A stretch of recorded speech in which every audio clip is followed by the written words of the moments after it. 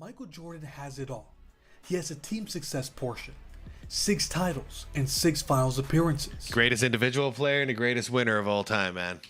He has the individual aspect covered, 5 regular season MVPs, 6 finals MVPs, 10 scoring titles, Yep. 1 Defensive Player of the Year award, and countless records. He was a generational talent. He was, and still is, the most marketable athlete in all of sports. That's still so crazy. He is also the most statistically dominant player, which includes the advanced metrics. In recent years, sports have become more and more driven by analytics. It has changed the way the game has been played in all major sports leagues. Thanks to these metrics, the game of basketball is more efficient than ever before. Because of this fact, some people believe that today's era is better than any other era of basketball. My big problem with everything being so analytics focused is that once they crack the code, now everybody plays the exact same way. There's no more specialists anymore. It's everybody playing the exact same way with the same step back 3. It's gotten boring. I mean, it would have been boring if everybody played like Michael Jordan too. It would take away what's special about him. You know, guy like Dennis Rodman or something like would have no place in the league in today's game because he didn't have a jumper. I don't know. To me, it's not as interesting as it used to be. But what if I told you that the person who has benefited the most from analytics played during an era where these metrics were not taken seriously? That is the case for Michael Jordan. Hold on to your thinking caps because this is about to get nerdy real quick. Urkel. To start, what metric will we be using for this discussion? We're going to be using essentially all the metrics that are under each player's basketball reference page. If you search for Michael Jordan, you'll see there's a section for his advanced stats. This is a table that we're going to be using. We're going to disregard the 3-point attempt rate down to turnover percentage, but we'll be using everything else. We'll be looking at all the players from the beginning of the shot clock era, which is the 1954/55 season, to the 2023/24 season, in case you're watching this way down the line. Let's start with win shares. This stat attempts to divvy up credit for team success to the individuals on the team. Oh yeah, Jordan's going to crush this then. Is an estimate of the number of wins contributed by a player based on their offense, defense, and playing time. To oversimplify it, a player who makes a well-rounded contribution on offense and defense will do well in the system.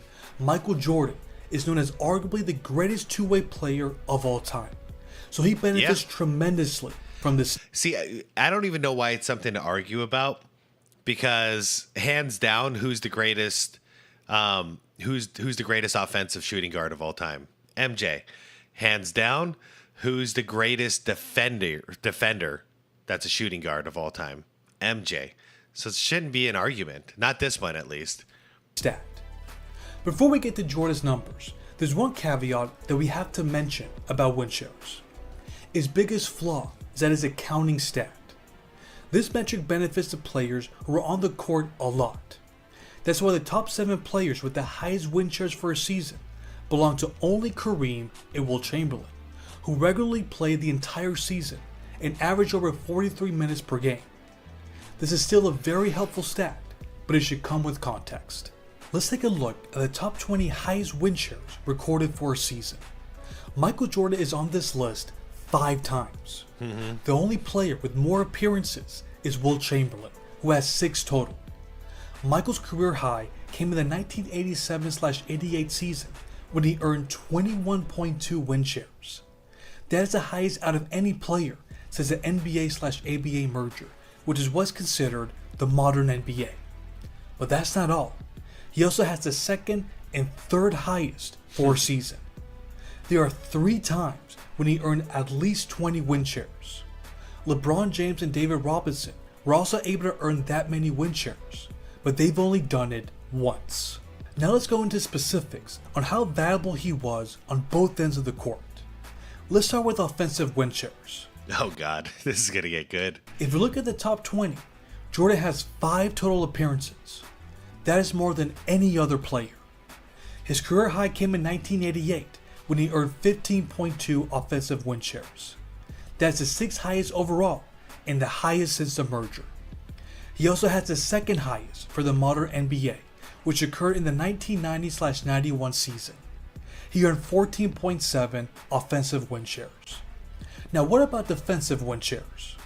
This particular stat is dominated by centers. Yeah, should be. They benefit the most since they record more rebounds and blocks than any other position. So we're only going to be looking at guards. According to StatHead, oh, he's got to be number 1 with guards. Who can compete with him? Dwayne Wade, Gary Payton? But I still think he's going to top it. he has his 7th and 9th highest ever. If you look at players since the merger, his 1996 and 1988 seasons are the most by any guard. It's no wonder that he's 5th all time in career win shares, despite barely playing over 1,000 games for his career. Now what about win shares per 48 minutes? This one levels the playing field to just the impact of each player. If they good call with the Kawhi Leonard thing. He could be in this. all played the same number of minutes. Let's take a look at how Jordan fared. He has 3 appearances in the top 11 alone. Shout out to Kareem, who has 3 appearances in the top 5, and also LeBron James, who has 4 appearances in the top 20. There's one more metric that helps evaluate how valuable a player is to their team, and that's value over replacement player rating. This is a box score estimate of the points per 100 team possessions that a player contributed above a replacement level player, translated to an average team and proportional to an 82 game season. It's important to keep in mind that this metric has been used since the 1973-74 season. Unsurprisingly, Michael Jordan has dominated. He has the record, which occurred in his legendary 1987-88 season. He had a 12.5 value over replacement player rating. A player rarely records a rating over 10. It's only been done 11 times. Jesus. Out of the 11 instances, Michael has done it 6 times. Damn. In fact, he has 6 of the 10 highest for a single season. This all gives us an idea of what Jordan meant for his team every season. And people just call him a ball hog and stuff, like that was all there was to him. No, man. This one-man machine helped any team win on both ends of the court. Nobody in the modern NBA has been able to bring as much value to a team as Michael Jordan has. Now let's move on to box plus minus. What is this stat? This uses the player box score information, position, and the team's overall performance to estimate the player's contribution in points above the league average per 100 possessions played. According to Daniel Myers, the developer of Box Plus Minus, the league average is defined as 0.0, meaning 0 points above average or below average. For example, a value of plus 5 means the team is 5 points per 100 possessions better with the player on the floor than with the average production from another player. He mentions that a plus 10 is considered an all-time season. Nice. There have only been 30 instances that a player has recorded a box plus minus over 10. Let me just check the date of this video. 3 weeks ago. Okay, so this is like up to date. Perfect. And guess who has the most? That's right, Michael Jordan, who had 7 total. His career high came in 1988 Goddamn. when he recorded a 12.96 box plus minus. And a plus 10 is considered like an all-time season. Jeez. The same thing can be said. How many times did he do it? 7 total. 7 total. His career box plus minus. God damn. The same thing can be said about offensive box plus minus. He has 6 appearances in the top 20, which is the most out of any player. His career high came in the 1989-90 season when he posted a 9.09 offensive box plus minus. He also made his mark in defensive box plus minus. In 1988, he posted a 4.16 defensive box plus minus, which is the 10th highest ever. Wow. That's the second most by any perimeter player behind Nate McMillan, who has as a guard all-time record. Now we move on to PER, or Player Efficiency Rating. According to his developer, John Hollinger, PER sums up all a player's positive accomplishments, subtracts the negative accomplishments, and returns a per minute rating of a player's performance. It's like, sorry, it's kind of like simple business, like simple finance metrics. How much did you make? How much were your costs? What's your profit? Here's that this stat favors big men more, as they make up 56% of the top 50 highest PER for a season. But Michael made his mark here too. He and Steph Curry are the only perimeter players to reach the top 20. Curry only has 1 appearance, while Jordan has 4. That is the most by any player, along with Nikola Jokic. His career high came in 1988, when he had a 31.71 PER, which is also the 6th highest ever. Speaking of efficiency, his true shooting percentage is also very noteworthy. This stat takes into account shooting percentages from 2-pointers, 3-pointers, and free throws. Considering that he ended his career at like 49.9 or something, and he was, I mean, to just make it simple, the majority of his career, he was above 50%. This should be cool. He's nowhere near the all-time list, but we do want to mention where he ranks among volume scorers. There have only been 30 times in NBA history that a player recorded a 60 true shooting percentage while averaging over 30 points. Michael Jordan did it 4 times, which is the most ever. In his historic 1988 season, he averaged 35 points while having a 60.3 true shooting percentage. That's the 2nd highest points per game average while posting those shooting numbers behind the 2019 season from James Harden. Wow. Okay. He averaged 36.1 points with a 61.6 true shooting percentage. The numbers say that Jordan is the most efficient volume scorer ever. Yep. The last stat that we're going to look at is usage rate. This is an estimate of the percentage of team plays used by a player while they were on the floor. So why are we looking at this stat? Because throughout all of NBA history, there's only been one player to lead their team to a title while posting a 34 usage rate percentage. Jordan accomplished this in 1993. Yeah. I personally think this was his peak, because this was the perfect blend of young athletic Jordan and then older fundamental Jordan. 93. And he ended up putting up 41 points per game against my Suns, because my Suns were really good that year. But Jordan, this was his peak in my opinion, by far. But that's not all. Out of all the players in the top 100 with the highest usage rate for a single season, no one has been able to win a championship in the same year. But Michael Jordan did it a total of 5 times. God damn. For him to be that involved in the offense and to remain efficient while not hurting his team is a skill that very few players can master. But to also deliver a title, only Jordan has been able to do it throughout all of NBA history. That's why y'all remember back in the actually I'll save this for the end. We're almost there. So what do all these numbers tell us? Should this be the determining factor to crown a player the GOAT? I don't think so. I believe it's important to see the whole picture, and the advanced metrics should play a role. It confirms how great a player was. The advanced metrics certainly do that for MJ. In a world driven by analytics, the numbers say that no one had a better prime than Michael Jordan. Agreed. It's just another advantage that the GOAT has. But what about you all? What role should the advanced metrics play in the GOAT conversation? Is there a certain stat that proves to you that Jordan or any other player is your GOAT? Let me know in the comments. But he also got way less turnovers. For the NBA GOAT, the biggest and I think the only knock, which is also unfounded, on MJ is that he wasn't capable to be as great a facilitator that LeBron and Magic, for example, were. Hell yeah, he was. Most of Magic and LeBron's time on the court was and is spent as point guards or point forwards, controlling the ball, and running the offense.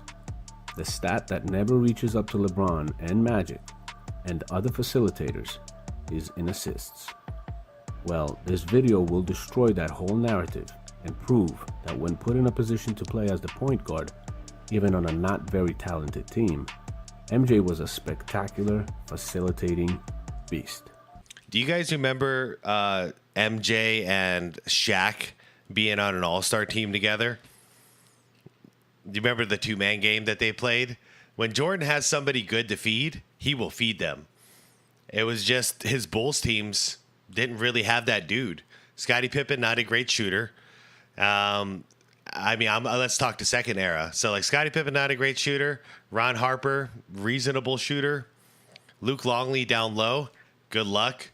Dennis Rodman, not a shooter. What's Michael Jordan's job? Put up points in that situation. But if you surrounded him with a bunch of players who could score a lot of points, you know, he would probably do like the same stance Kobe had in the Olympics on every Redeem Team, where he had the attitude of, okay, we have enough offense here. Let me shut down the best player on the opposing team, you know, because he's a great defender as well. So, yeah, I see Michael Jordan as just a dude who was willing to do what it took to get the job done. And his teams always lacked in scoring. So he had to step up. He had to step up and do it.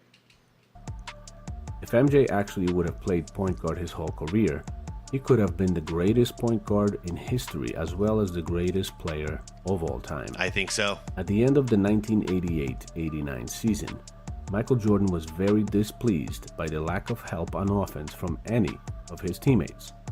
He already had Scottie Pippen, but he was a second-year player and he was averaging only 14.4 points per game and a measly 3.5 assists. That was the second highest scorer on the Bulls team after MJ, who was averaging 32.5 points per game and 8 assists for that season. Jesus. After injuring his groin what a load he had to weigh. and missing a game, MJ came back and had a meeting with the team and his coach, Doug Collins. The meeting lasted about 2 hours and the decision was made to put MJ in as the point guard for the remaining 24 games of that season. There was a big misunderstanding around the NBA fan base that MJ played only 11 games as point guard that season and had 10 triple-doubles. Yeah, they only cover that 11-game stretch, but it did last longer. That is untrue, because he played 24 games as point guard and had 12 triple-doubles in that stretch. Here is how the whole stretch came to be. So wait, was that 22 games? 12 for 22? Triple-double? Shit. The whole thing with MJ, the point guard, started on March 11th against the Seattle Supersonics. The Bulls had 24 games remaining in the NBA season. The Sonics that year were a pretty good team and finished the season with a 47-35 record. MJ's first game at the point guard was amazing. Okay, before we get into this, and then I'm going to shut up for a while, the only thing I want to establish before we get into these stats is understand what assists were back then versus what they are now. Nowadays, you can pass the ball to somebody, they can take 3 dribbles, couple steps, and make a shot, and it's still an assist. That did not fly back then, okay? In the 80s, you had to feed the guy, and they had to immediately shoot the ball. You know, so like you can give them the ball while they're driving to the basket, feed them, they could take a step in and lay it up. Or you feed a shooter, he's got to be set. He's got to be set and pop. So assists were 10 times harder to come by back then. So just keep that in mind when you see assist numbers here. Amazing. He focused on making everyone around him better. He scored 18 points while shooting 61% from the field. Sick. And dished out 15 assists and grabbed 8 rebounds while beating the Sonics. Unbelievable. That was just the beginning for MJ, and he was learning on the fly. Yep. His basketball IQ was so high that everyone that knew and played against him, including his trainer Tim Grover, said that MJ could recall every single second of a past game, where everyone was, what was happening at every time, and what the score was. He was a true magician. MJ sucked up the knowledge so fast and used his game experience already in the second game of that stretch to beat the Indiana Pacers and finish with a triple-double. He scored 21 points, grabbed 14 rebounds, and dished out 14 assists. 21, 14, and 14. 3 steals, 2 blocks, all on 1 turnover. Assist ratio to turnovers 14 to freaking 1. Damn. Also having 3 steals, 2 blocks, and only 1 turnover. Keep in mind, everybody, the only reason that this didn't last was because the Bulls still weren't scoring enough. Like they just weren't good enough, you know. So it is what it is. Oh, but MJ definitely did his job, man. I would like to see a different universe where he was a point guard, because holy shit, he was about to redefine the whole position. His next game in the stretch was against the Cleveland Cavaliers, who finished the season with a 57-25 record, which was second in the East. Yeah, they were. MJ and the Bulls lost that game, and MJ had 8 turnovers as well. But his stats for the game included 28 points and 12 assists. Ouch, rough game. Third consecutive double-digit assist total. The next game was a win against the third team in the East, the New York Knicks. MJ scored 33 points and had 9 assists that game as well for 4 steals. Those weren't the defensive Knicks of the 90s, but they were a good team. The 5th game out of the 24 remained as point guard was against the Indiana Pacers again. The Bulls lost the game with MJ finishing with another double-figure assist total. He scored 28 points and dished out 10 assists. The next game was So he quickly realized he needed to up his scoring after those first couple of games. One of the most important ones, as MJ went against the Los Angeles Lakers and Magic Johnson. It was the 6th game of that stretch. MJ and the Bulls defeated the Los Angeles Lakers, who had a great team that year. The score was close, 104-103 for the Bulls. MJ beat Magic in points, he beat him in assists, and tied him in rebounds.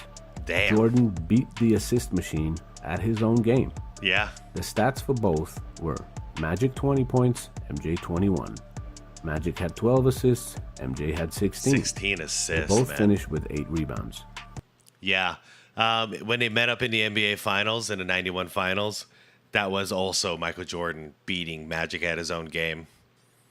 Guy was sick. Knowing Michael, that was a statement game for him, for sure. For sure. The next game was against the Phoenix Suns, who were a very good team as well that season. Bulls again won by 1 point with a score of 112-111. Nice. MJ's stats were as follows: 32 points, 9 assists, and 10 rebounds. The next game against That's like modern Luka numbers, but in a harder era.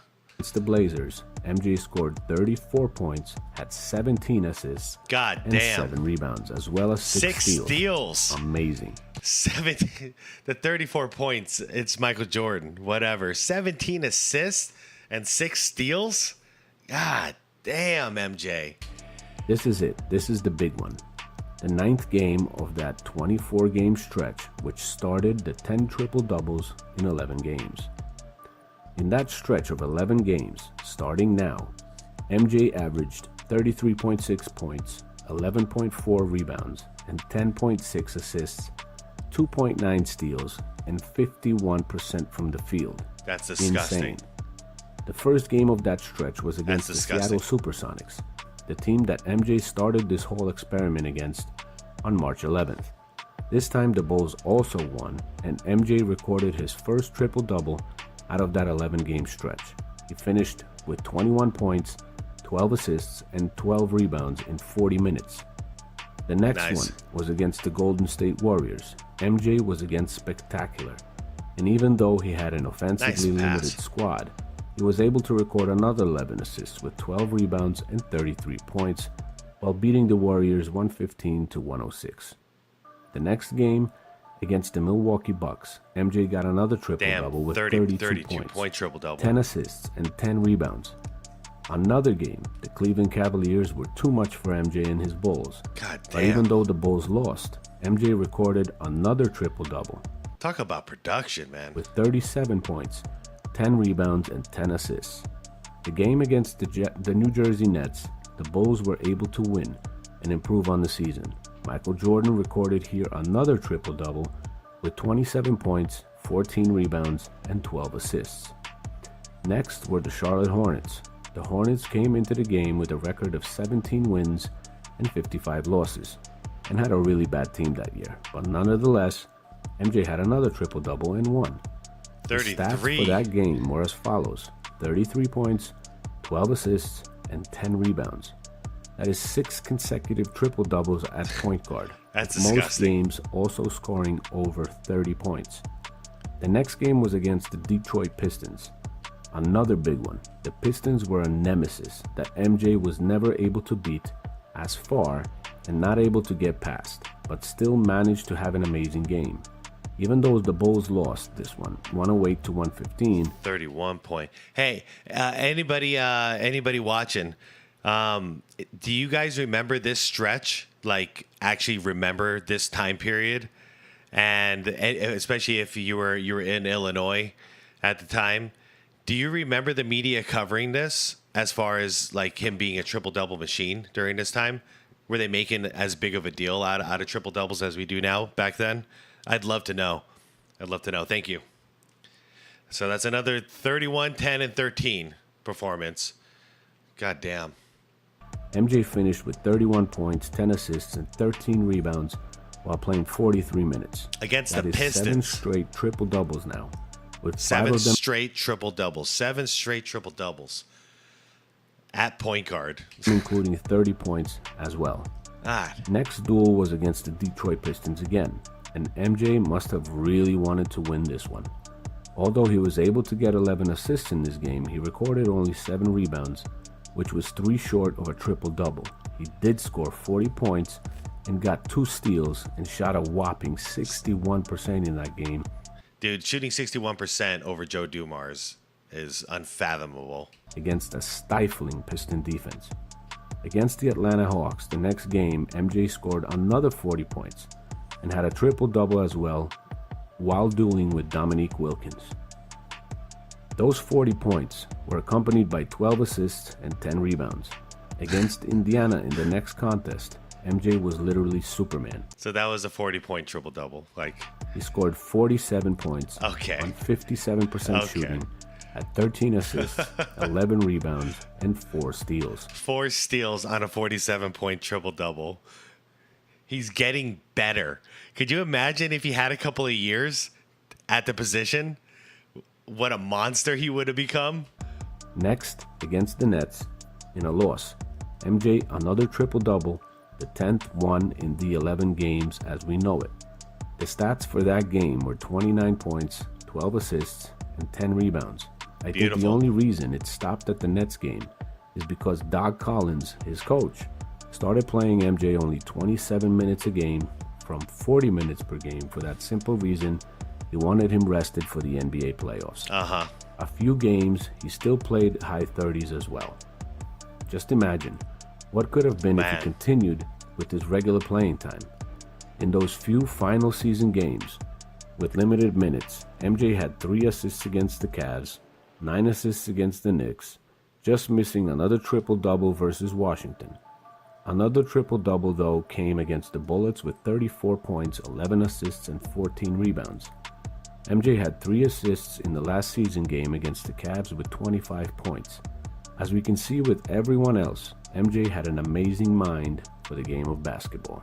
Whatever he put his mind to, he was better than everyone else within a few games. Yeah. MJ had those crazy triple-doubles, with many of them including over 30 points, and even including a 40 and a 47-point game as well. With a very offensively limited team, his starting roster for that season included Horace Grant with a 12-point per game average, Bill Cartwright with a 12.4 per game average, John Paxson with a 7.3 per game average, and Scottie Pippen with a 14.4 per game average. To have those kinds of stats and get 10 triple-doubles out of 11 games is an amazing feat. I know, with those guys on the other end, it really is. It's crazy. Player's dream to make the game-winning shot in the NBA. Hold up. It's every player's dream to make the game-winning shot in the NBA Finals. It's an ultimate testament that a player is clutch. To make the biggest shot on the biggest stage that exists in the NBA. Yep. Every legendary player has had a clutch moment in the finals, but no one had more game-winning plays in a single NBA Finals series than Michael Jordan. This occurred against the Utah Jazz in the iconic 1997 Finals. It may surprise you just how many he had his hands on. It's funny because anybody who grew up watching this stuff, we know it's not just the last second and like the clutch time stuff that MJ did. He just dominated the entire series 6 times. The worst one he ever had was the Seattle one. But outside of that, like, he just completely dominated. But we can get into these particulars like this and appreciate him too, because yeah, he was also the clutches guy out there. First one came in game 1. In the final 6 minutes of the fourth quarter, oh, yeah. he already scored 7 of the Bulls' 12 points that tied the game. Team. So in the final possession, everyone knew who was going to shoot the ball. For the game, there were only 2 Bulls players who scored more than 6 points. That was Scottie Pippen and Michael Jordan. You would think that the Jazz would try to double team him to let someone else win the game. Yeah, that's the cool thing about Kobe and Jordan, and Bird. Fourth quarter is their time. You know, you can be calm. You can be chill if you're on that team, because you know my guy here is about to take over. That's rare. That's rare these days. Instead, they decided to put Byron Russell on an island against a 10-time scoring champion. So with 7.5 seconds remaining, Jordan dribbled and dribbled, waiting for the double team that never came. He then did this. MJ, top of the circle, against Russell. Michael hangs, fires, steal. He knocked it in at the buzzer, Bulls win. And that's the cool thing is, all right, because you've got those clips from NBA Finals in the past where, you know, he dish it off to okay, at this point, the dish off to Kerr didn't exist. But the dish off to Paxson did exist against my Suns in '93 in those finals. So it's tricky because you don't want to double team MJ because you know he's unselfish. He's going to hit that open shooter. But at the same time, you leave him one-on-one and he's going to make you pay because he's not afraid of the moment. How many times has he done that? 27 years later, and we Got still you. haven't seen another buzzer beater in the finals. In all of NBA history, this is only the 5th time that it's occurred. He joined Cliff Hagan, Jerry West, Larry Wright, and Dennis Johnson. Wow. His fist pump after making the game winner showed a cool and calm demeanor, but there's no question that he was fueled with fire and motivation. Dude, you guys remember when he was a Washington Wizard and he had a young Rip Hamilton with him? And old MJ hits a game winner, and he turns around and he does that fist, and then you got Hamilton right next to him, you know, young buck. He's doing the same thing right next to him, side by side. It was like the coolest thing. I don't know why I'm nerding out about it, but that was the funniest thing because that would totally be me, you know, if I were to make it in the league and I was a 20-year-old or whatever playing next to Michael Jordan, I'd be right there with him making that fist like, yeah, it's real. I saw it firsthand. One thing that surely motivated him was the fact that he was robbed of an MVP award that season. Yeah, he took that shit For personal. reasons that have nothing to do with basketball, Karl Malone won the award. In the previous possession, the MVP was at the free throw line with a chance to take the lead, and he missed both of the uncontested free throws. I'll always wonder what the hell Karl Malone was saying to himself before he shot those free throws. That was Jordan's golden opportunity to stick it to the rest of the league, and he Boom. did. As if he needed more motivation, he also had Byron Russell guarding him. According to the Last Dance documentary, Russell said a few choice words to MJ that stuck with him. This is what Jordan recounted. When I was playing baseball, Utah was in town to play the Bulls. They're practicing at the facility. I go over and say hello to John and Carl. And this kid, Byron Russell, comes up to me and says, "Man, why you quit? Why you quit? Man, you knew I could guard your ass. I couldn't. You had to quit." I said, "Carl, you need to talk to this dude, man." He's just a young rookie. But from that point on, he's been on my list. This was That and yeah, okay, a little tidbit. So yeah, that's hilarious. But he also did earn MJ's respect because when he played for the Wizards, Jordan actually recruited him to the Wizards to play alongside him because he respected him as a defender. So MJ basically could admit that yeah, he's a good defender, but still can't guard me. Because nobody can guard MJ, but good enough to be on my team. Hell yeah. Russell's moment to guard his Hee-haw! and Jordan killed 2 birds with 1 stone. He learned the hard way that you don't talk trash to him. Mm-hmm. Unfortunately for Byron Russell, MJ wasn't done with him. We now move on to Game 5, or as is universally known, the flu game. Although many believe that he was suffering from food poisoning, one thing is for certain. Yeah, bad pizza. He wasn't himself.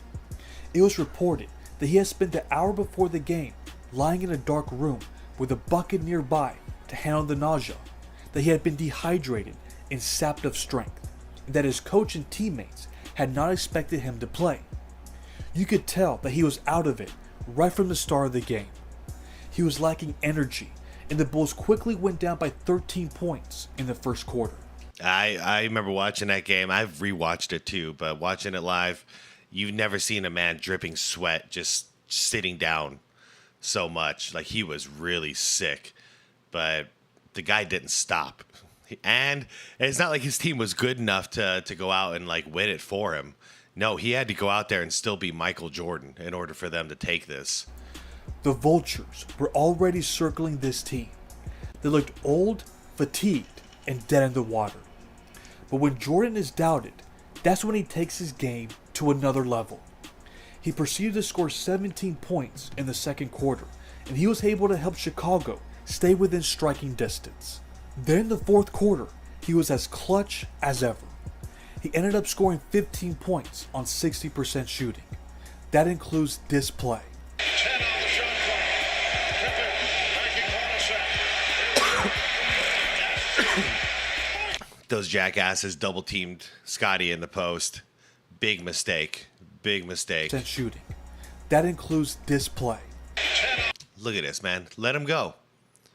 Let him go. Because he would have done a turnaround jumper. Yeah, this was a big boo-boo right here. This is a big boo-boo. You don't leave Michael Jordan open.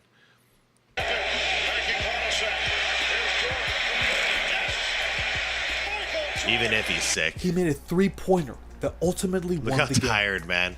Look how tired. He couldn't even raise his arms up. He did it for a second because inside he's like, I'm fucking awesome. But outside he was just like, I'm fucking tired. I need to go lay down. They avoided going down 3-2 in the series thanks to what many consider as one of the greatest finals performances ever. Yeah, okay, wait.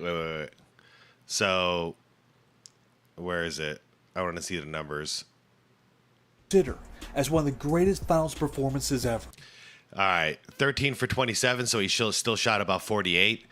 38 points, 7 rebounds, 5 assists, 3 freaking steals.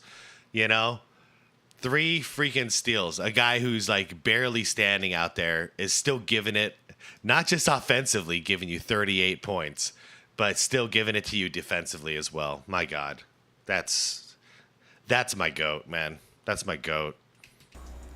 The lasting image of that game came shortly after that shot when Scottie Pippen was seen holding up a physically drained Michael Jordan as he went to the bench. After the game, Scottie Pippen said this to the Chicago Tribune, quote, "I've never seen Michael as sick as this. It was to the point I didn't know if he could play. It was just incredible leadership. Big shot after big shot. Somehow, he gave us what we needed." End of quote. We now move on to Game 6. I wish Scotty could remember that crap these days. For this moment, the Utah Jazz was going to make sure that they wouldn't make the same mistake that cost them 2 games. In Game 1, they guarded Michael one-on-one for the final possession. Fool me once, shame on you. In Game 5, Byron Russell thought it was a good idea to leave him open to double-team Scottie Pippen. Yeah. Fool me twice, shame on me. I would love to sit down and ask Russell, like, what were you thinking in that moment? Like, Scotty's about like maybe 40% in the post as far as efficiency. Like, you want that, or you want a wide open Michael Jordan? Like, what are you going to gamble on? I don't understand the decision he made. So with 28 seconds left in Game 6, and with the game tied, Michael knew that there was no possible way that the Jazz was even going to let him attempt a shot. He had already scored 10 of the Bulls' last 12 points. So he started strategizing with Steve Kerr, and he found the perfect... Yep, and this is the other thing. This is when it goes full circle to that Paxson play. Because same thing, Jordan, he will give that ball up if he gets double teamed. And he's got a wide open clutch shooter with him, like Steve Kerr or Paxson. So that's the thing. You can't win. What are you gonna do? You go 1-on-1 against Michael, he's gonna get you, but that's your best bet. But if you double team, he's gonna find the open shooter. So that's a bad idea too. I don't know what I would do. If I was the coach, I'd probably just put my best guy on him 1-on-1 and pray. But it doesn't work either. You're going to lose. So, yeah, if it's coming down to one shot, it's over. It's over for you. Perfect game plan. For Steve Kerr, it was a chance to redeem himself and prove to Jordan that he was right for trusting him with the championship on the line.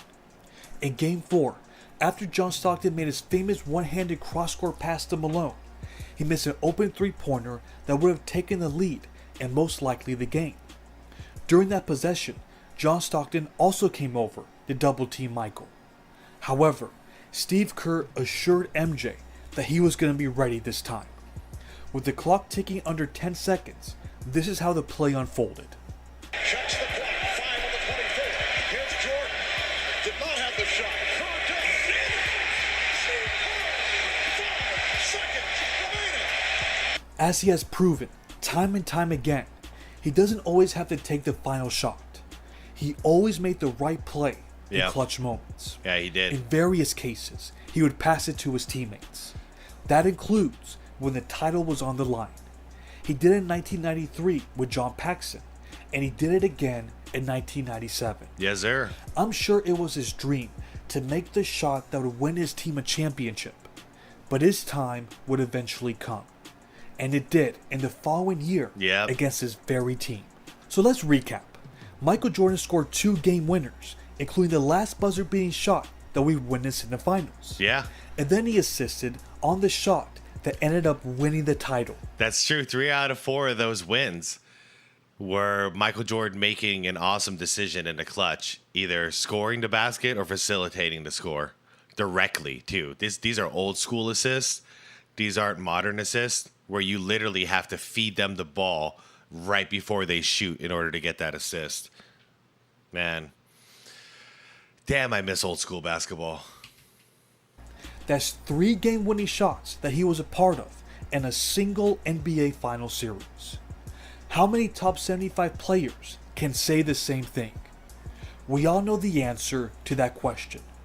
Only the most clutch player to ever exist can make that statement. It's just another argument that's in favor of the greatest player of all time. But what about you all? What do you remember the most from this series? Who do you think could rival what Jordan accomplished in the 1997 finals? Let me know in the comments. Thanks for watching. Versus the student. Kobe's trying to rob Michael of all his moves, trying to steal his talent, trying to steal his knowledge.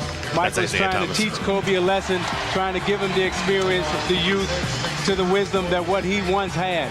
Kobe has a chance to be what Michael is in this league. It's going to take him some time to get there, but he's up to the challenge and he's up to the test today, Bob. Kobe and Jordan, student and teacher. Yep. While Kobe was making his rise to the best player in the league, Jordan was on his way out. But before he left, Jordan tried messing with Kobe. And let's just say that didn't work out too well. No, it didn't. What is up, dudes, dudettes, ballers, players? It's your boy MJ. So much music was released last night, it got me confused about how I'm supposed to feel. Kobe Bryant and Michael Jordan have had a brotherly relationship. That's one of my favorite images right there. My bad. Right there. Oh, man. It was at the very end. Kobe torched him. And then all Michael Jordan could do was take a charge just to show that he still got some fundamentals. Kobe came into the league man. in 1996 at the age of 18. Jordan had won his 4th championship at the age of 33. Now, ESPN is releasing the Jordan documentary, and Jordan thinks that it would make people think he's a horrible guy. Wait a second. How old is this? Where is it? 4 years ago. Oh, wow. So this was before The Last Dance. Well, Hell Jordan, I don't think people thought you were a nice guy. Why you bully me? And that's why Jordan told Muggsy Bogues to shoot it, midget, and he also called himself Black Jesus. Okay, the Black Jesus thing is real, but the Muggsy Bogues thing was false. Muggsy came out and said, no, he didn't say that. Yeah, that's different. Trash talk was a part of Jordan's game. He would get inside people's heads or use it as motivation to destroy his opponents. And for the most part, Jordan backed his talk. But he ran up against a different animal in Kobe Bryant. Kobe starts throwing punches at him. Someone who wouldn't get intimidated. He's standing over him. Let's look into it. Follow the Twitch. Oh, come on. You got to show it. I'm streaming. He better I'm show also it. Back on TikTok. Yeah, that's it. Kobe starts throwing fake punches at him. Only 14% of you are subscribed, so don't forget to. They really did have like a big brother, little brother relationship. On. Drop a like for the amount of Kobe and Jordan trash talk. 8,023. This story starts back when Kobe's 19. It's the 1997 season, Kobe's breakout season. In his rookie season, he barely got to play, averaging 15 minutes a game. He was practicing moves without the ball during this time. Well, this was his rookie year. We always just looking like, what is this kid doing? Like, what is it? Full speed, sweating, just pump faking and moving around. So pay it off. We just let him be. Did you say anything to him? He said you let him. But his second season was different, an all-star. But perhaps more importantly, it was the start of the comparisons between Kobe and MJ, especially after the December 12th game. Kobe had just had 2 consecutive games of which he had career highs, 27 points against Houston and then 30 against the Mavs. And this game was another coming out party.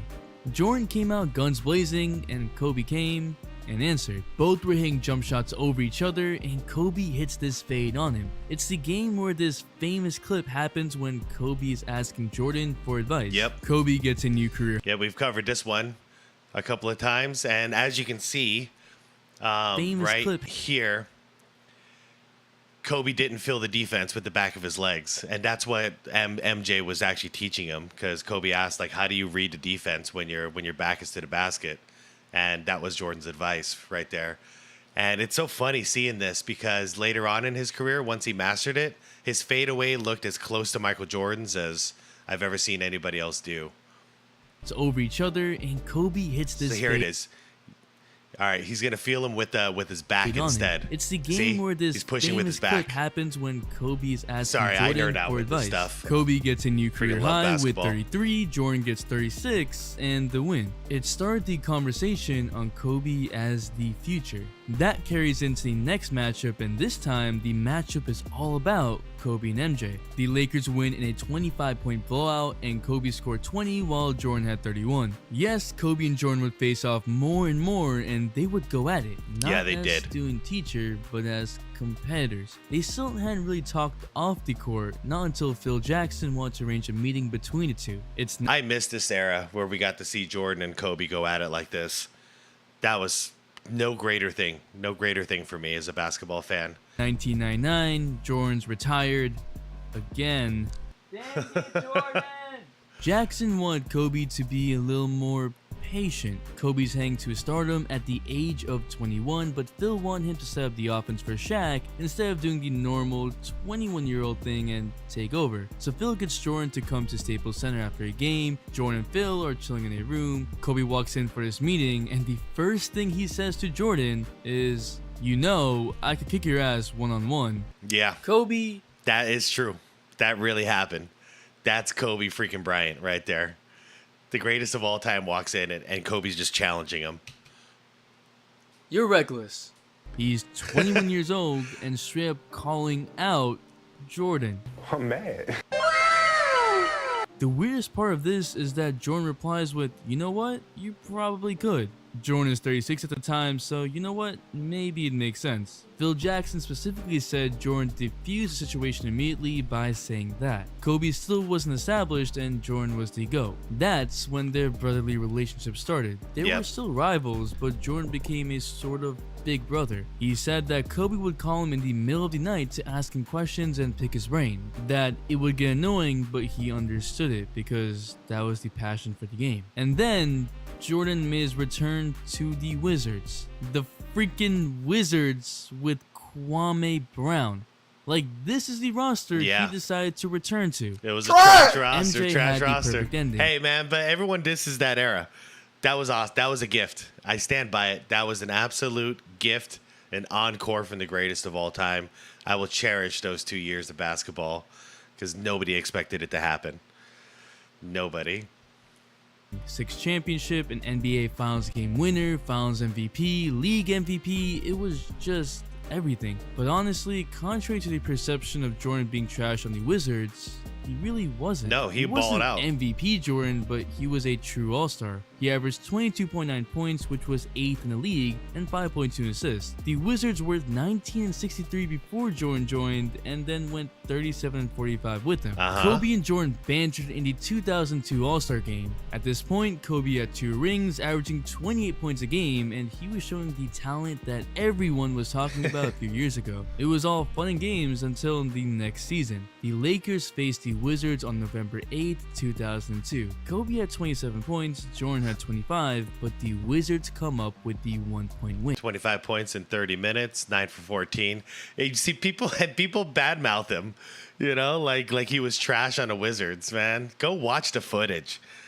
Don't watch like just clips. Go watch the games. They're all over YouTube. It's free. I would put them on here and react to them, but my channel gets striked when I try to pull that crap off. But you guys could do it for free. Go watch those games. That was already bad enough for Kobe, but MJ being MJ had to talk his smack. Yeah, this is where the mistake comes in. MJ fucked up here. And told Kobe that you can put the shoes on, but you ain't ever gonna fill them. Kobe was wearing Jordan 7s during that game. He was wearing the shoes that trash talk is goated. That got Kobe mad. So mad that for 2 weeks... All right, so if you didn't catch that, Kobe's wearing Jordan 7s. And, after the game, MJ has to say that. He has to say it to him. You can wear those shoes, but you'll never fill them. And Kobe goes into all-out rage psycho mode, internally, quiet psycho. Kobe was silent. He didn't speak to any of his teammates. Gilbert Arenas told the story. Jordan gets that win, right? Jordan hits him on the butt and says, you can put the shoes on, but you ain't gonna never fill them, right? He said that to Kobe. Uh-huh. The 8s, he had the 8s on, right? Yeah. Yeah. You're never gonna fill them. They say Kobe didn't talk to the team for 2 weeks. Yeah. Like he just went silent, but he was on 1 million. So they said, Phil, what's up with Kobe? He mad at us? It was like, nah, he ain't mad at you. Jordan, in Washington, it's like, and what? 2 weeks ago? He was like, yeah, he told him he can copy him all he want and do all that, but he'll never fulfill those shoes. Hey, they was like, yeah, I feel sorry for next time we play Jordan. Yep. Because Kobe had the same killer and like petty mentality that Jordan had that made him so great. Because especially something like this from your idol, God, this must have been the most pissed off Kobe ever was. But they said they already knew what was about to happen against MJ when MJ came to LA. Remember, Kobe has wanted to be great. Jordan was the guy he was getting compared to and who people were saying that he was copying. So for Jordan to say that was definitely a blow to his ego. Yeah, and where Jordan effed up, I mean, the whole thing is hilarious, but we got a 40-year-old Michael Jordan amping up a prime Kobe Bryant. You know, like, what else was going to happen? But Kobe does this in such style. And like Arenas said, everyone knew what was coming up next. Also, Gilbert Arenas is just fun. He'd be like, he'd take 6 straight shots, and then someone shoot that 7. Yeah, we need to pass the ball. In the 2003 Gil ain't that fun anymore. All-Star game, there's this famous clip, a double overtime game. It seems friendly because it had been months since that initial game in 2002, but the Wizards would be up on March 28th. Kobe definitely had the circle on his calendar, and man, did he go off. Dude. Shot after shot, mid-range fadeaway, all in the face of Jordan. Oh, he bombed so many threes in that first half. It was amazing to watch, actually. Scored 42 points in the first half, including 8 3-pointers, and at one point... Okay, did you hear that? Here. 42 points in the first half and 8 3-pointers. 42 points in the first half, including 8 3-pointers, and at one point, 9 consecutive shots. Jesus. Yeah. It was personal. It was a massacre. It didn't matter who was guarding him, especially if it was Jordan. Come on. His teammates already knew that was going to happen, and they knew to give him the ball early and often. Let's just say it wasn't the first time that this sort of thing had happened. Maybe the most interesting part of this was that Kobe was making jokes There it is. Yeah. laughing at him while that was after the job was done. So he's success. This was the passing of the torch, everybody. The official passing of the torch. Like, it was done. You know, MJ did to Kobe what people used to do to MJ, and MJ would torch them in revenge. And he challenged Kobe in the exact same way, and Kobe did exactly what MJ used to do. And I know, like, I'm an MJ guy all day, but dude, this was like something beautiful and symbolic to watch. This was that Kobe was making jokes at Jordan's expense, laughing at him while wearing Jordan 3 PEs. Now that was a statement. Kobe wasn't scared of MJ, and he proved a point that those shoes, maybe those shoes, could be filled. Yeah. Kobe later said that Jordan scored 11 points in the first quarter, including this dunk. He trash talked, and apparently that was the trigger for Kobe. But everyone else knew otherwise. Kobe ended the game with 55 points. Jordan ended the game with 23 in a big fat loss. That was the last game that these two would play because that was Jordan's last season. Kobe and Jordan were alike in so many ways. They had this insatiable drive to be the best. They wanted to destroy their opponents and tear them down. Definitely tear them down. They were competitive beasts, and we were lucky enough to see them go head to head. That night, Jordan passed the torch to Kobe. A rare, amazing moment. But what do you think? Who would win in a 1v1, Kobe or Jordan? Drop a like for trash talk stories and for you can't Kobe and answer Jordan, that 'cause question. This is amazing. TikTok giveaway at 10K because we back. Okay. As always, the coolest intro on the market. I love this fadeaway. Bounce. It's like poetry in motion.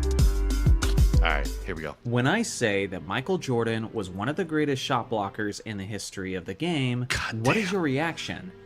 Do you think it's absurd that I would even suggest it? No way. After all, he only averaged what seems like a measly 0.8 blocks per game throughout his career. Well, I would argue that this stat is where the misconception comes in. Usually, the guys who we consider as the greatest shot blockers in NBA history are actually the centers. You know, the guys who are 7 feet tall and hang out around the basket. Unless your name is Michael Jordan or Dwayne Wade. That's usually true, yes. Their specific job is to protect the rim, hovering within 15 feet of the basket where the majority of shots are attempted. Naturally, it only makes sense that centers would accumulate most of the blocks. Yep. But that's the thing. MJ didn't play at center, he was a guard. Boom. Between guards, forwards, and centers, guards are the ones who generally average the fewest block shots per game. And there's several reasons for this. Well, and they also are the ones who normally average the most steals per game. That's their area of defense usually. And you get the shot block if you get through into the paint, and then you have to go up against the big man. At least that's how it used to be when the big man used to sit in the middle. But now that the big man is spread out on the wing, it's gotten a little different. For one, guards are typically shorter players with less length. Second, guards' general territory is the perimeter, and a jump shot is more difficult to block than a shot inside of 15 feet. Because Dude, Ginobili was so good at it. Jump shots are ideally attempted when there is space between the offensive player and the defensive player. Oh my God, that's so disrespectful from Russ. I'm sorry. Oh man. And the defensive player. So with that being said, MJ's career average of 0.8 blocks per game wasn't simply mediocre, oh my God, but it was in fact quite excellent. In fact, among guards, during the time they played specifically at that position, MJ has the highest blocks per game average in NBA history. He also has the highest single season blocks per game average by a guard, which was 1.6, which he got in 1988. The previous season, he averaged 1.5, which was the fourth highest at the position of all time. MJ was able to achieve these numbers thanks to several incredible traits that most basketball players don't possess. Yeah, he got more blocks when he was younger because that insane vertical. And you've seen it about a dozen times already in this video where he'll jump up to go for the main block, but then, you know, it turns out he bit the pump fake, but he hangs in the air so long, he can flatten his arm out and, you know, and just reach back, and he's getting the actual shot attempt after the pump fake. That is not normal. That's never been normal, but the freaking guy like normalized it to where I'm used to watching it. But that shit, man, that's insane. For one, he was an incredible leaper who had one of the highest vertical leaps in basketball history. Second, he had remarkable intuition. Yeah, just like that, you see? So he went up for the pump fake, but he hangs. Oh my God. Not only he hangs so long, but he's going to reverse, twist his body in order to get this. This is disgusting right here. Had one of the highest vertical leaps in basketball history. And now, second, he had remarkable intuition. His defensive IQ was off the charts, and he often caused a lot of disruptions to offensive players by either trapping them as the help defender or by sneaking up on them on the weak side when they least expected it. This on-court awareness and impeccable sense of timing enabled him to block shots of much bigger players that he theoretically should have no business blocking. The third aspect was Jordan's insane quickness and speed. It's one thing to make a proper read as a defensive player, but it's another thing entirely to have the quickness and the athleticism to be able to execute that block. That was something that Jordan did with precision and frequency, especially in his early 20s when his quickness was at its peak. I feel like some of you still might be overlooking Jordan's immense greatness as a shot blocker, so let me share an eye-opening stat. Getting 4 blocks in a single game is a tough thing to do. Generally speaking, that's a great night of rim protection, even for the greatest rim protectors the game has to offer. For goodness sake, the NBA's current leader in block shots is Victor Wembanyama, and he's 7'5" and averaging roughly 3.5 per game. And it's fun as hell to watch. If you guys haven't watched him live, dude, do it year 2. Watch him live whenever you can. You ain't never seen someone play like this. It's different. He's just different. But yeah, he goes for every block, dude. That's why people are scared to drive on him, because they know he's going for it. Now, as far as Michael Jordan, he had 26 games in his career where he had at least 4 blocked shots. Damn. To give you some perspective on just how impressive that is, consider how MJ has more of those games than the combined totals of LeBron James, Kobe Bryant, Magic Johnson, and both of his sons. Also consider punchline. Yeah, I believe it though. LeBron gets his 1 per game, his chase down. You know, where he's not doing it. He's not doing a face up. He's sneaking up behind a guy. Kobe was not the greatest shot blocker, to be fair. Neither was Magic, and neither are these guys. So yeah, no, easily. MJ really put that work in. Kobe was, I saw him. He was better at steals, but he didn't have that insane vertical that Jordan did to go and get those blocks. How most of those players are significantly taller than Jordan as well, and played nearly 5,000 games combined compared to Jordan's 1,000. Simply put, Jordan is easily one of the greatest shot blockers in the history of basketball, when you consider the context. What's crazy is when you look at the total number of games played, 4,800 versus 1,000. That's insane. Of the positions and the responsibilities. Personally, I'm tired of hearing certain fan bases try to belittle Jordan's all-around abilities, saying things like he was only a scorer, when in reality, he was averaging roughly a triple-double when he played point guard in 1989. Yep. He was one of the greatest pickpockets in NBA history, and yes, he was one of the greatest shot blockers that the game of basketball has ever seen. So what do you guys think? What is an underappreciated ability of a specific star player? I look forward to hearing your suggestions in the comment section below. Thanks for watching as always. Make sure to like and subscribe for more basketball content. And I'll see you guys in the next video. Oh, dude, I missed this intro.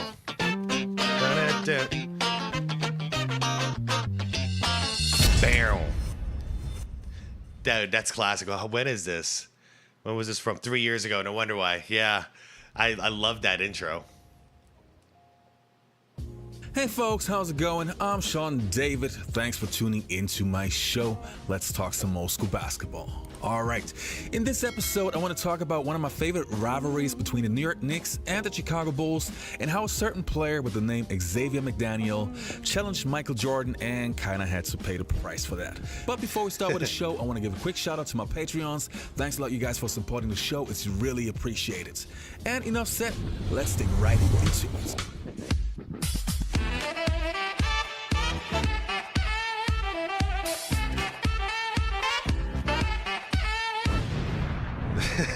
Fucking love it. I love it. All right, here we go. And McDaniel and Pippen are having words. Jake O'Donnell separates the two.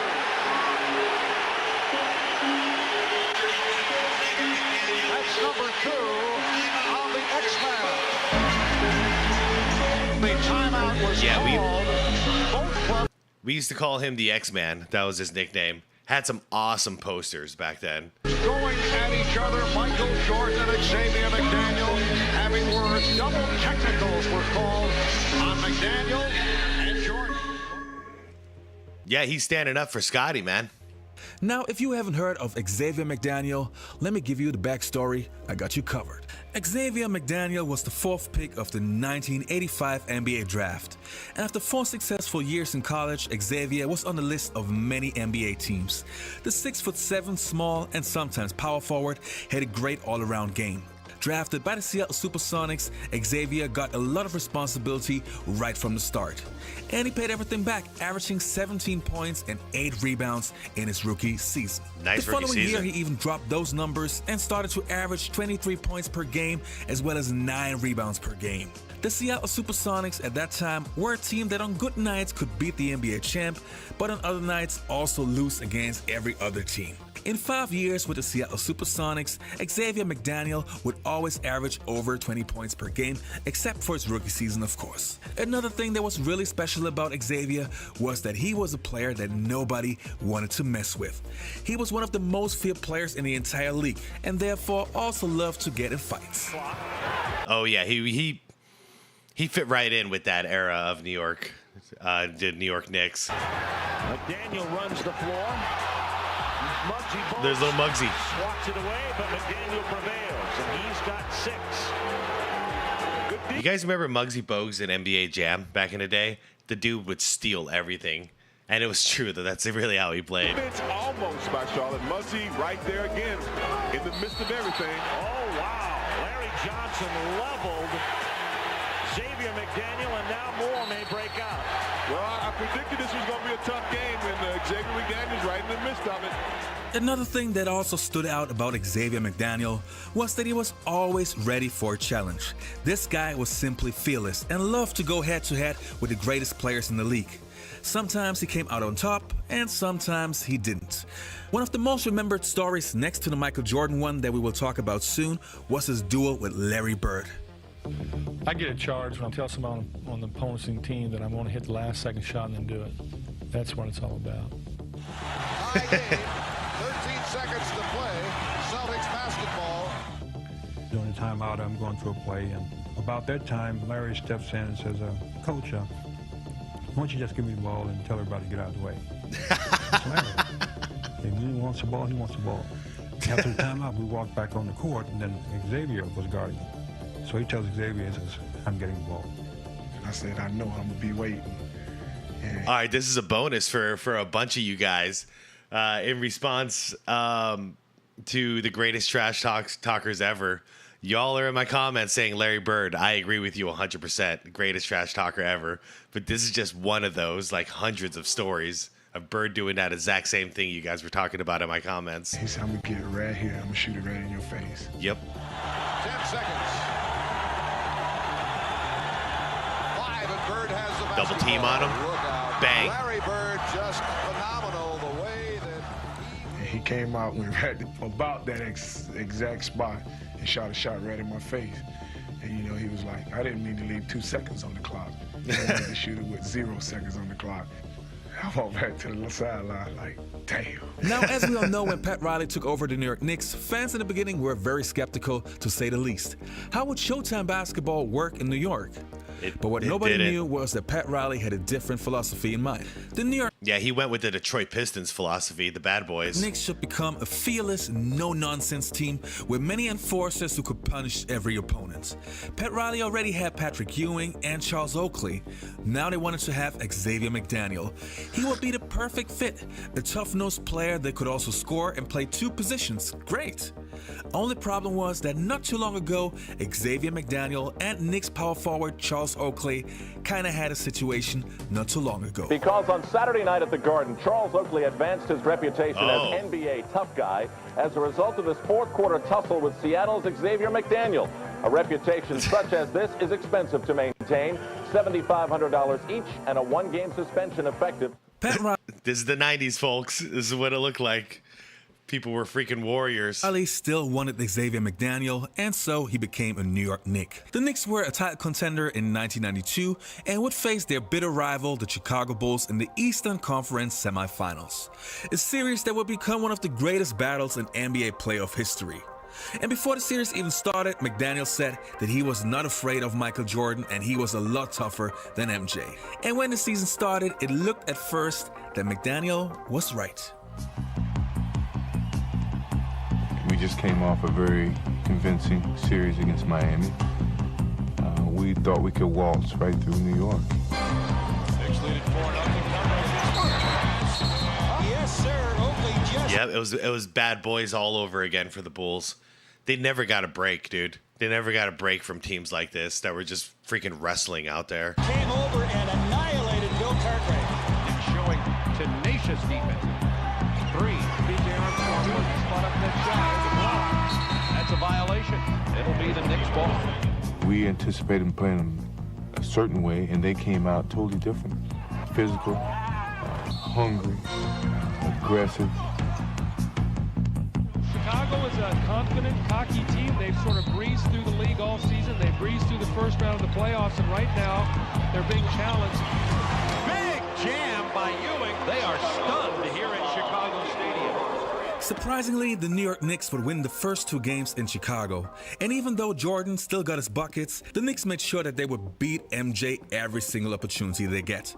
Especially McDaniel took it really far. This is Madison Square Garden in New York, the home of the revitalized New York Knicks. A sellout crowd turning out for Game 3 of the best of 7.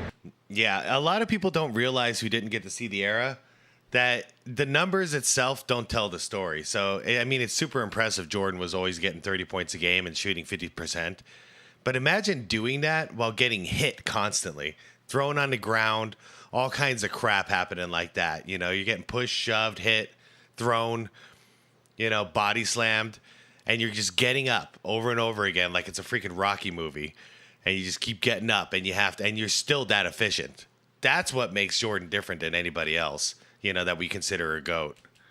All right, thanks, Marv. I talked to Michael Jordan about his lack of dunks and his lack of driving to the hole. And he said, you know, there's 2 reasons why I have not gone in the paint trying to dunk. One named Ewing, the other named Oakley. Makes sense to me. Here's Jordan. Scott Williams able to get to the loose ball, but he's followed up. Jordan with the recovery. And Jordan Bang. is fouled. Yeah, look at him. The basket counts and a foul. Michael Jordan very upset about the way he was muscled. What Jordan's upset about is Xavier McDaniel rotating across, just basically goes after his body to try and stop it. Jordan with the strength, the concentration, and now he is upset because he I love that. I love that clip so much. understands, and he lands the wrong way. That could be the end of the season. Michael Jordan got really mad. Also, the comments Xavier McDaniel made about him motivated MJ more and more. The Bulls would turn the series around and take it to a Game 7. And again, Xavier McDaniel went under Jordan's skin. But this time, it was the last mistake. Timeout was called.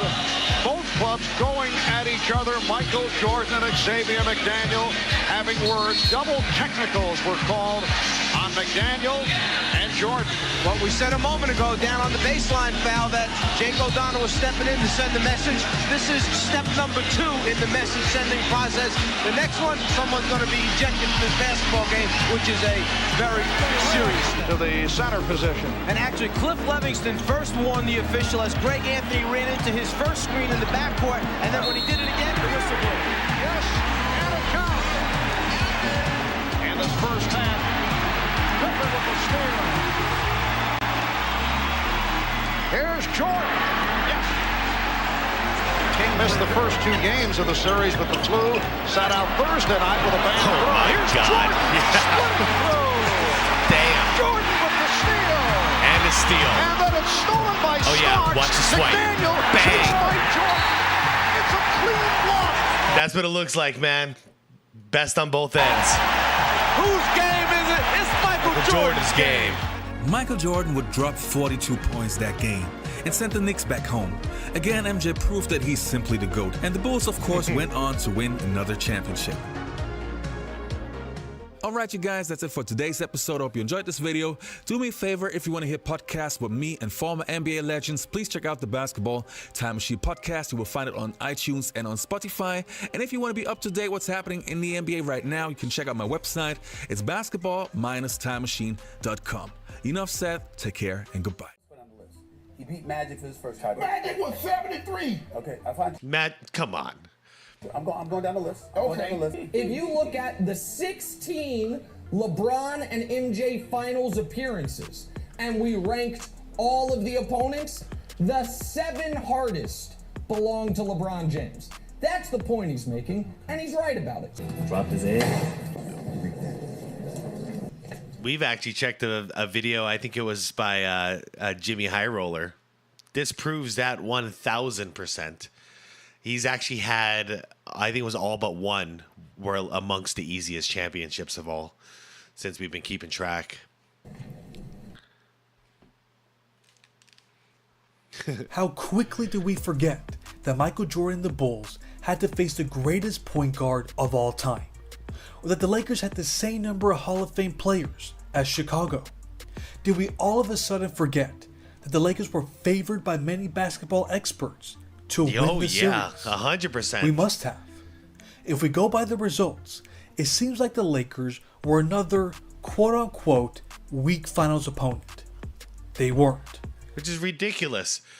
We just got through the 80s. This is the first year. I mean, yeah, this is the first year of the 90s. Magic dominated the 80s. Jordan and the Bulls were just that good. Stop listening to revisionist history and start listening to what actually happened. This was the greatest opponent that Michael Jordan faced in the finals. We all know about Magic Johnson's greatness. It's no secret that he was the best player in the 80s, the golden era of basketball. What we specifically want to know is how great he was in 1991. Man, look at those stats. 22, 8, and 14. Yeah, so you guys are calling him 1,000 years old, huh? Right. According to some people, he was washed. That couldn't be farther from the truth. How can a player be washed when he won back-to-back MVPs in the previous 2 seasons? Yeah, he was in a How priming. can a player be washed when his last playoff series he recorded a stat line that no one has produced in the history of the NBA. He averaged 30.2 points on 50% shooting and 12.2 assists against the Phoenix Suns. That is the only time that a player averaged at least 30 points and 12 assists in a series. It's clear that Magic Johnson was still in his prime. How else would you explain why he finished second in MVP voting in the 1990-91 season? The voters were all in agreement. Whoa. One thing I never realized, Magic is only 4 years older than MJ. Well, Michael, sorry, they're both MJs. He's only 4 years older than him. I thought it was closer to 6. So yeah, because Jordan hit his prime in about 3 years from this point, in my opinion, at least. That's very debatable. So, don't kill me in the comments. But yeah, no, at 31 years old, that's basically like at 30, you're kind of considered to be in your prime as a basketball player, and those next like 4 to 5 years are amazing. Shoot, okay, yeah, him, Barkley, same age, Karl Malone. Drexler's 1 year older. Okay. 1990-91 season. Shout out to KJ down there. He was in MVP contention. Voters were all in agreement that he was the second best player behind only Michael Jordan. Let's take a look at his numbers. He averaged 19.4 points on 48% shooting, 12.5 assists, and 7 rebounds per game. He dished out a total of 989 assists, which is the highest of his career. It's in fact the 11th most for a single season ever. He was still able to be himself while playing in a totally different system. This was their first season without Pat Riley as their head coach. He was replaced by Mike Dunleavy. This team was no longer a fast break offense.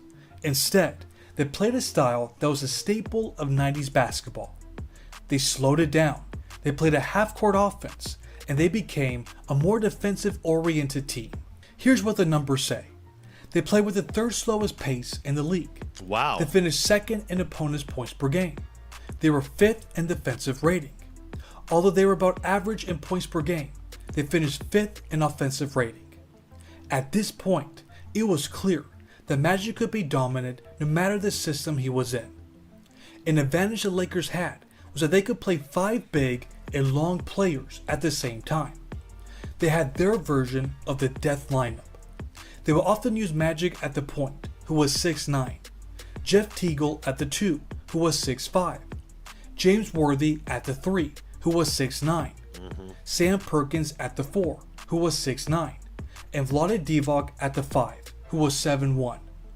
They would create all sorts of problems on defense with their double teams, and Magic would take advantage of all the mismatches on the offensive end. There's a reason why they won 58 games, which was the third best record overall.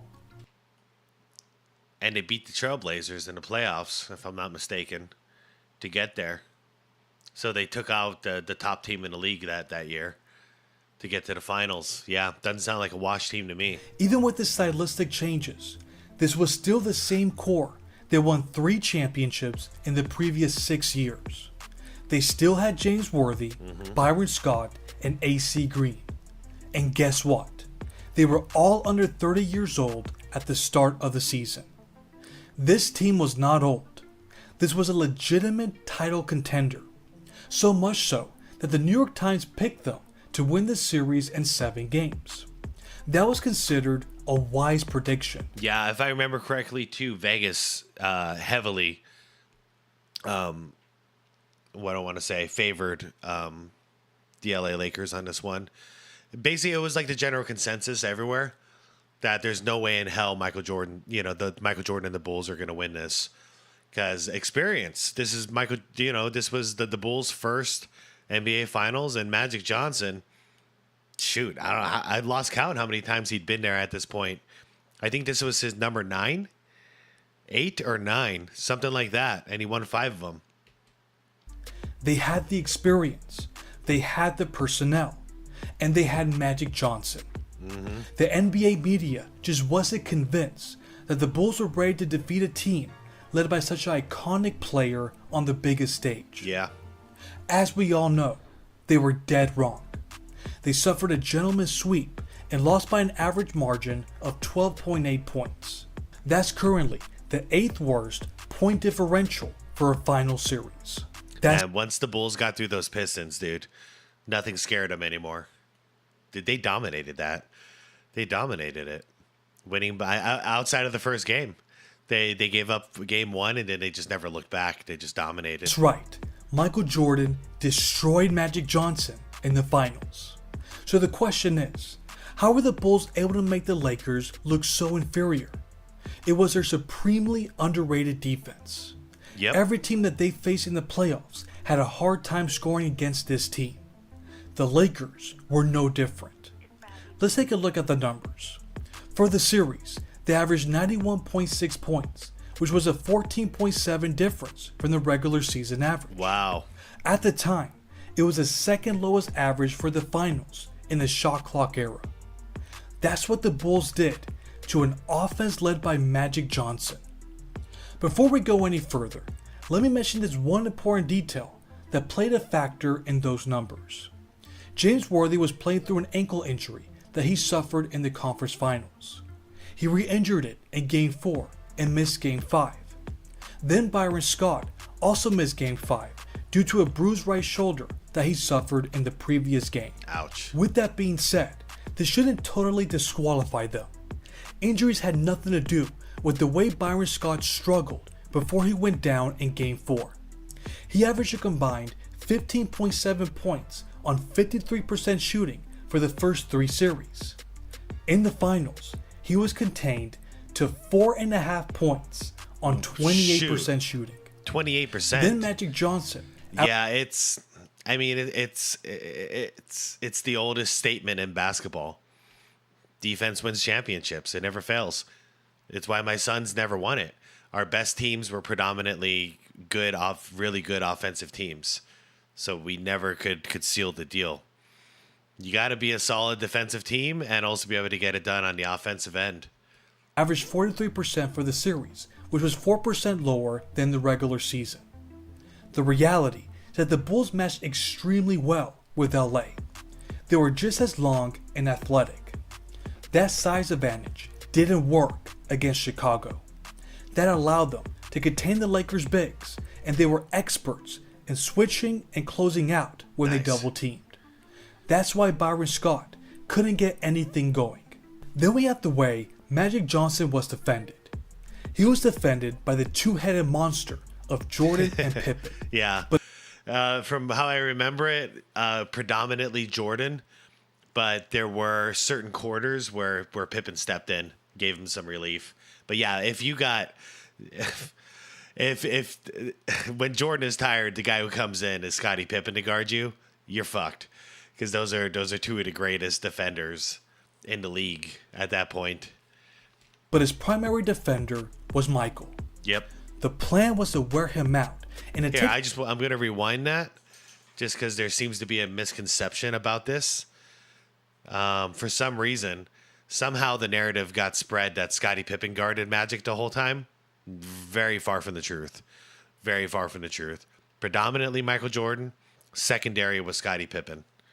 But his primary defender was Michael. There. The plan was to wear him out and to take the ball out of his hands as much as possible. Their relenting efforts played a part in his drop in efficiency. To be fair, Magic's biggest strength has never been scoring. He was still able to create offense for his team at a high level. But during this time of his career, he was a threat for having a big scoring game if he felt like his team needed it. But the Bulls wouldn't allow that to happen.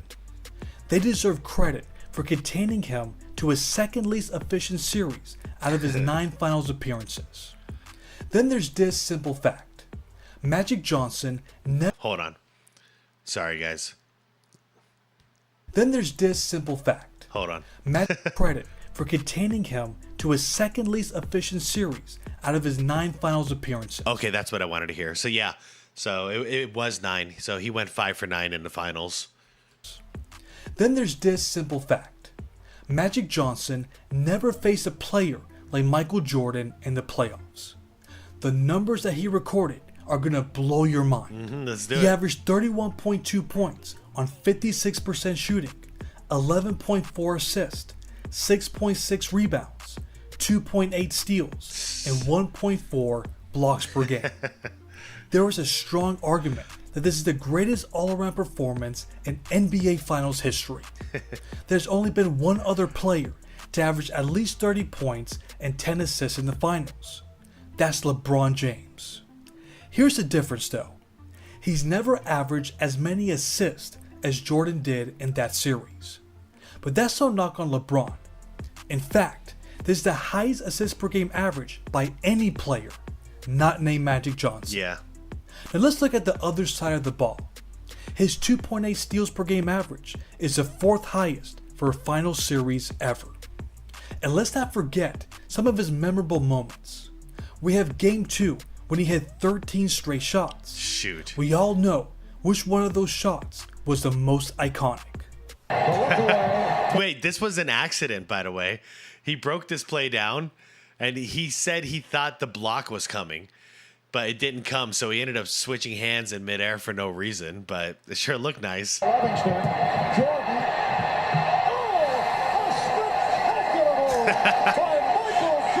Phil's thinking, man, it's good to have this guy on my team. Then the following game, he hit the game-tying bucket with 3.4 seconds remaining, forcing overtime. It was as perfect of a performance as you can get from a player on the biggest stage that exists in the NBA. Oh God, man, look at that. But he didn't do it alone. All of his teammates stepped up in a major way. Yeah, they rallied. No one was more impressive than Scottie Pippen. He averaged 20.8 points on 45% shooting, 9.4 rebounds, 6.6 assists, and 2.4 steals per game. Man, I wish he could have done that his whole career. Because those are solid support numbers. If you were to watch this series again, you'd quickly realize that the Lakers were overwhelmed with Scottie's skill set. Whether it was on offense or defense, his presence was always felt. Then we have Horace Grant, who averaged 14.6 points on 63% shooting and 7.4 rebounds. Also wish he could have done that on a regular basis. And we can't forget John Paxson, who made the Lakers pay every time they left him open. He averaged 13.4 points on 65% shooting. Damn, he had a really good series for clicking Pax. On offense and defense, it's no wonder that the margin of defeat was so large. After it was all said and done, the Bulls had one of the most dominant playoff runs ever. They went 15-2 and were 2 game winners away from being the only team to go undefeated in the postseason. I personally believe that the 1990-91 Chicago Bulls are one of the most underrated teams of all time. I even think that they're one of the greatest teams Magic Johnson ever faced in the finals. Do you feel the same way? Do you think that this was the toughest matchup either Jordan or Magic had to face in the finals? Let me know in the comments. Thanks for watching. How you like that ass kicking we gave you? Oh, no. Chuck realized the competition aspect was getting a little bit too high. Killing everybody on our squad. He wanted to end practice, but Magic didn't want to end. He wanted to keep playing because we just kicked his ass. When you trash talk, yeah, that's a game. It's a game of psyche now. They try to take it as a one-on-one competition to me, which totally takes away from their team concept. One thing when you play against Michael Jordan, you not only have to stand up to him physically, you have to stand up to him mentally because he will torment you. I know how to play the game. I don't think they know how to play the game when I'm talking to them. Facts. Fair enough. I never actually heard that clip right there. But yeah, if you want to turn the game into a one-on-one match against Michael Jordan, you're gonna lose. So yeah, Jordan would definitely favor that happening. I always stay quiet when I play mine and talk too much. So what happened was we're in Chicago, and I had played against Mike 3 times head up. So KG had never seen me play against Mike. We in Chicago, it's my rookie year. And I got about 24 going into the 4th quarter. But I know this story, actually. This one's good. JR is having a good game. So as we come out the timeout, just I'm on, y'all. I can't even explain it. We come out of the 4th quarter, KG like, man, keep going at his ass. Serve him. He can't guard you. Keep going at him. Keep killing that nigga, yo. Keep killing that nigga. Straight up. You having a good game, Joe. Keep going. Hey, chill. It's like, what? I was like, he's standing right here, buddy. Dude, yeah, this is before KG understood that you don't do this with Michael Jordan. I hear Mike can hear me, but I don't really give a fuck. So I double balance. It's like, I don't care. Keep going at him. So as I say that, I feel it. Hands on hips, legs locked, and nigga stabbed me for about 15 seconds. Mike looked at KG, looked at me. I was like, Mike, he don't know the rules of the game, man. He's just a young puppy. You know what I mean? Now MJ on the back leg joint, you know. When he's leaning on you. Is that right? Okay, yeah, huh? Mike looked at him being like, okay. Looked at me like, okay. I said, what you looking at me like that for, right? Went to the fourth quarter, man. That man got about 17 quick. I can't even. Man, I really love the stories of the second half of Jordan's career because he retires and he comes back and then we got like fresh blood, like KG in the league. And it's not just him. There's so many stories with so many other young players who came in and thought, nah, Michael Jordan's not all that. I could take him. And then, yeah, one by one, Jordan just proved him wrong. He wasn't done playing yet, man. So he just lit him up.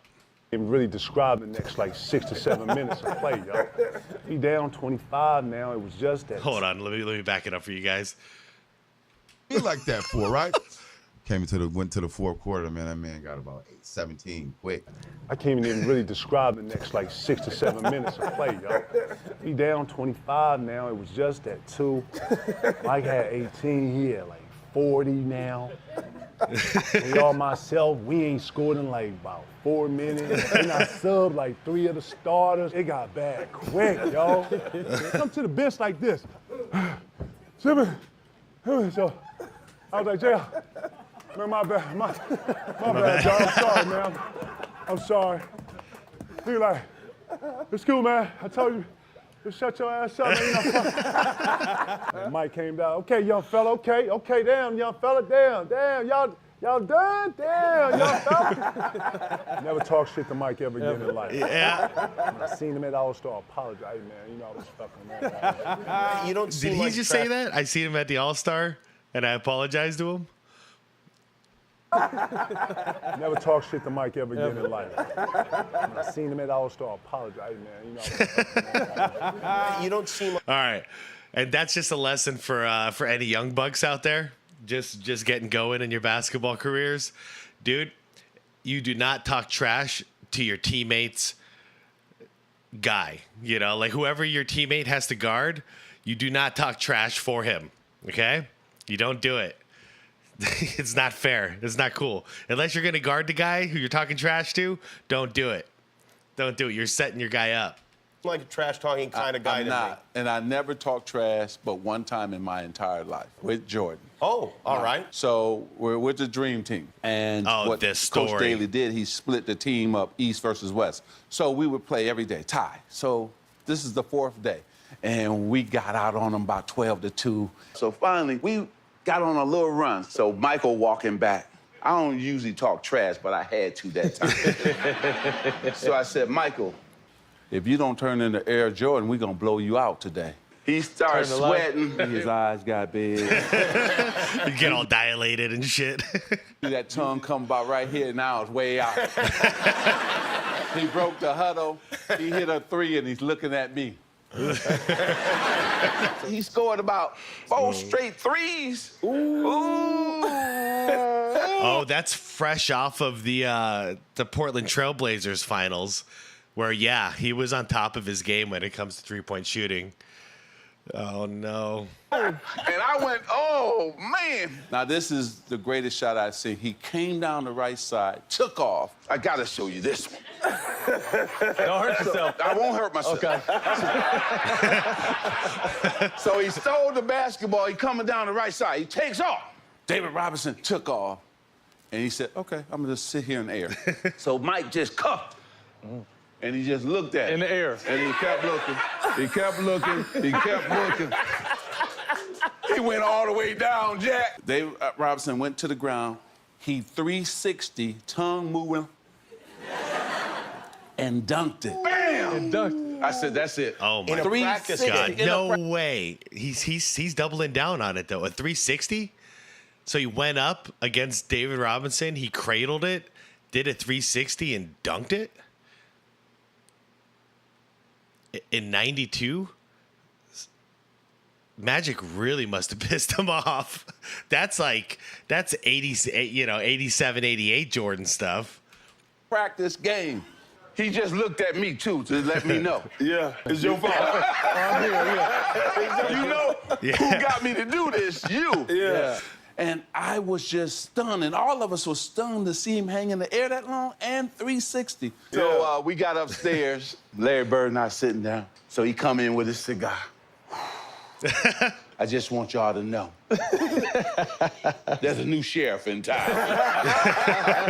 And we all bow down. Yeah, You're right. I love it. Michael Jordan is so incredible. There'll never be. The moral is you should not talk trash to Michael Jordan. Yeah. I remember saying something to Man, him. that story always gets me. That story always gets me because anybody who was in that gym, who was part of that Dream Team squad, they all tell the same story, so you know it's legit. I just wish there was film of the entire thing, because that practice sounds like it was better than anything we ever got to see in the pros. You know, all the greats really going at it, and Michael Jordan, it wasn't just a game for him. This was him trying to prove I'm the new top dog over Magic and Larry Bird, and succeeding. Freaking succeeding. I wish I could see it. One time, they were down. This is when they were trying to win 73 games. They were trying to get the all-time record. We had them in the afternoon game. Game meant nothing. They were in the playoffs. I was playing with the Pacers. We were in the playoffs. We were up 8 points with about a minute and a half left. And I remember standing ex-Phoenix Sun right here. Free throw line. I looked at him. I said, "Why don't you go sit down? Game's over." And he looked at me. The next minute, I'm telling you, he played like it was game 7. I'm like, what's wrong with this dude? He did not like the fact that I just said that to him. So all of a sudden, it was a 1-point game. So Larry Brown calls timeout. We go over to the bench. And I think one of my teammates, Antonio Davis, he said, "Hey, did you say something to him, Jay?" I said, "Yeah." I said, "I told the game was over." And Larry Brown heard it. Larry was like, "Why would you do that?"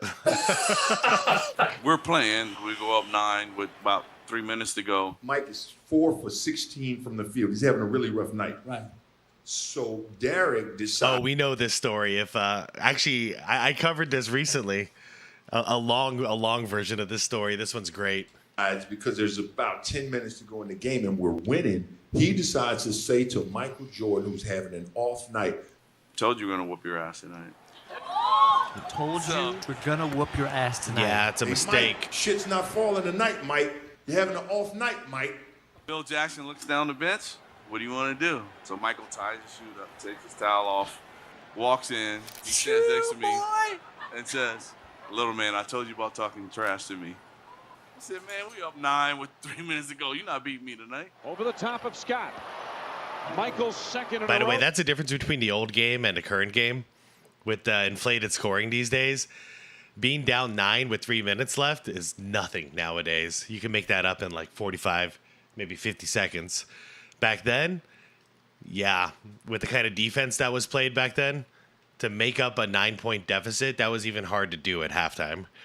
Oh, he has 14. Oh, what a move. Oh, man. Jordan on the reverse. Under 4 minutes to go in the fourth. Jordan on the pull-up. He's going to attack the whole team now. 24 points in the last 10 minutes. He went on to Goodness score the next gracious. 15 points to beat us. The steal goes in on Anthony. And if you watch the video, the last one he made to win. This is catches the ball in the post. He does the typical Jordan fadeaway. Bang. He knocks down the shot. They go up by 6. He turns to the bench and says, "Shut up, you little bitch." Oh, man. It looks like Phil Jackson was going to let him stay out if he wanted to, but Jordan got pissed off and decided to go in and freaking win the game. Man, there's certain people you just don't talk trash to, and MJ's that guy. He's really that guy. Just let him be a sleeping beauty. Let him be dormant. Looking for me. He's like, I told you about talking trash to me. Michael Jordan with a hot fourth quarter, 19 in the fourth quarter, and the Bulls. There it is. That's how you know it's not fake. 19 in the fourth quarter, just because you pissed them off, because you had to talk trash to the GOAT. Lesson learned, I hope. Prevail in this one. But when I think of you, I think of trash talking. I think of you going back and forth with other players. Yeah. Yes. I'm a really nice guy. Reggie is a nice guy. When he gets heated in basketball, dude, he talks some trash. I'm not the biggest of guys. I may be tall, but I wasn't the biggest or strongest guys. I needed to have a little bit of an edge. I started talking as soon as I got into the league, but I had a bad experience. My rookie year, we were playing the Chicago Bulls, and this is Michael Jordan's third or fourth year in. Okay. And we were playing the next exhibition game in some obscure place. And Michael's going through the motion, and Chuck Person, who's on my team, who's a trash talker as well, is like, can you believe Michael Jordan, the guy everyone's talking about, who's supposed to be able to walk on water? You're out here killing him, Reg. This is in the first half. He's like, you should be tough. And this is an exhibition game in the preseason. Oh man, so young buck Reggie Miller out there trying to prove to the world that he's great, which he is great, but being a rookie, and Jordan knows this shit doesn't count, and he had to wake up the beast. Talking to him, he's like, you know, you're right, Michael. Who do you think you are? The great Michael Jordan? That's right. There's a new kid on town, right? Kind of looks at me and starts shaking his head. So at half, I have 10, and he has 4 points, right? I'm doing all this talking. He's like, okay. Into the game in the second half, he ended up with 44, and I ended up with 12. Oh, man. So what did he do? He scored 2 points second half? So he outscored me. That means not only did he outscore him, like, massively by, like, 40 points in the second half, but he shut him down defensively, because that's what MJ will do, destroy you on the other end. 40-2. And as he's walking off, he's like, be sure and be careful. You never talk to Black Jesus like that. I'm so sorry, Black Jesus. I'm so sorry. Did you ever do it again? Never to Michael Jordan. Never to Michael. Well, that's all right. I love this. Let's see if all that trash talking starts when it's 0-0. Yep. Instead of 5-6 point lead. Oh, BJ Armstrong, man. You made a big mistake in the playoffs. That's where it starts. Yep. That's the sign of a good man. If you can talk shit when it's even score, or talk shit when you're behind score. When you're ahead, it's easy to talk. I'm playing in my camp against O.J. Mayo. He was a top high school kid coming out, and I never met him first time. Well, I happen to be the only high school. Oh man, I forgot about the O.J. Mayo story. What was going on in that locker room? In case you guys didn't know, that was in the playoffs versus the Charlotte Hornets. And B.J. Armstrong hit a big game-winning shot in the playoffs against them. And this is the first time Jordan in the playoffs went head-to-head against B.J. Armstrong since he left the Bulls. The end of the story is Jordan destroys him, of course. But B.J. had his moment. But that's his stance, and I agree with it. It's a sign of a good man, he says, to talk trash when it's 0-0, not when you're ahead. When it's 0-0. A player there, it was mainly a freshman in college. He came on the court and he guarded me, so instantly I was like, man, he must think I'm the, not the strong link over here. In front of my camp, he starts this thing about, you can't guard me, you can't do this. I got my campus here, so I can't really go where I want to go because of my camp. Yeah. And then he said, okay, now let me handle my business. And he looked me in my face and said that. I'm like, what you mean? So he said, I need all the campers, everybody to leave, let's clear the gym. So I stopped the camp. The funny thing is anybody who's actually doing this for clout would have wanted everybody there and all the phones out, everybody recording it, because he knows he's about to destroy this kid. But he doesn't. He just wants to teach him a lesson in private. Send the kids to bed. We go back to playing. Send the kids to bed. And he starts his whole thing, that you can't guard me, you can't do this. We continue playing pickup. Mike was Mike. He would jawing a little bit and really getting into me defensively. And, You know, he's backing me down. You know, said better scream for mama. You know, his mama, mama. You know, hit the famous fadeaway on me, and then you know, I said, okay, you got it going. And then he said, hey, young fella, let me tell you something. I said, look, dude, you may be the best high school player, but I'm the best player in the world. So from this point on, it's a lesson. And don't you ever disrespect, you know, the great like that. Damn. And from that point on, it was a lesson. He never won a game. I posted him up. I did everything. If I can ever show you that film, if you can ever ask him that, ask him about the thing that happened at my camp. So we got... If you ever get a chance, ask him about it. I would too, straight up. I would ask him about it. Man, I love that story because that's an old Michael Jordan going against. Do you guys remember how good O.J. Mayo was when he was young? I believe it was injuries that took him out. But O.J. Mayo, man, when he was fresh in the league, that kid was awesome. That kid was really awesome. So to just think like he didn't even stand a chance against old Mike. Old Mike just ran circles around him. I wish I could see that footage too. Chicago Bulls coming in town, and unfortunately, I got a sprained ankle. Byron Scott? I enjoy guarding Mike because he was, you know, the one thing I did with Mike is I never got him pissed off. He make a shot, you say, good shot, Mike. Good shot, Mike. You don't talk trash to him so he can go off for 60. You know, you can try to kill him with kindness. You don't try to talk trash to him. So they're getting off the bus. We're done with shoot around, and we're walking out, and MJ says, B. Scott, what's going on? Man, I hear that you're not playing tonight. I said, no, I sprained my ankle. He said, who's guarding me? I said, Anthony Peeler. He said, oh, 50. Oh, shit. So I told Anthony Peeler, listen, MJ, he's probably going to go for about 50 tonight on you, so just don't piss him off. He ended up with 54. God damn. Yeah, that's like, but what do you tell? What do you tell your guy like that? It's like, there's a fucking storm coming your way, man. Just brace and it'll eventually end. You know, it's like a work shift. Every shift eventually ends. Man, just get ready. It's going to hurt. So the man could do basically whatever he wanted to do on that basketball court. Yeah. Here we go. Do you have to believe that Michael Jordan is the GOAT? Absolutely not. Agreed. Some of the most knowledgeable people in basketball have their own opinions on who they think the greatest player of all time is. In fact, it makes these types of debates fun when there's a variety of opinions. But when you use false narratives to tear down Michael Jordan, that's when there's a problem. Ooh. Okay. I'm gonna really like this video.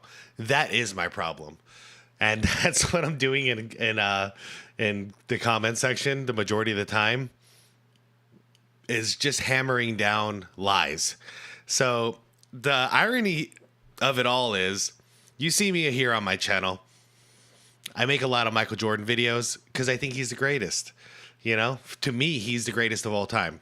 So I'm making videos about him, talking about him, his career.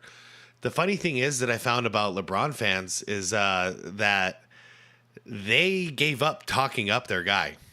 They know they can't win that way. So their whole strategy now is just to try to tear down Michael Jordan. Because if you can eliminate Michael Jordan, ooh, one guy rises up, and that's their guy. I'm not a fan of that strategy.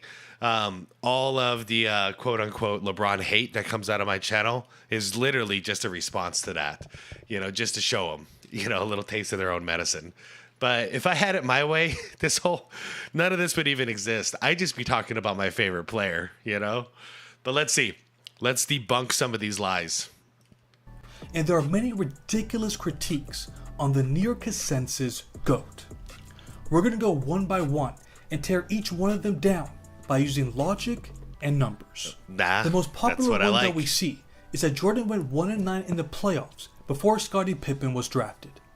In other words, people are disqualifying him for what he failed to do in the first 3 seasons of his career. Yeah, it's a little tough when you're the 8th seed going against the greatest Celtics team of all time, but what do I know? If we're using that logic, then poor Wemby.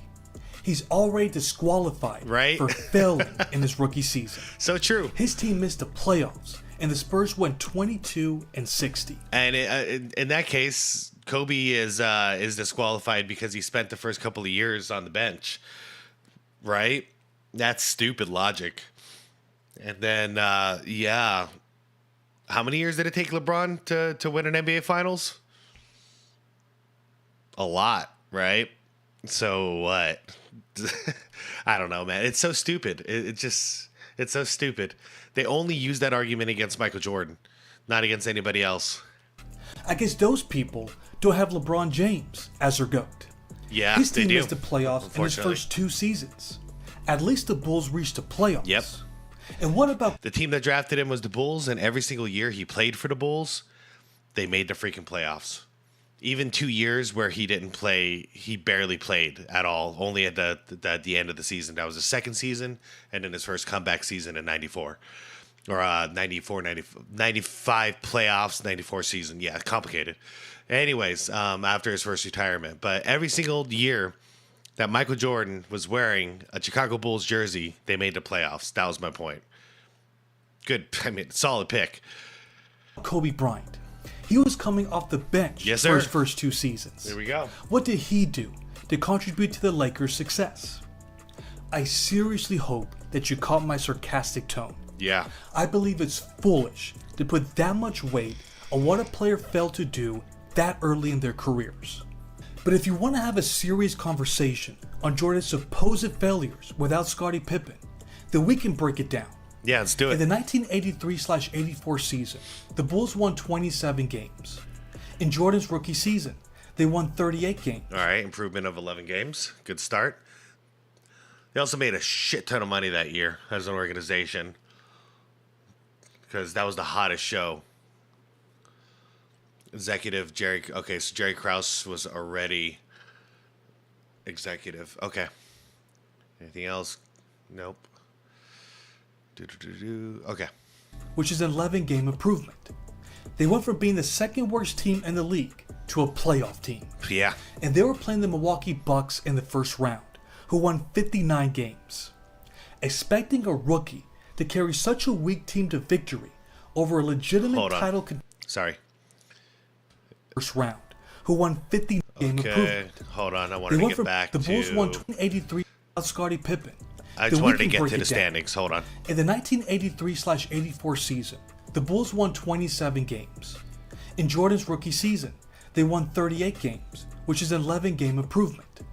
They went from being the second... Okay. So... Okay, that's... Okay, well, no, this is what I'm looking for. 1, 2, 3, 4, 5, 6, 7, 8, 9, 10, 11... second worst team in the league to a playoff team. Okay, 1, 2, 3, 4, 5, 6, 7. God damn! So they weren't even the 8th seed. They came in as a 7th seed. Fuck. That's sick. What a turnaround. Just by adding one guy named Michael Jordan. And they were playing the Milwaukee Bucks in the first round, who won 59 games. Expecting a rookie to carry such a weak team to victory over a legitimate title contender is beyond nonsense. Right. In the following season, he broke his foot and missed 64 games. 64 games, okay. Because I talk about this so often. I need to memorize this. So 64 games, it means he came back for 18 games. Okay, I've been saying it right, though. I've been saying 17 or 18 games. So, okay, so 18 games officially. That's all he played in his second season. And he's about to go up against the greatest Boston Celtics team of all time. Fresh off of injury. With him gone, the Bulls won 30 games. If anything, this proves how little talent the Bulls had other than Michael Jordan. And then they brought back Jordan because he forced his way back in. They didn't want to play him, so they gave him a minutes restriction. They somehow reached the playoffs, and they faced what many consider the greatest team of all time. The Boston Celtics won 37 more games than the Bulls. Jordan averaged 43.7 points per game on 51% shooting against that team. Yeah, imagine this. The Bulls at this time, well, they had one little baby Hall of Famer. And the Celtics, I think their whole starting 5 was Hall of Famers. Am I wrong? Dennis Johnson's in there too. I think the whole starting 5 is Hall of freaking Famers. If Bill Walton's in that lineup, then make that 6 Hall of Famers. And they still couldn't win a game. Do you seriously want to blame Michael for that? They do. Check out what happened in the next season. Remember, we're talking about the same team that won 30 games with Jordan out with an injury. They lost their 4 best scoring options. Orlando Woolridge was traded for a second-round draft pick. Quentin Daly left to play for the Clippers. George Gervin left to play in Italy. Yeah, that's when Iceman was. He was old. It was the end of his career. It looks like they picked up Paxton though. And Sidney Green was traded away for pieces that ended up being of no use. So this team, that wasn't talented to begin with, lost all of their best scorers. Who was called upon to help MJ on the offensive end? It was Charles Oakley, who was only in his second season. Dude, I think Oak averaged like 8 points. This team was so bad that the New York Times wrote that if Jordan concentrated on passing to the other Bulls, Chicago might finish 20-62. Yeah. Or 0-82. Yeah, that's why people call him a ball hog. He was. He was for the first couple of seasons. He had no one to pass to. If Charles Oakley is your best offensive player other than you, you're in trouble. And that's not supposed to be a diss at Charles Oakley. The guy, that's not his job. He was like a Udonis Haslem, but take away the jump shot and then add some more physical strength. Yeah, Oak, his main job was to protect Michael Jordan. So he'd go out there and just enforce, And he was a good defender, good rebounder. But yeah, he's not going to be much help on the offensive end, man. Not happening. So yeah, early Jordan was a ball hog. He had to be. It was the only way they could possibly win games. Go back to Kobe. Maybe some of you young ones can remember this a little better. Kobe Bryant, the first 2 to 3 seasons after Shaq left and Phil left, right? Well, okay. Phil didn't leave right away. Let's just say the first couple seasons after Shaq left, I believe that was 2004. So starting with 2005. Yeah, Kobe was a freaking ball hog those seasons. Of course he was. How else were they going to make the freaking playoffs? But then as the team built around him, he got guys like Pau Gasol, Ron Artest, Fishhead was back, and others I'm not naming right now. Yeah, he passed the ball a lot more, of course. But when you're a leader like this and your job is to go out there and win games, if you don't have anybody decent to pass to, you got to put up some buckets. That's something I haven't seen LeBron James have to do. He always has to have his shooters around him, or else he's just not successful at all. But yeah, that's my take on that. The only way they could remain competitive was if he won games by... That's why he had to score 30s. He increased it after this. It was 37.4 or 5. So stupid, man. The guy exerted so much energy out there just to inch into the freaking playoffs, man. And then to go against one of the greatest teams of all time and then come back and do it again next season. Freaking willpower. Himself.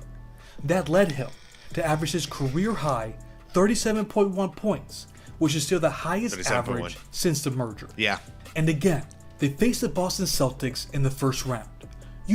The team that had 5 Hall of Fame players. Okay, 5. One player cannot contend with that, no matter how good they are. No. In the next season, no matter how you slice it, 1v5. You could take 5 high schoolers against 1 Luka Doncic, and the 5 high schoolers are going to win. It's just the way it goes. It's just numbers. The Bulls drafted Scottie Pippen and Horace Grant. Yeah, this was a big deal. They also traded for Sam Vincent, who was a sharp outside shooter. This was a season where they finally got out of the first round.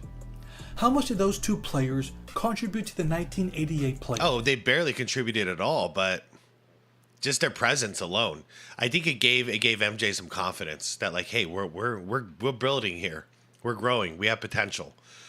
While the first couple seasons he probably felt zero hope, and Scottie Pippen definitely gave him some hope, because Scottie Pippen, good thing you met Michael Jordan, because you would have just been an average player probably your entire career. But somehow Jordan picked him out from everybody, and the 2 of them were just what they would do in practice is ridiculous. They challenge. MJ challenged the hell out of Pippen, and in turn, Scottie eventually got really freaking good. and then started challenging Michael, and then the two of them just grew stronger together. It's freaking awesome how it all worked out. But yeah, I know Scotty's a little sour on MJ right now, and I'm a little sour on Scotty because of it. But really, they were an amazing duo. And most people who would have been pushed that hard by Michael Jordan would have ran for the hills. And I got to give Scotty some props. He stuck around and he rose. He rose to the occasion. He was the number 2 guy that MJ needed. Well, in that first round series, Jordan averaged 45.2 points per game. God, while damn. Pippen and Grant averaged a combined 19.4 points. Combined. Okay, so 9 each, 9.2 each. Come average. on, people. The numbers clearly indicate that he didn't need Scottie Pippen to advance past the first round. Obviously not, because he was only a rookie. He airballed that? He just needed competent players Yeah. who could help a little on the offensive end. Yeah, and help a What little about on in D. 1989, when the Bulls made the conference finals? How much did they contribute? Pippen averaged 13.1 points, and Grant averaged 10.8 points in the playoffs. Wait. Jordan averaged Can I go back? 13.8 points in the. Pippen averaged 13.1 points, and Grant not bad. averaged 10.8 points Not bad. in the playoffs. I mean, granted, you recognize I'm saying not bad. Well, guys like LeBron James, again, he's surrounded by guys who get 20 a game. And if they don't, then their fans ream them. And it's crazy to me because he's getting a lot of help. But for MJ, I mean, early MJ, this is decent help. He didn't have to score 60-something points. You know, like this, he can score 40s. Jordan averaged 34.8 points. There you go, 35. He also led the team in assists and steals. Doesn't course that he did. sound like a one-man show to you? If not, let's look at a historical comparison. Let's look at the 1994 Houston Rockets. You know, the team where we're all in agreement that they were a one-man show led by Hakeem Olajuwon.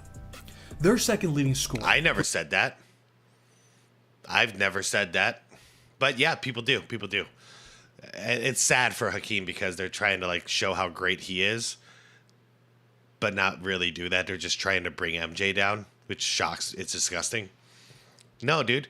Those Houston Rockets were for real. They were destroying my Suns year after year. They were deep. Was Otis Thorpe, who averaged 14 points per game. And even Vernon Maxwell averaged more than Scott. There's the Suns. He averaged 13.6 points for the 1994 against our best Suns team ever. Playoffs. Now let's look at the Mad 2001 Philadelphia 76ers. This team was led by Allen Iverson and a bunch of role players / defensive specialists. Aaron McKee and Dikembe Mutombo both averaged more points in the playoffs than Scottie Pippen 13 did. and 14. Yeah, I'm going to be fair here, though. That's just not enough. You know, Allen Iverson did a lot with this with very little. That's why I still really respect the hell out of AI, because he did a lot with very little in the first half of his career. Playoffs than Scottie Pippen did. This is the point that I'm trying to make. I believe it's common knowledge that a star player needs great teammates to win a championship. Absolutely. No one is denying that he couldn't do it without Pippen. But to say that he couldn't succeed without him. It's not. Here's where I have a problem. They say he couldn't have done it without Pippen, but he couldn't have done it without a good number 2 guy. Somebody who was willing to play good defense and help on the offensive end. That's what he needed. Somebody who could get, 15 to 20 points a game, play solid defense, and, that's all he needed. He needed that. And, yeah. But it's not in particular Scottie Pippen. He just needed somebody to come in and fill that role. And Scottie did that very well. Is completely missing the facts of the matter. Here's the next Jordan critique.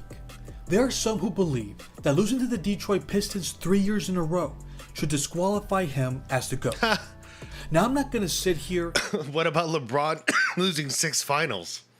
Isn't that worse? Losing to the Detroit Pistons the way they did made the Bulls who they are. Made Phil Jackson who he is as a coach. Made MJ the player he was. And the entire team got stronger and more united every single season because of it. And then once they climbed that mountain and overcame, there was no stopping them ever again. They had to retire. You know? So, yeah, I it's so stupid. It's so stupid. This argument is so stupid. And discredit what the Pistons accomplished. They are a historically great team. Yeah, that team was played sick. Incredibly well together. Just as I mentioned about the Boston Celtics earlier, one great player wasn't going to be that team. No. And people just say like it was Isaiah Thomas. You know, if you caught the drunken top 5 video I made with my buddy the other day, man, he has no idea how good Joe Dumars is. This is like a 1A, 1B situation over there, plus a whole bunch of awesome role players like Dennis Rodman and, you know, I hate Bill Laimbeer, but whatever, Mark Aguirre, and the list goes down. But the point being, it wasn't just one guy, Isaiah Thomas, going out there and winning. Dude, Joe D. If y'all don't know how good Joe D is, you're missing out. Joe Dumars was the real deal. But is that enough to disqualify him? Are we taking away points for a player losing in the playoffs? I believe we shouldn't. Here's why. No, if he choked, that's one thing. But if he's going out there balling out and losing, fair square, no. I won't take that away from anybody. 99% of all players that have ever played in the NBA lost more than they won. Unless your GOAT is Bill Russell, that line of argument is simply flawed. The question that we should be really asking is, did Jordan cause the Bulls to lose? Nope, never. Did he deserve any of the blame? That is where we really go hard on the players. Yeah. Think of LeBron's performance in the 2011 finals. Thank you. Kobe in the 2004 finals, or Magic Johnson in the 1984 finals. Let's look at the numbers for each playoff series. In 1988, Jordan averaged 27.4 points on 49% shooting. God, to think he still shot 49% when he was getting thrown down to the ground anytime he came within like 6 feet from the basket. Amazing. Remember, this was the same team that invented the Jordan rules and supposedly... By the way, you see the guy who guards Michael Jordan in these series? It ain't Isaiah. That's Isaiah right there. That's a point guard. Joe D was the one. Shut him down. But that's not what the numbers say. No, he didn't get shut down at all. Instead, they did a great job of shutting down everyone else. Yeah. Their second leading scorer, Sam Vincent, averaged 12.8 points on 41% shooting. The Bulls were nowhere near as talented as the Pistons, and that's why they lost in 5 games. If that was the case... Once again, one star is never going to beat a solid starting 5. 1988, then we can say the same in 1989. The Pistons won 63 games, while the Bulls won 47 games. It was almost the same story. Jordan averaged 29.7 points on 46% shooting. Yep. Their second leading scorer, Craig Hodges, averaged 12 points on 45%. Craig Hodges? Was he doing that off the bench? I don't remember him starting back then. Shooting. In the following season, the Bulls finally had the talent to give the Pistons a fair fight. And how did they perform? If you look at the stat line, there were only 2 players who shot over 43% from the field. That was Michael Jordan and Charles Davis, who took a grand total of 1 shot. Charles Davis? Okay. Oh, no. And played 1 game. Minutes played 2, 1 for 1 shooting. Oh, shit. Oh, man. Hey, man, he got a rebound, too?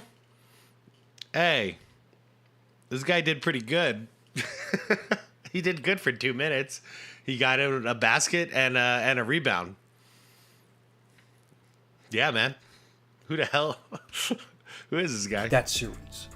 On the other hand... Actually, I'm sorry. Before I got too distracted because that was funny. I wanted to look at some other stuff here. All right. All right. Okay, so these are totals, not averages. All right, still, that's still all right. Scottie Pippen. So Scottie Pippen and Horace Grant plus. No, okay. So those two combined, still not one Michael Jordan. But let's see. Let's look at other numbers here. Assists combined to 2, and they basically become a Michael Jordan. Total rebounds. There you go. That's where Horace Grant, that was his bread and butter, was his rebounds. So he was averaging in 7 games 82, so like about 11 a game. A little more than 11, something like that. But Jordan was still out rebounding Pip. And then field goal attempts. They don't show the field goal. Okay. Attempts and makes. 167 to 78, 94 to 40, 76 to 31. Horace shot terrible. Scotty shot around like 40%. Okay. On the other hand, MJ averaged 32.1 points while leading the team in assists and steals. Mm-hmm. Did the Bulls lose because of him in those 3 seasons? Nope. No. Did he underperform Nope. at a shockingly low level where people question his individual greatness? No. Show us LeBron James 2011. Let's go. In fact, he was the only reason the series in 1988 and 1989 were competitive. Yeah, it's the only reason they had a shot. The Pistons knew they couldn't contain him. The What a numbers bank. say they never Look at that, did. no foul. Instead, they contained everyone else, and that's why they lost. Once his teammates increased their level of play, they were able to crush the Detroit Pistons in 1991. I was able to break this down in this video, and I encourage everyone to watch it to get the full analysis of that series. Oh, yeah, we reacted to that. But there should be no shame in losing to a historically great team while you're the only strong scoring option. Absolutely not. The shame would be if, okay, he kept losing to Detroit, and then he left Chicago and then joined a super team in order to beat Detroit. That would be the shame. That's the crime. What MJ did was stay, get stronger and stronger and stronger until he eventually beat him. That's the kind of stuff I respect. But dude, come on. If MJ would have if MJ would have left and then joined, say, Cleveland back then, just so he can beat the Pistons, or joined Boston or something like that to beat the freaking Pistons, or joined Philly, dude, nobody would respect MJ. They'd be like, yeah, you're cheating the system. But no, he actually did it the hard way, which is why, the whole LeBron James thing, it is what it is, man. 2010, couldn't get past Boston. What'd you have to do? Leave. You have to go join the champion in Dwayne Wade. And that was the only way you can do it. But then you still lost the championship, and that's why you get so much ridicule for that. Because he cheated the system and still lost. And then if you want to be even worse, what Kevin Durant would have done is join the freaking Pistons the next season. That's literally what that's why people respect KD so little. Could you imagine if Michael Jordan lost to the Pistons and then said, fuck it, sign me, and he joined the freaking Pistons? Nobody would respect him. The next critique said he was only a scorer. Hell he wasn't no. a great all-around player. Best defending Does two an guard of all all-around time. player just involve standing around in defense to grab the rebounds and dishing out a lot of assists? Or does all-around also involve playing both ends of the floor? Yep. Because in 1988, he was the only player to ever win the scoring title And Defensive and Player of the Defensive Year. Player of the Year in the same Bang. season. Oh, and by the way, Yeah, he was the MVP. MVP. Then in 1989, he averaged 32.5 points, 8 assists, and 8 rebounds. How many players in the history of the league have been able to match or surpass those numbers? Just one. That's Luka Doncic in this offensive-friendly league. Yep. Here's the difference, though. Jordan averaged 2.9 steals, while Luka averaged 1.4. Yeah. That's what. Yeah. Okay. If this season Luka put up those numbers and won Defensive Player of the Year, or even first team all defense, holy shit. I talk up Luka too much already at this point, but if you pulled that off, I'd be like, okay. I've seen this before. You know, like, how far can he go? But no, I'll bet most people who throughout history, it's not just a new thing, but most people throughout the history of the league are only dominant on one side of the game. Jordan was just that freak who was the best.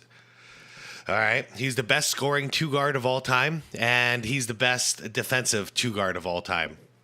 In other words, the unanimous best two guard of all time.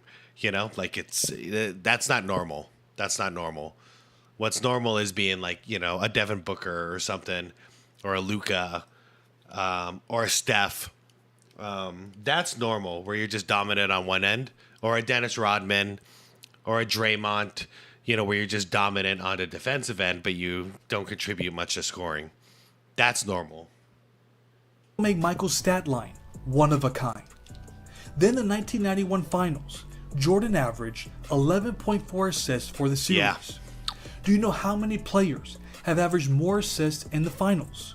I think he was making a statement there too, because he was going against Magic Johnson. You know, the best playmaker possibly all time. So I think he was making a statement. Just one. That's Magic Johnson. Yep. Not even John Stockton, Jason Kidd, Chris Paul, LeBron James, Isaiah Thomas, Rajon Rondo, or Oscar Robertson have done better. Really? The reality is that he has always been. Hold up. Do you know how many players? Hold up. Jordan averaged 2.9 steals, while Luka averaged 1.4. That's what made Michael's stat line one of a kind. Yeah. Then the 1991 finals, Jordan averaged 11.4 assists for the... Okay, so Basketball Universe is saying the only person to average more assists in an NBA Finals than Michael Jordan is Magic freaking Johnson at 11.4 for MJ? For real? Series. Do you know how many players have averaged more assists in the finals? Holy shit. Just one. Holy That's shit. Magic Johnson. I didn't know this one. Not even John Stockton, Jason Kidd, Chris Paul, LeBron James, Forget them. Isaiah Thomas, Rajon Rondo, or Oscar Robertson. I can't believe John Stockton didn't do it in those two finals. Wow. Have done better. The reality is that he has always been more than just a scorer. Oh, yeah. Well, Jordan's competition wasn't the same as the players now. Really?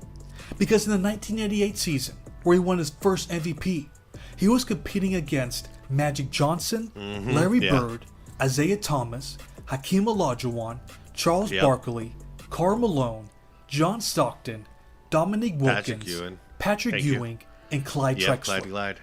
All of them were in their prime. All of them recorded great numbers. None of them could compete with what MJ was accomplishing. Then we have the 90s decade. Jerry Seinfeld. The younger fans might be done with it, but that may be because they are scared of the truth. Yeah. Do you know how many teams in those 10 years won over 50 games? 78. And we're taking away the 1999 season because of the lockout. We're halfway through this decade, and there have only been 25 teams that have won over 50 games. Yeah, they're all load managing and shit these days. I don't know about you, but it seems like one era of basketball was much more competitive than the other. And in that era, Jordan's teams dominated. That's all I know, but that's enough for me. Now it's time for you all to weigh in. How would you respond to each of these criticisms?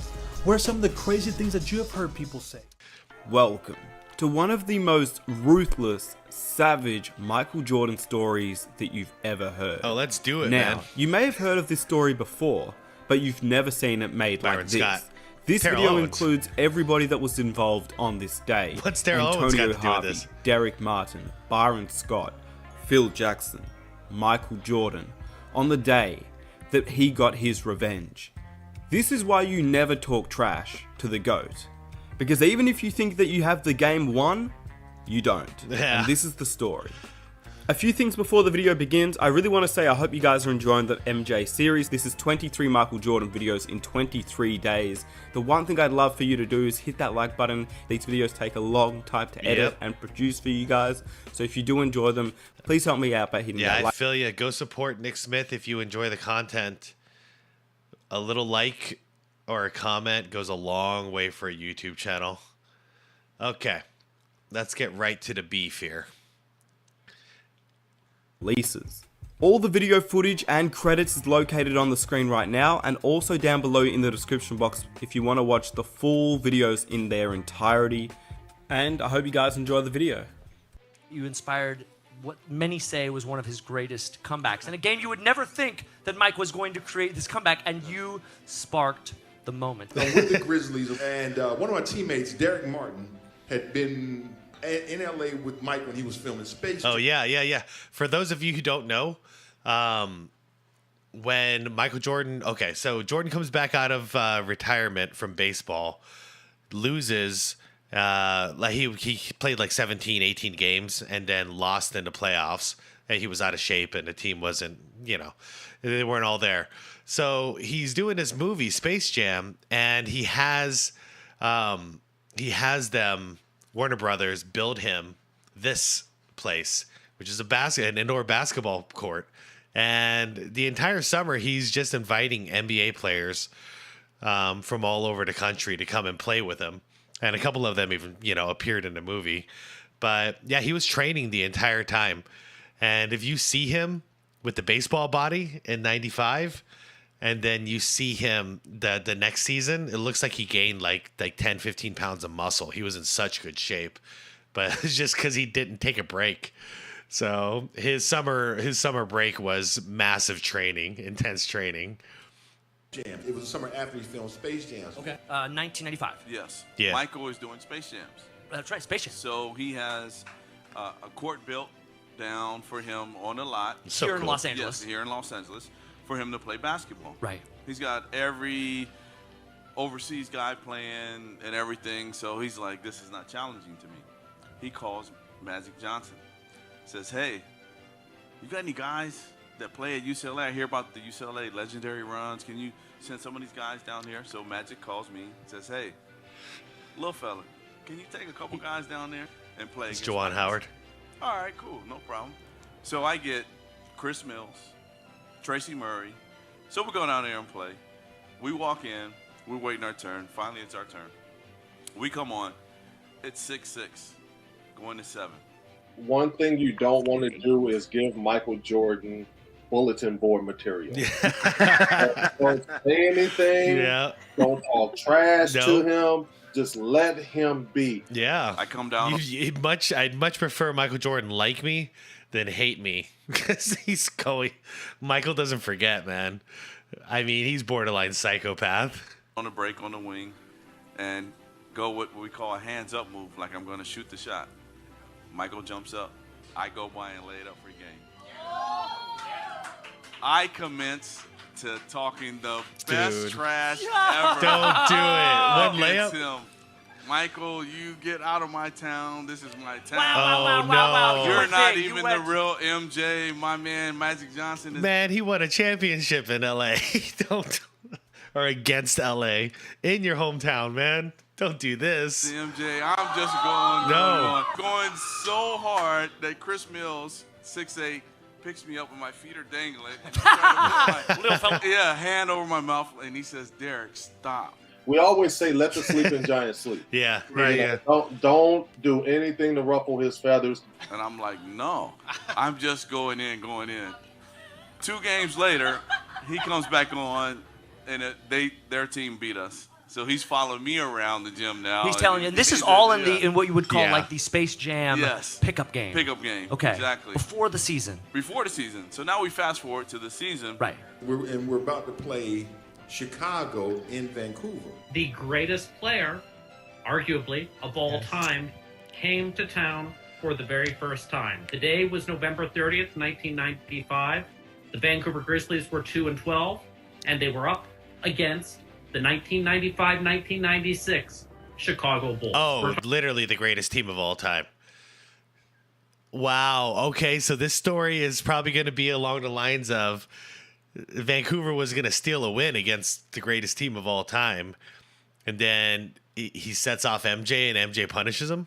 I'm assuming this is how it's going to go, because they only lost what? That was a 71. They lost like 11 games that season, if I'm not mistaken. Talking about Jordan's comeback season, where the Bulls had the most wins of any championship team ever. Yep. This was that black jersey Death was Star sick. coming to town. And in the first quarter, it is not really there. And, you know, Jordan comes out and he hits a couple long jumpers. Michael at the arc. Ooh, step back three. Long deuce. Or long deuce. He's moving at half speed to the point where I'm kind of going like, is he ever going to run fast? Is he going to try? He kind of fades into the background a bit, as much as, you know, Michael Jordan can. No matter what town we go to, the fans are up for it. The players on the other team are up for it. They want a piece of us. This is the biggest game of some of these guys' careers. Yeah. And for Michael Jordan, he'd rather just kind of like put up 25 shots, you know, score 30 points and hopefully go home with a 20-point win. Yeah. But you quickly realize that maybe that's not going to happen tonight. Halftime comes. Chicago still up 44-42. Both teams just 19 points in that second quarter. We keep waiting for the Chicago Bulls to be the Chicago Bulls, and they are not. And we can start seeing on the sidelines a little bit Phil Jackson looking a wee bit Bill Wennington got unhappy. dunked on. Yeah, and I mean, like, this is because, like, I actually think Phil Jackson didn't care for the first half either. like I think he's even just like, can I like go have a drink and like, Maybe. I wonder what was going on this game. Because for the majority of the season, they were like amped up every single night. So maybe they all stayed out and partied or something too much the night before. They're all acting hungover. just go to bed or what. Actually, there was one point in the first half he was even bantering with some fans. They're all having a discussion, I think, with the fans behind the Bulls bench. I think these people are very distracted by the whole Vancouver Grizzlies thing. But anyway, he starts getting pissed off. We're up 8. Mike is 4 for 16 from the field. He's having a really rough night. Right. And you know, it's funny, in this third quarter, what we get is what seems to be the signature Antonio Harvey energy burst. Antonio Harvey, the tomahawk. Michael running circles around Edwards. MJ got blocked. Dunk, defense. Ooh, head. Gets pumped. You know, the crowd cheers, and you're like, that was a head-to-head contact. Is third quarter like Antonio Harvey time or something? We are getting to the end of the third quarter at this point, but then Derek Martin comes in. So I go by, make a layup, get an N1, get fouled. We go up 9 with about 10 minutes to go in the game, and we're winning. And I watch it and I go, oh, nice. Like that was one of the 4 or 5 best plays of the game to that point.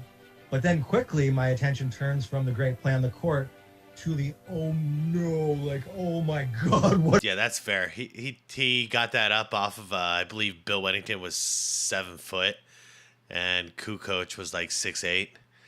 Yeah, that's a good layup. What are you doing, man? And As one he, really. with a super kind of like nasty attitude, stomps towards the Bulls bench. Uh-oh. And oh no, again, straight Uh-oh. at Michael Jordan. Has he not learned?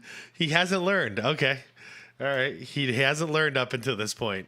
And from behind, his head is nodding like he's saying some harsh words. Oh, right at Mike. Right at MJ. And then something happens that sort of turns the entire narrative of this game around from one that we remember as Michael Jordan comes to town. Oh, no. To Michael Jordan has one of his signature moments that is still remembered by certain people around the league to this game. It's one way for Derek Martin to get remembered. He decides to say to Michael Jordan, who's having an off night, hey, Mike, shit's not falling tonight, Mike. You're having an off night, Mike. Told you we're going to whoop your ass tonight. To Michael Jordan. Yeah.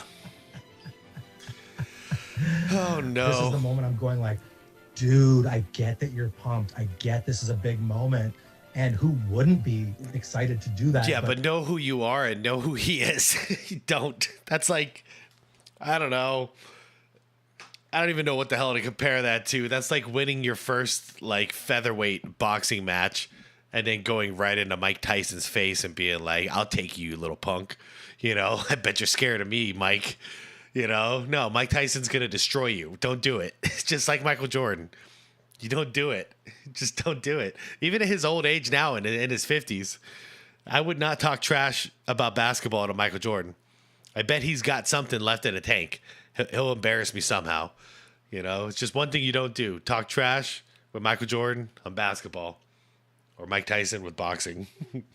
But you look at Michael Jordan and you walk the other way, man. You just walk the other way.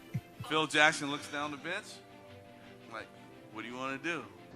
Michael sees weakness in people. If he saw that individuals were weak, he attacked and kept attacking until they quit. So Michael ties the shootout. He's not in the game at this point. No, not in the game. Shoot on time. Is this the third quarter? And just as they cut to commercial, heading into the fourth quarter, they zoom in on Jordan sitting on the bench, and he is not happy. I will tell you that. You could tell he's ruminating it. He's playing it over and over in his head. Yeah, he's visualizing it. He's already thinking about how he's going to destroy this kid. And everyone is thinking, who did not see that Martin Jordan It was interaction, just one layup. This could be Vancouver's night. How are you going to make one layup and you're going to talk trash to the greatest of all time? This guy gets what's coming. Whatever's coming to him, he deserves. Crowd is smelling something good in there. Oh, it is. This could be a huge upset. Like Derek Martin at this point is begging to be embarrassed. Yeah, a guy who scores 5 points a game. Yeah, like you can't. Yeah. You had the bucket. Yeah. You're up. You can't blow this. They don't need the game. This is the year where they win 72 games. Right. We're not losing this one tonight. We're gonna take this one. So they lost 10. And if it wasn't for this, they possibly could have lost 11. And it would have been a big deal for a team like Vancouver, who they sucked that year. So it would have been a big deal for them to have a confidence boost saying, hey, man, we beat the freaking Bulls. You know, we could beat anybody. But whoops. Going home. Ties his shoes up, takes his towel off, walks in, and says, little man, I told you about talking trash to me. I said, man, we up 9 with 3 minutes to go. You're not beating me tonight. Really? And as soon as the Grizzlies get up by 7, that's when it turns. Jordan immediately gets a dunk. Michael. Oh yeah, he's alive now. Tomahawk. He's awake. That's what they all came to see. And maybe that'll ignite him. Michael with only 12 points, his first basket here. Maybe Superman's come out of the phone booth, huh? Yep. It's so funny because Shaq lays claim to the Superman thing, but they were calling Jordan Superman before they were calling Shaq Superman. But somehow Shaq is so sensitive about Dwight Howard being called Superman. It's just insecure because Jordan never made a big deal about Shaq being called Superman. He was like, whatever. You know, the first time he goes to the bucket and he dunks, and it's the classic. Boom. It's the jump man pose, arm up, arm back, legs spread, classic tongue out and everything. It's the first time you see his true speed. Yeah. And that speed is, it seems exponential to that of everyone else on the court. Like he's a full step ahead. He was just trying to cruise through the game. You had to wake up. I mean, sometimes sleeping giant doesn't move until provoked. And he got provoked. Step back long 2. Over the top of Scott. Michael's second in a row. He has 14. Then he gets. I bet Byron Scott wasn't happy about this. They cleared out. Oh, what a move by Jordan on the reverse. Jordan gets a fadeaway. Whoa, you timeout, huh, Brian? There he is. The whole team knows it too. Randy Brown. Randy Brown was like one of my favorite dudes on this team. He didn't play that much. He was a defensive specialist guard. He normally play in garbage time, but dude, the coolest teammate, man. The coolest teammate you could ever ask for. Whirlwind, he is showing why he is Michael Jordan. He gets a nasty and one fadeaway on Country, where he basically just shoves Country Big Country in the face as he's shooting. Daddy to little Country, Austin Reeves. Not really. 4 minutes to go in the fourth. Jordan on the pull-up. Yes, and a foul! Big Country couldn't get out of the way. 20 for MJ. I think they opened the phone booth just in time for Superman to arrive here in the fourth quarter. 10 points that for was Jordan clumsy in the by fourth Reeves. Quarter. But then he gets a fadeaway, getting the Bulls up 6. The classic. Against Byron Scott. Yeah, poor Byron Scott, man. He must have been pissed off. He knows Michael Jordan. He knows not to do this, and he didn't talk any trash, and he's the one who has to guard him. That's not fair, dude. It's not fair at all. And if you watch the video, his last jump shot, this is no like catches the ball in the post. the last one he made to win. He does the typical Jordan fadeaway. He's fading towards our bench. He knocks down the shot. They go up by 6. He's looking for me on the bench. He walks over, and I watched it like 4 times because it was such a key moment to the story of this game. He walks over, and of course, just like perfectly scripted, Derek Martin's sitting on the baseline, like he's not sitting on the bench. He's sitting on the ground, like where the squeegee kids sit and where sometimes like the trainers sit. Maybe he's getting stretched out or whatever. But Jordan comes over and he's standing over him, all 6'6", and he admonishes him like a child. Like he looks down at him, he wags his finger. He turns to the bench and says, "Shut up, you little bitch." Yes. "Shut up, you little bitch. Never fucking talk to me ever that way again." You were more perfect than I imagined. All right. Wow. True story. And True story. You can't hear what he says, but I promise you, his words were, "Shut up, you little bitch." Don't ever fucking try. I fucking love it. I fucking love it. That's my favorite thing about MJ is when you piss him off, he goes quiet. And then he kills you. And then he tells you, look at this, look at this. You know, he heard it. Scotty heard it. They're like, oh shit. You done set off the monster again. Try this shit again. Bye. Like that was, it was so clear. He that pointed he at was him too. Treating him like a child, basically coming over to say, this is what you get. Yeah. If you say stupid shit. Yeah. He gets a steal and a dunk with 30 seconds left. Green roll. Harvey didn't roll. The steal by Jordan. Goes in on Anthony. Oh, man. Michael with the steal. Bulls salting It's all this your one fault. away. Then he gets another steal and another dunk to finish the game off. Again. Tip. You Oh, don't even no. tip, Tony. Michael to the line. Oh, no. Finish it that way. 29 for Jordan. The Bulls run their record on the road trip. Damn, they killed. Well, they didn't kill him. They didn't kill him. My bad. I saw the wrong score. Yep. No, they would have lost if it wasn't for Jordan icing it in the fourth quarter like this, like crushing it. They would have lost. Yeah. Done made a big mistake, sir. Wait, tell him never to fucking try that shit again. Yeah, he is. He's sending him. Go and tell him. And the final score. Wait. Just look at this. Look at this. This is so funny. He's sending a messenger now. The Bulls run their record on the road trip to 5-1. Look at him. He's sending him. Yeah, go tell him. And the final score, Michael Jordan with a hot... Scotty has seen this so many times. He has seen this so many times in his career. Jordan just getting pissed and then winning the game pretty much by himself. What a happy guy. Like, I know he doesn't appreciate it now, but dude, Scotty had it good. Scotty had it good back then. He didn't have to do this stuff. He just had to go in and be a great number 2 guy. Play solid defense, move the ball around, hit a couple jump shots, get some rebounds, but mainly play defense and just support. And MJ, man, MJ did all the fucking rest. MJ was crazy. Fourth quarter, 19 in the fourth quarter. And the Bulls prevail in this one, 94-88. Jordan, 19 points in the final 7 minutes. 19 points in the final 7 minutes. Wow. So the majority of his points came in the last 7 minutes after he got what I want to say triggered, but not that. I guess he got triggered. He got a fire lit up his ass. You do the math on that. If he played at that pace and played just 37, 38 minutes, he gets 100 points. But he was so mediocre in the first 3.5 quarters, ended up with sort of a typical Jordan line, 14 for 26 from the field, 29 points, 3 rebounds, 3 steals, 4 assists.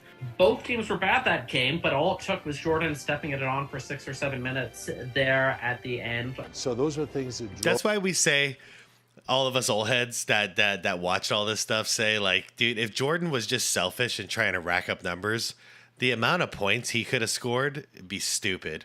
And then the amount of assists he can get just because he's taking in that double team would also be stupid. I mean, I'm talking like 40 and 10 and like 7 rebounds. That could have been him if you wanted to. Fight me in the comments if you want. I welcome you to. It's all good. I saw it with my own eyes. I know what he was capable of. But the thing is he wanted to win. Win first, look good second. Y'all seen White Men Can't Jump? It's been a minute for me. Drove him, the little things that drove him. 24 points in the last 10 minutes. He went on Goodness the next gracious. 15 points to beat us. I poked the bear that night, and he showed me truly what greatness meant. And so that was a learning lesson. We go in the locker room after the game. Mike has killed us. Right. Byron Scott was assigned to guard Mike. Oh, I was waiting for this. Yeah, Byron Scott, he should be the most pissed off of anyone. They've been doing a great job. Against Byron Scott. In every game that I went in playing against MJ, first of all, I was like, man, I'm happy it's just twice a year. You know, he ain't in the West Coast. I'm happy it's twice a year. And it wasn't I was scared. It was just like, you know, I'm going to challenge his ass as much as I can. And then Mike lit him up for 24 points in the last 10 minutes of the game. And he is just embarrassing Byron Scott. I'm not even making fun of Byron Scott. Like, Byron Scott simply cannot, I was going to say can't stay in front of him. He can't even really react. What are you going to do against that? Byron Scott left in the dust as Michael Jordan now goes to all-world NBA Jam on fire. Yeah. He comes in the locker room. He's on fire. He walks up to Derek Martin and says, listen, don't you ever talk to the guy I'm guarding. Yep. I know this dude's a killer. I said, but I gotta go out here and show up. You talk to your guy. Yeah. Don't you talk. Oh, we had to break. It was almost a fight in the locker room. And that's the story of Michael Jordan. And that's the story of the Vancouver Grizzlies. Oh, man. And I hope you guys enjoyed the video. If you did, please help me out by hitting that like button. Splash. Oh, man. On December 17th, 1997, one of the most infamous pictures in NBA history was born. A 26-0 to shout about. Yeah, I love that. Little advice from the master right here. A 19-year-old Kobe Bryant, who was just starting to break through and emerge as a star of the future, was asking 33-year-old Michael Jordan for some advice in the post, particularly how to feel out a defender when turning around for a fadeaway. Yeah, Kobe's using the legs to learn and continuously develop his game became a staple in who he was and his legacy as a player. Considering he'd go on to put together one of the most robust and unstoppable post-scoring arsenals in NBA history, I think it's safe to say this discussion might have gone a long way. The story behind this picture, though... I love it.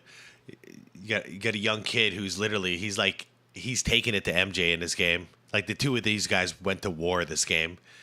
And it's just a mutual respect. He knows who he is. He's been looking up to him his whole life. So he doesn't even hesitate. He's just asking him for advice. And Jordan came out and said after the game, what was Kobe asking him about? And he was asking him about the post game. How do you feel the defender behind you when you're posting up? And MJ said he's just used the back of the leg. And very interesting advice.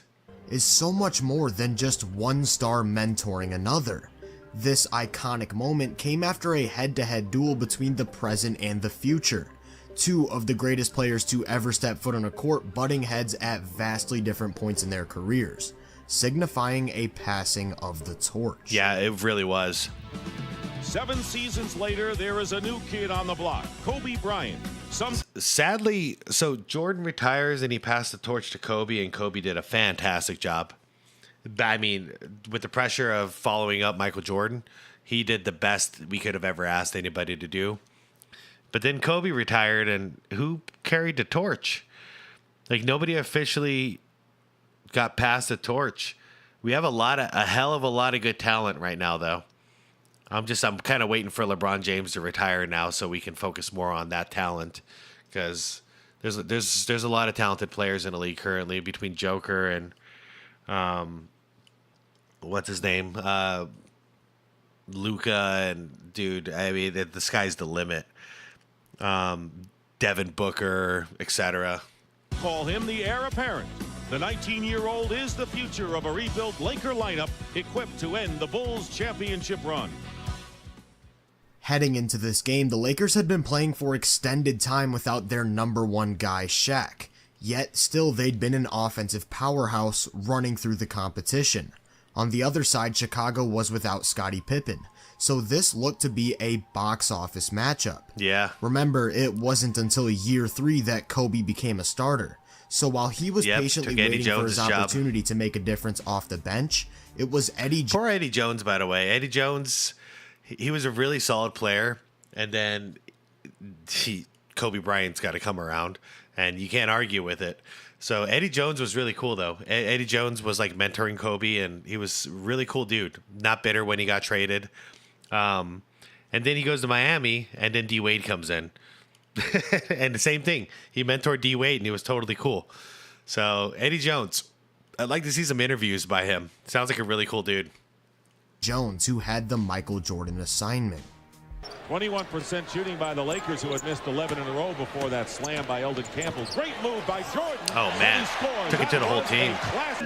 19-9, Chicago. Jordan, great move inside, and Michael Jordan teaching Eddie Jones. And they are getting a shot off within 3 to 4 seconds. And Jordan is fouled by Eddie Jones. It wasn't just scoring, but MJ was completely dominating Eddie on both ends of the floor. Here, Jones is going to look to hesitate into a pull-up jumper, but that doesn't make it over the supersized hands of Mike.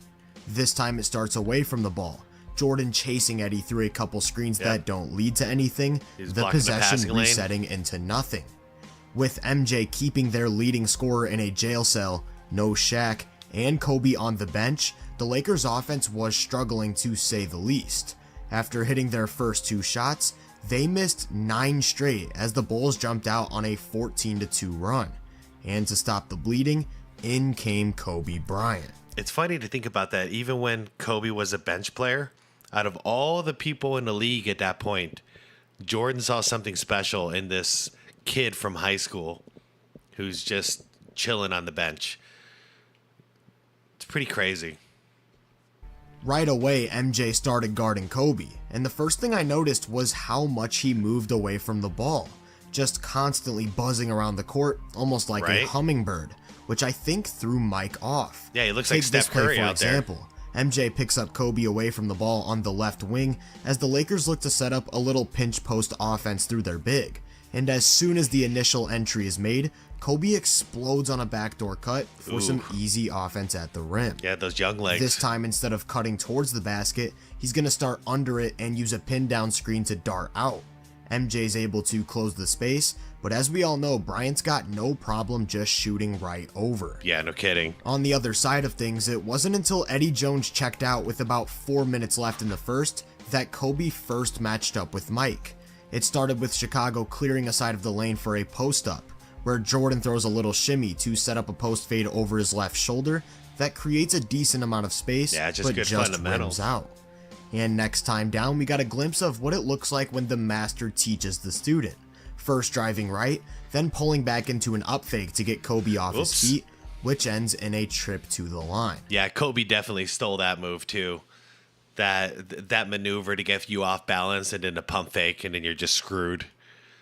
Kobe was hella good at it too. Jordan would finish the first quarter having made an immediate statement. This was still his league. To start the second, Kobe spent some time out there with Mike on the bench, and in these minutes he was relatively quiet, although he did knock down this spot up 3, and we also got a crude angle of a baseline action that set him up for an off-ball jumper over Ron Harper. It wasn't until about 7 minutes left in the half that Jordan would check back into the game, but that was directly after Kobe picked up a 3rd foul. So that meant they'd play the remainder of the half with Bryant anxiously watching. I mean, what are you going to do? A young kid, no matter how talented you are, your assignment is to guard Michael Jordan. He's going to get you. He's going to get you in foul trouble. LA's other star wing, Eddie Jones, was also in foul trouble. So that meant the Lakers were left with one of Rick Fox, Robert Horry, or Nick Van Exel defending Michael Jordan. Well, the Bulls bench coming alive. There is Michael Jordan finally over. God damn, that was quick. 30% in threes and only 68% on the line. Oh, Van Exel. Jordan is fouled. Good luck. Talk about the free throw shooting. If you don't play hard for 48 minutes. Jordan with a move to the baseline and a foul against Rick Fox. Come halftime, this game wasn't too competitive. The Bulls led by 16 behind MJ's 21 points, while Kobe had scored just 9 in about 10 minutes of play. Hey man, that's to start damn the good. third, he was again on the bench. But it was made abundantly clear early on that if the Lakers wanted any chance at keeping this game within reach, he'd have to be on the floor. It's just smooth. So with about 8 minutes left in quarter number 3, down by 24, he made his return to the game. And for the first time, he and Mike were matched up with each other on both ends, finally giving us the head-to-head duel. Time in the matchups today. Kobe Bryant is guarded by Michael Jordan. And Yep, you could tell. This is before he knew how to read it. Kobe Bryant's 19 and at the same age. Michael Jordan was a sophomore at the University of North Carolina. And Bryant missing from outside. And they took a 5-0 lead, and that was it for them. Kobe Bryant fouled by Jordan, and he'll go to the line. You see how different his fadeaway looked back then? Jordan guarded by Kobe Bryant. Here, I'm going to be a jerk here. I just want to see it again. Go to the line. Where was it? Kobe Bryant. Hold up. From outside, and they took a 5-0 lead. And that just look how different his jumper was. Look at his legs. Kobe Bryant fouled by Jordan, and he'll go to. He was going up stiff just because he didn't know what to do with his legs yet. So that was lesson number 1 from MJ. And then he took many others afterwards. The line. Jordan guarded by Kobe Bryant. See what he does against the youngster. Oh my God. Nice missed tip. The tip. Rodman almost tipped it. Here's Jason Caffey making his first appearance in the game. Jordan's fall away against Bryant. Oh my God, Luke Longley with a rebound and point. Kobe Bryant up and under and fouled by Luke Longley. Love the way the Bulls have not given an inch, even with their big lead most of the game. Jordan trying to get an offensive What was that, foul MJ? before he came to Chicago. Kind of regained that again, and an offensive foul. 4 personal fouls on Michael Jordan, who has 32 points in the game. Kobe doing the post again. Again. Kobe Bryant God, with the that ball jumper away. looks so off Every minute balance. that we have played here this evening, but this is how they play defense most nights. Michael Jordan gets 2 more, 34 for That's Jordan, easy. and the Bulls playing on both ends of this. While they both got the better of each other multiple times, they went to war. It was clear that Kobe was just too much for anyone else who tried to match up with him. Here it's 6'2" Randy Brown, and he has no trouble backing his way in close for an acrobatic finish through contact. Randy Brown was a really good defender off the bench. He only played garbage time for the most part because he wasn't that talented. But defensively, very good, solid player. And when it was the sturdier Ron Harper, Kobe's burst became the problem. Getting right by him on a drive, that led to a pair of free throws. It was also clear that Kobe's speed was too much for the older Chicago team to keep up with, getting out and running in transition as much as possible.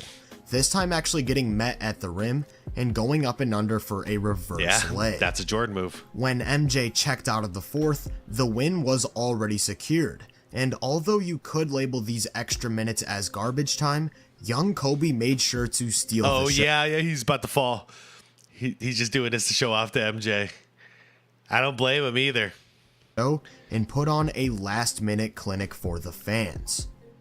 For 36 points, Luke Longley also on the bench after establishing a career high of 23. Kobe Bryant turn it over to the Lakers, and here's Bryant. Boom. Wow, let's get the Show slam Jordan. dunk Show back Jordan. into the All-Star game after that one, huh? First Oh, man, what they're not showing is Jordan just sitting there smiling. He's just watching, kind of in awe, just watching Kobe play just with a big old smile on his face. Like, he knows. If this, if he's giving Jordan trouble at this age, forget about the rest of the league. And yeah, we found out what happened. He lit up the rest of the league. It's crazy. I wish we got more years of this, but we did get plenty of games, but it was like old Michael Jordan against young Kobe. But prime versus prime, I wish we could have seen some matchups between these two. But this is a more beautiful story, I guess. It's a handoff. To the game for Joe Klein.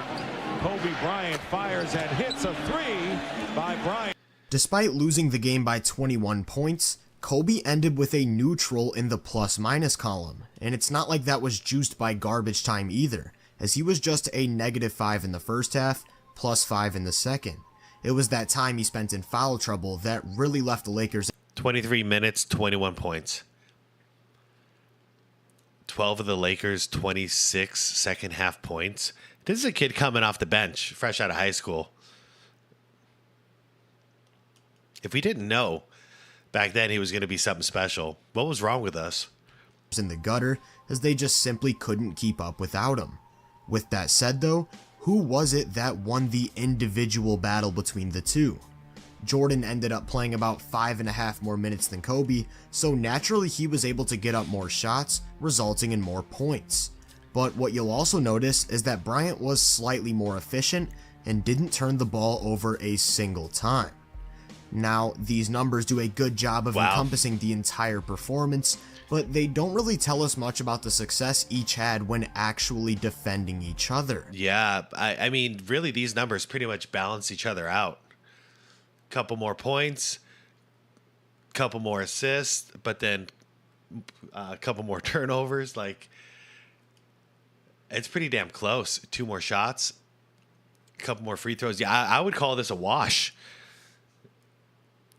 That's insane. Though, to be fair, most of Kobe's points came after the fact. So after it was a blowout, he probably got like nine of those points. Kind of in garbage time, where he was just showing off for MJ while MJ was sitting on the bench watching.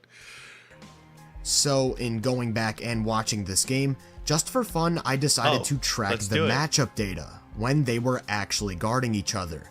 Thankfully for sample size purposes, they both defended each other for exactly 19 possessions, making the comparison a lot easier.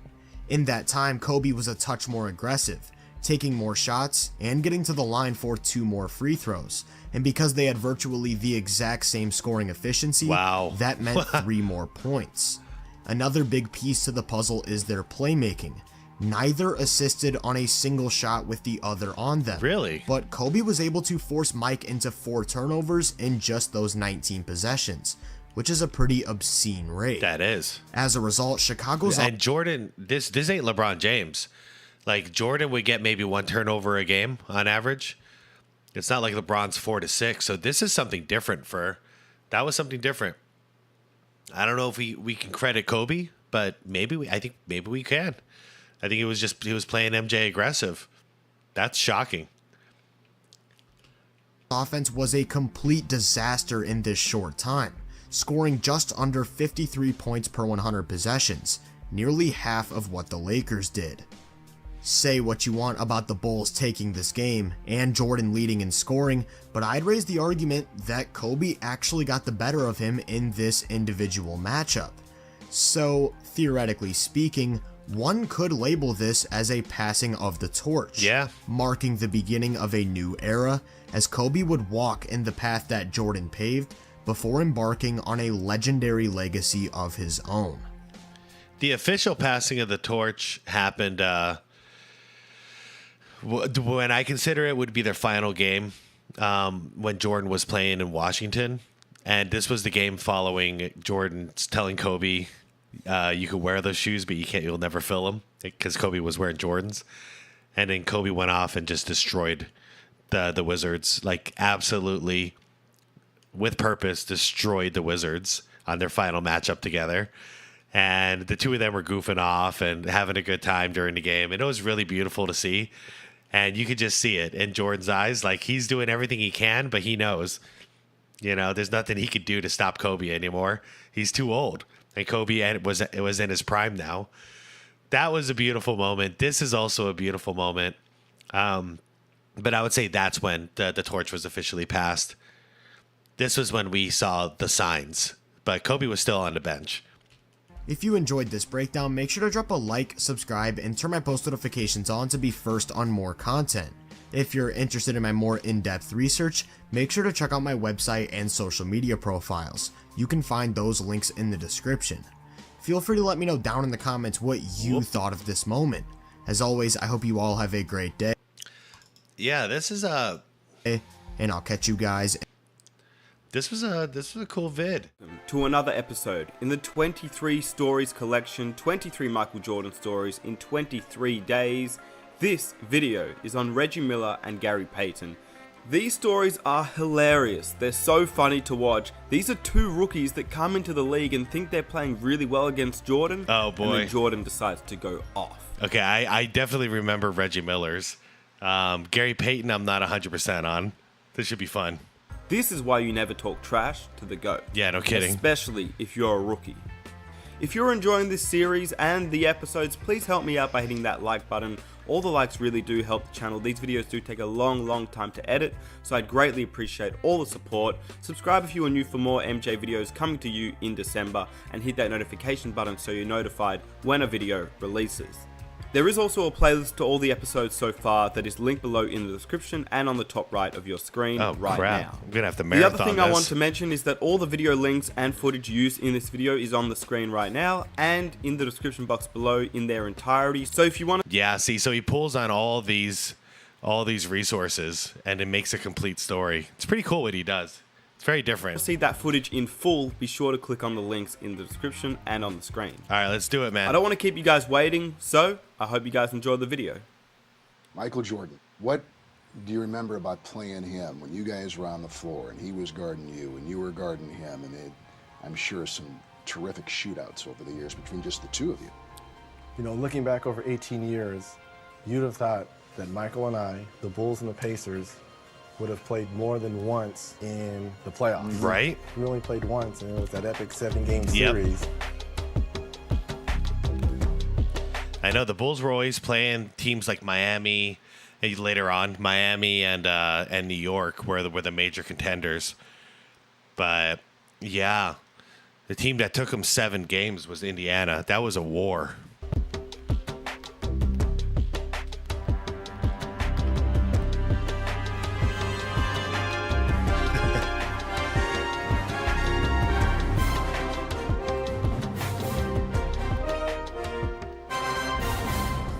Yeah, Michael, I did push you too. I saw this speech.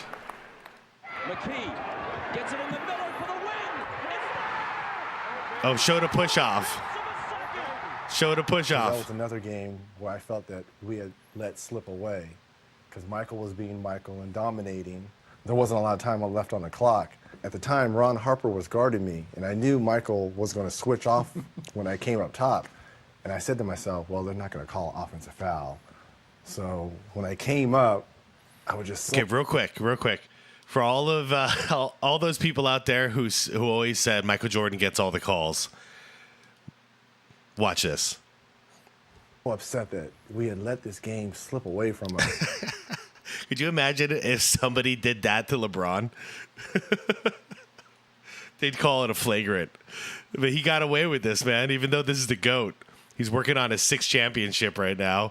Reggie just pushes his ass off. Look at this. Look at that. You can't deny it. And Boom. Let this game slip away from us. I basically just shoved Michael. I just pushed him out of the way, daring the officials to call offensive foul because I was so upset. But I've seen you do it so many other times with so many other players.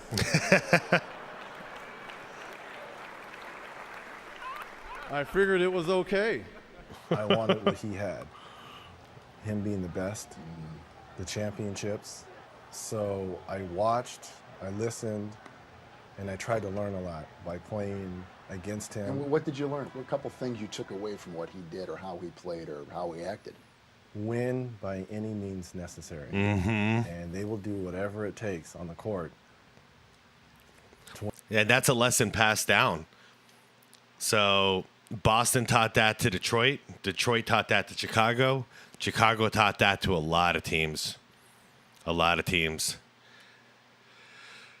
And then the Lakers kind of inherited that with Phil Jackson and Kobe.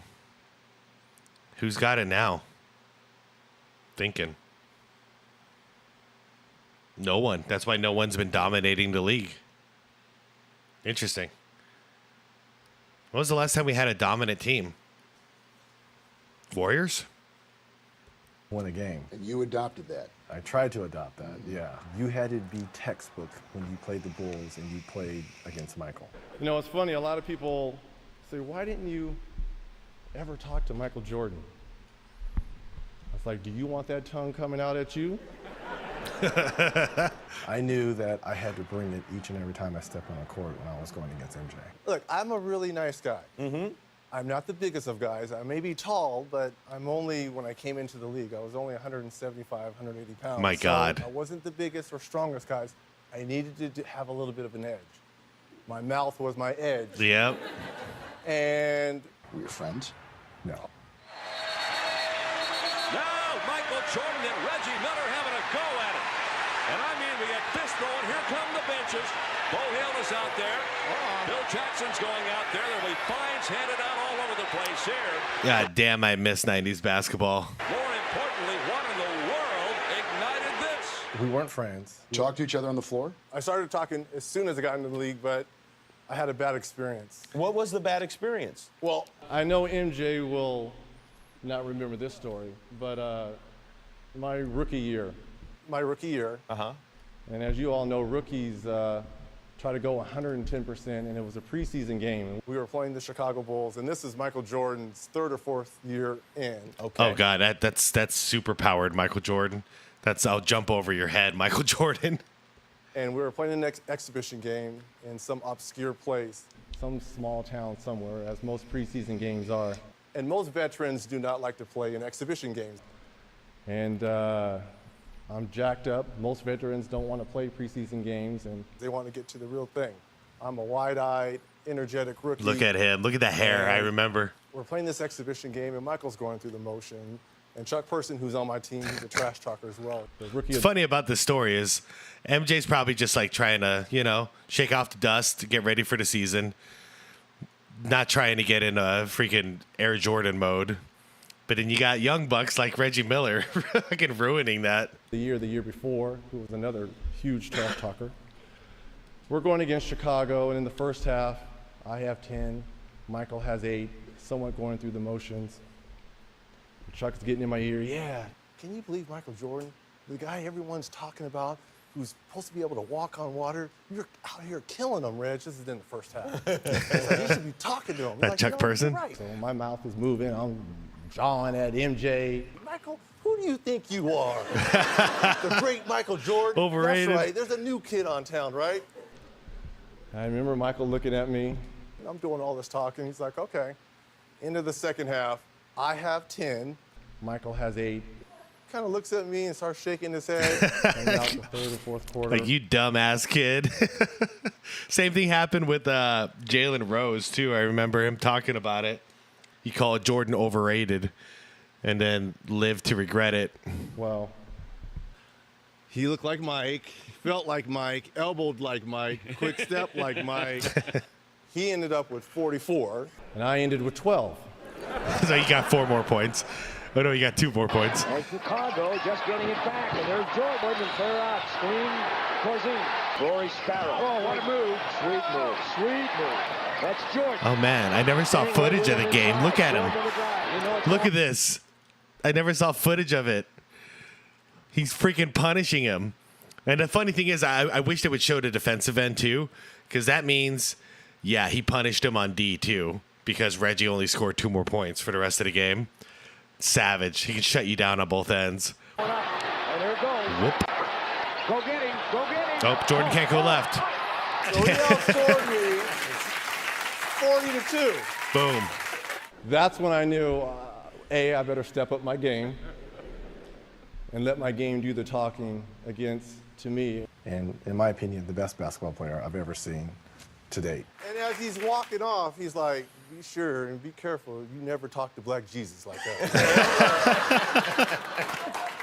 Okay, I'm so sorry. I'm so sorry, Black Jesus. Freaking Black Jesus, dude. I love it. Jesus, I'm so sorry. Did you ever do it again? Never to Michael Jordan.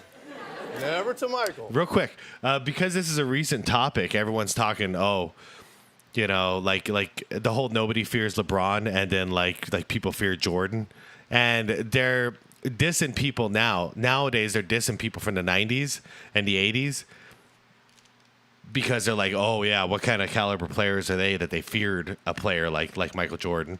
You know, they're just trying to cover up for the fact that it's come out multiple times that nobody fears LeBron James.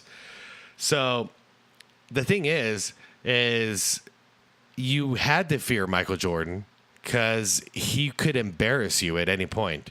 That's all it is. It's not like they're scared of him physically. They're scared of looking like idiots on live TV because Jordan's just going to go off on you and you can't do a damn thing to stop him.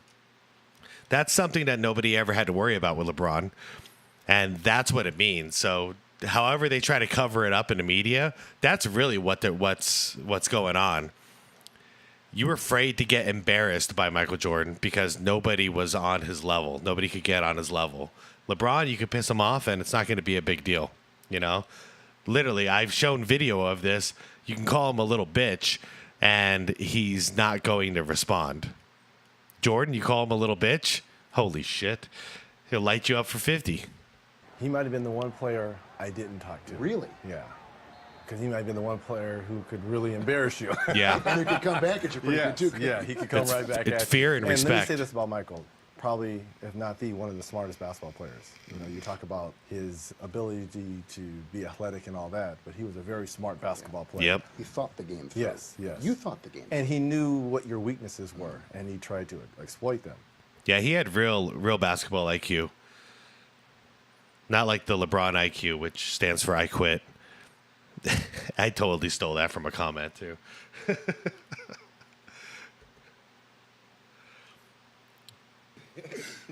We always start this off. This a good one for him. I want to hear this. Yeah, we always start this off by asking who was the first person to bust your who got ass to the league to bust your ass. Y'all know that motherfucking MJ. I didn't know it was him. He didn't even hesitate. I want to hear the story. Yeah, I was talking shit to him in preseason. You know, I didn't know that they don't play in preseason. Right. Again. So, dude, Jordan can't take a break in preseason. All these young rookies keep coming in and talking shit to MJ. They just cruised through it, and then when the season got there, he took it personal because I had like 20 on him in preseason. He didn't play. I was talking a lot of smack. So I'm killing him. Had about 21. He played about 7-8 minutes. Oh, no. Then all of a sudden, we got to play him in the first game of the regular season. The backcourt, the rookie, Gary Payton. Watch out, the number 2 draft choice in the NBA. Shout out to the glove, man. Rookie of the year. He come to Seattle. First thing he get on the floor, he was like, Pip, Armstrong, the young fella, he mine. Everybody, I got the youngster. I got the rookie. All night. Let me bust his ass all night. Payton with the basketball, nothing doing out there, and a long pass stolen by Michael, and here we go. Whoa! Ooh, did he get shoved? Out on the right wing, Payton trying to go on Paxson. He lost the ball, and here comes Michael again with Horace on the wing. All the way to the glass goes Michael Jordan. And he's like, this ain't preseason. You know what I'm saying? Man, he remembered it, man. And then all of a sudden, Jordan posting up, jump shot over Payton. Oh, yeah. The reload goes and a foul on the rookie. That. Payton trying to pull his hand out of the cookie jar. He gets his second foul. Michael. That was young. That was still relatively young Jordan. So, like, he could literally just out-hang you and he'd get the shot off on the way down. Have you ever seen another player do that? Because Jordan couldn't even do that really in the second half of his career. But I don't recall seeing anybody else do that. Just jump up, you're contesting the shot, but he's going to hang in the air longer than you and then shoot it on the way down because you're no longer a threat to him. Went down in the lane. Man, I get quick 2 fouls, man, in 4 minutes, man, I sit down. Played about 8 minutes. Had no points. about 2 assists or whatever. Fouled him, and that's 4 on Gary Payton. Crowd didn't like that. Not much question about that. Oh, man. When I sit down, man, I'm got 35. Michael left wing. Gonna put it up. Welcome to the NBA. Daly, his second. There's your triangle play. And, so much for the triangle. Imagine that, the very first game of your career, and you have to face off against a pissed-off Jordan. And he had 35. I'm over there with no chewing that gum, looking at me like. So Michael with the steal. Showtime in Seattle. All this is one game. That's what they came to see. Boom. Error this time. Right, Jordan. Yes. I wonder how many steals he had because all those breakaways. The game, he was like. I told him, welcome to the NBA. and moved on. Welcome to the NBA. Oh, man. Thanks so much for watching the video. If you did enjoy, please help me out by hitting that like button. Yeah, for sure. Go support Nick Smith, NBA. Dalton Smith right there for the rebound. 47-31, Miami with the lead. Smith into the corner, Rex Chapman for the open. Oh, Chapman. Okay, so this is going to be about Rex Chapman. Yeah, the two of them are friends. I think they used to play golf together too. Let's learn about it. Wearing the Bulls out here. Wearing them out. Did y'all just see that? I've got to check the date on this because I'm pretty sure that isn't from 2021, and that isn't Stephen Curry. This game between the Miami Heat and the Chicago Bulls was back in 1996. Damn, yeah, that's back when Pat Riley was still coaching. He just went there from New York, and that's when he became like big boss, basically, in charge of all the operations as far as GM and coaching. Anyways, Rex Chapman, the guy used to play for the Suns too for a while. This guy could get hot, okay? At any point, he can get hot. And he's loud, and he was a trash talker, man. And the man that took that shot is named Rex Chapman. Yep. The NBA's most interesting man that some of you younger fans have never even heard of. Yeah, I bet. You see, not only was a stunt like this unprecedented in 1996, but Rex pulled this off on Michael Jordan. Look at him and talking if you trash. Think that's disrespectful. You won't believe what he did next. Yeah, that's why Rex was a madman, dude. He's sitting there barking at Jordan like Jordan ain't no thing. He was a character. Today's video is brought to you by SeatGeek. All right, SeatGeek. With live events making a comeback and a new NBA season upon us, not so much. I've been easy and it's a surefire football, baseball, festival. SeatGeek's got it all. Download the app, use $20 off your first order today. All right. Back in 1988, the Charlotte Hornets drafted a young player out of Kentucky, a first-round lottery pick nicknamed Boy Wonder, or as most know him, Rex Chapman. Now, Rex was a one-of-a-kind player, one of those guys with an irrational amount of confidence that you love to was for the Suns. Watch play. You know, the J.R. Smith, Lance Stevenson types. The man can miss 10 straight shots, then turn around and drop 20 points in the next quarter. Yeah. In a league where three-pointers were not the go-to shot, Rex was putting up 6 threes a game. Crazy. That's the same amount of three-point attempts that Trae Young averaged last season. And yeah, and I'm not going to like glorify Rex Chapman. He was not like a superstar, but the dude did have ice in his veins, 100%. he did it with Russell Westbrook efficiency. Is that a good thing? Not at all. Did Rex care? Nope. No. The guy was electric. He was versatile. He's a gunner. In 1991, Rex took part of the NBA Slam Dunk Contest and almost won the whole thing. Oh, wow. Rex is also the son of former ABA player Wayne Chapman. I didn't know that. A Kentucky legend. Dude has the longest NBA mixtape I've ever seen in my life. Dude, that hair is glorious. 50 minutes. A 50-minute mixtape. Wow. Rex also has one of the craziest playoff shots you'll ever see. An yeah. off-balance, game-tying Bang. three-point fadeaway with a hand in his face. Nothing but net. Yeah, we were big rivals with Seattle, too.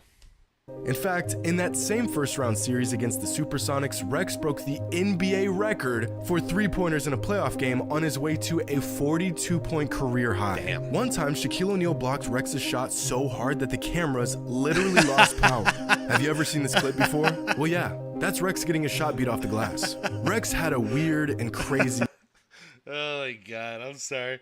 This is one of those like one of a million crazy stories about Shaq that it's unbelievable, even though it is Shaq. But man, Shaq did so many crazy things like this.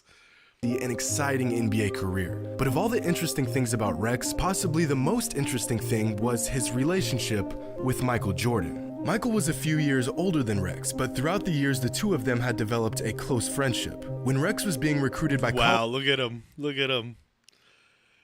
I think that's fresh out of high school. Colleges, Michael personally called him and tried to persuade him to go to UNC. Both Rex and Mike shared the same agent. Little known fact, Rex was actually supposed to be in the original Space Jam, but right before filming, he broke his leg, so he wasn't able to be a part of the movie. Dude, I didn't know that. I mean, it makes sense because Jordan's homies were in there. Barkley, Patrick Ewing. Movie. Rex played Michael many times throughout his career, 23 times to be exact. Wait, put it in the comments down below. Have you guys, who here has seen the original Space Jam? Like that was huge back in the day. Bill Murray, man, Muggsy was in there. I got to go back and watch that. It's been like 30 years since I've seen it. But yeah, have you guys seen the original? I have not seen the LeBron remake. I mean, feel free to talk about that in the comments too, but I'm not planning on it. But yeah, have you guys seen the OG with MJ? And he did fairly well in those matchups, averaging 14, 2, and 2 a game. On the other hand, Mike... much better? Mike outplayed him every time. Jesus. All right. 14 to 32. I mean, this shouldn't even be a comparison. 2.3 to 6. 2.4 to 6. 43% to 53%. Jordan even shot better from the 3, and that was Chapman's expertise. So you all say Jordan can't shoot 3. Whatever. Okay. Yeah, obviously Jordan played more minutes too. So, I mean, the most impressive stat I see in there is the 3-point percentage. The two percentages. Well, almost every time. On February 23rd, 1996, Rex Chapman and the Miami Heat faced off against Michael Jordan and the Chicago Bulls. Oh, Rex is going to go off, This Bulls team was and still is widely regarded as the best basketball team of all time, coming into the game with a ridiculous record of 48-5. The Heat were a below-average team with a record of Lonzo, man, of 24-29. But remember, Rex has irrational confidence, so he came out firing. Rex Chapman puts up the 3 and hits. Baseline. Kicks it out. Rex Chapman, an open 3. I think I heard that guy say, "Stick it, Rex." Last night, kick it back out. Chapman for 3. God damn. That's a great job. All you have to do is go out and just fire that ball up. Just 8 minutes into the first quarter, and Rex already has 10 points. He's heating up. So Michael decides to pick Rex up full court and stick on him like a shadow. This immediately backfired on Mike. Doubleheader. Back-to-back or doubleheader, probably. I don't think they've lost one of those as Rex Chapman puts it up. Michael should pick up the personal foul, and does.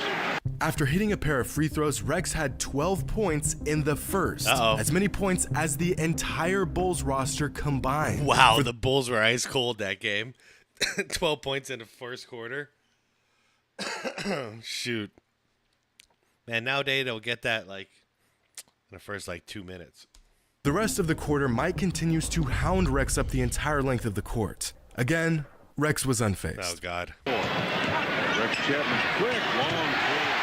Circle, looks for the open man. Oh, MJ almost got it. Chapman, an open 3. Damn, he's killing Mike Chapman this will bring game. it across the timeline. Oh, shoot. Chapman. Look at that. This guy was sick. Rex was sick. Double team him. He's got 6 now. He's at 23 points. 29 is his high for the year. And he is a pure red-hot shooter. Yeah. Into the corner, Rex Chapman for the open 3. Yeah, he's on fire. Wearing the Bulls out here. Wearing them out. 50-31, Miami with the lead. By the way, the reason I brought up Pat Riley was the idea of Phil Jackson versus Pat Riley in the coaching department. That's a cool matchup in itself. Rex is absolutely torching Mike. 6 threes and 24 points in the first half. Damn. Things were getting ugly. So ugly that Phil Jackson had to make a call that he had never made before. Phil Jackson told Mike to switch off of Rex Chapman so Steve Kerr could guard him. Steve Kerr? What does Phil know that we don't know? Because Steve Kerr is notoriously one of the worst defenders of all time. That's why he almost never played. Like, he got, maybe an average of, 10 minutes a game for the Bulls. He'd go out there, shoot a couple threes, and he'd get the hell out of there because he can't play defense.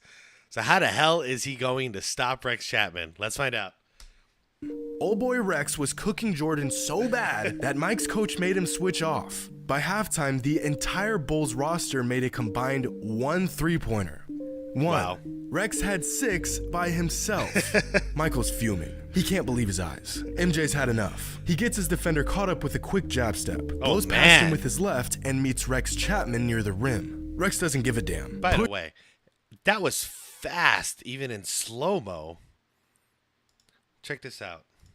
With a quick jab step, blows past him with his left and meets Rex Chapman near the rim. Rex doesn't give a damn. Pushes Jordan out of bounds. Damn. And here's where things get interesting. Okay, yeah, now it's getting disrespectful, Rex. In an interview a couple of years ago, Rex says that he didn't say much to Mike. You know, you couldn't let Michael dunk it. It was sort of a rule. If you dunked it, the crowd's going to get into it. His teammates get into it. He made a move baseline. You know, I sort of launched into him just to get him before he got off the ground. I don't think we had the same agent forever. Michael called me to go to Carolina in 1984. Oh, he recruited you? Yeah. So I'd known him forever, but I think he didn't see who got him. He did, and he turned around to say something, and we kind of got nose to nose. There was no anything really said. He's saying something. He's feeling hot, man. Rex was hot.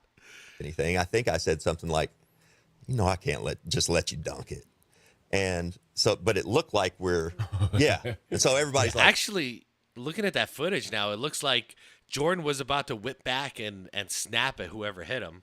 Saw that it was Rex and backed off because he was like, all right, you know, let's take it easy. But then Rex came in hot. Rex was still just yapping. So and Jordan's like, all right. That was a funny exchange. You were talking so much noise to Jordan. I was like, no, I was not doing that. I think you were, man. But other accounts recall Rex saying something much, much different. I know that look. That look when you do the high chin, you know, when you do this high chin action with the big old grin on your face and you're nodding up and down while yapping with a smile. You're talking some shit right there. Something along the lines of, you can't guard me. Get out of my face. You better switch off.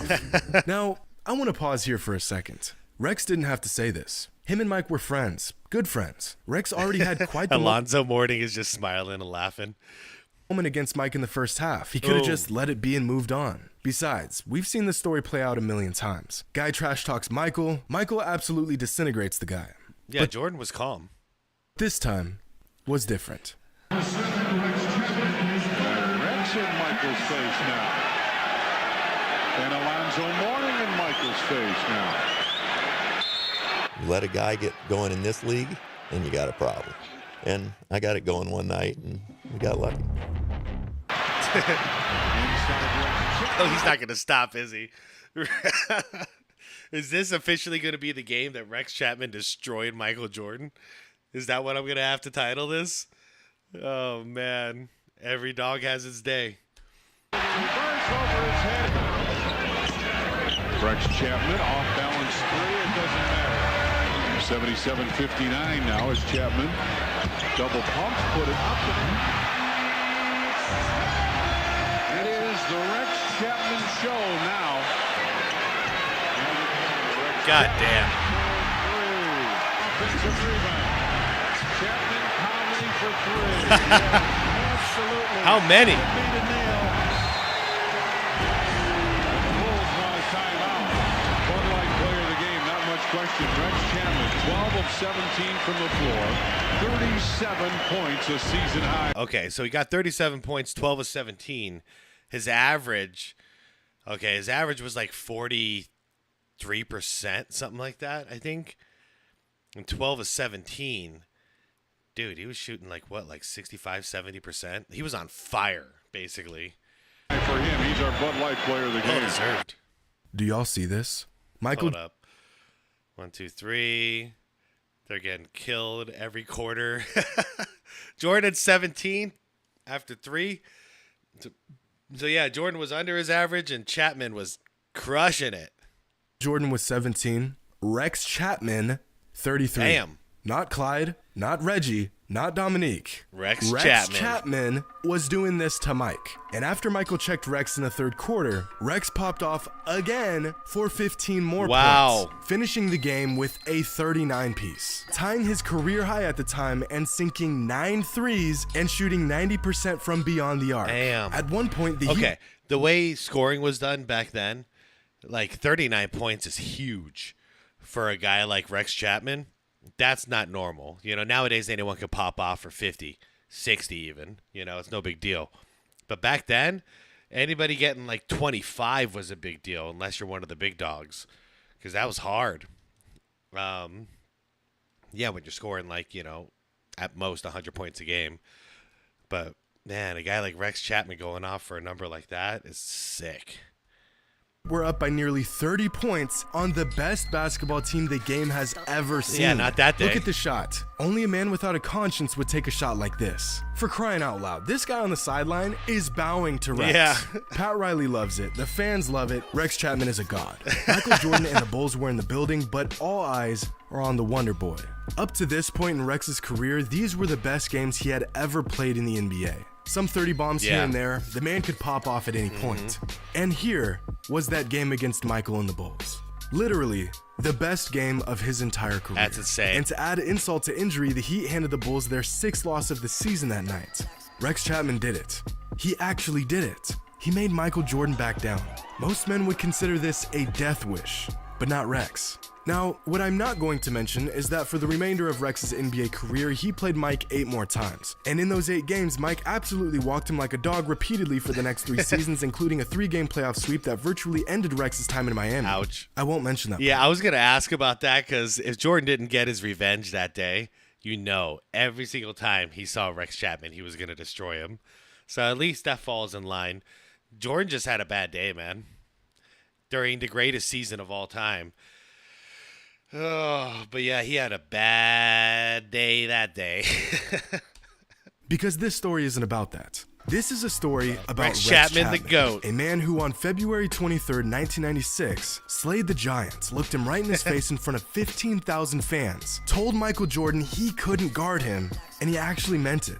The NBA's most interesting man he backed it up for a day. All of you have now definitely heard of. That was awesome. When will the lies stop? There's a lot of confusion surrounding the 1991 Eastern Conference Final Series between the Detroit Pistons and the Chicago Bulls.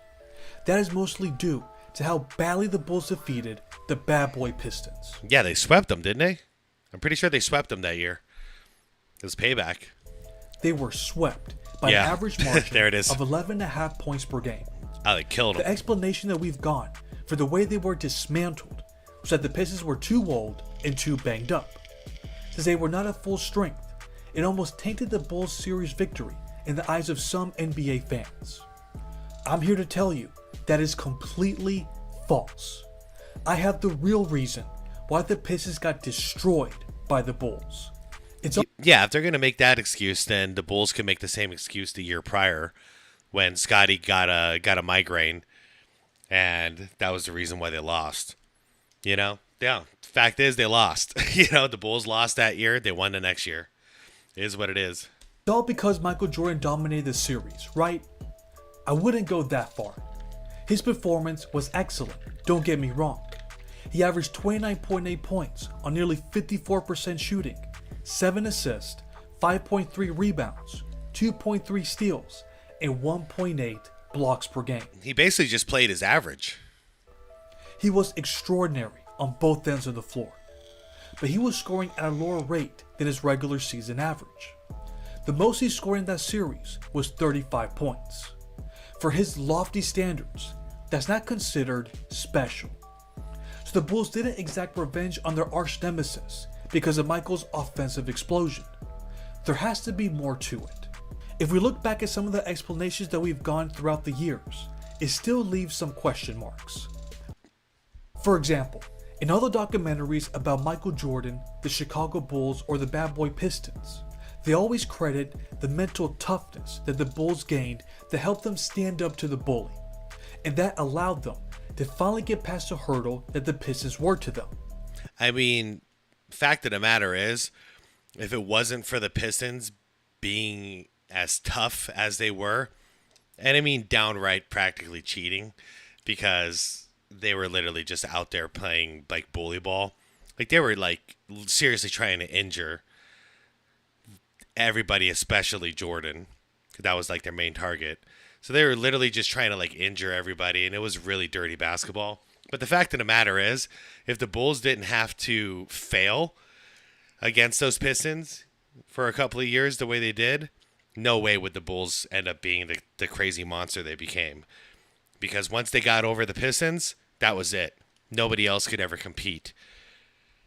But that just always seemed too simplistic. I do concede that the Bulls did a much better job in not reacting to their physical play.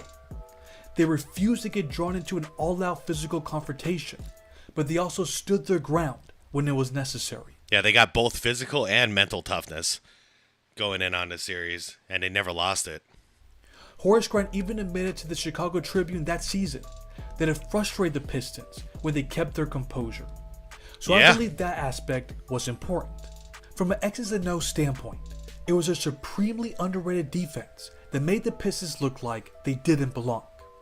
They couldn't figure out how to crack the energetic Bulls defense. It's funny. It's just like nowadays how, you know, we have like cancel culture and cyber bullies and all that stuff. And what the Bulls did was a version of that. Don't respond to the bully. Don't play into the bullshit. You know what I mean? So the Pistons were trying to get a rise out of the Bulls like they did against everybody. Get them distracted, get them to play overly physical, and get those guys in trouble. But the Bulls just stayed composed, did what they set out to do, and whooped some ass. You know, same thing on this in a cyber world. If there's somebody coming after you, and it's stupid, they obviously just want attention. So just don't give them attention. You know, ignore them. You don't feed them. Let's take a look at the numbers. The Pistons averaged 100.1 points per game for the regular season. But for this series, they were held to 95.3 points per game. Good D, Bulls. We'll get to why the whole "they were too old and banged up" claim is bogus in just a moment. But let's first prove that the Pistons weren't the only team to underperform due to Chicago's dominant defense. In the first round, the New York Knicks averaged 17.1 points less than the regular season average. Versus 86. Wow. In the second round, the Philadelphia 76ers averaged 11.2 points less than the regular season average. Damn. And in the finals, the Los Angeles Lakers averaged 14.7 points less. That's huge right there. So, Showtime Lakers were averaging, they were scoring a lot for 1990-91. So 106 points per game in the regular season. Then when they faced up against the Bulls, they shot down, 15 points? Yeah. They shot down 15 points a game. It's crazy. That just shows good defense right there. Less than the regular season average. So I guess the Bulls made everyone look old and banged up. Right? There was a reason. Yeah, they said that about the Lakers too, so same excuse. Why Chicago went 15-2 in the playoffs. But let's go back to the series in question. Let's look at some of the numbers that the Pistons players recorded. We first have Joe Dumars, who was their leading scorer in the regular season with a 20.4 points per game average. By the way, young buck friend of mine, I was mentioning how good Joe Dumars was because we were kind of debating, he was saying the Bulls team were stacked and all this stuff, and he was comparing Joe Dumars to B.J. Armstrong and also comparing him to John Paxson and then also comparing him to Steve Kerr. And I laughed so hard. I'm like, you guys don't know who the hell Joe Dumars was. That dude was for real. Steve Kerr, Paxton, BJ, they were just bottom tier guards. But Joe D was, he was 1A. He was 1B to 1A when it came to him and Isaiah. They were co-stars. He was held to 12.5 points for the series. James Edwards and Bill Laimbeer, who combined to average 24.6 points in the regular season, averaged a combined 13.1 points for the series. The secret to the Bulls' success was their constant pressure on the ball that didn't allow the Pistons to set up their half-court offense. The two-man offensive game, usually featuring Isaiah and Bill running a pick and roll, with Laimbeer either shooting a wide-open jumper or Thomas driving to the basket, was completely eliminated. The Bulls were so effective in fighting through screens and switching defenders, allowing Horace Grant and Scottie Pippen to bother Isaiah with their length. By the way, Joe D's a real one. All these years and all this rivalry and everything, he has nothing but positive things to say about Jordan. And Michael Jordan has nothing but positive things to say about Joe Dumars. So there's a little difference between that and what happened with Isaiah. So if Isaiah wasn't a little prick, a little petty asshole, they'd probably have a good relationship. But there was no, Isaiah wasn't giving him respect, so Jordan didn't give him any respect back, and it's still going on in 2024. It's silly. But, yeah, Michael Jordan respects the hell out of Joe Dumars. Always has. Showed that their traps, pressure, and athleticism on defense were their most dangerous weapon. You had Scottie Pippen, who was all over the court. Take, for example, his Game 1 performance when he had 6 steals that's disrespectful. and 5 blocks. The only other player to record over 5 steals and 5 blocks in a playoff game is Hakeem Olajuwon. That's sick. When you have a player averaging over 3 steals and 2 blocks, along with 22 points per game, I mean, how do you even contend with that? Yeah, that was prime Pippen, man. Pippen was killing it for a little while there. Then we have the defensive versatility of Horace Grant. We're talking about a 6'10" power forward who could guard the full length of the floor. If that's an incredible luxury to have in today's game, imagine the advantage the Bulls had during that time. Yeah, disadvantage was that he was short. And he wasn't too blocky. Like blocky as in like beefed up. But he was quick, and he was a fantastic defender. Not so great on the offensive end, but as far as doing all the dirty work, Horace Grant was pretty damn legit. And finally, they had the greatest two-way player Bang. in NBA history. That's disgusting. Michael Jordan played an important role in forcing the backcourt of the Pistons to play inefficiently. For example, Jackie McMullen made this interesting observation for an ESPN article in 2020 about Jordan's strong... Man, look at that. I mean, nowadays, if you see the same highlight, but put LeBron where Jordan is, Bron would just walk off the court and then yell at, put his hands up in the air and yell at one of his teammates. Defensive play against the Detroit Pistons. Quote, in that series, Detroit averages 0.79 points per play with Jordan as a primary defender and charges 35%, according to ESPN Stats and Info. Jordan relentlessly tracked guards Isaiah Thomas and Joe Dumars, pickpocketing them in the backcourt or springing out of his low defensive stance with cat-like quickness to flood their passing lanes.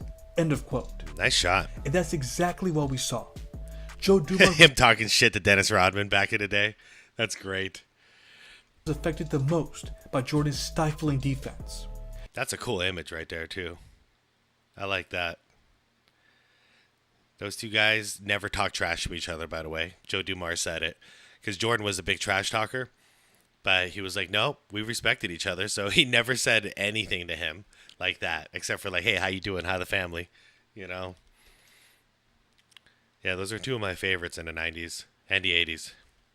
He averaged 34.7% from the field for the series. That's the lowest field goal percentage that he shot in a series for his career. Wow. So don't think for a second. And Jordan was guarding him. That the Pistons were no longer a formidable opponent just because they got their butts handed to them. Don't forget that Isaiah Thomas, Joe Dumars, Dennis Rodman, and John Salley were all under the age of 30 at the start of the season. Yet Isaiah Thomas makes the excuse that it's because they were all old. They were in their prime. They were actually in their freaking prime. But the Bulls beat them. So instead of just manning up and being like, hey, we whooped their ass for a couple years and they came back and got revenge on us. Congratulations, Chicago. Did they pull all this stupid crap?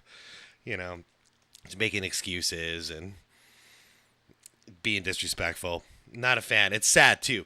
Isaiah Thomas used to be one of top 3 favorite players growing up. I used to wear number 11 as a tribute to him when I was a kid playing basketball. So I'm not a real big fan of how he turned out.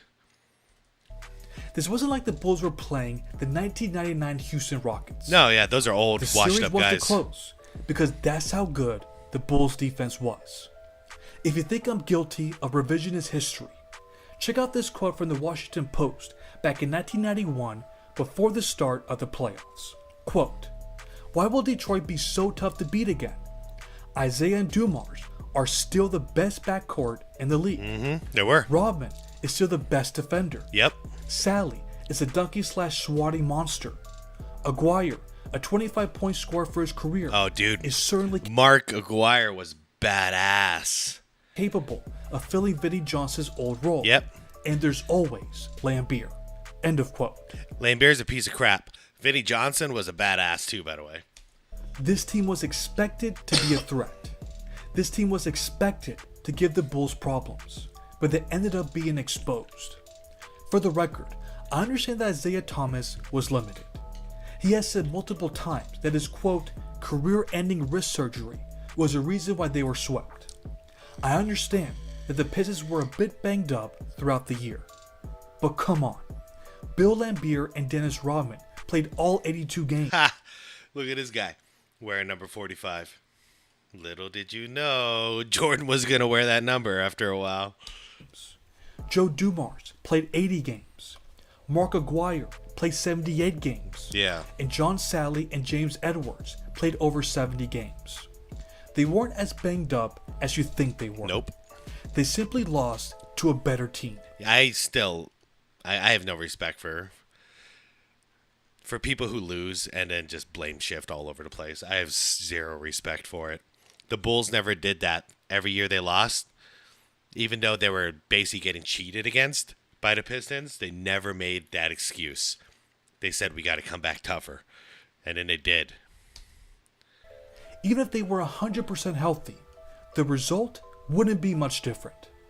It was time for the Chicago Bulls to start the greatest dynasty in the modern NBA, and there was nothing they could do to stop it. But that's just my 2 cents. What do you think was the main reason why the Bulls swept the Detroit Pistons? What do you remember the most from that series? Let me know in the comments. Thanks for watching. Cool vid. The Last Dance was one of the hottest documentaries this year, even though the real Last Dance of Michael Jordan happened 5 years after the story in the doc. Seriously, I'm hoping for a documentary about these 2 years with the Wizards. That would be awesome for a guy like me. In 2001, Jordan unretired for the second time and suited up in a blue Wizards jersey. Some people say that his 2 Wizards years tarnished his legacy, and some praised MJ even more. So what's the real truth? Yeah, I disagree with a lot of people on this take because even my own brother, he wishes Jordan didn't come back. He feels like this tarnished his legacy, and I disagree 100%. This showed for me an old man who was still competing against the best of the young. Like just with old school fundamentals at this point. He had no athleticism, just fundamentals. It's like watching Joker right now play. That's how I felt about watching Jordan. It was just like a guy who's smarter than all of you and who's going to outwork all of you. But yeah, a lot of people like to tarnish this era, but Jordan wouldn't have been able to retire peacefully if he didn't do this. Truth. And how good was Jordan in Washington? Was he really washed? Or did he prove once more that he's the GOAT? Watch the rest of the video to find out. After The Last Dance. In 1998, MJ and Phil Jackson went to the karaoke bar, and Jordan chose The Careless Whisper by George Michael and sang, "I'm never gonna dance again, the way I danced with you," looking gently in Phil's direction. Okay, I totally made that up, but Jordan indeed said that he wouldn't be playing unless it's for Phil Jackson. Since the Bulls GM Jerry Krause didn't want to re-sign Phil, and Scottie Pippen wanted to get his first massive paycheck, the Bulls fell apart, and MJ fulfilled his promise. That's Jerry Seinfeld, by the way, but yeah. Excuse me. It's a crazy thing that happened in Chicago because you got the greatest player of all time saying, I'm only going to play for Phil Jackson. So in other words, just don't fire the coach. That's all he's saying. And meanwhile, they're about to win their 3rd championship in a row. So all the guy is saying is don't fire my coach and I'm coming back. And yeah, they fucked that up. They fucked it up. So he ended up hiring his old coach, Doug Collins, for the Wizards when he was GM. And he ended up playing for Doug Collins. I mean, as close as he can get. But yeah, The Bulls are stupid. The Bulls were so stupid for what they did. And retired for the second time. And then in January of 2000, Michael came back to the NBA, but he didn't wear a jersey. Instead, he slipped into a suit and tie as a minority owner and president of basketball operations for the Washington Wizards. The team was bad and finished that year with a 29-53 record. Yep. And they got even worse next year with 10 wins less. But there was hope on the horizon. They got the #1 pick. MJ had the chance to get a blue-chip prospect, and he famously opted for Kwame Brown, the #1 high school player in the country. Jordan saw... Yeah, that was okay. Jordan as a GM, terrible. Jordan, even as an owner, was pretty bad. He was asked about being a coach, and he said, like, no way I'd be a terrible coach because he would be so impatient with today's players. But he was also a terrible GM and a terrible owner. I'm not claiming he's the greatest owner of all time. I'm not claiming he's the greatest coach or GM of all time. He was the greatest basketball player of all time. Terrible at everything else. Speaking of which, have you guys seen Kwame Brown's YouTube channel? That shit's crazy. Kwame's insane, man. I mean, he tells the facts, though. I dig that part about Kwame, but Kwame's also like, he's crazy, man. Saw something in Kwame, and he believed he is the cornerstone that will immediately turn the Wizards into a winning ball club. Also, he knew a guy pretty good at basketball, a guy who was on the floor with the team at every practice and who was itching to make another comeback. It's an itch that still needs to be scratched, and I want to make sure this itch doesn't bother me for the rest of my life. I'm just going to play the game of basketball that I love. It's not about the money. Indeed, it wasn't about the money. And that's why I dig what he did, you know, because I get that. We're talking about the greatest player of all time here. And he doesn't care about all that bullshit. He doesn't care about the stats. He doesn't care about the accolades. The guy just loves playing basketball, right? This is the same guy who, when he was injured after his rookie season, at a sophomore season in the NBA, he was playing pickup basketball when he wasn't allowed to on his contract, just because he missed playing basketball. This is that guy. So that's why I love the fact he came back. It's like, imagine your favorite band, and, you know, they say that they're done, and then a couple years later they come out with one more banger of an album, and then they go on tour, and then they release one more banger of an album, and they go on tour, and then they retire. Like, that's a gift. That's a gift. So I never understood why people were so critical about Wizards Jordan, because every single game that I got to see on TV back then, I mean, I was celebrating. Indeed, it wasn't about the money. Jordan the GM gave Jordan the player the smallest salary on the Wizards, and MJ gave all of it to the victims of the 9/11 terrorist attack. By the way, there's a ton of charitable things that Michael Jordan has done throughout his life, but I can relate to the guy. I didn't know about this until it came out recently, but he's of similar mind. He does not advertise any donations. He does not advertise any charitable work he's ever done. He just does it. And then he asks everybody around him not to talk about it. That's a real man. Sorry to say, that's a real fucking man. He's not worried about his image. He wants to do something good, so he'll fucking do it. It really was just about the game for him. And because of that competitive fire that never ceased to burn, and that voice in the head who kept telling him he is still better than the young guys who took over the league from him. How good were the Wizards? Not good. The Wizards had a young Richard Hamilton, who was in his third year, and who was turning to be one of the most promising shooting guards in the league. And that was about it when it comes to quality players with potential. The rest were either older veterans on their way out, or young role players. Of course, there was also Kwame Brown, who, by the time the season started, was already crushed by Jordan, who insulted him at any chance he got. Jordan never changed his ways. And just like he trash-talked all of his opponents, teammates, and Jerry Krause, he was maybe even worse to Kwame. The 19-year-old kid couldn't take it, and he played with zero confidence and was basically unusable on the court. Nobody on the team averaged more than 10 points that year, other than Rip Hamilton and Jordan. The Wizards were the same team that won 19 games the year prior, plus Jordan and Kwame. MJ thought it would be enough to be competitive, but he overstated his team. Rip. A couple more years, and Rip was about to become a beast, because we all know what he did on the Pistons. Kwame never quite got there. If all you expected was 8 points and like 5 rebounds out of the guy, you'd be good. But he's wasting a position at that point. By the next year, they had Stackhouse, but they got rid of Rip. So I liked them better with Rip.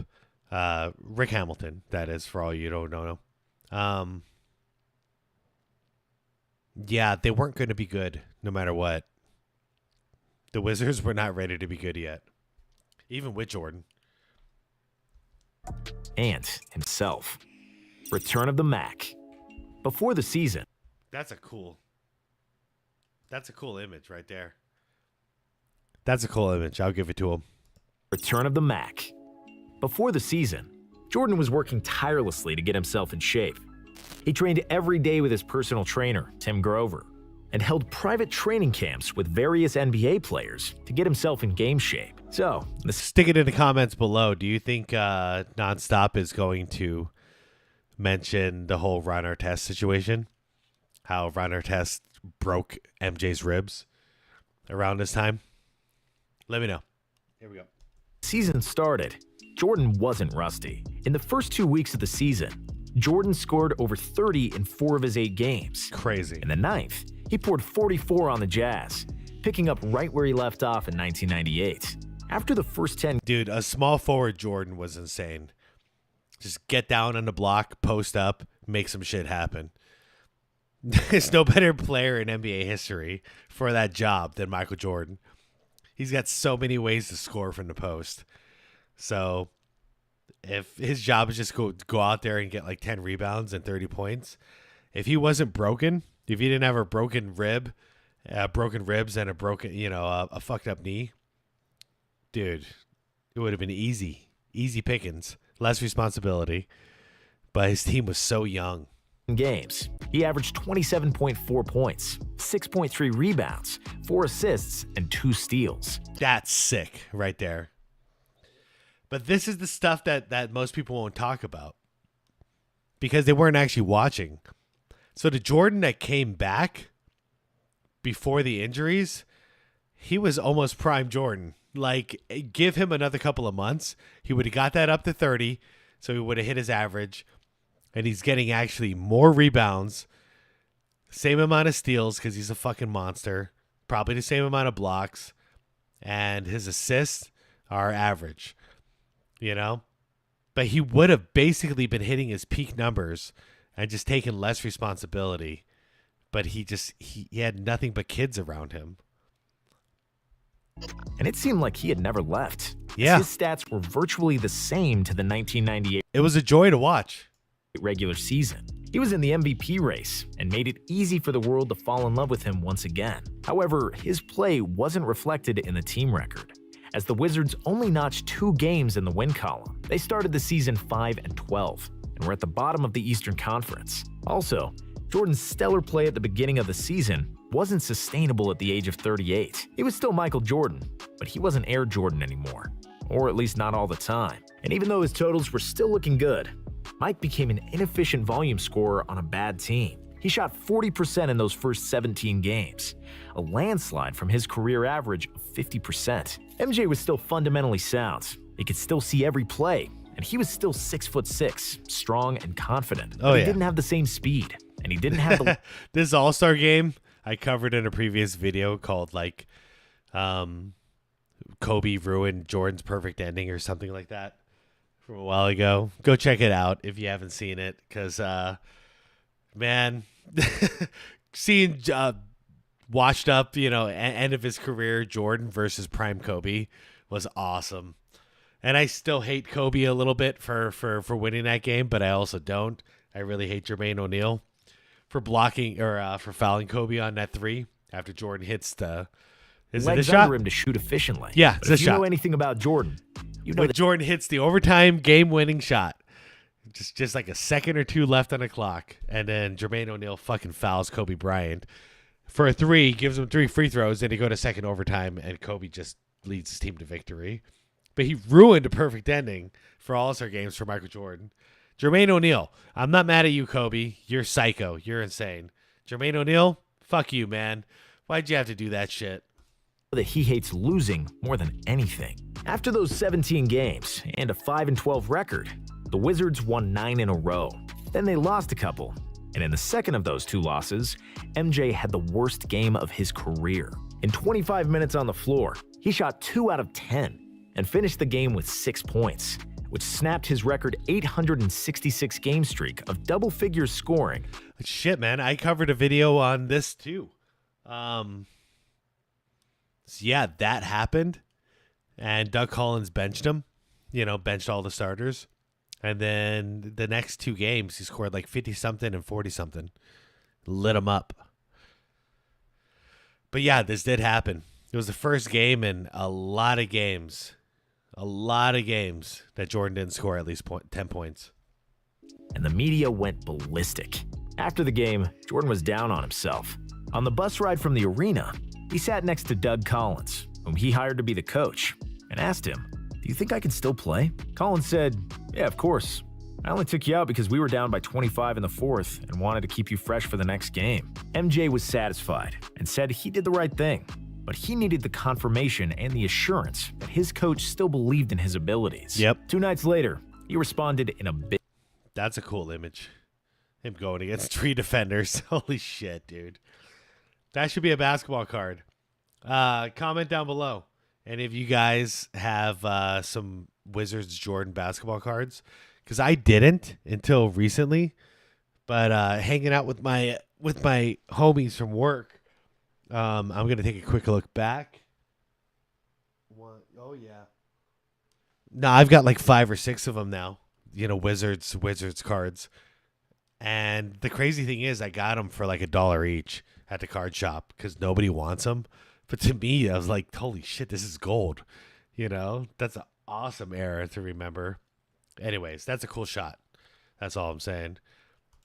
Big way. He scored the first 3 times he had the ball, and he finished the game with 51 points, going 21 for 38 from the field. He was the oldest player ever to score 50 in an NBA game. He followed that up with a 45-point, 10 rebounds, 7 assists, 3 steal effort against the New Jersey Nets. That's insane. Including scoring 22 points in a row during one stretch. God in the game damn. against the Cavaliers, the Wizards were down by a point with 1.6 seconds left. Michael then hit a mid-range jumper for the last buzzer beater of his career. In a game against his former club, after enduring Ron Mercer's trash talk and having his jumper blocked, he responded by pinning Mercer's layup against the backboard with 2 hands and trash talking him on the way back up the court. It was a game-winning play. Some people have brought it up in the comments down below in previous videos, and I agree. That's my favorite MJ block. Yeah, there's crazy, more athletic ones, but this is the most disrespectful because this had a fucking purpose to it. And I'm going to rewind it just enough for you to hear it.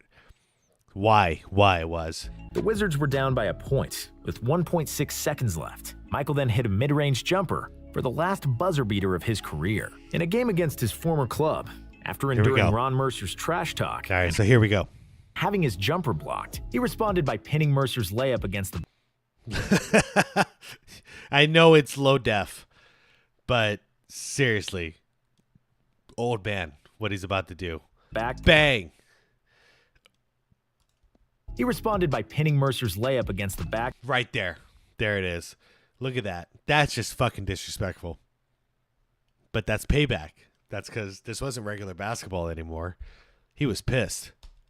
With 2 hands and trash talking him on the way back up the court. It was a game-winning play and one of the most spectacular blocks by Jordan, or anyone for that matter. Yeah, it was even more impressive because he ripped it out of the sky. Like, he didn't block it. He grabbed it and took it with 2 hands.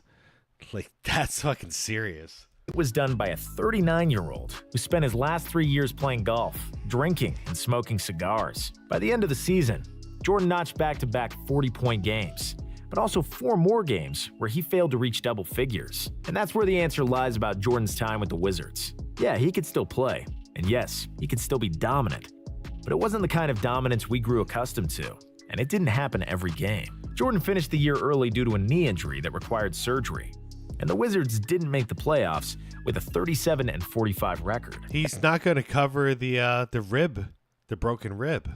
MJ played 60 games in the 2001-02 season, and he averaged 23 points, 5.7 rebounds, and 5.2. Okay. In that era, early 2000s, like, this is the lowest scoring era of all time in basketball, right? How is this not impressive? 41-year-old guy, right? 41? I don't think he's 40 at this point. I believe he's 41. But either way, even if he's 40, okay? 23 points. That's more than 1/4 of the team's points right there. More than that. 5.7 rebounds. That's his fucking career average. 5.2 assists, career average. He's crushing it. Okay? And he's only getting 7 less points a game than he was at his prime. The fuck? And people feel like this is, it was a disgrace for him to come back. Like, are you guys kidding me? This is not LeBron scoring 25 a game with the Lakers in 2024. This is not the same thing. They're putting up 120 a game right now. This is when they were putting up 90-something a game. 23 versus 25 at the same age. How is LeBron? It's not impressive. Okay, here's the deal. What LeBron's doing is impressive compared to everybody else at this age.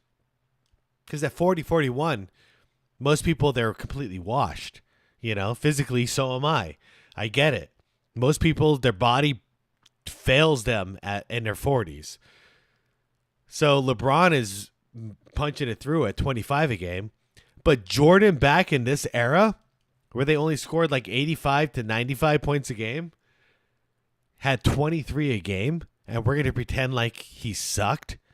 Y'all are crazy, man.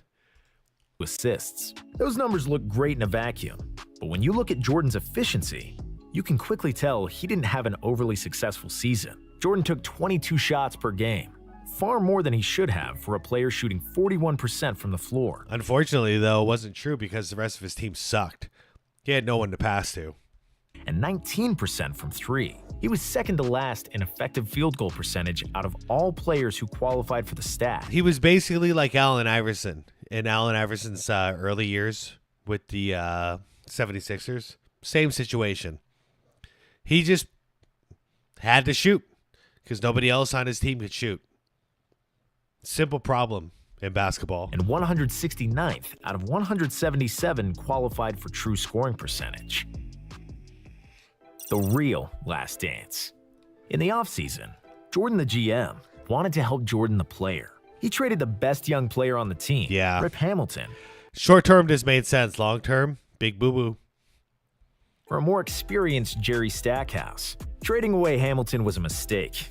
And Jordan once again proved his short-sightedness in making decisions. The team wasn't that much better, and the season went pretty much the same as the last. Jordan, who was a year older and was battling a lingering knee injury, still had some juice left, but he had to squeeze really hard to get a full cup, and it didn't happen all the time. He scored over 43 times, becoming the first 40-year-old to score over 40 in an NBA game. He also had 7 more games where he failed to score 10 points. His defense wasn't at the level it once was, and numerous players took the opportunity to put up numbers against Jordan, something that was unimaginable in previous years. Kobe dropped 55 on him after Jordan taunted him that he could wear the shoes but could never fill them. I believe we also covered that.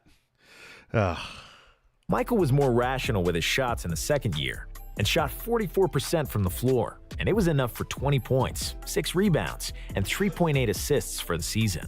Jordan played in all 82 games, but once again, the team went 37-45 and didn't make the playoffs. The highlight of the year was definitely the All-Star game, where MJ was selected as a reserve after he rejected the offer from Allen Iverson and Tracy McGrady to take their starting spots. He ultimately accepted it from Vince Carter. At halftime, Mariah Carey performed a special tribute to him, donning dresses of both his rookie year Bulls jersey and his final year Wizards jersey, as his career highlights played on giant screens behind her. It was a proper send-off, worthy of a star that was Michael Jordan. In the game itself, MJ didn't shoot it particularly well, but he did score 20 points, and most importantly, hit a tough fall-away jumper over Shawn Marion to give the East the lead with less than 5 seconds to play. It appeared to be a game winner, but the West scored again and prevailed in overtime. Still, Jordan proved that he still belongs with the best players in the world, at least for one game, even though it was clear he wasn't the best anymore. A mediocre dessert to a great meal. If you want a recap of Jordan's time with the Wizards, you'll get different answers depending on who you ask. Jerry Stackhouse said that he wished he had never played in Washington. It's true. Because everything was still going through Michael Jordan, even though it was obvious he was. Young Stackhouse was one of those many people that we compared to Michael Jordan. I mean, it's not fair, but that's what we did. So Stackhouse, him coming to the Wizards was like a punishment for him. It didn't work out for him because he's trying to be the next Jordan while old Jordan is still dominating this Wizards team. I get it. Makes sense. Wasn't the same player anymore. Kwame Brown was miserable during Jordan's years there, and his career would have certainly been better if he didn't play with MJ as a 19-year-old. The Wizards owner Abe Pollin wasn't thrilled with Jordan either, and he relieved him of his GM duties shortly after the last season of Jordan as a player. If we compare Jordan's last years to some of the other NBA greats, we'll see some similarities. The greatest players who ever did it, if they took care of their bodies, were still extremely effective at an advanced age. Tim Duncan was named to the All-NBA and All-Defensive team in 2015 at the age of 39. Kareem made the first team All-NBA in '86, also aged 39, and he averaged 26 points in the playoffs that year. Karl Malone averaged 28 and 5 at the age of 39. Yeah. So it's not unusual that Jordan was still able to play. But maybe the best quote about Jordan's Wizards years came from his agent, David Falk. I just don't think it was a good dessert to a great meal. That's fucked up. Real quick, speaking of which, though, Karl Malone, you guys saw how crazy buff he was at the end of his career. Do you guys think he was taking some kind of performance PEDs, performance enhancers, like the Balco before the Balco? Because I've always wondered about Karl Malone. He just kept getting buffer and buffer every single year. In the words of De La Soul, Mike was certified hot, and then he dropped to lukewarm. However, that last 2 years didn't affect his legacy, and the unathletic Jordan, who had to pump fake 3 times to get a separation for a shot, was soon forgotten. People like to remember the good things, and the lasting image of Jordan will always be that shot over Russell and celebrating his 6th title with a cigar in his mouth. And 5 regular... Hold up.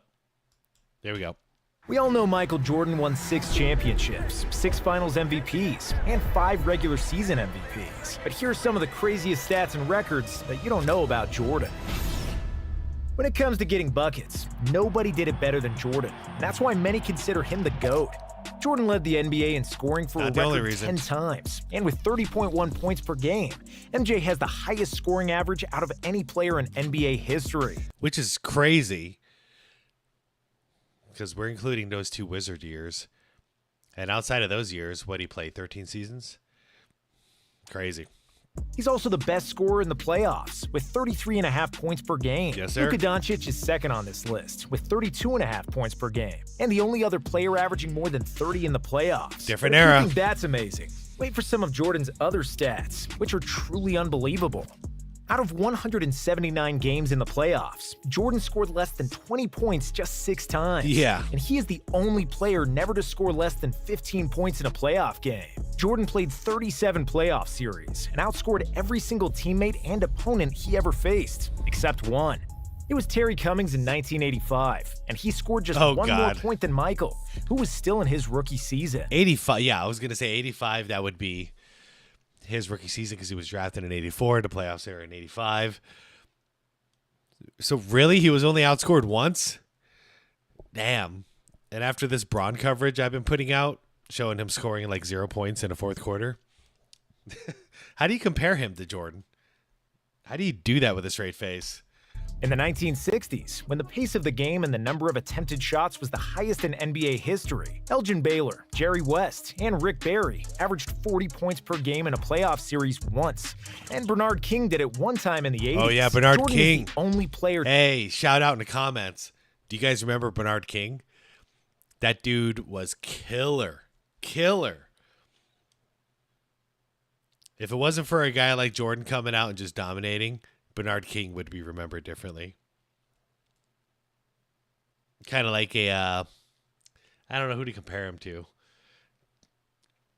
You know, like a Gilbert Arenas or something like that. Just an awesome offensive player.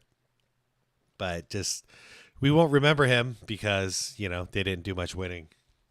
To average 40-plus points per game for an entire playoff series more than once. And better yet, he's done it 5 times. Oh, yeah, he killed my Suns. One of those came in the 1993 NBA Finals against the Phoenix Suns, when Jordan averaged... What? Yeah, dude. Let's see what this number is, because I think, if I remember correctly, he averaged like 37 a game. Something stupid. 41 points per game. 41 points per game. Oh, my God. Yeah, the guy lit up my Suns. And it was a conflict for me because that's my favorite player going against my home team, and I didn't know who the fuck to root for anymore. But yeah, Jordan, 41 points per game against my Suns. No wonder why they won. Game, which is the highest scoring average in finals history. Yeah. In 1988 against the Cavaliers, his airness had back-to-back 50-point games and is the only player in history with this accomplishment in the playoffs. Jordan averaged 45.2 points per game in that series, Jesus second highest Christ. mark for any player in a single playoff series. Jerry West averaged 46.3 points in the 1965 Western Finals, but he was shooting 35 times per game. MJ has 8 50-point playoff performances, which is the most ever, as well as the most 40-point and most 30-point games in the postseason. Goddamn. To further put MJ's scoring superiority into context, I mean, I know what Nonstop is going to do here, and he's going to throw so many stats that it's undeniable that Jordan's the GOAT.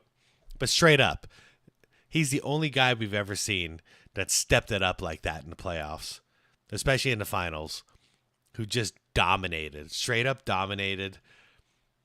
And, yeah, you talking about 41 points a game in an NBA Finals, 1993.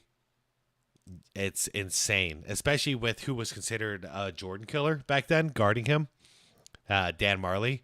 Great defender. He was a great defender his whole career, except for when he was guarding Jordan. He couldn't stop him. So he had a reputation as being the Jordan killer, and Jordan heard about that and absolutely destroyed Dan Marley. Thunder Dan. It's a sad thing. Quick little tidbit. You know the Spicy McChicken at McDonald's? Back in the 90s when Thunder Dan was playing for us, here in Arizona, every McDonald's location, the hot and spicy was called the Thunder Dan Deluxe. So anytime I wanted a hot and spicy McChicken, it was a Thunder Dan Deluxe. It was 2 for $1 back then, too. Son of a bitch. LeBron James, Kobe Bryant, and Wilt Chamberlain have put up 50 in the playoffs a combined 7 times. Some of the best scorers in NBA history, like KD, Iverson, and Harden, don't have as many 40-point playoff games altogether as Jordan has by himself. Michael entered the league in 1984, and by 1991, he had scored 40 on every team in the NBA. By the end of 1992, he scored 50 on every team in the Eastern Conference. Wow. Out of 930 games he played for Chicago, Jordan led the Bulls in scoring 793 times, which is more than 85%. Wow. During his entire career with the Bulls, Jordan scored less than 10 points only once. And that happened when he was nursing his ankle after a long recovery. And dude, that's not even fair because he was on a minutes restriction. Wow, what a stat, though. played just 16 minutes, scoring 8 points. 16 MJ minutes, is the oldest player to lead the NBA in scoring at the age of 35, and is the only guy who scored 40 points in a game past the age of 40. He also holds the all-time record in free throws made in one half, sinking 20 freebies in the second half against the Heat in 1992. Wow. One of the most fascinating stats is that Jordan is the only player in NBA history who has more 40-point games than games where he scored less than 20 points. Okay, that's a cool stat. He has more 40-point games than games where he scored only 20 points. Talk about a consistent leader. Dude, that is the coolest stat I've seen in a while. Shit. How do I hire this guy? He had 173 games with 40 points and only 146 under 20. For example, LeBron has played 235 games where he failed to reach 20 points and only 70 games where he scored 40 or more. Okay. Whoa. I like that one. I like that stat. Come on, you bronzexuals. How do you feel about this stat? Oh, you want to call LeBron a pass-first guy? Yeah, he ain't leading shit when it comes to assists. So keep calling him a pass-first guy. Good luck with that. Look at this. So 235 games with less than 20 points. That's a big deal. That's a big deal. He didn't show up a lot of games. Damn, man. Yeah, looking at Jordan and at 146 and 173, it's no wonder. It's no wonder why no matter what happened, he still averaged around that 30 points per game his entire career. Okay, I know what you're thinking. LeBron is more of a passer, not a pure scorer. No, he's not. Yes, but if we look at Kobe, who was the He's the leader of all time in turnovers. He's not a good pass first guy. He pretends like he is. He's not really good at it. Think about it. He leads the league in turnovers. I'm sorry, he leads the entire history of the NBA in turnovers, but he's not close to leading in assists. So call him a pass first guy. Not a very successful one. Similar player to Michael, we'll see that he had 405 games with less than 20 and 122 games with 40 plus. Damn. Okay, that's surprising. That's surprising from Kobe. Okay, I can imagine 82 of these games are from his first year. So we're talking about 100 and maybe 130, 140 of these are from his first 2 years where he didn't really get much playtime. But still, Jordan dominates that one. Okay, no, fair. Jordan wins that one. Easy. Sorry, Kobe. So when it comes to getting buckets, Jordan was really in a class of his own. Yeah. But he isn't considered the GOAT just because of his scoring. Nope. Jordan is one of the best defensive guards ever, if not the best. He was the best offensive player, the best defensive player on the floor every single night. And unless he was playing like against Hakeem Olajuwon or something like that, you know. But pretty much every single night he was the best on both ends. And then he's also the best winner. That's why he's the GOAT. Best player, best winner equals GOAT. On top of winning a scoring title in 1988 with 35 points per game and winning the MVP that year, he was also named a Defensive Player of the Year, something that nobody has ever done in a single season. His 131 blocks in the 1988 season are the most block shots ever recorded by a guard, and he's the only guard with multiple seasons with more than 100 rejections. He also still holds the all-time record for the most block shots ever by a guard, with 893. MJ has 6 seasons with more than 200 steals, which, you guessed it, is another NBA record. He was also the first player to record 200 steals and 100 blocked shots in a season. In 1988, in the first... Hakeem Olajuwon's done it since then. But yeah, man, as a guard, the steals make sense. The blocks, holy shit.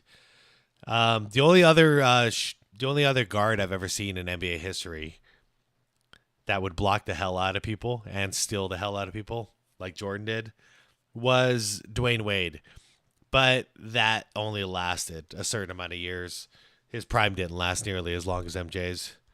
First half of the game against Boston, Jordan stole the ball 8 times, which is another NBA record that still stands today. My God, a couple more steals, he could add a triple-double with steals. Man. Almost comical how one player stole the ball so many times in such a short time, almost like he was playing with middle schoolers, right? Not NBA professionals. With 9 selections to all-defensive first team, Jordan is tied with Kobe, Garnett, and Gary Payton for most all-time. In 1989, when the Bulls lost their starting point guard, Coach Doug Collins made Jordan play the point. Oh, I love this stuff. In fact, I wanna watch some of these games again. It's been a long time. Jordan as a point guard, it was the greatest thing I've ever seen, but it wasn't going to lead to championships. But if you wanted to just talk about somebody like, I don't know, a James Harden or a Russell Westbrook or something that they got to do, which is just run the entire offense through them, Jordan was way ahead of his time. He was Oscar Robinson status. I mean, he was a walking triple-double with 30 points a game. It was insane. And yeah, now we got guys like Joker and, Luka. But it was a different time back then. To be able to pull that shit off, 30 points, 10 rebounds, 10 assists, that was near impossible back then. Near impossible. Because the final score of the game would be like 89 to 95. So to put up 30 of those points while still dishing out all those assists, good luck. And then the 10 rebounds were harder too, because less shots, less possessions, less shots per possession, less odds of getting a rebound. Between March 11th and April 23rd of 1989, Jordan averaged 30.4 points, 10.7 assists, and 9.2 rebounds per game. There it is. So he was pretty much averaging a triple-double, but he got the majority of those games were a triple-double, 30-point triple-double. While playing point guard, he notched 10 triple-doubles in 11 there it games. is. In the 1989 postseason, Jordan had 7 games with double-digit assists. In comparison, Kobe Bryant had only 9 double-digit assist games in his entire playoff career. If we compare him to LeBron, Jordan is typically viewed as the superior scorer, whereas James is praised for his passing and all-around game. The truth lies somewhere in between, and both were more than capable of playing like the other. When Jordan wanted to pass, he proved that he could have been a full-time point guard if he wanted to, but he preferred to score the ball. And the same is true for LeBron, who proved that he can be unstoppable when he decides not to share the rock. When it comes to advanced statistics, could have been. Jordan and LeBron are very evenly matched at the top. However, Jordan has a slight advantage in most categories. MJ is the all-time leader in player efficiency rating at 27.91, ahead of LeBron, who has a PER of 27.34. The same is true for player efficiency rating in the playoffs, where Jordan is slightly ahead of George Mikan and James. Michael is also the all-time NBA regular season and playoff leader in win shares per 48 minutes, Makes sense. box plus minus, and usage rate, and is second to LeBron in value over replacement player. When he was a rookie, What does that even mean? Value over replacement player? The only player ever who managed to lead his team in 4 different categories: points, assists, rebounds, and steals. And if you're wondering what he did he led his team in rebounds? Fuel his body, he always ate the same thing, approximately 4 hours before the game. Jordan's pregame meal McDonald's consisted of a 23-ounce New York Oh. steak, a side of mashed potatoes, or baked potatoes if it was not available, Carbs? and a salad on the side. Okay, so carbs, protein. Don't know what the salad's for at that point. I get it. He's energizing his body. And served with some ginger ale. At the beginning of the 90s, Jordan first started drinking. He drank only after the games, but then soon started knocking them back before the games as well. According to former NHL star Jeremy Rowan. I know this one. He had a shit ton of Bud Light when he was playing golf before a game, and still went up and lit up the team that they were playing against because this guy bet against the Bulls. He and Jordan once played 36 rounds of golf, drinking a dozen beers each throughout the day. That wouldn't be a problem if Jordan didn't have a game against the Cavaliers that night. Rowan joked that he was going to put money on the Cavs that night, thinking that Mike must be drunk and exhausted from playing golf all day. Mike ain't human, man. Mike's not human. He's something else. Jordan then bet him that they're going to win by more than 20 points and that he's going to score over 40. Mike being Mike, Rowan gave him all the motivation he needed. Of course, he won the bet. The Bulls won by 24, and Jordan scored 44 Yeah, points. he took that shit personal. Don't piss off Mike, man. Like, That story's hilarious, though. Literally, I'm not advocating for getting drunk before an NBA basketball game, but it's hilarious that most people playing that much golf without the alcohol would be exhausted. He's playing that much golf plus the alcohol before a game, and he still goes in and scores 40 some odd. Insane. And of course, the most important thing is the Bulls win. Moral of the story is, even when he was half drunk, MJ was still the best player in the world. It's November 9th, 1995. The Chicago Bulls are facing the Cleveland Cavaliers just a few games into their historic 72-win season. It's the beginning of Michael Jordan's first full season back after his retirement in 1993, and the Air Jordan 11s were just released for the very first time. One of the most coveted basketball shoes ever made. To get your hands on a pair of 11s today, you'll have to pay a hefty price, anywhere from $300 to $500. It's crazy. I still have originals of this. Unfortunately, but not unfortunately, I did wear them in basketball games, but I only wore them indoors. Man, they're so freaking old, but my feet haven't grown since then. Size 13 and a half. Yeah, that's awesome. Those were the days, man. But these are just the re-releases of the original shoe. To get your hands on a pair of the OG 1995 Air Jordan 11 Concords, you'll need to part ways with about $1,000. Now, if you're an absolute madman and you have more money than you even know what to do with, how much are mine worth? You can buy these game-worn, signed Air Jordan 11 Concords from 1995. An actual piece of basketball and sneaker history can be all yours for the small price of $56,000. Son of a Far bitch. from the original price tag of just $125. Yeah. You see, these shoes have a unanimous approval rating. Everyone loves them. From Kobe Bryant to Luka Doncic to the shoe connoisseur himself, PJ Tucker. In every iteration and color, the 11s are on the Mount Rushmore of basketball kicks. From the baseball diamond to the football field to the golf course, these shoes have transcended basketball itself. But it goes even deeper than that. Even at the time, while Jordan was still in the league, winning championships, other NBA players were wearing this shoe.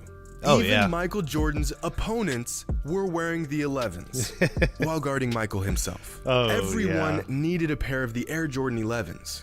Well, everyone except this guy. This ordinary, very much 90s looking basketball fan, sitting courtside at that Bulls-Cavaliers matchup in 1995. The singular individual on earth that didn't like the 11s. In fact, this man disliked the shoes so much, he actually told Michael Jordan he didn't like them. What is this video?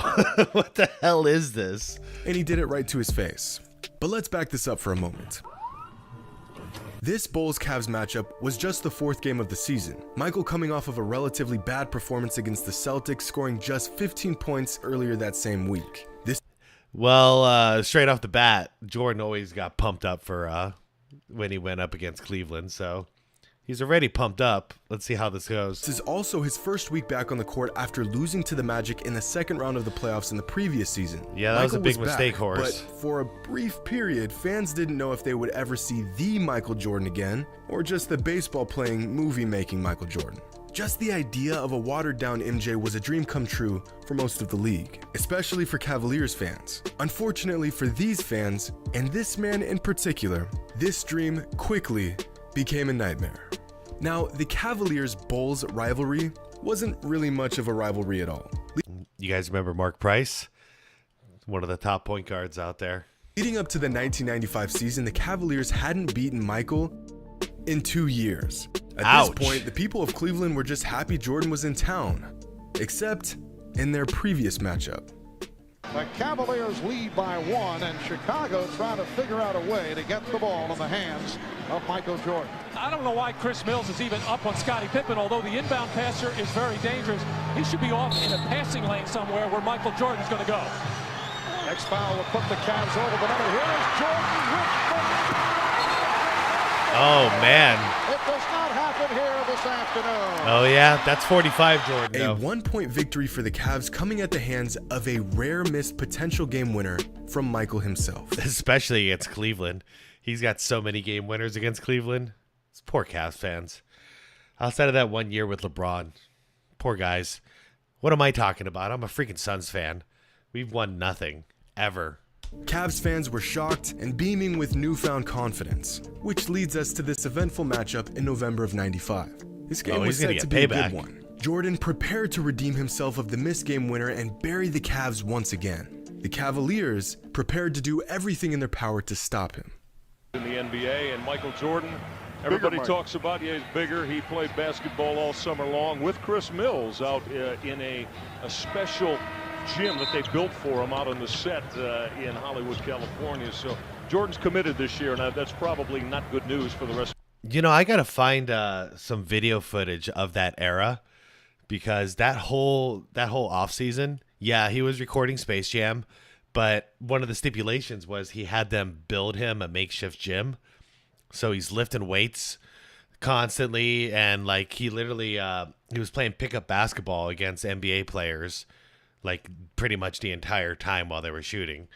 So he invited any NBA player to come out and play pickup basketball.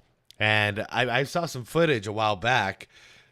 I mean, you got like Reggie Miller, and Barkley was out there, Patrick Ewing, like a lot of the greats were out there just scrimmaging against him, playing 5-on-5 basketball. That would be something cool to check out for any of you guys who haven't seen it. Check it out on YouTube. It's really cool to see, man. The NBA, a triangle offense going to work from Chicago right away. Jordan's going to lift. He swooped it to the hoop of the left hand. Bad pass. Just lost it. Jordan threw a no-look to him over his head. That's one reason why still they're shaking off that dust. Everybody thinks they got a chance to take it again. Out here as an official. Huh? Michael Jordan.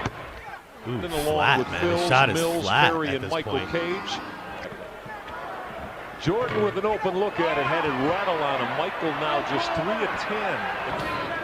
That ain't gonna last long.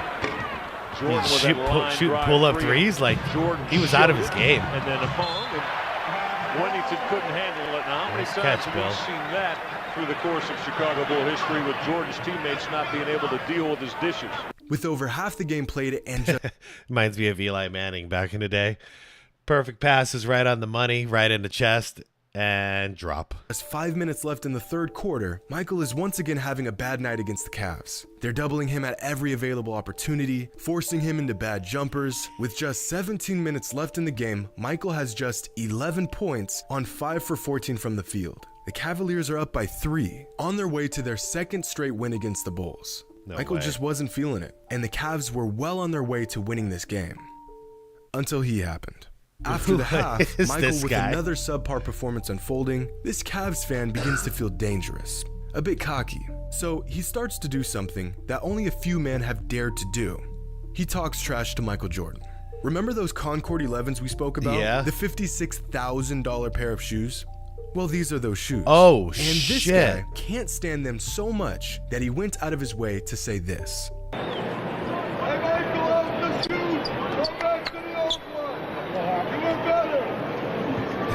Now, you were better. In hindsight, we can all look at this clip and know this man just committed one of the deadly what an basketball idiot. sins of trash talking Michael Jordan. But this guy is a Cavaliers fan. Dude, there's just something about that guy's smile that pisses me off. Oh, we all know how this is going to go. Jordan's going to take it personal. He's going to get pissed, and he's going to light up the Cavs, and this guy's going to regret ever talking shit to Mike. Every time, man. Is sick of Michael Jordan. Does he really hate the shoes? I mean, it's not like he couldn't afford them. The man is sitting courtside at an NBA game. Yeah, no kidding. Maybe he really is the only man alive who doesn't like the 11s. Or maybe, deep down, he's MJ's biggest fan, and he saw the opportunity to talk some smack to the GOAT, and he took it. Or he's just a hater. Cost? There was a lot of haters back then. Michael Jordan right there. Oh, yeah. Simpkins on the Harper miss, tipped it into Jordan. We all knew how this was going to go. Jordan he's not looking so flat. A little bit tied. Not shooting flat anymore, man. Jordan Dude, again going tripling. Look out now. Buzzing threes in your face. That's right. They're forgetting about Michael. Rose up and missed the jumper. Hoop coach, another opportunity. Michael for 3. Count it. Nice little karate pose there. Reminds me of the Karate Kid Part 1. The crane kick, I believe is what it was called. In order for him to challenge Orlando. We saw what Indiana's benches are. And they're going to need him too. Michael Jordan fading away and busting it, and then with a look at the Cavalier bench after. Quick side note. Any of you guys heard that there's a new Karate Kid movie coming out? And it's going to have Ralph Macchio and Jackie Chan in it. If y'all don't get why I'm confused about that, then you don't know the Karate Kid lore. I'm really lost on that one. But, yeah, Cobra Kai. That's some good shit. He bottomed it out. 50 seconds, his 13-point lead. Ena's Bulls go to 4-0. Dang. Michael Jordan. That was the easiest assist of your life, Scotty. Only had 6 in the first half. Points to the heckler. How he has heated it. In the second, 16 points. He's hit head matchup. Too strong for both ball clubs. Make it 20. He's literally out there just playing against the heckler. He's just pissed off at the heckler, dude. The heckler fucked up. 7 now. The 24-second clock. Bobby Phills with 26. Jordan with some no to fly it home.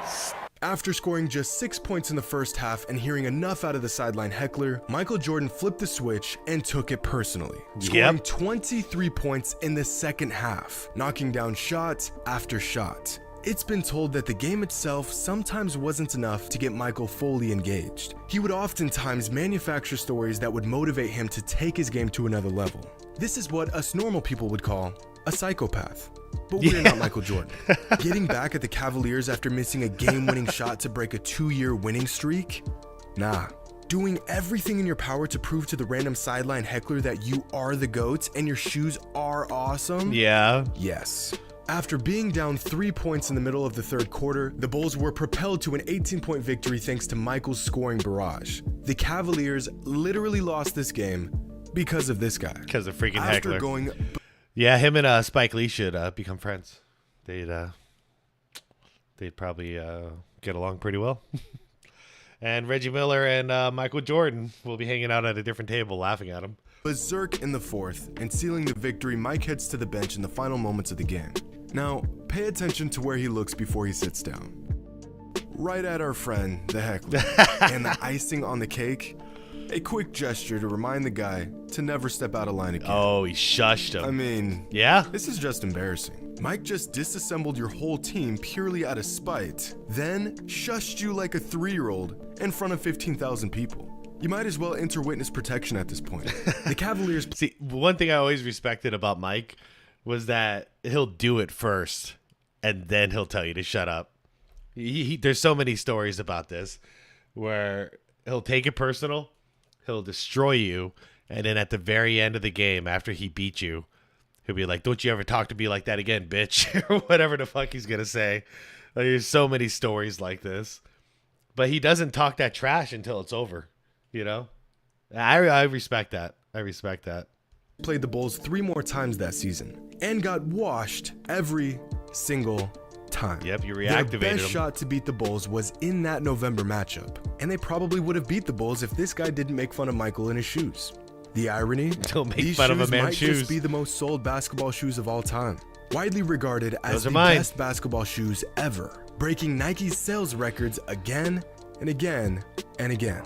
Earlier this year, 26 years after they were originally released, the Air Jordan 11 Jubilees were the biggest drop of the year. This guy's comment about Mike being better in his old shoes was also wrong, since later that season, Mike went on to win the scoring title, win MVP, led the Bulls to an NBA record 72 wins, won the NBA championship, and won Finals MVP in those shoes. Oh, in my Mr. Heckler was shoes. wrong about the shoes, he was wrong about Michael, and his biggest mistake of all, he was dead wrong about trash talking the GOAT. Hope you all enjoyed, and as always, until next time. Yeah.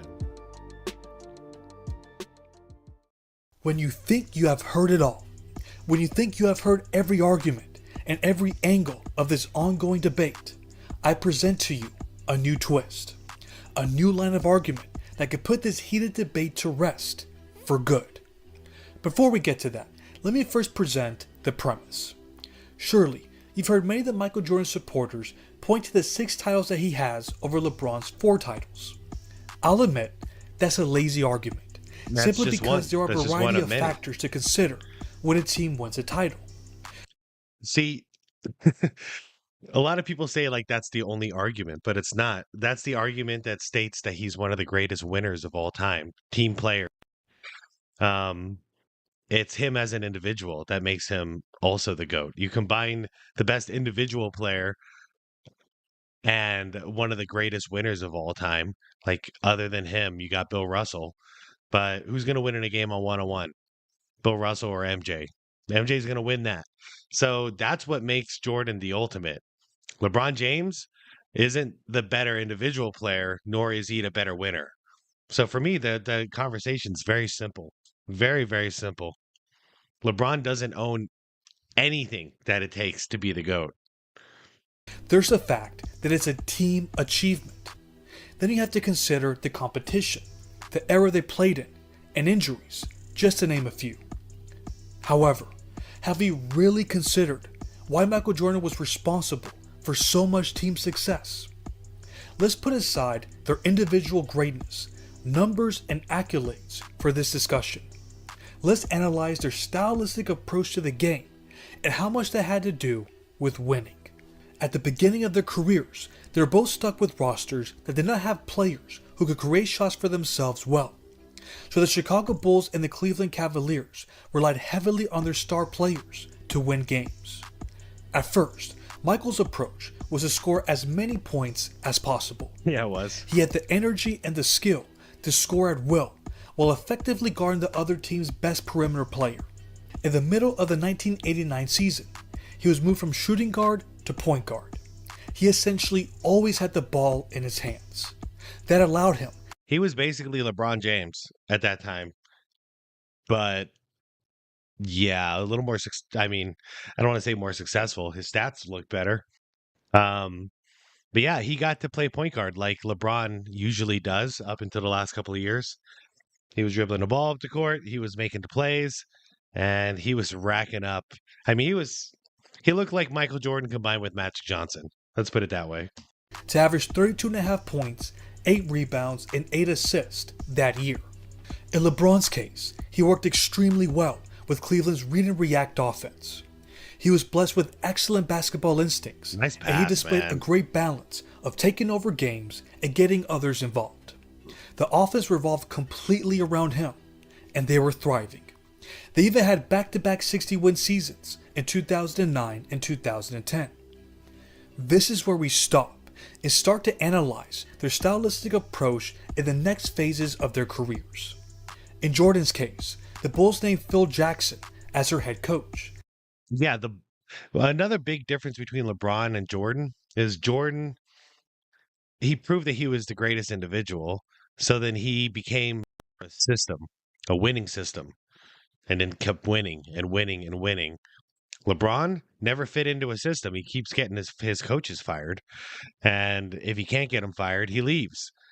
So LeBron's system is to play his style and win or lose. That's basically it. And he goes from team to team, and he plays that style, and that's why a lot of very, very famous and very, very, very good basketball players do not enjoy playing with LeBron James because they have to compromise their game in order to play his style. Not the coach's style, not the system, but LeBron's style. Ask Chris Bosh, ask Kevin Love, ask a lot of guys. And players such as Scottie Pippen and Horace Grant were starting to progress rapidly. In LeBron's case, he took his talents to South Beach and formed a super team with Dwayne Wade and Chris Bosh. Yeah, and neither of these two guys got to play their normal type of game anymore. They tried for the first year, but then it didn't work, so they went LeBron's way, and they had to take a back seat. In both cases, they were in win-now situations. In both cases, they needed to adjust to make the most of the talent surrounding them. In both cases, they fell short of reaching their goals for the same reason. In part, they fell back to their old habits. In Michael's case, he averaged even more shots per game than the previous year. In LeBron's case, he did not adapt his game to Wade and Bosh well enough, and he deferred too much to his star teammates. The Miami Heat were trying to build some kind of offensive system where they can use their abundance of offensive talents to overwhelm their opponents. That explains why they were the only team to have 2 players that averaged over 25 points per game. Since it didn't reach their lofty Those 2 guys were a lot of fun to watch for a couple years there. expectations, changes needed to be made to their offensive approach. So they decided to play a half-court offense built around floor spacing for his 3-point shooters. They decided to put the ball in their best players' hands to direct the offense. The system revolved around him, and everywhere he went, his teams were running some version of that offense. Yep. Did it work? Of course it did. Sometimes. 4 titles and 10 finals appearances are all the evidence we Did it work 4 times out of 20 years? 21 years? I'm losing track of this guy. Yeah, it works sometimes. need. But he wasn't more successful than what Michael was doing in the 90s. In his case, Phil Jackson did not accommodate his playing style just because they had a bitter end to their season.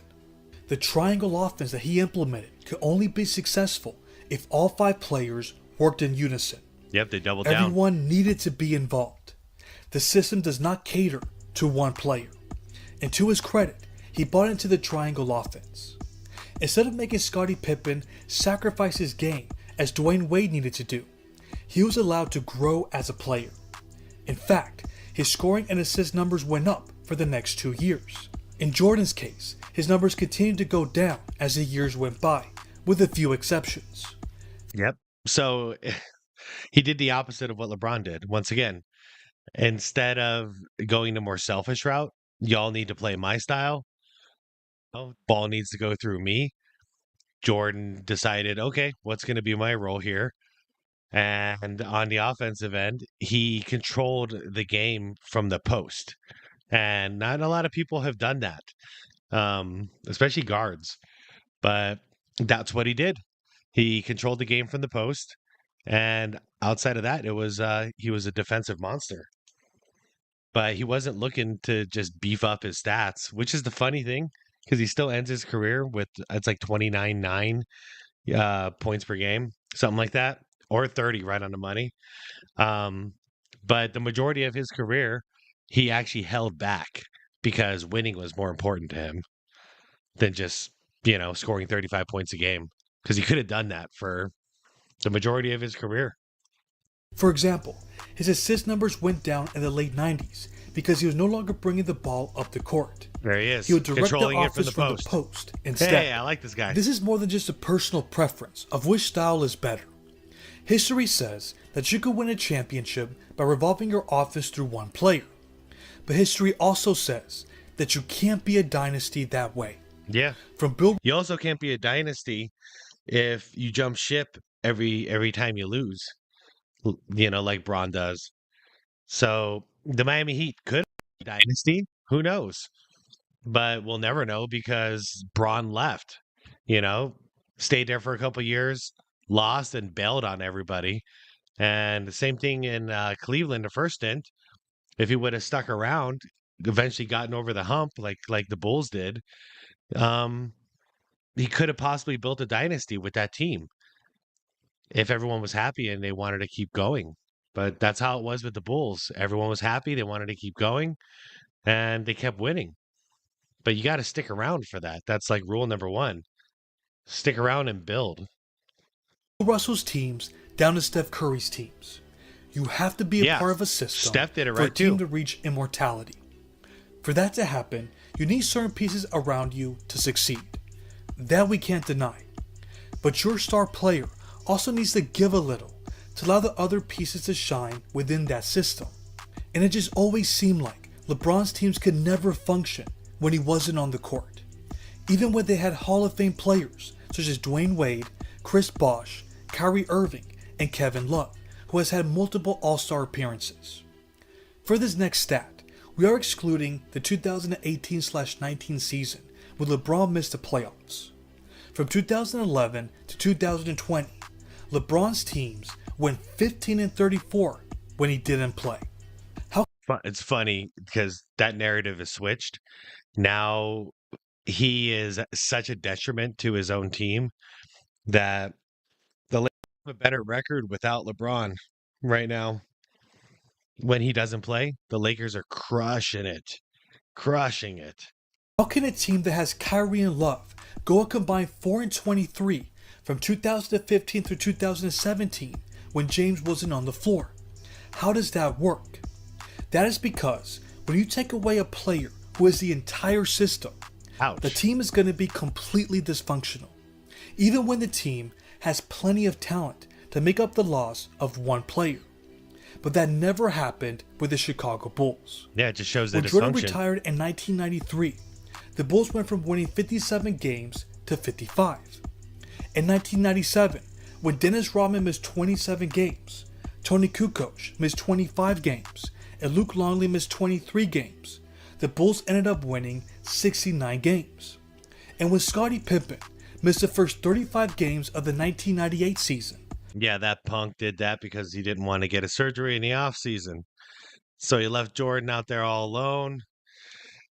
Thankfully, Dennis Rodman stepped it up a bit. Tony Kukoc.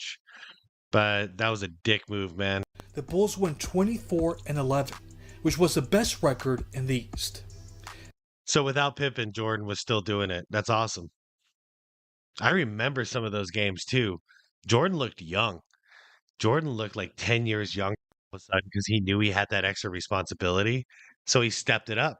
And then when Pippen came back, he brought it back down until the finals, that is, and the playoffs, because Pippen's his back injuries were just, they were killing him. So Pippen was out there only for a couple minutes in the finals, and it was all up to Jordan again. So once again, Jordan elevated his game and brought him home. But that's the cool thing about MJ. He doesn't need to do it all the time if the system is functioning. But the second he needs to rise up, he's a freaking man. This team was able to thrive no matter what situation they were in. And that is because Michael Jordan was able to find ways to be himself while playing within a system. It's not out of line to question if that's why LeBron's teams could never be described as juggernauts, except for a few seasons. Just think about this. Michael Jordan was a part of 5 60-win seasons. LeBron was a part of 3. Now here's the crazy part. He only had one 60-win season after 2011 when he orchestrated... Wow, so the last 13 years, he hasn't won 60 games? Cool stat. ...multiple super teams. Here's another interesting fact. If you were to mention the greatest teams of all time, your top 10 would surely include the 1996 Bulls, the 1986 Celtics, the 1987 Lakers, Showtime. the 2001 Lakers, the 1971 Bucks, the 2014 Spurs, and the 2017 Warriors. Players such as Michael Jordan... Would we include the Bucks though? Didn't they just win one championship out there? I'm wrong. Anybody in the comments? But I'm pretty sure they only won one ring. But I guess that 1 year they're considered one of the greatest teams of all time. Interesting. Jordan, Larry Bird, Magic Johnson, Kareem Abdul-Jabbar, Kobe Bryant, Shaquille O'Neal, Steph Curry, and Tim Duncan were a part of historic teams. Shouldn't it mean something that the supposed greatest player of all time is not included on that list? Not even one time out of 21 seasons? He is not an outlier. He is not a victim of circumstance. How can LeBron be even on this, in this debate? Because him talking about Tim Duncan just makes me remember Tim Duncan's got 5 rings. He was the leader of the team, a great leader. And he stayed on one team, got it done, built, led, and won 5 championships. Yet we're overlooking him. Just like everyone's overlooking Kobe. Why? Why give it to the ring chaser who's failing miserably while chasing rings? It's embarrassing. Why give it to LeBron? This is all part of a pattern. There's no other way to explain that. His style of play has to hold some of the blame. If He's that is going the after case, Chalmers. his status as a GOAT needs to be seriously questioned. You don't have to believe that Michael Jordan is the greatest player of all time. Say what you want about his style of play, but you can't say the same about him. But what about you all? Why do you think LeBron's teams underachieved when he wasn't on the floor? Why isn't a LeBron-led team not mentioned as one of the 10 greatest teams of all time? Let me know in the comments. The debate rages on. Is it ever going to end? Yeah, it's the over. argument over who is the greatest basketball player of all time.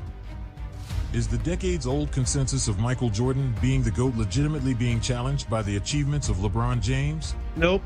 The sports media have spent countless hours debating this topic, but is there an objective victor when someone looks at all the facts and statistics? Or is the gap between these two athletes so razor thin that everyone can have their own opinion and reasonably justify their point of view? I really don't think so. When you listen to the sports talking heads of today, like Nick Wright, Shannon Sharp, or Skip Bayless, you hear arguments from each side. But most of these arguments are at best mostly opinion with weak supporting facts, or at worst statements that on face value are true but taken out of context are extremely misleading. Context. Everyone's got opinions, but yeah, we need facts. That's why I try to stay grounded in the facts. Is everything, and I will explain why this is so important later on. The current sports media would lead you to believe that this debate is too close to call or even possibly tipping in LeBron's favor. But they would be dead wrong, as the gap between these two is as wide as the Grand Canyon. My man. And I am going to definitively prove to you that Michael Jordan is by far the greatest basketball player of all time. At the beginning, I'm going to prove it to you now. If you just compare base stats without any context or position on a team, then you would have to say that Shaq is a better shooter than Steph Curry, right? I know. Yeah, field goal percentage is higher, so blah, blah, blah. Yep, I'm with him. Well, based solely on shooting percentages, Shaq shot 58% for his career compared to Steph only shooting 47%. But saying that Shaq is not only a better shooter than Steph, but that he is an astronomically better shooter than Steph is ridiculous. It is. Shaq dunking or shooting bunny shots compared to Steph's logo bombs is not an apples-to-apples comparison. You see, context means everything when comparing stats. Yep. No, So, that's the best shooter of all let's compare the time. per-game stats for Jordan and LeBron with the all-time list for each at their respective position. Now LeBron's rankings look pretty impressive compared to other small forwards, as he is in the top 20 all-time in all categories except offensive rebounding. Blocks at number 18. A lot of people like to talk about his blocks because they remember that one against Iggy in the finals. Yeah, he's not good at blocks. He'll only get those breakaway ones. He doesn't actually play defense, guys. Like, he doesn't play stand-up defense and block people. He'll just sneak up behind somebody on a fast break when they're not expecting it and then block the shit out of them and make a highlight. Rebounding. But what if I told you that Jordan was first on the list in 3 categories and second in a 4th category? Impressed? Hold up. Let's see. Points, steals, blocks for MJ as guards go, I think. Actually, MJ is in the top 7 for all major statistical categories. Not only was Jordan points. the all-time Well, best wait. at What'd I miss? almost half of the major statistical categories, he is near the top for every single category. That's right. There is not a single stat that MJ isn't nearly the best all-time at his position. That is simply incredible. If only we had a sample size where Jordan played a similar... Who has more steals at that position? What the hell? role to LeBron during his career. But wait, we actually do have that data. In 1989, Jordan decided to play point guard for 24 straight games, stretching from March 11th to the end of the season. His averages during that stretch were eye-popping, coming in at 30-plus points per game, 9 rebounds, 11 assists, 2.5 steals, all while shooting. I know. Yeah. If he wanted to be that guy, he would. Oh, my God. He could have been the greatest point guard of all time. 50% from the field and 89% from the free throw line. He not only was putting up his historically high-scoring numbers that came to be expected during his career, but was also averaging Magic-like numbers and assists on extremely efficient shooting. At the time, Jordan said that playing point guard would extend his career since he wouldn't have taken the beating that was allowed during that bully era of basketball. Easily. He also would have been able... I mean, it makes sense, too. Jordan had to create this offensive killer. Like, he was the first one. Really, who he looked up to, Magic Johnson. He wanted to be like Magic. So him wanting to be a playmaker and an assist man, it makes perfect sense. He just didn't get the opportunity outside of, what was it, like 10 games he got to play point guard? And then he dominated. To run up a cumulative stat line for his career that would have been untouchable, but that is not what MJ was all about. All he cared about was winning, and that is exactly what he did. Yeah, well, I mean, by the time they switched to the triangle with Phil, there was no real need for a point guard. Point guard in a triangle system means, actually, it's not even a point guard who takes the ball up. So it means nothing, actually. What a point guard means in a triangle means nothing. Someone's going to take the ball up and make that first pass. After that, the offense starts moving. Doesn't matter who brought it up. Which takes us to our second point, achievements. Everyone knows about Jordan's unprecedented and undefeated 6-0 finals record, but let's compare all achievements for each of these players. This chart looks more like a heavyweight boxer with crushing blows versus a featherweight instead of a GOAT debate between two supposedly equal contenders.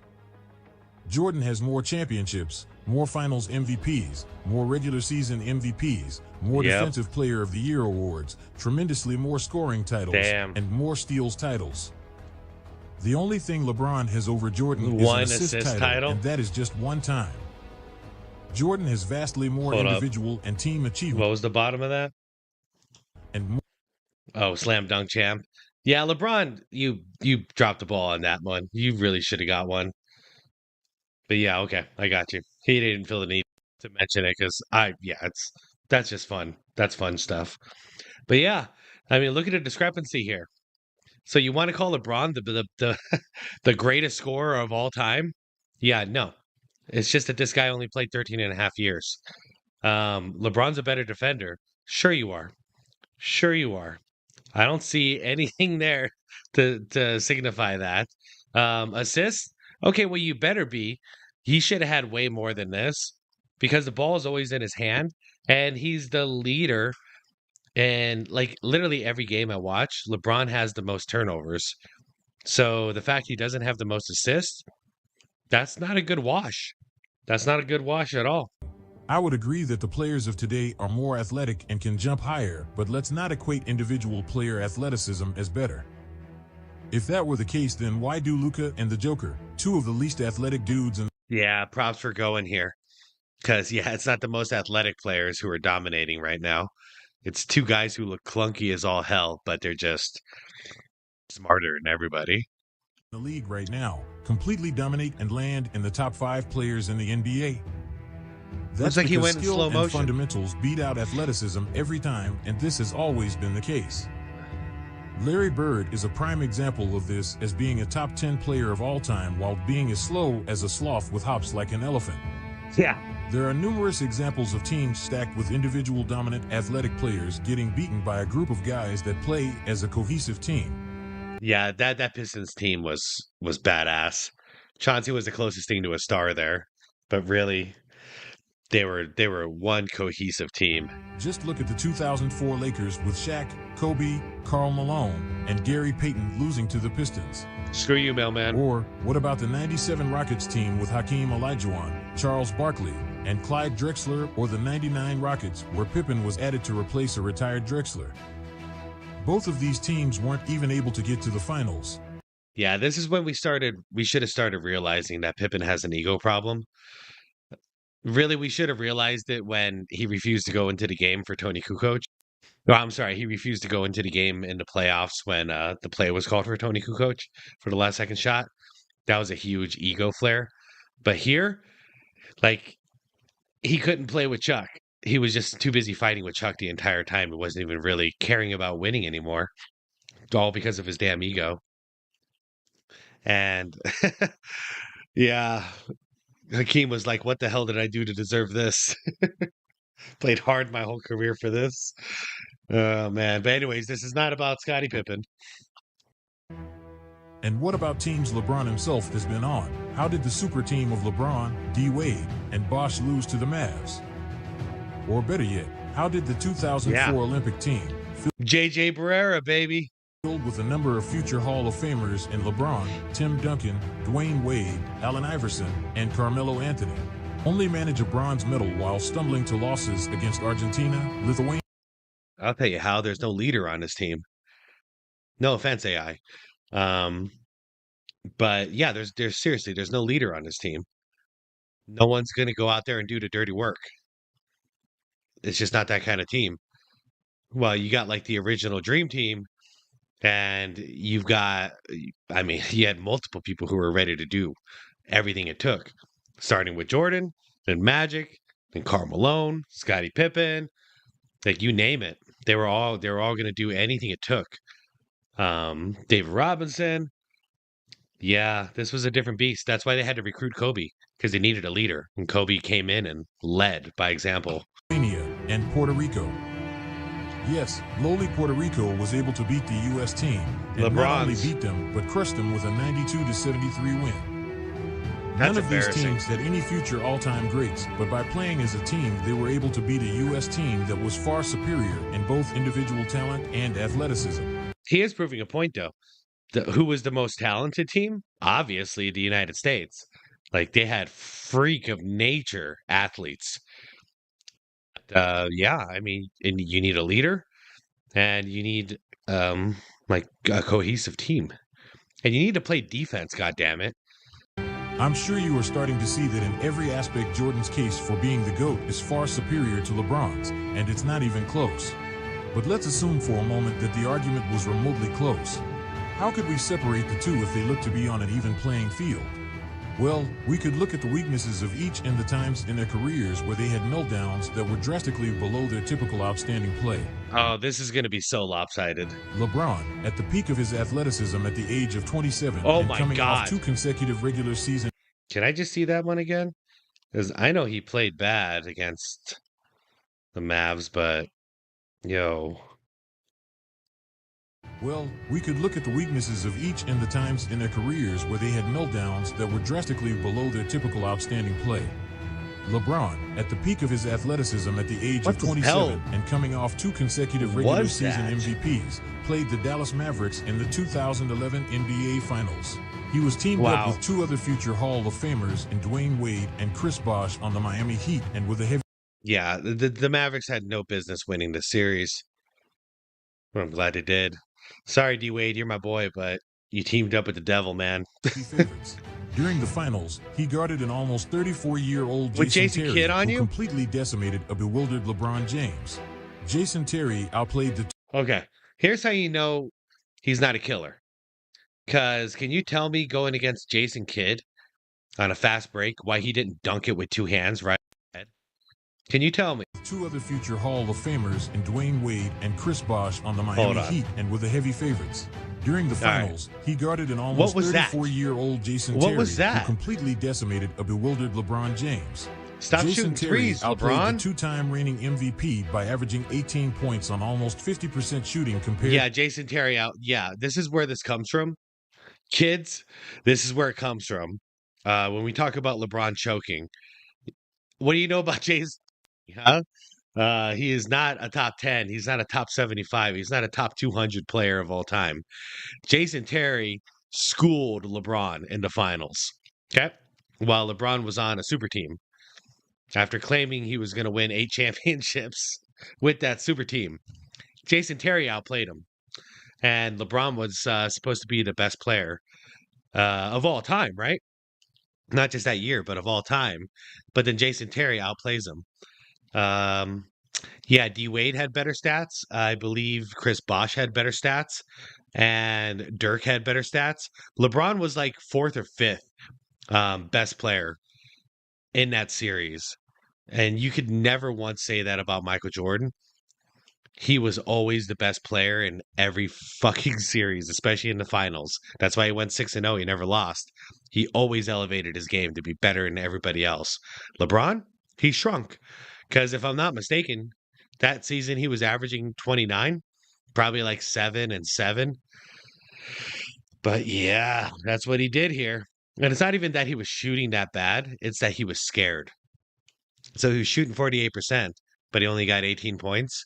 That means the stats do have a purpose. They tell you a story. That means LeBron was terrified. He shat his pants. He went the Paul Pierce route. To LeBron's, but Paul Pierce was actually kind of clutch. So that's just because he actually shat his pants during the game. Anyways, let's keep going. Paltry 17.8 points per game on 48% shooting. It's embarrassing. LeBron was held to almost 10 points per game less than he averaged that season and looked like a wide-eyed schoolchild during the series. Jordan didn't even do that as a rookie. 4, with the Heat up 2-1 in the series, Miami looked to take a stranglehold on the series. How did LeBron perform in this game that with a win would all but solidify his first NBA title? Oh, man, he nice managed a meager 8 points on 27% shooting. Watching it. Jordan in the playoffs was a monster. Even if he won, actually, even if he lost, even especially when he lost, dude, the guy was putting up crazy numbers because he was trying his ass off. He didn't want to lose. His numbers would actually go down sometimes during the wins because, they're in control. So this is the worst that we see from Jordan. Still getting 27, getting his 9 rebounds, 5 assists. I would like to believe he probably got 1 or 2 steals and a block and a half as well. But here's the key. 27, 49. Jordan's worst playoff performance loss was not a result of him shrinking in the moment. Nope. It was a result of the Pistons just being a better team that year, with Jordan having little to no help as the Bulls' second leading scorer. That series was Sam Vincent at 13 points per game. Not only that, Jordan was really skinny back then, and the Pistons were playing bully ball. So what were you going to do? They kicked his ass physically, barely, but they did. So he bulked up, and he got buff in 89. LeBron, on the other hand, was the sole reason for his team losing in his worst playoff series losses. And what if we look at each player's individual weaknesses? LeBron is notorious for being a bad free throw shooter with a career average of only 74%. Okay, 74%, but something I noticed from when he was a rookie was that he chokes. So it started in the free throw line. Charles Barkley used to comment on this too. When the game was on the line, he would pass it up. He still does that, by the way. But he wouldn't drive to the basket. And back then he didn't have a good jumper. He still kind of doesn't, but especially when he was young. When he was young, he could one dribble blow by anybody whenever he wanted and get whatever shot he wanted in the paint. But the thing is that he was scared of getting fouled. It was like Ben Simmons. So he would choke his free throws when the game was on the line. And that's where the whole choke thing started. And I thought LeBron was going to overcome this throughout his career. I thought he was that great. He was going to easily overcome this, but he really hasn't. He still freaks out in the moment, and he passes the ball out. And if he doesn't, you see him bombing a 3. And sometimes he'll get lucky, but that's not a good shot. 6'9" guy, stronger than everybody else. Anyways, this is where the choke comes from. At the end of games, LeBron tends to shy away from attacking the rim in fear of being fouled and having to go to the charity stripe. Hey, man, this guy gets it. He has a liability on the floor, which teams exploit at the end of games. Yeah. Jordan, on the other hand, does not have any weaknesses in his game. Some would say his three-point shot was a weakness, but how can that be the case when he basically shoots the same percentage as LeBron at threes? It wasn't a weakness. The difference is the game was different back then. Jordan averaged 1 3 per game. He took 1 3 per game. So, yeah. Do we say that LeBron is a bad three-point shooter? No, he chucks them all the time. During Jordan's career, the three-point shot was almost non-existent, and many of Jordan's seasons he averaged less than 1.5 threes per game. That's only about 120 threes for the entire season. How many of those threes were heaves at the end of quarters or with the shot clock running down? Since he didn't take many threes, those heaves would have had a huge impact on his overall three-point percentage. Think about what his three-point... Yeah, but he didn't care about stats. He was going for the damn wins. Average would have been if he shot more threes, and therefore these low percentage heaves would not have had as big of an impact. In fact, there were 5 seasons where MJ shot more than 1.5 threes per game, and his average those years was outstanding. Fun fact. Jordan was There were 5 actually seasons. Jordan was actually in a 3-point contest. Damn, man, what year was it? Was it 9? I can't. I think 95. Okay. So fun fact, Jordan won the dunk contest twice, LeBron 0. Jordan in the 3-point contest, he got eliminated in the first round. It was terrible, but it was also hilarious. But I just bring this up because has LeBron been in a 3-point contest, even though he's chucked about like maybe 20 times more threes than Jordan? Nope. Has LeBron been in a dunk contest? Nope. What's LeBron great at, everybody? Answer that. Answer that in the comments. What is LeBron great at? Because it's easy to point out the things that Jordan is great at. Great at defense. So steals, blocks, man-to-man defense, great passer, and obviously the best scorer we've ever seen.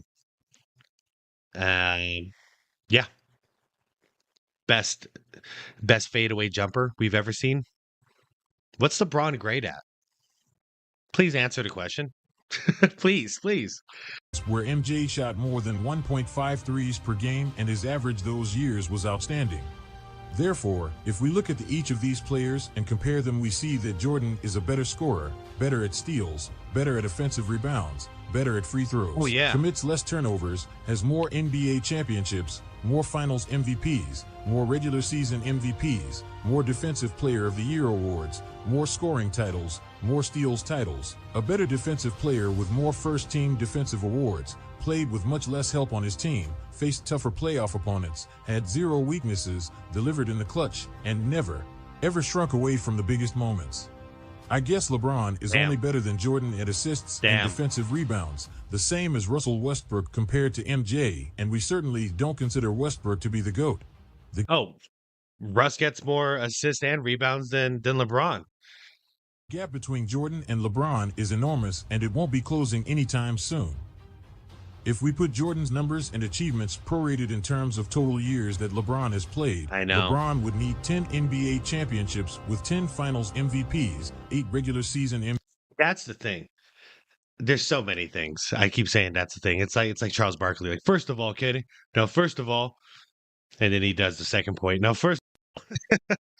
So the whole reason I'm rambling here. So Jordan played so few seasons compared to LeBron, but his accomplishments blow LeBron away. That's why this is not even a conversation. Because, he's going to adjust for inflation here, right? And that's fair. But if you just took 13 of LeBron's best years against all of Jordan's 13 years, including his worst years, Jordan still blows him away. But then you add in the 8 extra years and counting, and then you see less success.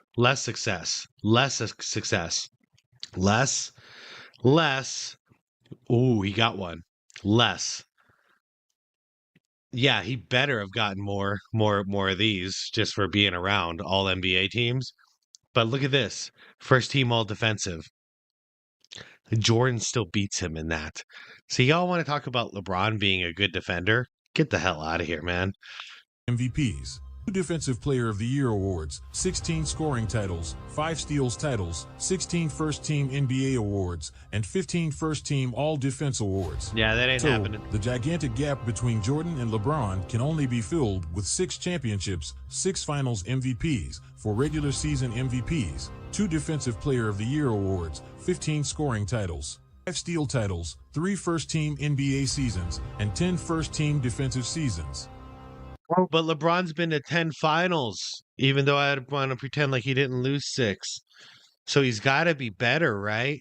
Because he got that far. Like in silver medal, LeBron. Hey, that looks a lot like the gap could only be filled with a player the caliber of Jordan himself. Yeah. And for that reason, there is only one true GOAT. Props.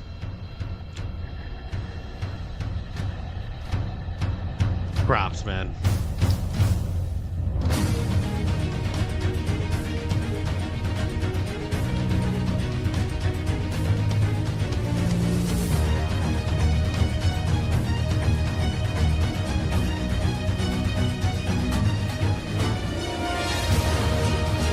All right, we don't need to watch this. It's just we know he's the man.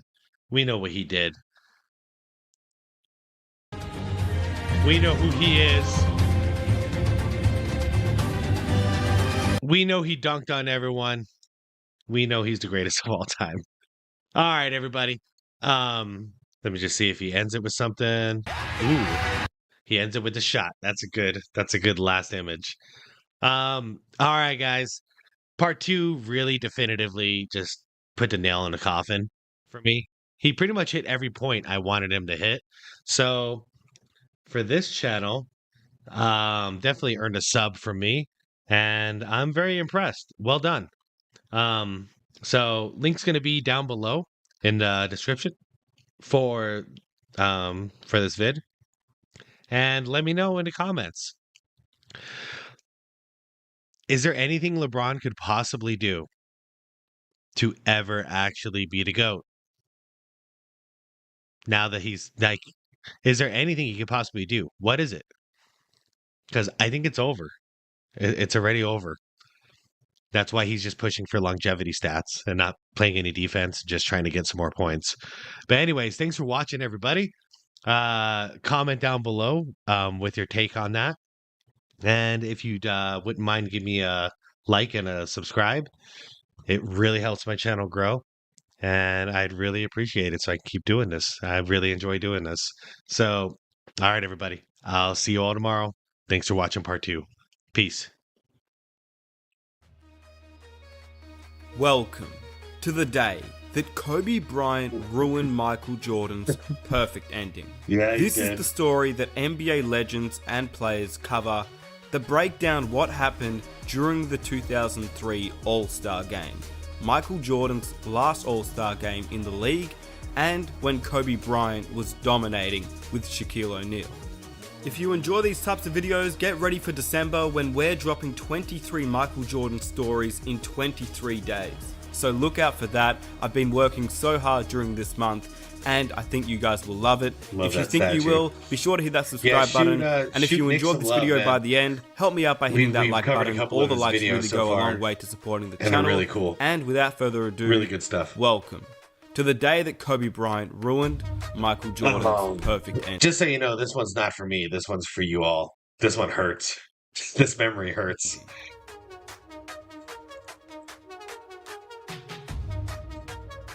A lot of sources. What was it like the first time you met Michael Jordan? So, MJ retired with the shot game 6 in Utah. I was drafted that summer. The year I came out of college, got drafted, he retired. He just won the chip. So I was like, I'm playing against MJ. This is my dream. And I'm thinking, I'm about to play against my hero, against my idol. That was my idol. Right. So I was disappointed. And then he retired. Yeah. And so then he retired. I was like, oh, no. Second retirement. Oh, no. You want to see this in person now. Right. I've just missed my hero by a few months. So he didn't come back for the lockout year in 99 and 98, 99. So I didn't get a chance to play against him. And then he came back. He came back with the Wizards a few years later. One more time. So I remember I was coaching at the NBA All-Star Game, actually here in Atlanta. So 2003 in Atlanta, MJ's last All-Star game. 2003, my Hold first up. All-Star. Jordan's last. Atlanta. Look at those lineups. And what year was this? All-Star Game, actually here in Atlanta. So 2003 in Atlanta. 2003. All right. So 2003 was Jordan's final year. 2002, 2003. You got Timmy versus O'Neal. Can you imagine that? There was a time where Jermaine O'Neal was the best big man on the East. How could that be? Shaq left? I guess that's why. Where's Shaq in this, by the way? Shaq must have been injured. All right, you got KG going against Michael Jordan in the small forward position. Oh yeah, I was reading this wrong, man. All right, my bad. Yao Ming got number 1. He got number 1 in voting all the time as center. Against Ben Wallace. Wow, starting center for the East. That's just as surprising as Jermaine O'Neal, not because of skills, but just because of lack of height. All right. So you got Jordan still going up against KG, though. That's insane. Jermaine against Duncan. It's a good matchup for power forward. Kobe against T-Mac. Fantastic. Steve Francis against Iverson. Hey, I like this because these guys are very similar. These guys are very similar. And these guys are very similar. These guys got nothing to do with each other. All right, here we go. MJ's last All-Star game. 2003, my first All-Star. Jordan's last. That was actually Michael Jordan's last All-Star game. I think it was Jordan's last All-Star game. The NBA, if you would kind of encourage, hey, it's probably a good idea that MJ starts in his last game. That was a no-brainer for me. Yeah, no kidding. All-Star has just asked Yeah, a little quick tidbit. Vince Carter was voted as a starter, and he kept trying to give the starting position to Jordan, and Jordan didn't want it. He just didn't want to take it away from Vince Carter until he basically at the last minute, it was just like forced, like Jordan go in, I'm not going in, because Vince Carter didn't want to take that away from him on his final year. to be replaced in the starting lineup by Michael Jordan. 6'7" forward from the Toronto Raptors. Four-time Because Jordan wasn't even happy about it. Vince Carter. You go through all the protocols, and I remember walking in. You in the room with you walk in that locker room, it's like that All-Star game, when you look around and you think about the guys who were on the court back then, what do you guys, I mean, that was a crew. You sitting back and you like, damn, this is the best of the best in here. I mean, it was a special group of guys on that floor, but And you had to try to create your swagger amongst a bunch of swaggers. Mm-hmm. It was so many OGs still making it because they was OG. Yeah, that's when they still cared. This was before like social media was such a big thing, so All-Star Game was big. Your personality got to shine. Now people don't even, barely try for the All-Star Game. They're just posting shit on social media all the time. OGs making it. You got the OGs in there, and the OGs always Jermaine. yelling and talking. All of the festivities, how All-Star Weekend is. This is bananas, and MJ was coming. Mm-hmm. Like you can hear him coming. Was he glowing when he walked in? Bro, like listen, you hear. I hear the same thing in the 75 greatest ceremony. Like the place already seemed loud, and then Jordan comes out onto the court, and then the fucking place erupts. Just shows the difference between MJ and everybody else. It's crazy. It's like God stepping onto a basketball court. People go nuts. You hear it, the cameras and the noise. You hear him coming down the hall, and it's so funny because all of us in there sitting. Now we feel like we big dogs too. MJ walking there, it's quiet. Get puppy in there. Listen, this is the cold thing about about Mike. like this. Mike make all the big dogs be like straight up. Listen, dog. I walk in, I said, hey, MJ, it's your last All-Star game and everything. You're going to start. I was the leading vote getter, and I gave my starting position to MJ. To me, that's what I felt was the right thing to do. What to did I demand do? himself and give him that position. Now, when I did that, Michael tells me no. He's like, no, you earned it. You go ahead. Yeah. I said, no. Sounds like Mike. You're going to start. I said, Mike, look here. I am not walking out here on this court tonight and start on this court, and you are sitting on the bench. Because I didn't want to get blackballed. I didn't want the NBA and the world like, how is Michael did you Jordan take not MJ's spot? Yeah, how is he not starting his last All-Star game? Yeah. So he's like, no, you earned it. Go ahead. So I go back in, get dressed. I was sitting on the bench with my uniform on, buttoned all the way up, and I was going to sit in the bench, and I'm not going out there. Well, Michael, all weekend your teammates have been trying to give up their starting spot. You politely have said thanks, but no thanks. What changed here at the last minute, and did Vince Carter surprise you? That's exactly what happened. Vince surprised me. I started walking in the back, and they call him out. Boom, he walks out, starting lineup, and everything good. Of course, he was a little up there in age, but it was still amazing. That's Props amazing. to Vince for doing that, man. But that was a dream just to be on the court with MJ. I don't care what Michael wanted. This is how it should be. Michael Jordan should be starting the last All-Star appearance in his career. Deal with. Then you talk about Michael Jordan finally scoring the basketball. Now Sean Marion of the Phoenix Suns, who just came on, is guarding Jordan. Gotcha. Did he torch Sean Marion in this game? Good jumper, and he just said about time. Jordan with Garnett back. Oops. Oh. Michael Jordan. Well, that's how you shoot over With KG. his third field goal. Gary Payton has tried. What is this? They're just rotating defense? Everyone trying to shut him down? Over Gary Payton. He's television, as we showed you earlier. Who's next? Dirk? Here's Jordan. Yes. You know, Michael is actually having fun right now. He really is. He wants to hold on to this lead. He wants to win the game with the Eastern Conference, and he's playing very, very hard right now. Oh, it's Michael Jordan. On Dirk again. 16 for Jordan. I grew up watching him. Here's Jordan. Oh, no. Oh, no. Oh, no. Oh, no, Kobe. I'm getting to that foul all day long. Oh, I know you ain't talking. I know where you're going. You got to get up quick. If you knew where I was going, why you go for the fake? Mike, after you face the ball, where else you going to go? You left your feet. Yeah, but where else you going to go? In the game, I go for you. I spun all the way around. I go for these ribs right here. I grew up having that. I love it. Dude, the way those two talk shit against each other, young Kobe and old man Jordan, I freaking love it. The same type of edge and competitiveness. I ain't got no hands. 4, 3, 2, that's all right. I shoot him better with the clock going down. Michael and I both counted know it down. There's certain players that we can intimidate. Certain players are afraid. And misses on the first. Kobe at 83% free throw shooter. 10 and 1/10 seconds. But every now and then, that's a good foul right you run there. into a player that has the same DNA that you do. Remaining, Bryant. Has the same competitive spirit that you do. When I face him, we're going to go at it. Here's Jordan with a flip that goes home. I was right there the next play. Oh, the steal by Bryant. Yeah, he always was. So I think he was the same way. We're down one. We take a timeout, and you know I'm diagramming a play for Jordan to get the last shot, and I know where he's going to get it at. I'm gonna put him on the box, and he's going to do his little thing, turn around and knock it down. Of course, we do it. The game is tied at 1:36. Oh man, here we go. And apparently there was a problem with the clock. All right, here comes the ultimate fadeaway on Sean Marion. Okay, this is the most extreme fadeaway I've ever seen, and this is how it should have ended, man. Should be turned off right now. They can run it all the way down. Give the ball to MJ. We're down to 10 seconds remaining in overtime, and Michael has the ball again guarded. Look at this. Marion. The fadeaway. Look at this.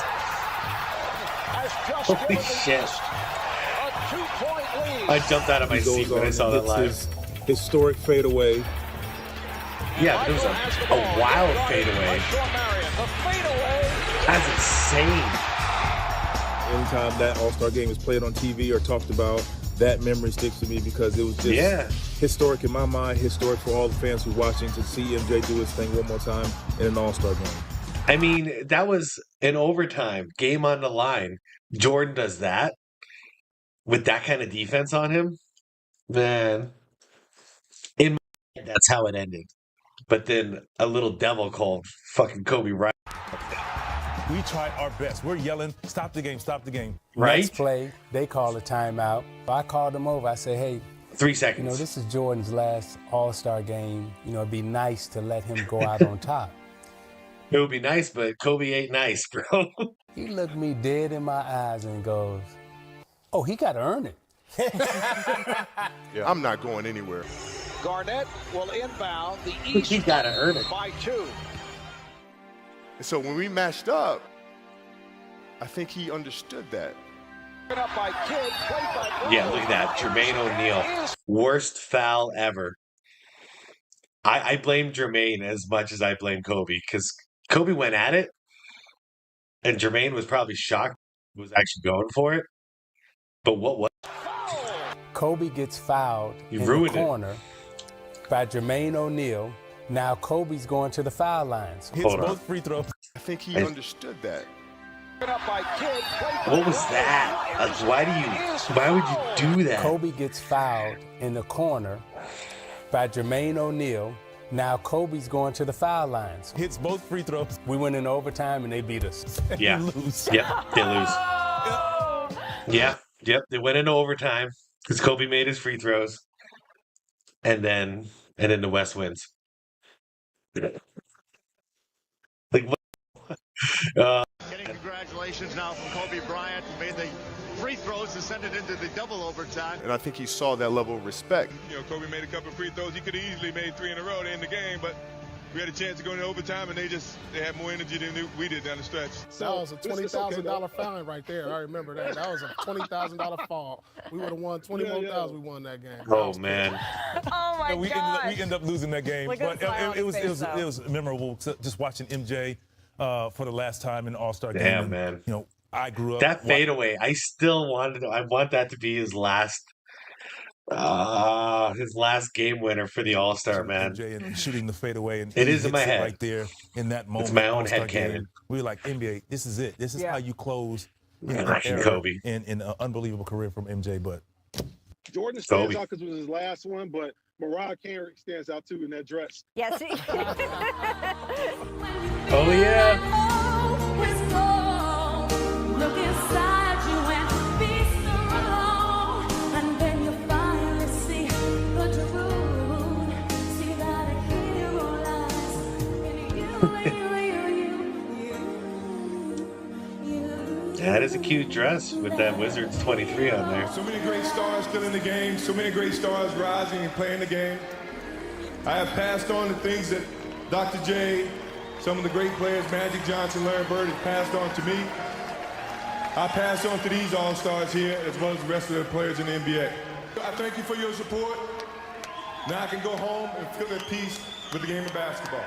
Thank you very much. What was it like, truthfully, playing against Charles Barkley? One moment that I can pick with Charles, we were playing Philly in the playoffs. And I guess I got into a hot rhythm, and I had about 40-some points, and Charles was yelling. I can hear him yelling in the huddle. So I'm like, who's going to guard this guy? Somebody's got to guard this guy. That's all right. I guard this guy.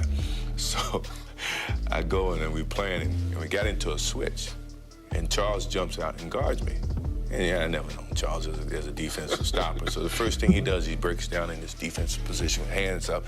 Everything looks technically right. And I just laugh. I say, when the hell are you going to start playing defense? And who taught you how to get in a defensive stance? And I had to pass it. But that's the type of guy, he would take on a challenge, even though he was not up to the challenge. Someone asked you if you could pick 4 guys. So he actually passed the ball up and he was too busy laughing. What the hell? For your pickup team, 4 guys that you play anybody else with. Hakeem Olajuwon, Magic Johnson, and Scottie Pippen, and James Worthy. Would you keep the same 4? In a heartbeat. He still got him. I played against and with all these guys. I'm going with who I know. Every single night, that responsibility to go out there and represent greatness every single night. Look at that respect. He's still got Pippen on his team, man. You know? And James Worthy. That's old school props back in the college days. Steph Curry shouldn't be offended when he watches this. I hope not. He's still a great player. Not a Hall of Famer yet, though. I still remember my principal saying that you probably should go to Air Force Academy because you're guaranteed a job after you graduate.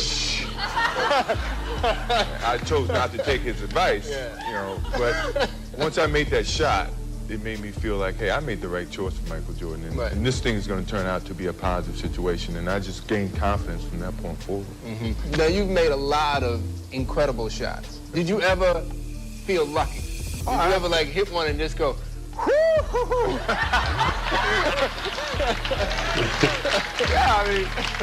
I still feel that way. Sometimes when I do things and I really don't know exactly what I've done until I see it back on replay. Right. And I wow myself sometimes. But I go in with the notion of scoring the basket, and sometimes the defense can alter that. But a lot of times the instincts take over, or the creativeness that I have in my game sometimes take over, and I don't really know what happened until I see it again. Right. You've had a lot of fantastic moments in sports. What's the greatest moment? It's cool, by the way. Silas, what's his name? Is it Bob Silas? Old Georgetown coach when Allen Iverson played. Listen, Jordan. That makes up for a cool interview. What started everything? You Don't say that. Don't say the shot against Georgetown. Yeah, that was the greatest moment because I think that took me. That was against Georgetown. If I had any doubts about playing on college level or playing with the big guys, that shot gave me the confidence that I belonged where I was. And that it was, if you put your mind to doing whatever you want to do, good things can happen. So before anything else happened with Michael Jordan outside of that game and against you guys, that shot gave me the idea that I could be better than what people think, and I can, surpass any expectations that I may have for myself. Let me turn it. Well, that was it. Then once he started believing in himself, the sky was the limit. Screw what other people have to say about you. Believe in yourself. Make your own rules at that point. What's your greatest disappointment in sports? I haven't had any disappointments. I mean, sports is a tool that teaches, and it teaches you bad things. It can also teach you good things. It's how you perceive those things. I've looked at every experience that I've had, negative and positive, and taken that as a positive. If I wouldn't change anything because I think it would alter some of the other things that happened. So when I look back, I can't say that I've had any bad things happen. Sure, I mean, you don't want bad things to happen, but you deal with bad things. You can't have good or without bad. Yeah, you can't have good without bad, no light without darkness. And what's the point of winning if you never lost before? It won't feel as... You need a disguise. Me? So I can go in peace. Can you go anywhere in peace? Look at his get up. Go home all the time in peace. At least some peace. I hear some, my kids are yelling, but that's the peace I want to hear. But yeah, I've been able to go out and do things on my own now. It's getting to a point where my life is really kind of toning down. Other guys are coming in and taking the spotlight, and I'm saying, hey, be my guest. I don't mind it at all. I think people view me as human as you are, as any other normal person. So I see my life getting more back to where I want it to be in terms of doing things that I choose to do without people actually invading on certain things that I like to do. As popular and beloved as you are around the world, you get hate mail? Do you get negative things that people call you up and leave messages? What do they say? I've gotten a lot of mail where, oh, you're so, you're untouchable, you're so pure, you don't get no fouls, you don't get this, I'm tired of seeing your face on television, which is just human nature. I realize that, which is one of the reasons that I do want to cut back on a lot of things that I've done and am doing. If anybody, if you had... And then he came back and won 3 more championships. He got out of the spotlight just to come back in and do it one more time. 273 professional athletes here, professional basketball player, and you say who's the dirtiest player in the NBA? Is this Arsenio? 95% say Lambeer or Larry Bird. Really? Yeah. Lambeer is very, very dirty in terms of, you can see Lambeer. He doesn't jump well. Yeah. He can't block a shot. Yeah. So, this is true. I mean, this is not to be knocking him, but you got. Yeah, Lambeer was, I mean, he was the worst.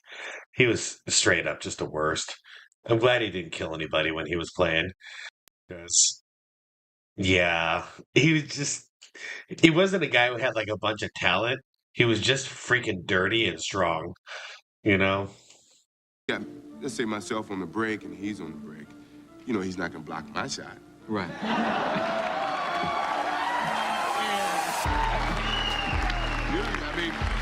You really think he would?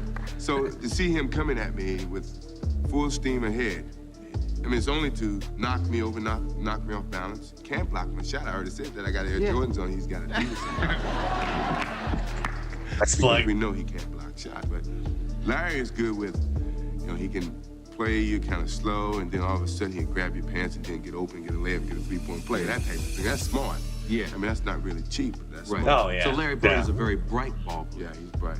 He overcomes a lot of the things, a lot of the natural ability things that he doesn't have. He may not be the quickest guy, he may not be able to jump, but he thinks very well. When you look back at your career, particularly in the NBA, when you started off in the NBA, you did a lot of exceptional things yourself individually. Right. And then later on, 96, 98, you guys start really winning championships. Evaluate the difference in the two. Well, I even go back further. You come out of college, you got a lot of gifted talent and some knowledge from your coach, and when you get to the pros, you have to blend that knowledge as well as your individual talent. And you don't know where you stand. I came into the league thinking I was the last on the totem pole. That was my thinking. I didn't come in thinking I was on top.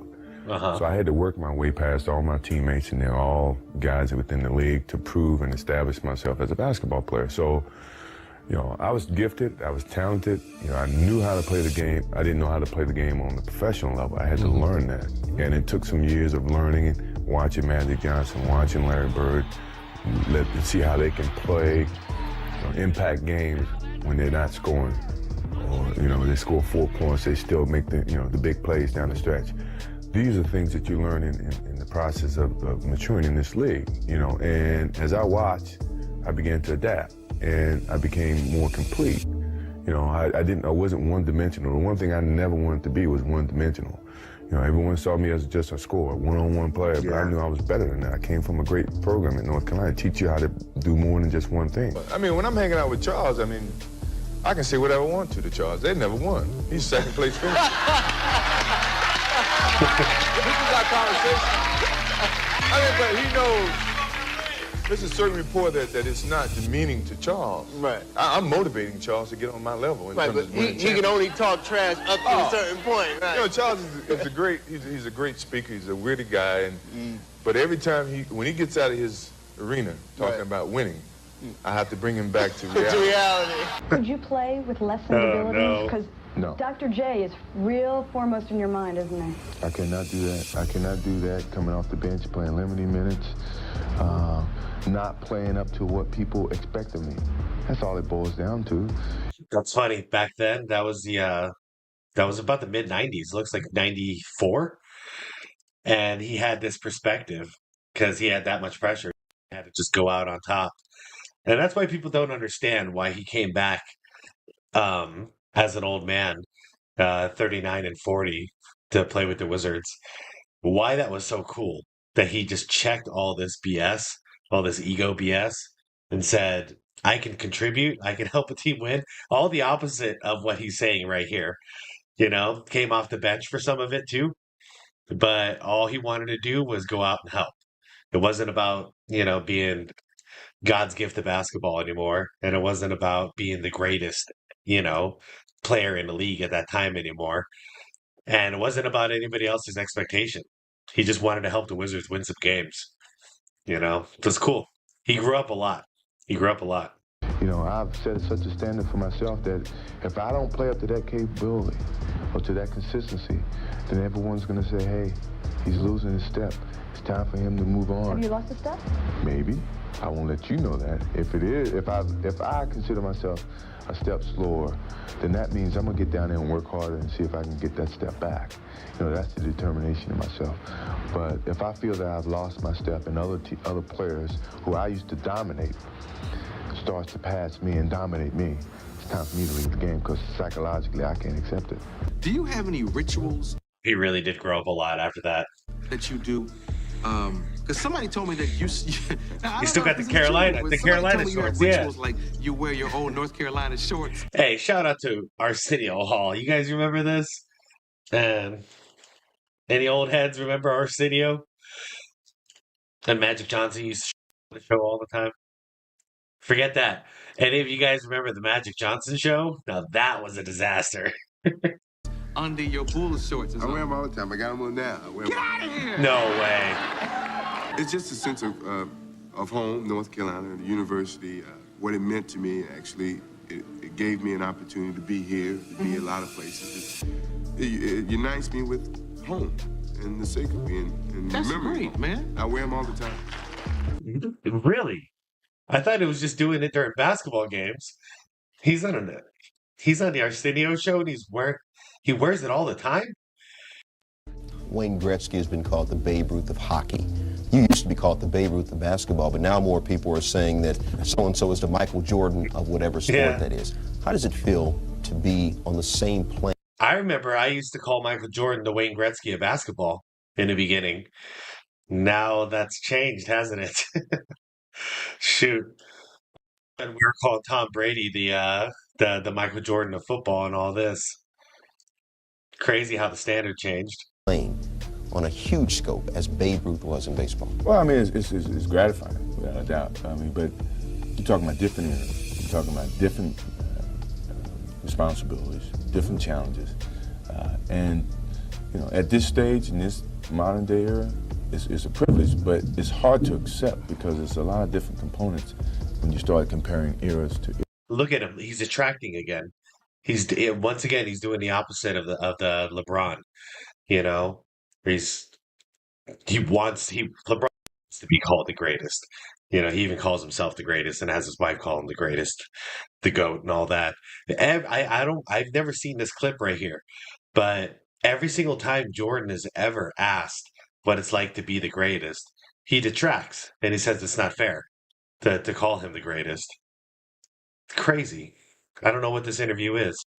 Privilege, but it's hard to accept because it's a lot of different components when you start comparing eras to eras. You know, when people say you're the greatest basketball player ever played, it's hard for me to accept that because I never faced Will Chamberlain. I never faced Jerry West, Elgin Baylor, or Dr. J when he was really in his prime with the Nets or whatever. So it's hard to accept that. It's great people are going to say it, and you can say that, but deep down in your heart, you can't really expect yourself to be the greatest of all eras, you know, and I don't consider myself that. But it's a great compliment to have. Have you ever met anyone? What a difference. What a damn difference. Anyone that you felt was as competitive as you are? No. I just feel that, you know, my competitive drive is far greater than anyone else that I've met. You know, I think that I thrive on that. I think that's my biggest motivation in life, you know, is to compete, you know, find different competitions in certain things in life and try to overcome that, you know, be it positive or negative. But I have yet to meet someone who is as competitive as me, you know, and I just feel that much confident about my competitive drive. Let me ask you something, Mike. A lot of kids copy you, and a lot of things that you did we all did. Things that people had never seen before. I used to practice that move. It made no sense because it wasn't a practical move. It just looked cool. It was the stupidest thing I ever used to practice. Did that in horse all the time too. It was an accident. MJ thought he was about to get blocked, so he brought it down and went with the left. You and a lot of things that you did were things that people had never seen before. Did you ever practice those things, that creativity, that self-expression that you did, some of those shots you made? No, I never did. I mean, you know, obviously when you're as a kid, you want to count down 5, 4, 3, 2, 1 to get the game-winning shot. Yes, but I mean, in terms of the creativeness, I think you've seen it. You know, it has happened in situations where the defense dictates what your reaction may be. But then once you do it once, you know you have a gifted talent to create. You know, in any other situation, you try to alter, you try to change.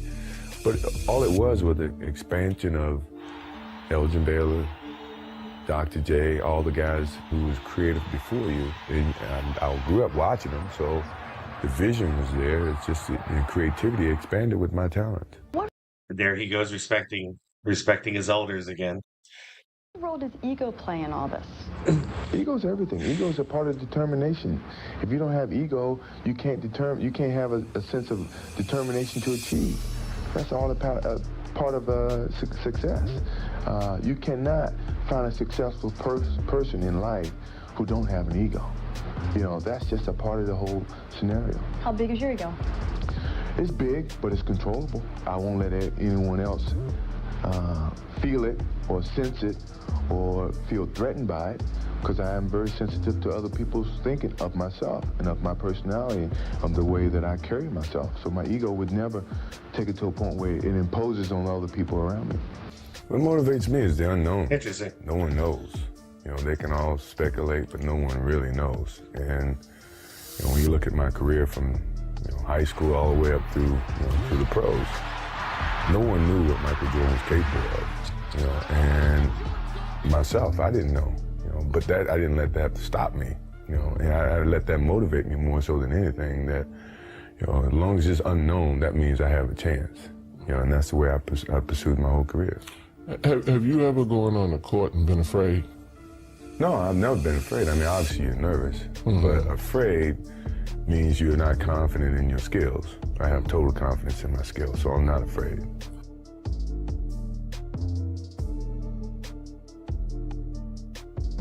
Played probably just as poorly as anybody on our ball club. It was an ugly game for us. Nobody shot the ball well. We've already gave ourselves names in the locker room. I'm doo-doo, he's shit.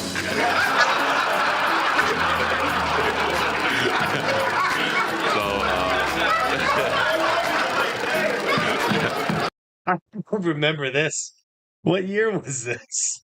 I'm about to leave after that one. Michael Jordan and Scottie Pippen are two of the most iconic names in basketball history. They were the backbone of the Chicago Bulls team that won 6 NBA championships in the 90s. Yeah, Jordan is 1-2 widely punch. considered the greatest basketball player of all time, while Pippen is often regarded as one of the best small forwards as well as the best sidekick in NBA history. But despite their shared success on the court, their relationship wasn't always smooth sailing. They went from being close allies to becoming bitter adversaries. In today's old school b-ball video, we'll explore the complex relationship between Michael Jordan and Scottie Pippen. We'll delve into the highs and lows of their friendship over the years and Man, this is gonna start out so high and so optimistic and end so dark. If he actually covers everything, this is gonna be actually kind of difficult for me because I on this, and I loved Pippen. I still love Pippen as a player, as a person. Man, I have some serious doubts about this man now. and the factors that contributed to its eventual breakdown. Get ready to uncover the fascinating story of two of the greatest basketball players of all time and the complicated bond that they shared. Yeah, sorry, Shaq and Kobe, but this was the best 1-2 punch of all time. Shaq and Kobe might have had more talent, more natural skill, but these guys were hungrier, man. Michael Jordan and Scottie Pippen's relationship goes back to the late 80s when Pippen was drafted by the Chicago Bulls. Pippen was a raw talent with amazing athleticism, but he needed guidance. No one looked at Pippen as being the next great player, but a solid role player who could do some good things on the floor with his ability. I mean, he was hungry, and he wanted to beat a man, but he ended up playing with Michael Jordan, so he just soaked it up from MJ. And little known tidbit, Phil Jackson used to have them always guard each other. They weren't playing on the same team on practice. They were guarding each other. And that's also what made them both such amazing defenders, that was their daily assignment, especially Pippen. He had to shut down the greatest offensive player of all time. That's a hell of a daily assignment. By the time Pippen arrived in Chicago, thanks to a draft day trade by the Chicago Bulls and the Seattle Supersonics, Michael Jordan was arguably already the best player in the NBA. Jordan had already won the Rookie of the Year award, set the playoff scoring record with 63 points, and averaged 37.1 points per game in a season. Despite the incredible play by Jordan, he didn't see much success on the team level. Jordan needed help. It's something I wondered. I thought I was going to see from James Harden eventually, but I don't think I'm gonna, unless this is the year and he's going to prove me wrong. But Jordan pointed out he wanted to prove it as an individual, and he did it. Kobe went through this phase after Shaq left as well. He just wanted to prove he's the best out there. And then after that, he was like, well, I want to freaking win. So what do I got to do to win now? And that was it. He got addicted to winning after that. But I always wanted to see James Harden do that. Just check the ego and try and win championships. And the Bulls, along with Jordan, realized the potential Pippen had, and this led to Jordan taking Pippen under his wing and mentoring him. Yep. Even though his body wasn't there, you could see signs, Jordan once said about Pippen. As an open court player, he was so much like Dr. J. He'd get the ball on the break with those long strides, and next thing you know, he's at the basket. Yeah, those long I think arms, it took man. people by surprise. I always related to Pippen because I've got freakishly long arms. So on basketball, like when it comes to just especially defense, like long arms came. I watched Pippen a lot. I learned a lot from Pip as far as how to reach in properly and then how to go for those blocks. See how quickly he progressed. Sorry, I'm going to be pausing this shit all the time because this is my childhood here. And how his body responded to the style of play. The Jordan-Pippen partnership was one of the most successful in NBA history as they led the Chicago Bulls to 6 NBA championships in the 1990s. 6 for 6. From the outside, it appeared that Jordan and Pippen had a great relationship. Nice feed. In fact, you'd just assume they were best friends. It would make sense since these two dynamic stars gelled so well together on the court, they probably built that connection by hanging off the court. There have also been plenty of times when Jordan publicly supported Pippen. Like when Jordan wore a wristband with Pip written on it. Dude, his whole career, he has had Pippen's back all the way till just recently. We'll find out. Or when Jordan won the 1997 Finals MVP award, he gave the ultimate respect and prize to Pippen. We are a tandem. Yeah, It's hard to split us up, Jordan said after winning the 1997 Finals. He said, "I'll keep the trophy. Pippen will get the car." You know, because he literally called him up when he won the Finals MVP. He called Pippen up, and he was like, "Ours." You know, we're a tandem. Want to talk about respect? Not like LeBron when he won his last championship, and he was like, "I want my damn respect." You know, dude, that was AD's. That was AD's MVP. Let's be real. Those of you who watched the Disney Mickey Mouse Bubble championship, like that was AD's. At least LeBron could have brought him up and said, like, "Hey, you know, you deserve half of this." You know, he did. Yeah, he was the best player. He was the best player. That's stupid. MVP. He means a lot to me when I go out and play on the basketball court. He relieves a lot of the pressure that I have to deal with. I try to do the same for him. It's hard to take this MVP by myself. He's got to take half of it. I'll take the trophy. He may get the car. How hard is that? Jordan did, How hard is in that to fact, give the give respect? Pippen the Finals MVP truck, proving the love and admiration Jordan had for his running mate. That's awesome. This respect Jordan had for Pippen did not fade even long after their playing careers had ended. In the famous The Last Dance documentary, Yeah, this is when it all started going downhill for them. which was co-produced by Jordan's production company, Jump 23, Jordan had some high praise for Pippen. Whenever they speak Michael Jordan, they should speak Scottie Pippen. I won all these championships, but I didn't win without Scottie Pippen. Even with these kind words. He also said it at his Hall of Fame speech a couple of years prior. He got up on stage and he was like, whenever you don't just see Michael Jordan in those videos, whenever you see Michael Jordan, you see Scottie Pippen. Every championship I won, Scottie Pippen was there. Like, and then Scottie's got to come out and say all this nasty shit. They're currently Horace Grant, this Pippen, Horace Grant, and Luke Longley are doing some live tour. For those of you who don't know, this shit is real. It's called like Cut the Bull or something like that, like No Bull. And they're trying to tell the true story of The Last Dance. It's Be Real. It's a Scottie Pippen led hate tour for Michael Jordan. It's disgusting how far it's come. Words from Jordan about Pippen. The documentary is the main reason why Pippen and Jordan's relationship has turned sour these past 3 years. And Jordan didn't say a damn bad thing about Pip. Pippen just outed himself. He told the truth about the surgery he got, how he didn't get it in the offseason. And then he said, "I would have done it again. I got no regrets." That's why everybody turned on Pippen. He did it to himself. In the documentary, it covered the history of the Bulls from Jordan's first season in Chicago to the Last Dance season, which was the 1997-98 season.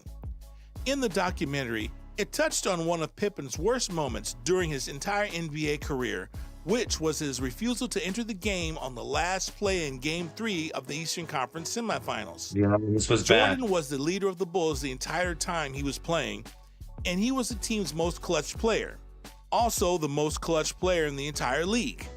So it was natural that Jordan always ended up with the ball in his hands on the last shot opportunity. With Jordan retired, Pippen assumed he'd now be the man with the ball in his hands when his team needed it the most. Pippen would be right to believe this, so it's no wonder Pippen was shocked when Coach Phil Jackson drew up the final shot for rookie Tony Kukoc. There's context that the documentary was missing, and Tony Kukoc prior to this had hit a clutch game-winning shot, and Pippen had a couple of opportunities to do the same, and he missed them. So coming up into this game, Phil made a coaching decision, and he made the right one because Tony nailed it again. Tony was clutch. Okay, Pippen was a badass, but he wasn't that Jordan, Kobe, Bird, and apparently Tony Kukoc, Reggie Miller kind of clutch player. It's just not part of his DNA. Pippen, who was supposed to be the inbounder, became angry by Coach Jackson's decision and he refused to play. So he took himself out of the game. Pip still back here. Scotty is on the bench talking to Johnny Bach. Yeah, Bill Cartwright let him have it. Tony, look out, it's on line.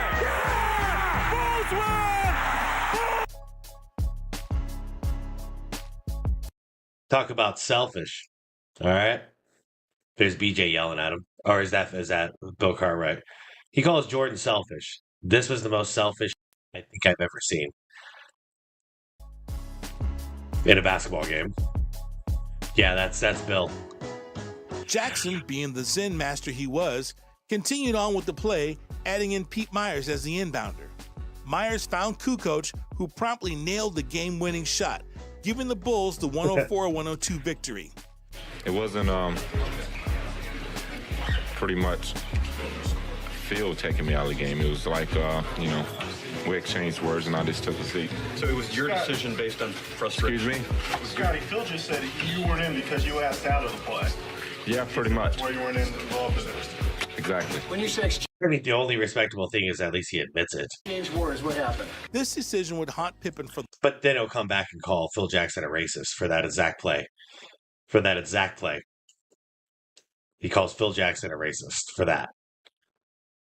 The rest of his career, and the fact it was brought up in the Last Dance documentary didn't sit well with Pippen.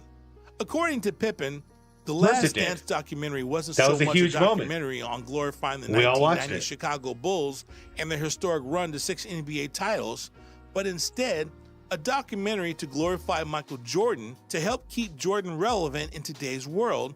Nah, man, it covered that failing moment by Pippen, and it also covered Jordan's first, his quarter season back when he was and how Shaq Penny and the Orlando Magic whooped his ass.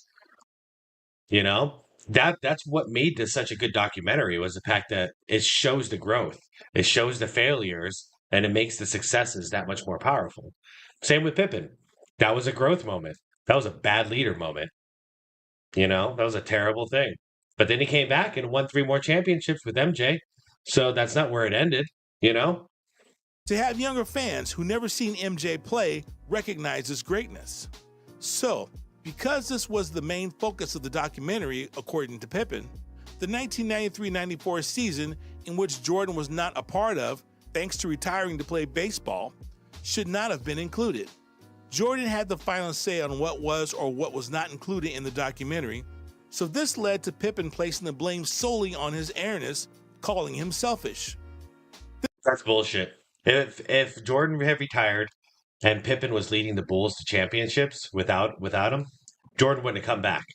Jordan came back because he was watching his team lose, and he knew he can go in and help them. If they didn't need help, if Pippen didn't need help, Jordan would have just stayed retired. This was the exact word Jordan used in the documentary to describe Pippen's actions of waiting until the start of the 1997-98 season to have surgery on his foot. Another take in the documentary that didn't sit too well with Pippen. This one's big. Pippen went on the TV show Good Morning America and spoke about how he believed Jordan was a selfish player, he only focused on himself and scoring the basketball. I mean, he was a great scorer, but a lot of things that he did was based on him as an individual. I think basketball is a team game, Pippen told GMA. He led his team to 6 championships. That means good leader. If the guy was scoring 45 points a game, but they couldn't get out of the second round of the playoffs, James Harden, that's a selfish player. Jordan did what he did, dude. Jordan sacrificed his stats to win rings, and he led his team to do it. He was the captain. Pippen, man, dude, this shit triggers me, man. This shit triggers me so hard. Host Michael Strahan.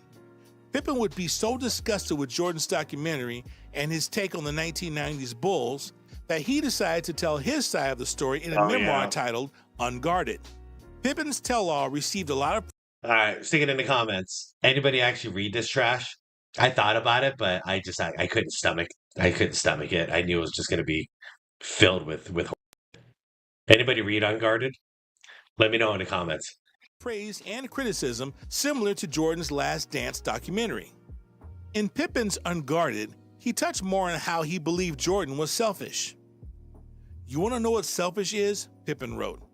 "Selfish is retiring right before the start of the training camp when it's too late for the organization to sign free agents." His father just got murdered. Like right up to this. Right before this. His father just got murdered in cold blood. Fuck you, Scotty. When the backlash Pippen received for taking himself out of the game on the last play of Game 3, even with the backlash Pippen received for taking himself out of the game on the last play of Game 3 in the 19... And it also came out later on. Guess who never sent his condolences to Michael Jordan about his father getting murdered in cold blood? Scottie fucking Pippen. 94 semifinals, Pippen defended his actions, clearly not regretting his decision. In his memoir, he touched on his infamous decision to take himself out of the game in the last seconds of Game 3 versus the Knicks. "There was one person I was angry with, Phil Jackson," Pippen wrote in Unguarded. "Michael was gone. This was my team now, my chance to be the hero, and Phil was giving that chance to Tony Kukoc." You got to earn it. Actually, what the real underlining thing here is Kukoc was getting more money because Scotty locked himself in a crappy deal. And he was always jealous of Tony Kukoc. There's jealousy behind it. Same reason why he hates Jordan. Jealousy. That's all it is. That's the root. It's unfortunate. You don't just earn. You're not just given the last shot. People like Steph Curry, Larry Bird, Jordan, Kobe, they get the last shot because they've earned a right to it. Because they hit it more than they miss it. Pippen, I'm sorry, man. You missed it way more than you hit it. You know, that's why you were the best passer on the team. Phil Jackson wanted you to inbound the ball because you'd throw the most crisp pass to Tony Kukoc. Get the job done. Be a team player. Don't be selfish, right? Right? Are you serious? Tony was a rookie with no rings. I was in my 7th year with 3 rings. And, by the way, in the MVP race that season, I finished 3rd behind Hakeem Olajuwon and David Robinson. Hakeem didn't get all the last-second shots, and neither did David Robinson. It's a different part of the game, is taking the last shot. The most humiliating part was Phil telling me I would throw the ball inbounds. At least when you're on the floor, you can be a decoy. The Knicks would have put 2 defenders on me. Someone would have gotten a good look. By not going back in the game, I did the right thing. Bullshit. What an idiot. Okay. I just don't even know what to say. He did the right thing by not going in the game. Okay. He's trying to insinuate that if he wasn't inbounding the ball and he was playing decoy so he can distract the defenders, and then Tony Kukoc got the ball for the last second shot, then Phil Jackson wouldn't be a racist? Bullshit, Scotty. Bullshit.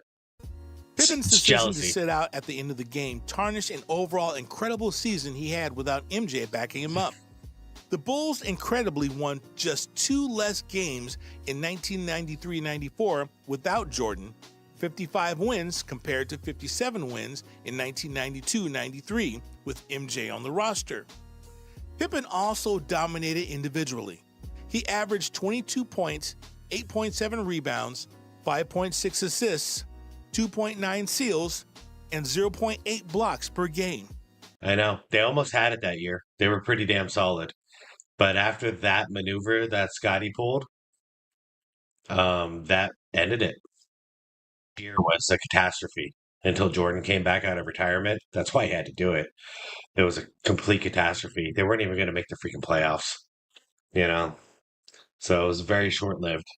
Pippen was named to the All-Defensive First Team, All-NBA First Team. He was 3rd in MVP voting, and he won his only All-Star Game MVP by putting up 29 points, 11 rebounds, and 4 steals in the East's 127-118 victory. So you can see Pippen's point about being frustrated that Jordan allowed his sitting out incident into the documentary, tarnishing an overall incredible season by number 33. This wasn't the only problem Pippen had with Jordan's Last Dance documentary. The documentary showed a side of MJ that maybe some fans didn't realize was there. Jordan was, in a way, a tyrant to his teammates. Jordan was not afraid to scream and berate his teammates. Just ask Scott Burrell, who Jordan famously picked on in the Last Dance documentary, or current Golden State Warriors coach Steve Kerr, who Jordan once punched in the face when they were teammates on the Bulls. Yet they have nothing but respectful things to say about Michael Jordan. Both of them. Bulls coach Phil Jackson once said that Jordan was a leader who screamed at the guys to help them act right on the court.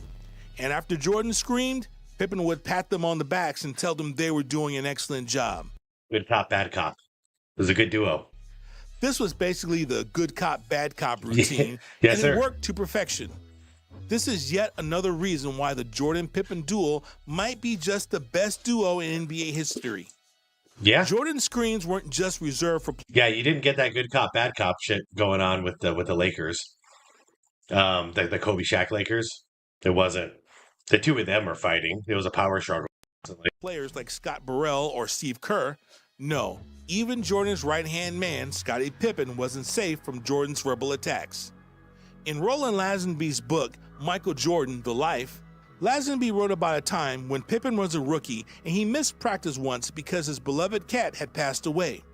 Once Jordan got wind of why Pippen wasn't at practice, this set him off. Jordan ended up threatening Pippen by saying that he was going to kick his ass for missing practice. In the end, Jordan did not fight with Pippen, but this is one example of where Pippen wasn't free from Jordan's verbal abuse. I mean, we don't know how that really came off. You know, it could have been like, man, get your ass to practice or I'm going to whoop your ass. You know, we don't really know. I'm not going to say I know the truth, but I'm assuming it's that. But also Jordan was pretty damn crazy about winning. So maybe he was like, maybe he was serious. Maybe he was actually serious. There have been other incidents as well, like in Game 1 of the 1998 NBA Finals against the Utah Jazz. Toward the end of the fourth quarter, Pippen missed Jordan for a pass in the post and eventually shot and made a three-pointer. Even with the made bucket by Pippen, Jordan screamed at Pippen in the huddle as Jordan made his last few shots and had a rhythm going and felt like he should have had the ball in his hands at that moment.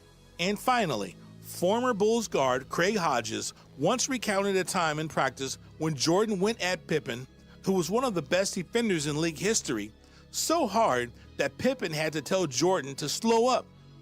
I can remember this time in, I think, 1990. Straight up, Craig Hodges, I've kept up with him over the last couple of years, and he's become a total hater. Not just of Jordan. He hates everybody. When Scottie decided to challenge Michael one day in practice, Hodges said, Michael kind of backed up for a half second. Then he proceeded, literally, to score on Scottie at will. It was incredible. I mean, Scottie Pippen even then was one of the best players in the league, and Michael just rained points on him. Scottie had to step back and say, slow up, man. Despite Jordan's sometimes hard attitude. Hey, man. I mean, that was the competitive edge, you know?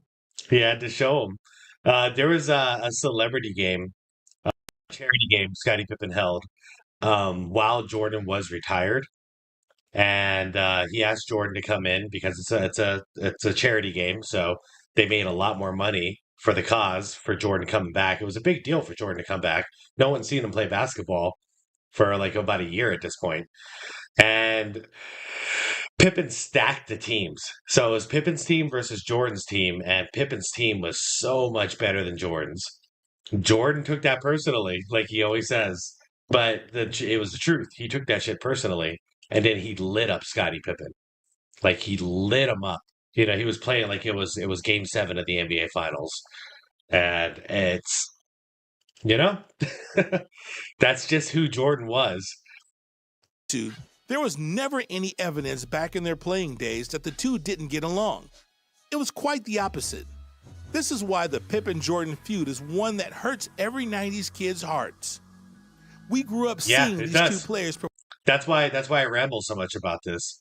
It really affects me in a weird way because I thought these guys were that duo, the dynamic duo. that they really understood their roles. I thought Pippen understood his role. I'll be real. Okay. I'm a younger brother, and me and my brother used to play basketball all the time. I resonated towards Scottie Pippen. I knew my role on the basketball court.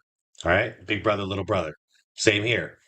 You know, one was the mentor, one's the student. One's older, one's younger. Like, it doesn't take much here. But it turns out Scottie Pippen was fucking bitter the whole time, you know? Performed graciously on the basketball court together, and we all assumed Jordan and Pippen were the best of friends. This is something Pippen has also touched on, explaining plenty of times in interviews that he and Jordan were never close friends off the court. The thing about Pippen and Jordan's relationship is that it wasn't always this way.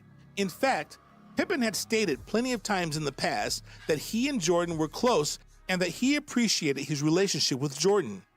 The perfect example of this occurred in 2010 when Pippen was inducted into the Naismith Basketball Hall of Fame. Pippen chose Jordan to introduce him into the Hall of Fame, and that's not all. Yeah. He also gave a heartwarming speech to Jordan, showing how much MJ means to him. I know, and then very shortly after that comes the stupid Last Dance thing, and then Scottie Pippen just all hate. Honor it is for me as a basketball player to have the all-time great presenting me here tonight. Now he says Jordan is a terrible player. Like, this shit's documented. It was all so valuable to me as a player to see someone who had the same desire, determination, passion, and love for the game. Who knew that number 23 would be here 23 years later, presenting me into the Naismith Basketball Hall of Fame? Pippen would continue to add more praise to his former teammate in his Hall of Fame speech. MJ, you have touched so many people's lives, but none like mine. Thank you for being the best teammate. I will always cherish that experience, and I will cherish our relationship forever. All right, so the contradiction. He's probably going to get to it later, but the fact, I mean, they touched on it in part one, but so he says, let's get right to the core. Okay. Thank you for being the best. There, right there. Thank you for being the best teammate. And what does Scottie Pippen say now? He was a horrible player. He was horrible to play with. Terrible teammate. Okay? It's all emotional. It's all emotional shit. This was the truth. You know? This was when he wasn't bitter. He wasn't so bitter. Now that he's bitter, he's changed the whole thing. But, dude, it's all documented. We saw the Hall of Fame speech. Like, it's there. It's recorded. We can watch it anytime. You know? Comment below. Have you seen that Hall of Fame speech? It's it's full of praise of Michael Jordan. Teammate. I will always cherish that experience, and I will cherish our relationship forever. Yeah, now, apparently not. This doesn't sound like someone who hated their teammate and believed their co-star was a selfish player who only played for himself. This sounds like Pippen understood that without Jordan next to him, he would not have become the player he became and would not have been a six-time NBA champion. Y'all remember that video when Jordan was retired of Scottie lifting up? He was wearing Jordans during the game, and he saw the camera on him, so he put the Jordans right up the camera, and he pointed at him, and then he did the wave back, like the finger call back to Jordan, like, come back, come back. If you hated him so much, and if you can win without him, why'd you need him to come back, man? What the hell is that? Pippen wasn't the only one to praise his former running mate during his Hall of Fame speech. The year prior, in 2009, Jordan was inducted into the Naismith Basketball Hall of Fame. Now, Jordan did not pick Pippen as a person to introduce him. No.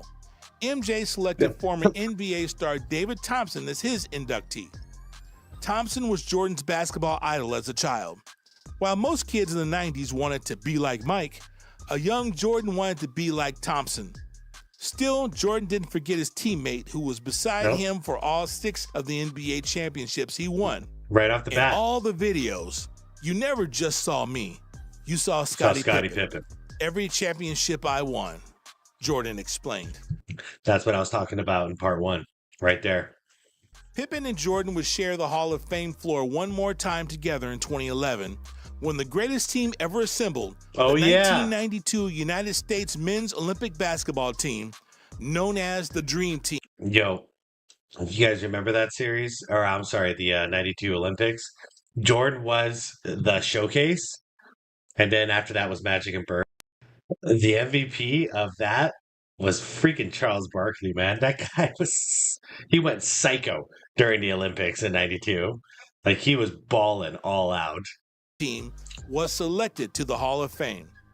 Neither Pippen nor Jordan spoke when the Dream Team was inducted, but unlike former teammates on the Utah Jazz, John Stockton and Karl Malone, who stood next to each other on the stage, Pippen and Jordan stood apart. Did the Jordan and Pippen beef start in 2011? It's hard to say for sure, but we know their relationship was good in 2005 when the Chicago... That's interesting. And side bit, Karl Malone, if you know about him, raise your glasses with me and say, fuck off. Fuck off. One of the greatest to ever play the game. Top 5 power forwards of all time. What a dick. Chicago Bulls retired Pippen's jersey number.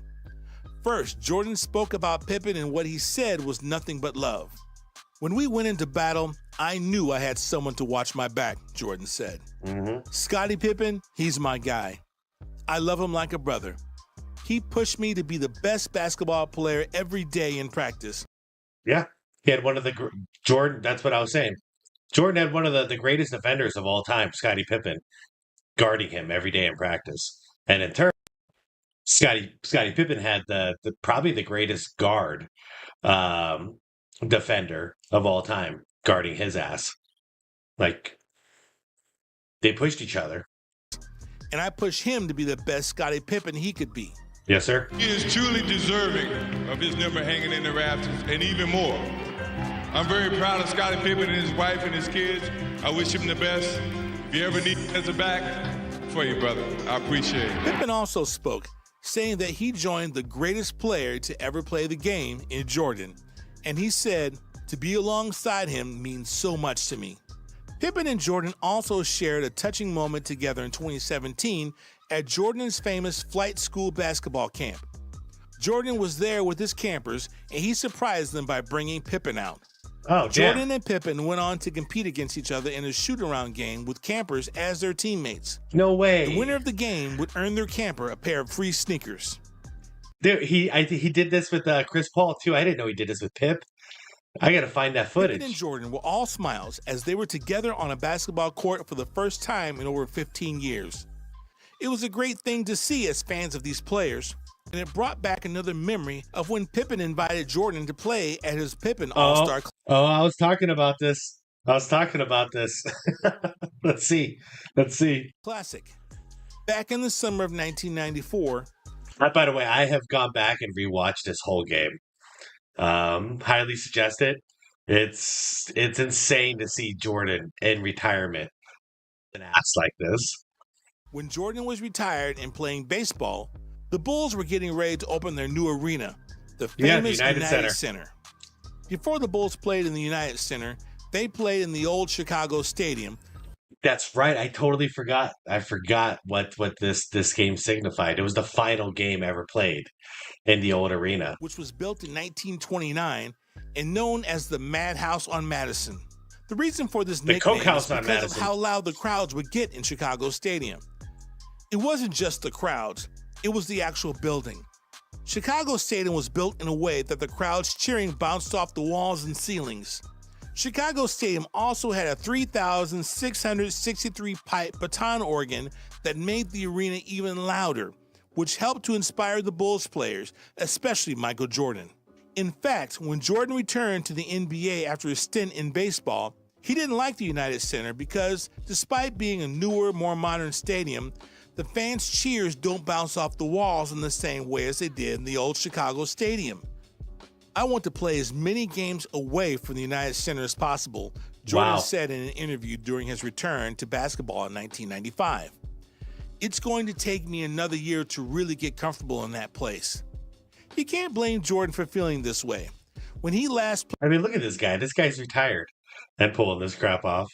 Played in the NBA, he played in Chicago Stadium, where the Bulls took advantage of this home court advantage, winning 38 of their last 44 games in Chicago Stadium. So when Pippen held his Pippen All-Star Classic in 1994, it was going to be the last basketball game held at Chicago Stadium. You'd think Jordan would jump all over the opportunity to play one last time in Chicago Stadium. But at first, Jordan actually declined to play. It was Pippen who convinced Jordan to play after he had a conversation with MJ. The fans were truly grateful that Pippen changed Jordan's mind as they were about to see an incredible performance. This was also the only time fans got to witness a prime Jordan take on a prime Pippen. As we call it, it's funny, we call it prime Jordan, but he was so far out of shape for basketball.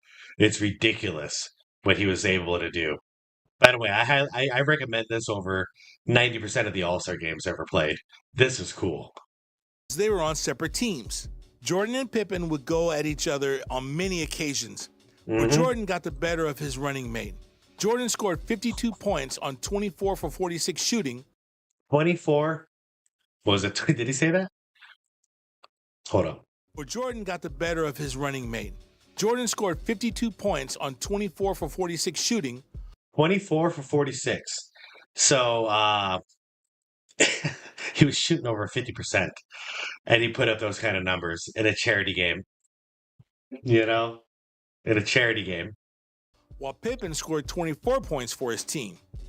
In the end, Jordan's team, which was the white team, beat Pippen's red team 187-150. Goodbye, What Arena. happened after the game was a special moment that Jordan shared with the old Chicago Stadium. Jordan kneeled down at center court and kissed the Chicago Bulls logo. This moment was special for Jordan, and it showed the connection that Jordan and Pippen had with each other. So this brings us to the one important question. Did The Last Dance documentary really ruin the relationship between Pippen and Jordan? Or is there another reason behind their bitterness? Even though Pippen thought the documentary... I think we're about to get into the nitty-gritty here, everybody.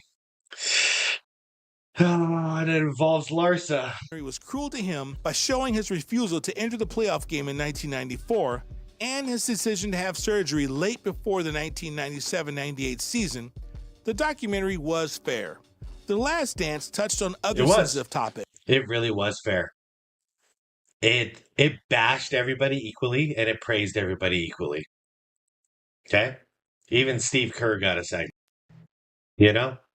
Okay. Everybody but Luke Longley. Luke Longley got fucked on this. I'll be fair. Luke Longley got screwed.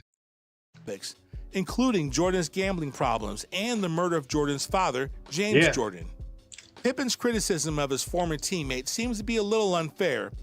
So let's dive deeper into the beef between the two former Chicago Bulls stars. Here we go, guys. It may have all started when Pippen's firstborn son, Antron Pippen, unexpectedly passed away in 2021.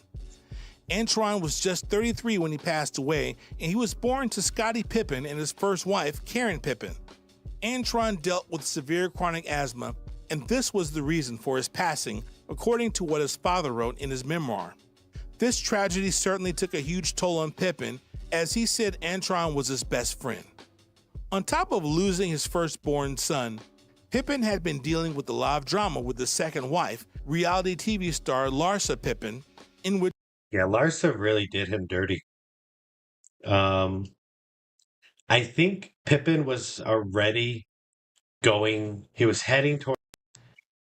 already in a very dark place. But what Larsa Pippen ends up doing sends him over the edge. It's just unfortunate because you don't hear him come out and say anything against Larsa, but he comes out and says all this terrible stuff about all the other people who are involved in his greatest accomplishments, Phil Jackson, Michael Jordan, etc. That's the unfortunate part. I will always understand why Scottie Pippen went dark, why he got angry, but I cannot understand why he targeted everybody but the source of the actual problem. And that's this chick right here. Okay? Pretty girl.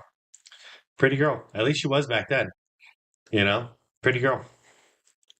But, yeah. he since then has lashed out at everybody, whoever mattered to him. It's sad. Which she married in 1997. Scottie and Larsa have 4 children together, including Scottie Jr., who is currently a member of the Los Angeles Lakers. Why you got to be a Laker, bro? The relationship Pippen had with Larsa seemed to be fine until 2016, when Pippen filed for divorce. Pippen and Larsa would reconcile shortly after this. This didn't last too long, as Larsa filed for divorce in 2018, citing irreconcilable differences, and their divorce was finalized in December of 2021. While they were separated, Larsa dated around. She dated NBA player Tristan Thompson. Yeah, and like, okay, once you're divorced, you do what you want. One thing I don't like about what Larsa Pippen did, I'm going to throw a lot of hot takes out here, you know? But this is just truly how I feel as a guy, all right? Larsa had the right to do whatever the hell she wanted. You're divorced, you're divorced. But why you got to put it on social media the way that she did? It's like, why you got to make it so public? Unless you're trying to hurt Scottie, you know? And you've heard me multiple times, you know, when I feel Scottie is wrong, I'm pointing it out. But in this case, Scottie got done dirty, you know?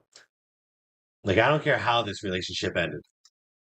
You don't poke the bear like this, you know? Go have your relationships. Go screw whoever you want to screw. Don't rub it in like this. Don't make it so public. Don't put those images everywhere. You know, watch out for your Instagram account, girl. Like, you know, just, I don't know. The same player who famously was in a relationship with Khloe Kardashian. She dated NBA player Malik Beasley, who is currently a teammate with Larsa's son, Scottie Jr. Yeah, that's a pattern. People who were close to Scottie Pippen. You know, people who were close to Scottie Pippen. Let's go screw people. Also or people related to those people. Dated rapper Future, who many fans claim he dissed Pippen in his song Rent Money, and in his verses in rapper Moneybagg Yo's song Federal Fed. Pippen's breakup with Larsa clearly has an effect on the former Bulls star. Larsa's most recent relationship might be the biggest reason why Scottie Pippen continues to trash Michael Jordan in the media. Not too long ago, Pippen was a guest on former teammate Stacey King's Gimme the Hot Sauce podcast, and he didn't hold back on criticizing Jordan. I've seen Michael Jordan play before I came to the Bulls. Oh, no. You guys have seen him play, Pippen said on the podcast. He was a terrible player. He was horrible to play with. It was all one-on-one, shooting bad shots. All of a sudden, we became a team and we start winning. Everybody forgot who he was. He was a player who was really not at the top of his category. It was scoring. This is certainly a bizarre statement by Pippen, but it's one many fans and even analysts like to make to discredit Jordan. The statement is always that Jordan's playoff record is 1-9 without Pippen on his team, and that he's 0-3 in playoff series without Pippen. There's no doubt that before Pippen joined the Bulls, which was the 1987-88 season, that Jordan was already a star and top shooting guard in the league. Plus, when Pippen first joined the Bulls, his numbers weren't exactly impactful. As a rookie, Pippen averaged just 7.9 points, 3.8 rebounds, 2.1 assists, and 1.2 steals, and 0.7 blocks per game, while Jordan averaged 35 points, 5.5 rebounds, 5.9 assists, 3.2 steals, and 1.6 blocks per game. Yeah. Jordan won his first MVP award in the season, and he won his first and only Defensive Player of the Year award. And a scoring In the title. playoffs, Jordan just got better, while Pippen's numbers increased slightly, but not on a level that would make much of a difference. Once again, though, the root of this, my problem is, why are you bashing Jordan? I have not seen Scottie say one negative thing about Larsa. I don't think he should, but I really don't think he should, because you're broken up. Here's the deal. I break up with somebody. The way I want it to go is, you stop talking about me, I'll stop talking about you. Let's move on with our lives. Let's go peacefully, right? If we decided we don't want to be in each other's lives anymore, then let's not be in each other's lives anymore. Let's not cause all this drama. Larsa didn't follow the agreement. Scottie apparently did, but he held it all inside. And instead of going after Larsa, which once again, props for not going after Larsa, but then why'd you go after everybody else in your professional career instead? This is your personal life, man. You lost your son. You know, you lost Larsa. Why are you going after people in your professional life? What the hell? That's my problem. That's my problem with this whole thing. And it's a damn shame. You know, I'm an 80s boy. I grew up watching this tandem. And to see it end like this, you know? Sad. The Bulls won their first playoff series with Jordan on the roster, beating the Cleveland Cavaliers 3-2 in the first round. Jordan went off in the series, becoming the first and only player in NBA history to score 50-plus points in back-to-back playoff games. Not too Jordan shabby, scored sir. 50 in Game 1 and followed that up with 55 in Game 2. Goddamn. In those same two games, Pippen was held scoreless in Game 1 and scored Ouch. 8 in Game 2. The Bulls would go on to lose to the Detroit Pistons 4-1 in the semifinals. But for the overall playoffs, Jordan averaged 36.3 points, 7.1 rebounds, 4.7 assists, 2.4 steals, and 1.1 blocks per game, while damn. Pippen's first playoff run saw him average 10 points, 5.2 rebounds, 2.4 assists, 0.8 steals, and 0.8 blocks per game. A more fair comparison would be Jordan's first playoff run versus Scottie Pippen's first playoff run. And that involved the 63-point game against the Celtics. One of the greatest teams of all time. Coming off of a bad ankle, by the way, off an ankle injury. He wasn't even supposed to be playing yet. He scored 63 there. I forgot what he scored the next game. Stick it in the comments. There's a lot of stuff to talk about in the comments on this one for part 3. But stick that in there too. Because I think he scored, it was like 50-something. Low 50s, high 40s. And that was his first playoff run. So, you know, he was just the man. Some people got it. You know, he was born a leader. So for Pippen to say Jordan was a player who was really not at the top of his category is just bullshit. a ridiculous statement. Petty. What would make Pippen say this statement, which is actually harsher than the original statements made by Pippen about Jordan? The answer is likely his ex-wife, Larsa Pippen's most recent relationship. Larsa's now here we go. dating Michael Jordan's son, Marcus Jordan. Here we go. This is it. This is the most petty shit that a woman could ever do. Right here. This is spite. This is hatred. This woman hates Scottie Pippen to do something like this. But once again, why you gotta hate Jordan, Scottie? Like, you should hate this woman. You know, this woman is torturing you publicly.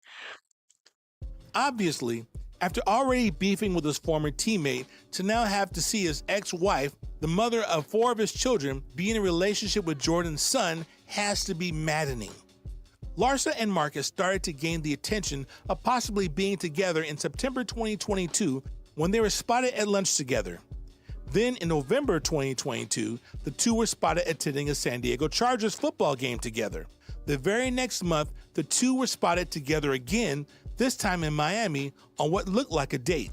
Later that same month, Larsa and Marcus were spotted in Beverly Hills holding hands on what appeared to be another date. The two were still denying that they were a couple up to this point, as Larsa continued to say that they were just friends. It was in January 2020. You're in the public eye. If you really wanna play that shit off, and you weren't trying to get attention and get this back to Scottie, you wouldn't have a PDA, public display of affection, and you wouldn't do it publicly because you're celebrities. That's as simple as it is. Keep that shit in the hotel. Keep that shit in the house. You know? You get the public eye all over you. It's horseshit.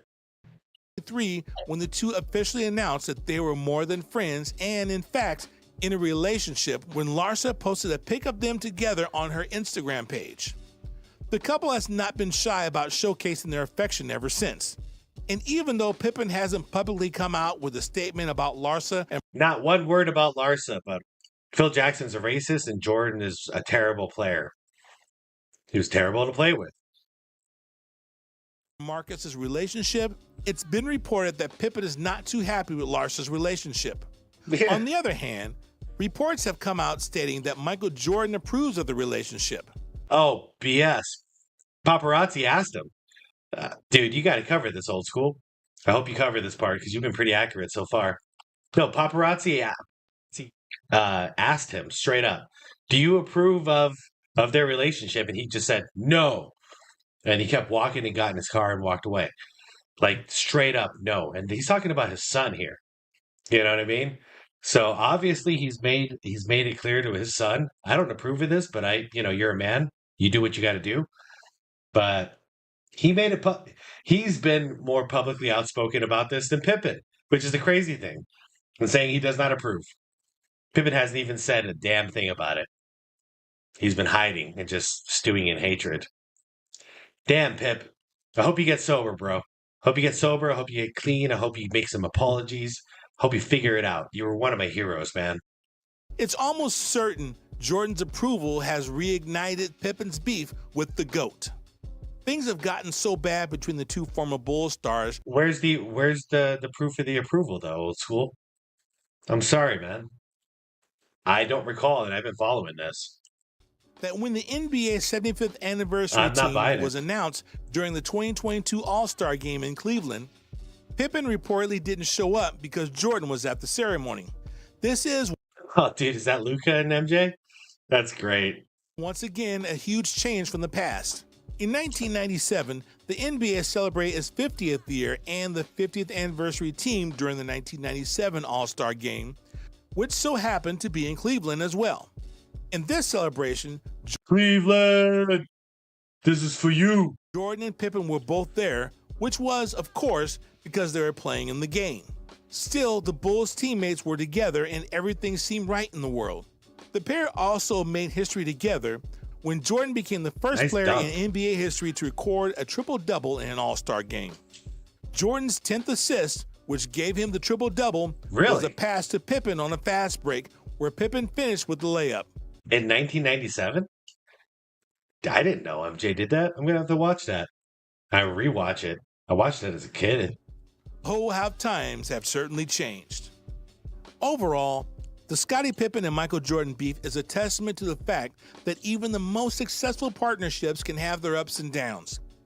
It's a reminder that relationships take work and dedication, and even the best of teammates might not be the best of friends off the court. As basketball fans, we can only hope that these two legends are able to repatch the relationship in a positive and productive way so us fans can stop feeling like our childhood is being torn apart. Have you ever seen this photo before? It's iconic. One of the most powerful photos the NBA has ever produced. A young Kobe Bryant in the midst of a heated battle taking a moment to hear the wise words of his idol Michael Jordan. It's been seen by millions, but do you know the context of this picture? The story behind it?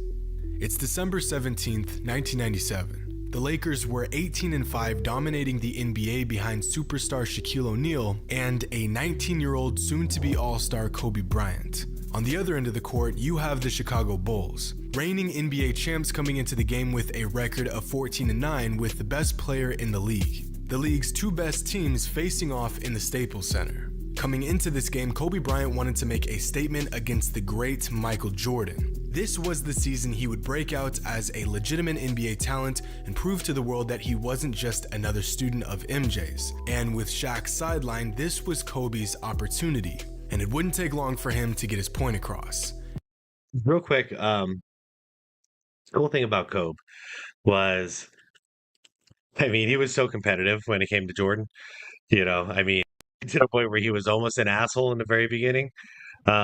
Phil Jackson arranged a meeting for him and MJ and Phil to sit in a room, in a cigar room of the Lakers facility. And Jordan was just going to sit there and talk to him about like why he should give the triangle offense a chance and move the ball around and just trust that your shots will come. And Kobe just disregarded the entire meeting and just went up to MJ and was just like, I could take you one-on-one. He was so freaking cocky. Excuse me. But the reason I bring that up is because I know a little bit of the backstory of this image. And even though Kobe was dead set on surpassing Jordan in every possible way, he was still asking him for his advice. And he continued to do so throughout his entire career and even after his career, just as far as like life lessons. So imagine the guy you're trying to surpass, you're hitting him up, and even in game, you're asking him for advice. Sorry for the ramble. Like I told you, I had some drinks. Let's keep watching. Let's keep watching. Of incentive. Kobe Bryant shooting and hitting with Michael Jordan in his face. And you hold people down and shooting.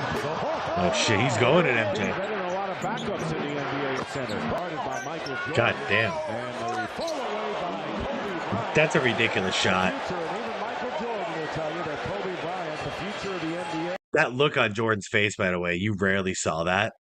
That was like a, oh shit, you know? I mean, you see this in some All-Star games too. Actually, you see this every time he plays Kobe, which it just, he's really freaking focused. He's literally telling himself like, oh shit, this fucking kid's trying to humiliate me. He's not used to that. He's used to just destroying everybody. Kobe was a different beast. You're looking a 20-point for his ministry. Now Jordan with a move quickness and to be good three-point shooter. And Eddie Jones got his points again. 3 defenders. Kobe Bryant up and under and fouled by Luke Longley as Jordan is guarding. Kobe Bryant. God damn, how did Jordan not block that? Some defense most nights. Michael Jordan gets 2 more. The Lakers are getting tonight at the hands of the world. The fact that he's a highlight. That's the only thing MJ really had. I mean, okay, not the only thing, but that's like one main thing. Phil Jackson was asked at one point, what was the difference between Kobe and Jordan? And Phil Jackson said, the mitts, the hands, because he could just grab that ball and just move it all around and grip it and do whatever the hell he wanted. But there is not one Jordan looking for Wood on Monday night of 31 after establishing a career high of 20. Man, Kobe just bombing threes. Off the bench, a 19-year-old Kobe was going blow for blow with the league's MVP. He was so skinny back then, man. He was a little kid. Mike with 36, Kobe with 33. Damn, the Lakers were Kobe. taking a beating, but Kobe was making a statement. Yeah, you remember that. You remember that. Even though it was scrub time, he's still trying to make a point. And Jordan notices. This is not edited. Like, what was going on? Freaking Kobe's over here pulling a windmill. Taking a beating, but Kobe so powerful that he falls on his ass.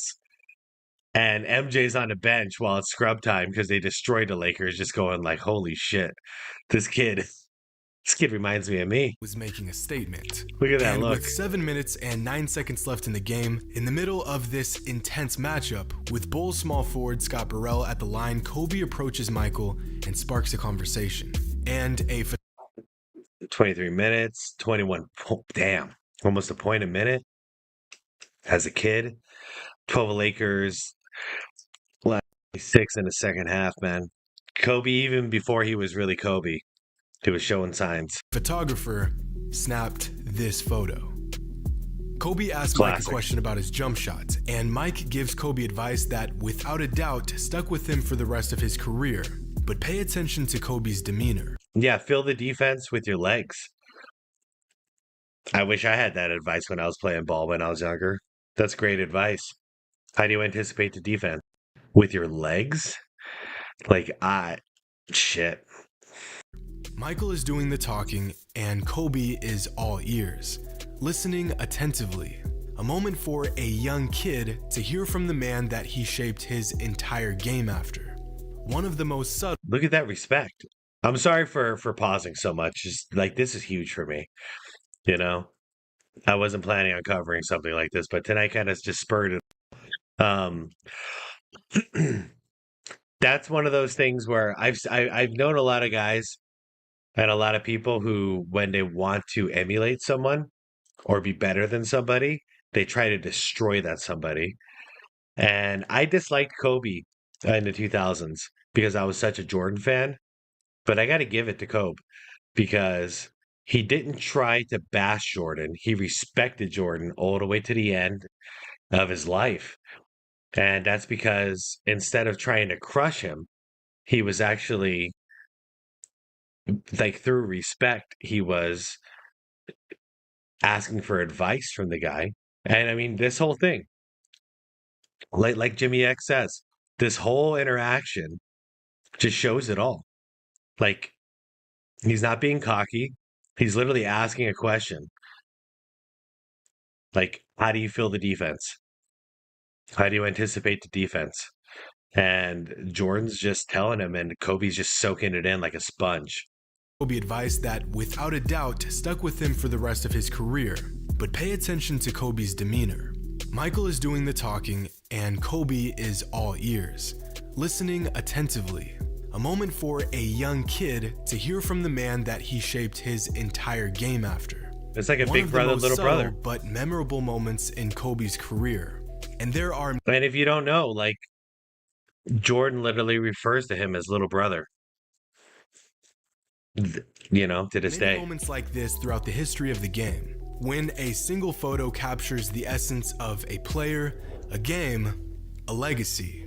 When the story behind the photo is just as interesting as the photo itself. Some of these iconic images have backstories that we've all become familiar with, whereas others come from seemingly insignificant moments that we would come to acknowledge years later. Like on December 6, 2010, when the Miami Heat faced off against the Milwaukee Bucks. Just 22 games into the new Big Three era, and the Heat weren't exactly living up to expectations. With a record of 14-8, this new era was getting off to a rocky start. But during this seemingly uneventful December matchup, LeBron and his right-hand man Dwayne Wade had a moment that would be the turning point in their season. After getting out to a 6-2 lead, Dwayne Wade rebounds the ball and gets out on the break. He spots LeBron trailing and dumps off a no-look pass. Then, a photographer on the baseline captures a photo that would be seen around the world. Yep, with the arms extended.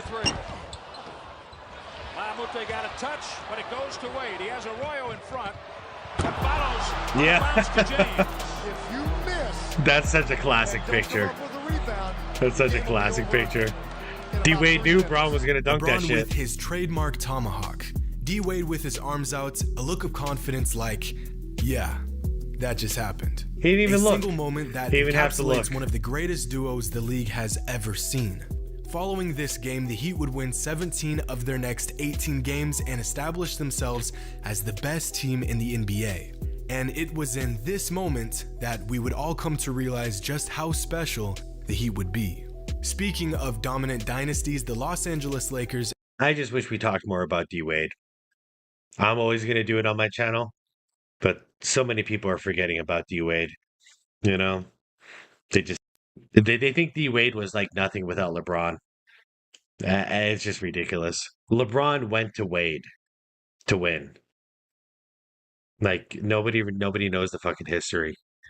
And the Boston Celtics have proven to be two organizations that have controlled the league since its inception. Throughout the 80s, these teams would face off in the most intense rivalry in basketball, led by two all-time legends in Larry Bird and Magic Johnson. Since their days in college, Magic and Bird seemed to always find a way back to each other. Whether it was the NCAA championship, the MVP race, or the NBA playoffs, it always came right back down to Bird and Magic. By the way, I've covered these guys a lot, but how beautiful is it that they were such rivals? They were like bred to hate each other since college, and they ended up being friends afterwards, out of respect. Love that. And in the 1985 NBA Finals, it was no different. After beating the Lakers in the finals the season prior, the intensity between these two teams was at an all-time high. Fights were breaking out every single game, and neither team was going to back down. It's Game 2 in Boston Garden. After going back and forth for 3 quarters, the Lakers have gotten out to a decent lead early in the 4th, but the Celtics refuse to break. Bird has 20 in the half, and Magic is sitting on a double-double. With less than 5 minutes left in the game, Bird feeds Robert Parrish inside, and Parrish sinks the bucket after drawing the foul. This play in particular isn't all that special. But what follows is a moment that will be remembered forever. As Parrish lines up the shot, Bird and Magic stand side by side, ready to box each other out. And then, this happens. Beautiful pass to Parrish, who really powers it through. after being hit by McAdoo. Great pass by Larry Bird. Oh, yeah, look at that. I remember that. Ball game. In a moment that was seemingly insignificant, a photographer snaps a photo that would summarize the greatest rivalry in the history of the sport. Two dynasties, two legends, battling it out on the greatest stage. After all, this box out was irrelevant. Robert Parrish sunk the shots, but the photo itself isn't what makes this moment so incredible. I had no idea about that, by the way. I know that photo. It's a classic. I didn't know the context. It's funny how that works. It's the story behind it that has cemented this picture as one of the NBA's most recognizable images. Bird and Magic weren't just fighting for a rebound. They were fighting for their legacies. Another legend that had to fight for his legacy was Reggie Miller, a player that had to claw his way through one of the toughest eras of the Eastern Conference. Miller had to play the Bulls dynasty, a New York Knicks squad with Patrick Ewing and John Starks, an Orlando Magic team with the best young duo in the league with Shaq and Penny, and a dominant Miami Heat team with Alonzo Mourning and Tim Hardaway. So many players we would have thought differently if Michael Jordan didn't exist. I mean, he just covered some of them.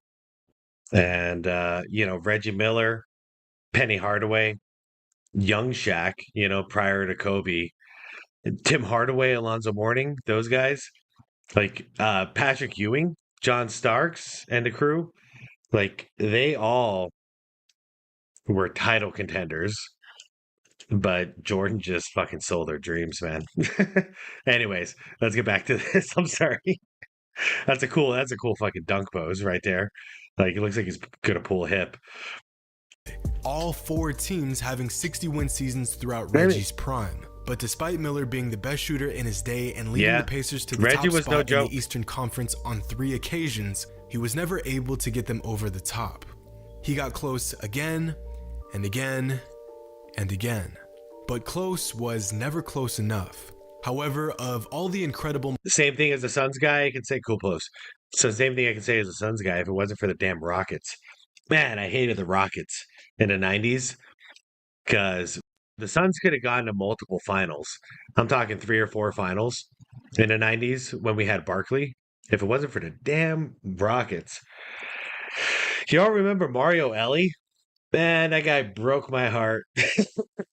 Moments the great Reggie Miller has given to the game. His most memorable one came in Game 4 of the 1994 NBA Finals. The Pacers were facing off against the Knicks in Madison Square Garden. After being up 2-0 early in the series, the Pacers fought back to tie it up 2 games apiece. Indiana had all the momentum, and they brought that same energy in Game 5. With Spike Lee in attendance, after trailing by 12 points at the end of the third, Reggie Miller activates Miller Time and absolutely buries the Knicks in the fourth. With a 15-2 lead, here's Miller for 3. Bang. Fleming with another Miller in the back row. Here's Miller for points. I loved Reggie Miller, man. I still do. There's Miller. Swings away. Bang. And hits. Skinny little guy busting ass. Look at him. What most people don't know about Reggie is he was one of those rare, like 1 percentile that had the killer gene.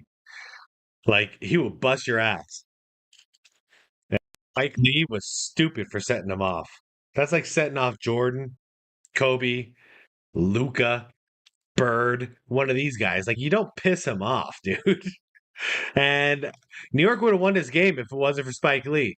I'm sorry. I don't think it's a hot take. Anybody who watched it knows. Reggie would have probably lost this game. The Pacers would have lost. From downtown in this fourth quarter. Miller He got pissed. hits again. Nothing but swishes. 35 for Reggie Miller. 14 of 26 from the field. 21 of the 35 have come here in the fourth quarter.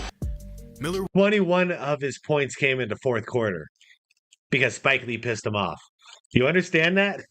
Would go on to score 25 points in the fourth quarter alone. Yeah. But while having the game of his career, Spike Lee was taking part in his usual banter. At this point, Spike has become a staple at Knicks games. Where there is heated action going down in the Garden, you are sure to see Spike Lee close by. Now, most players may play along. Yeah, and the Bulls busted his ass say a too. thing or two and move on. Hey, New York fans, if you're out there watching, I appreciate y'all. New York fans, how do you feel about Spike Lee? Do you want him pissing off the opposing team? Because he sure pissed off a lot of the teams that beat your ass. You know, I'm not talking shit about the Knicks. I'm just talking about Spike Lee. How do you guys feel about him? But on this day, Reggie had time. And in the midst of Say, dropping "Fuck you, 39 bitch." on Spike's team, Reggie Miller shut Spike Lee down with one of the most infamous moments in playoff history. Do it. Do it. Dude, staring right in his eyes. This wasn't even about the Knicks anymore. This was Reggie Miller versus Spike Lee. Look at that. He just stared. Holy shit. Oh, man. Reggie Miller giving the choke sign to Spike Lee. As if Spike didn't already know his team was blowing the lead in the series, Miller gave that man a clear reminder. A reminder that stood as a warning for all trash talkers. After adding insult to injury and humiliating the Knicks in their own house, it was clear that Spike was not ready for the smoke. I know this has nothing to do with Kobe, but I got another question for you, New York peoples. What is it about Madison Square Garden? Why does everybody light you guys up in Madison? Like, everybody has their best game against you guys in your home court.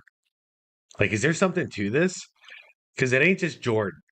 Like, it used to, we used to just think it was Jordan, but everybody lights up in Madison Square Garden. Why?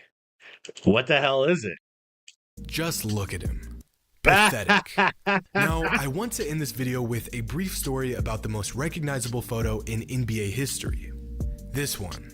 Well, not the logo itself, but the photo it was designed after. In 1969, the NBA wanted to separate itself from its newly found competition in the ABA. So the National Basketball Association commissioned Alan Siegel to create a logo for the league. And after searching for the perfect picture to design the logo after, Alan stumbled upon this photo of Jerry West.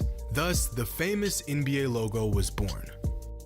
Only this is not the photo the logo was based off of. Despite this being the image most fans associate with the logo, this is the wrong picture. Wow.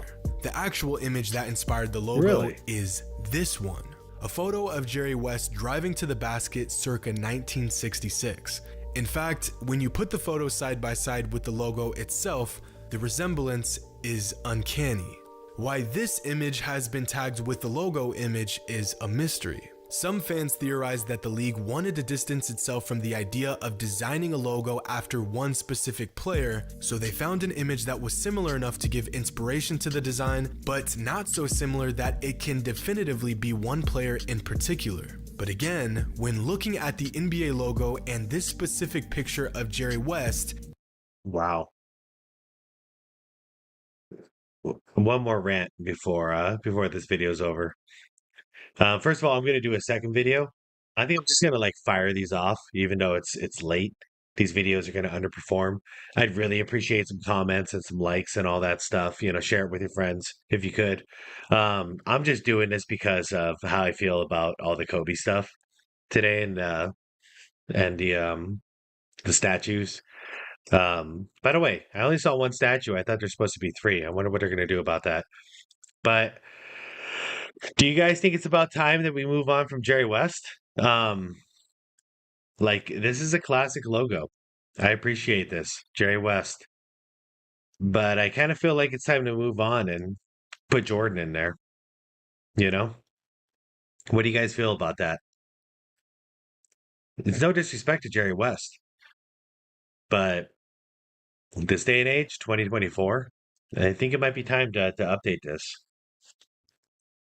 it's clear that the NBA did just that. Let me know in the comments below. What is the most iconic basketball photo ever taken and why? Is it the image, the moments leading up to it, or the players themselves that have made these photos so iconic? I mean, that's the coolest looking photo. My favorite one, though, is the Kobe and Jordan. Because once I learned the context of it, and it was Jordan. It was post-game, Jordan. That game, I think it was Ahmad Rashad who was asking him, like, what were you and Kobe talking about? and he told him straight up. Like, I'm kind of surprised Jimmy didn't cover it, but what Kobe was asking him, according to Jordan that day, was Kobe asked me, like, when you're in the post, how do you read the defense? And Jordan said basically it was, I read the defense by what their legs are doing. So it's not about them doing that, because back then you could forearm somebody. So that's not about the forearm in the back. That's how I read the defense. Apparently that was a mistake. I didn't get mentored by freaking Jordan like Kobe did. But it was by the leg positioning. And it makes so much sense now that I'm older and I can think about it. Because if you can feel where the legs are with your own legs, then you know how they're postured because your back is facing them. So if they're postured with their right leg into you, then well, you got to move to you got to go to the right. You know what I mean? Because they can't move fast enough. And Jordan, I mean, I saw him do it 1,000 times in the post. So if he shifted to the right, did a pump fake, and then back to the left, he got him every time. And if it was a slower opponent, he'd just go to the right, give him what they gave him, and he'd drive to the basket or take a jumper. Sorry, this is like deep fucking basketball nerd shit at this point. I love the game. But that makes sense to you guys? You know what I mean? And it was the exact same if someone was, left forearm with their left leg, like, hitting your back left leg, then you know what's going on. You can ride them in with the right if you wanted to, but you're going to be contested, or you can shift them to the weak side, their weakness to the left, and then they have to shift their whole body in order to catch up with you. And you got to clear lane to the basket, and you got 1,000 different tricks you can pull once you get them on that first juke. All right. Amid this preposterous, ongoing debate pertaining to who is the NBA's GOAT between LeBron James and Michael Jordan, a conversation which has been perpetuated by the shameless LeBron jock sniffers and ratings pigs populating virtually every corner of every mass media platform in a desperate attempt to feed their obedient Gen Z flock who eat it up and pledge their allegiance to the self-proclaimed GOAT. That one right there made me the greatest player of all time. I'm not going to do it. I'm not going to do it. Why Scap got to bring that up? Why has he got to put that clip in every fucking video? It kills me, man. Don't do it. It's time to reset this conversation in an attempt to illuminate the undeniable truth that it doesn't matter how long LeBron James continues to play, how many hollow stats he continues to accrue amidst the rapidly expanding pace of play and lack of actual defense in this current iteration of the NBA. When it really mattered most, Jordan owns LeBron. Yes. Yeah, and I've been fighting about this in the comments. Not so much with Jordan. It seems like he's getting the respect, but when it comes to Kobe, how people are bashing Kobe in my comment section, and I don't really get it, but their whole point is they start throwing out numbers from LeBron. But I just come back with the simple argument. Kobe was a better winner. When it came to the playoffs, he elevated his game. He delivered in crunch time. Not as much as Jordan. Jordan escalated his crap to a whole nother level. But Kobe, the more pressure, the better he played. LeBron, opposite. So this is going to be a fun video. And go ahead, LeBron lovers. Go ahead and argue all you want in the comments. Fight against the army.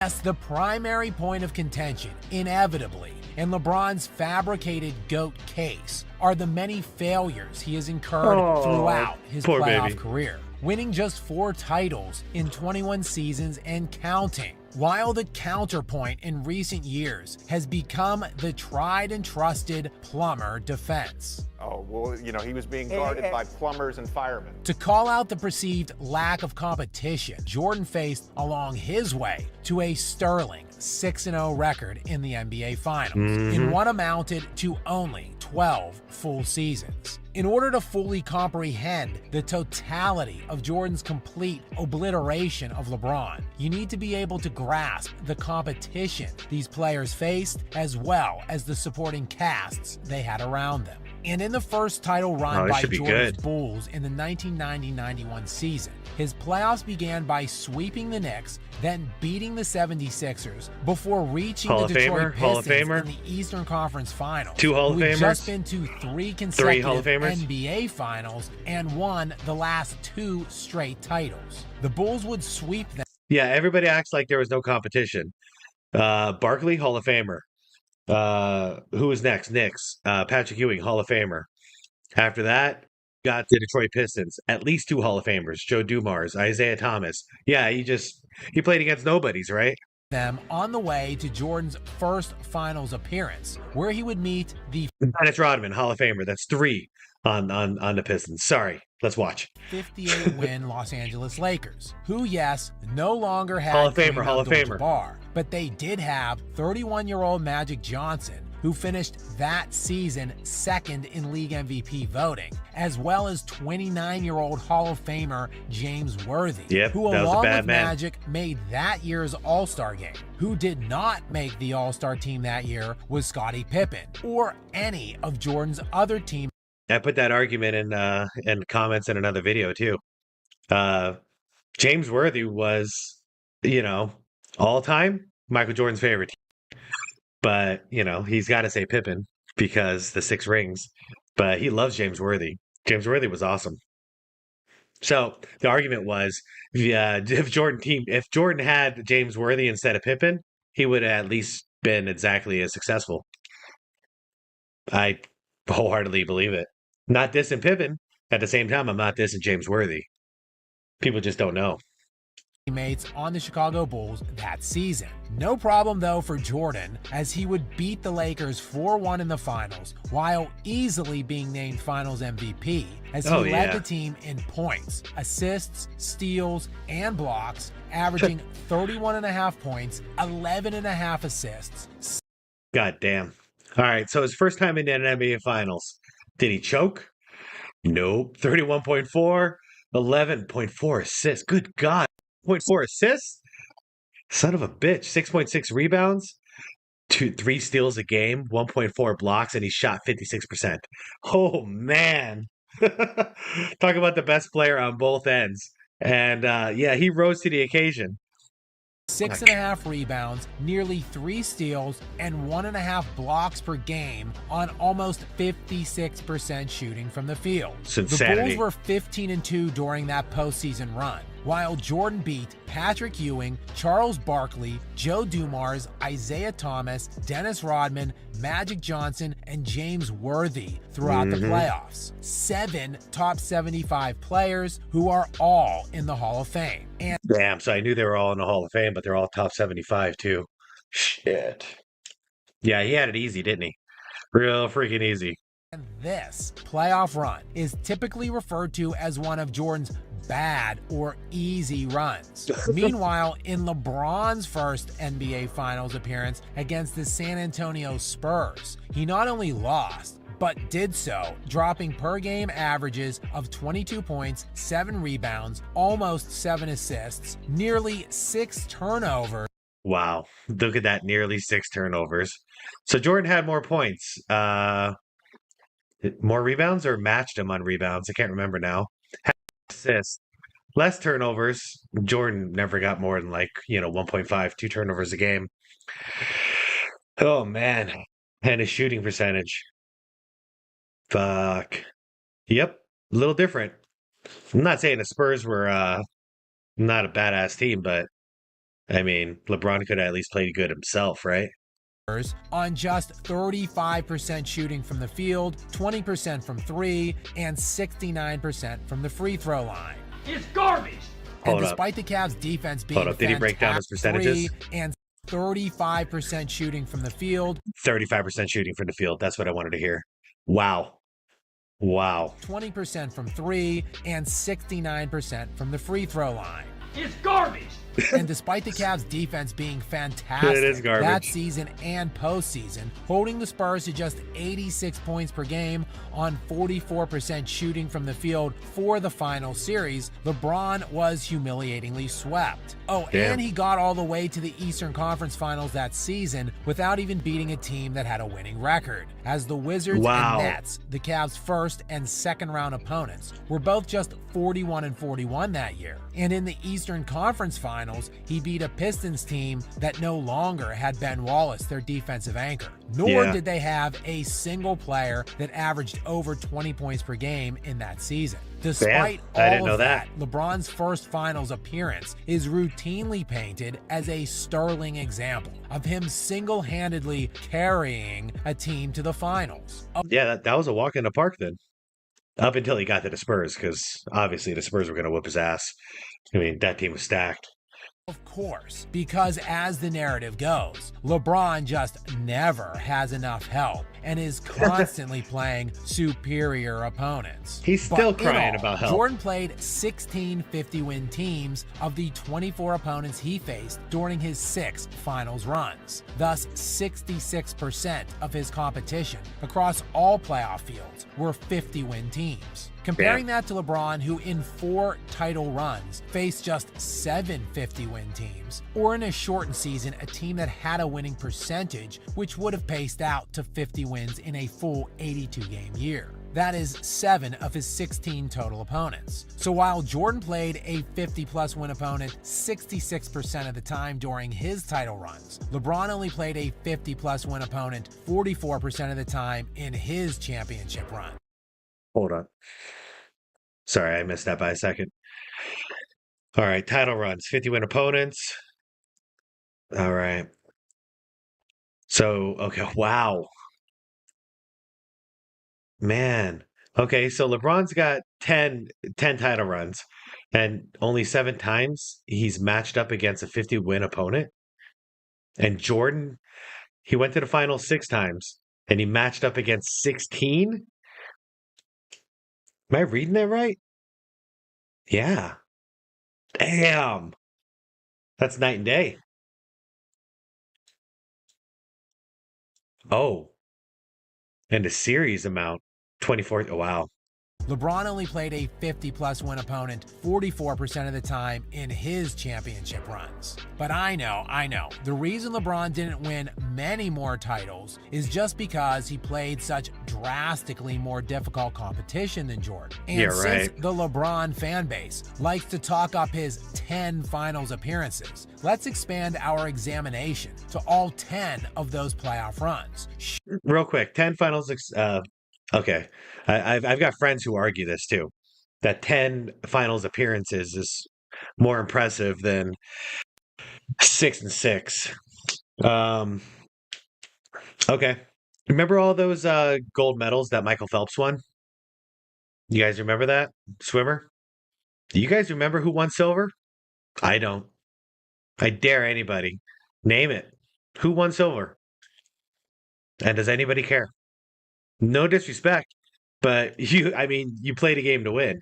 So we remember Michael Phelps as a champion because he stacked the gold medals. We don't remember any silvers he got. Just like, the Phoenix Suns, my team. We've been to the NBA Finals 3 times in our history. We accomplished nothing. We didn't win jack. It just hurt that we made it that far and then we lost. So that's all I got to say about that topic. Surely, LeBron faced a much higher percentage of elite opponents under these parameters. Of the 40 opponents LeBron faced across all playoff rounds in getting to those 10 NBA Finals, 23 of those teams won at least 50 games, which is good for about 58% of his opponents. Still less than the 66% of the time Jordan faced a 50-plus win team. Okay. That's another good one. All right, on finals runs, 50-win opponents. On finals runs. Okay, 23 to 16 percentage. Jordan still wins over it. 50-win opponents during finals runs. Interesting stat. Oh, but LeBron played a way higher level of opponents. Nope.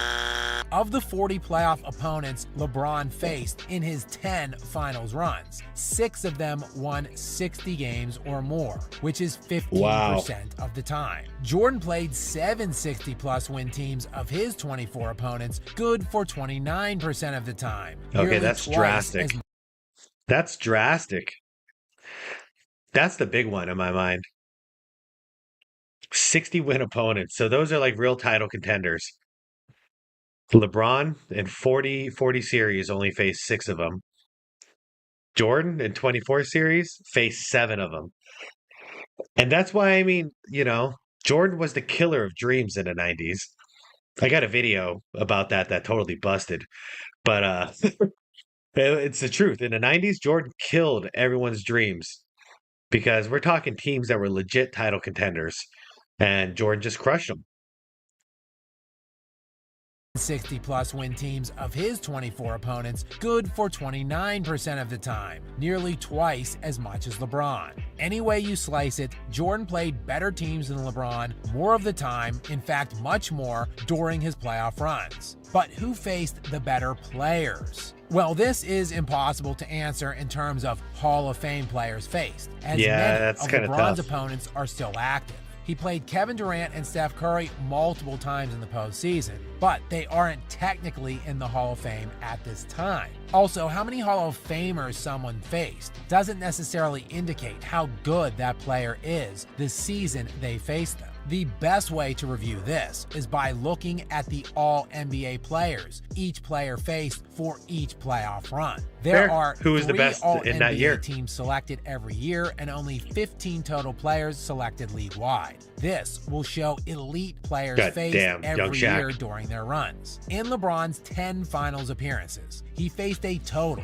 of 36 players during those runs that made an all-NBA team the year he played them, nearly an average of 1 player per the 40 series he played in. Jordan, on the other hand, played 23 All-NBA team players during his 6 title runs. Also nearly an average of 1 player per the 24 series he played in during that time. By percentage, though, Jordan actually played a higher amount of All-NBA players en route to his 6 finals than LeBron did in his 10 runs. So Jordan played better teams that had better players and actually won more titles in far less time. But yeah, so the players we can say slightly better, but the better teams, we can say Jordan faced significantly better teams than LeBron did. Surely. That's only because Jordan played on so much better teams. Oh, geez. Actually, this one is This is going to be the funny part. LeBron James played with an All-Star 13 times during the 10 years he made a finals appearance. This includes some combination of Dwayne Wade, Chris Bosh, Kyrie Irving, Kevin Love, and Anthony Davis. Jordan, meanwhile, played with an All-Star only 4 times during his 6 title runs, which was just Scottie Pippen 4 different years. But LeBron had to do so much more than Jordan.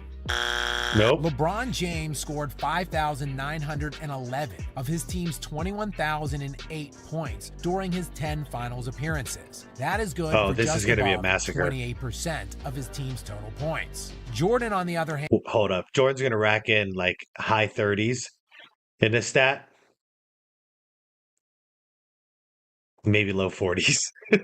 And scored 3,776 points of his team's 11,387 total points during his 6 title runs, which is over 33% of his team's scoring. But I know LeBron of his team is scoring. Such a great playmaker, such a much better passer than Jordan, makes his teammates so much better and gets everyone else involved. So, of course, if we expand this to include points assisted as well as scored to determine the overall amount of team offense accounted for, no way Jordan wins this LeBron too. will outproduce Jordan No way. here.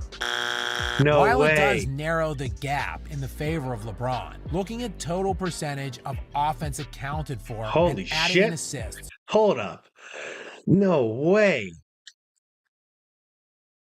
So the pass first guy. Huh? All right. Assisted, scored, totals,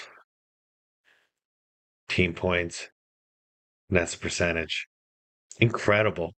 So the guy who's leading the team every single year is wow. I'm dumbfounded by this one. Everything else is not a shocker. This stat right here is a shocker to me. LeBron produced roughly 42.5% of his team's total output, while Jordan produced just over 44%.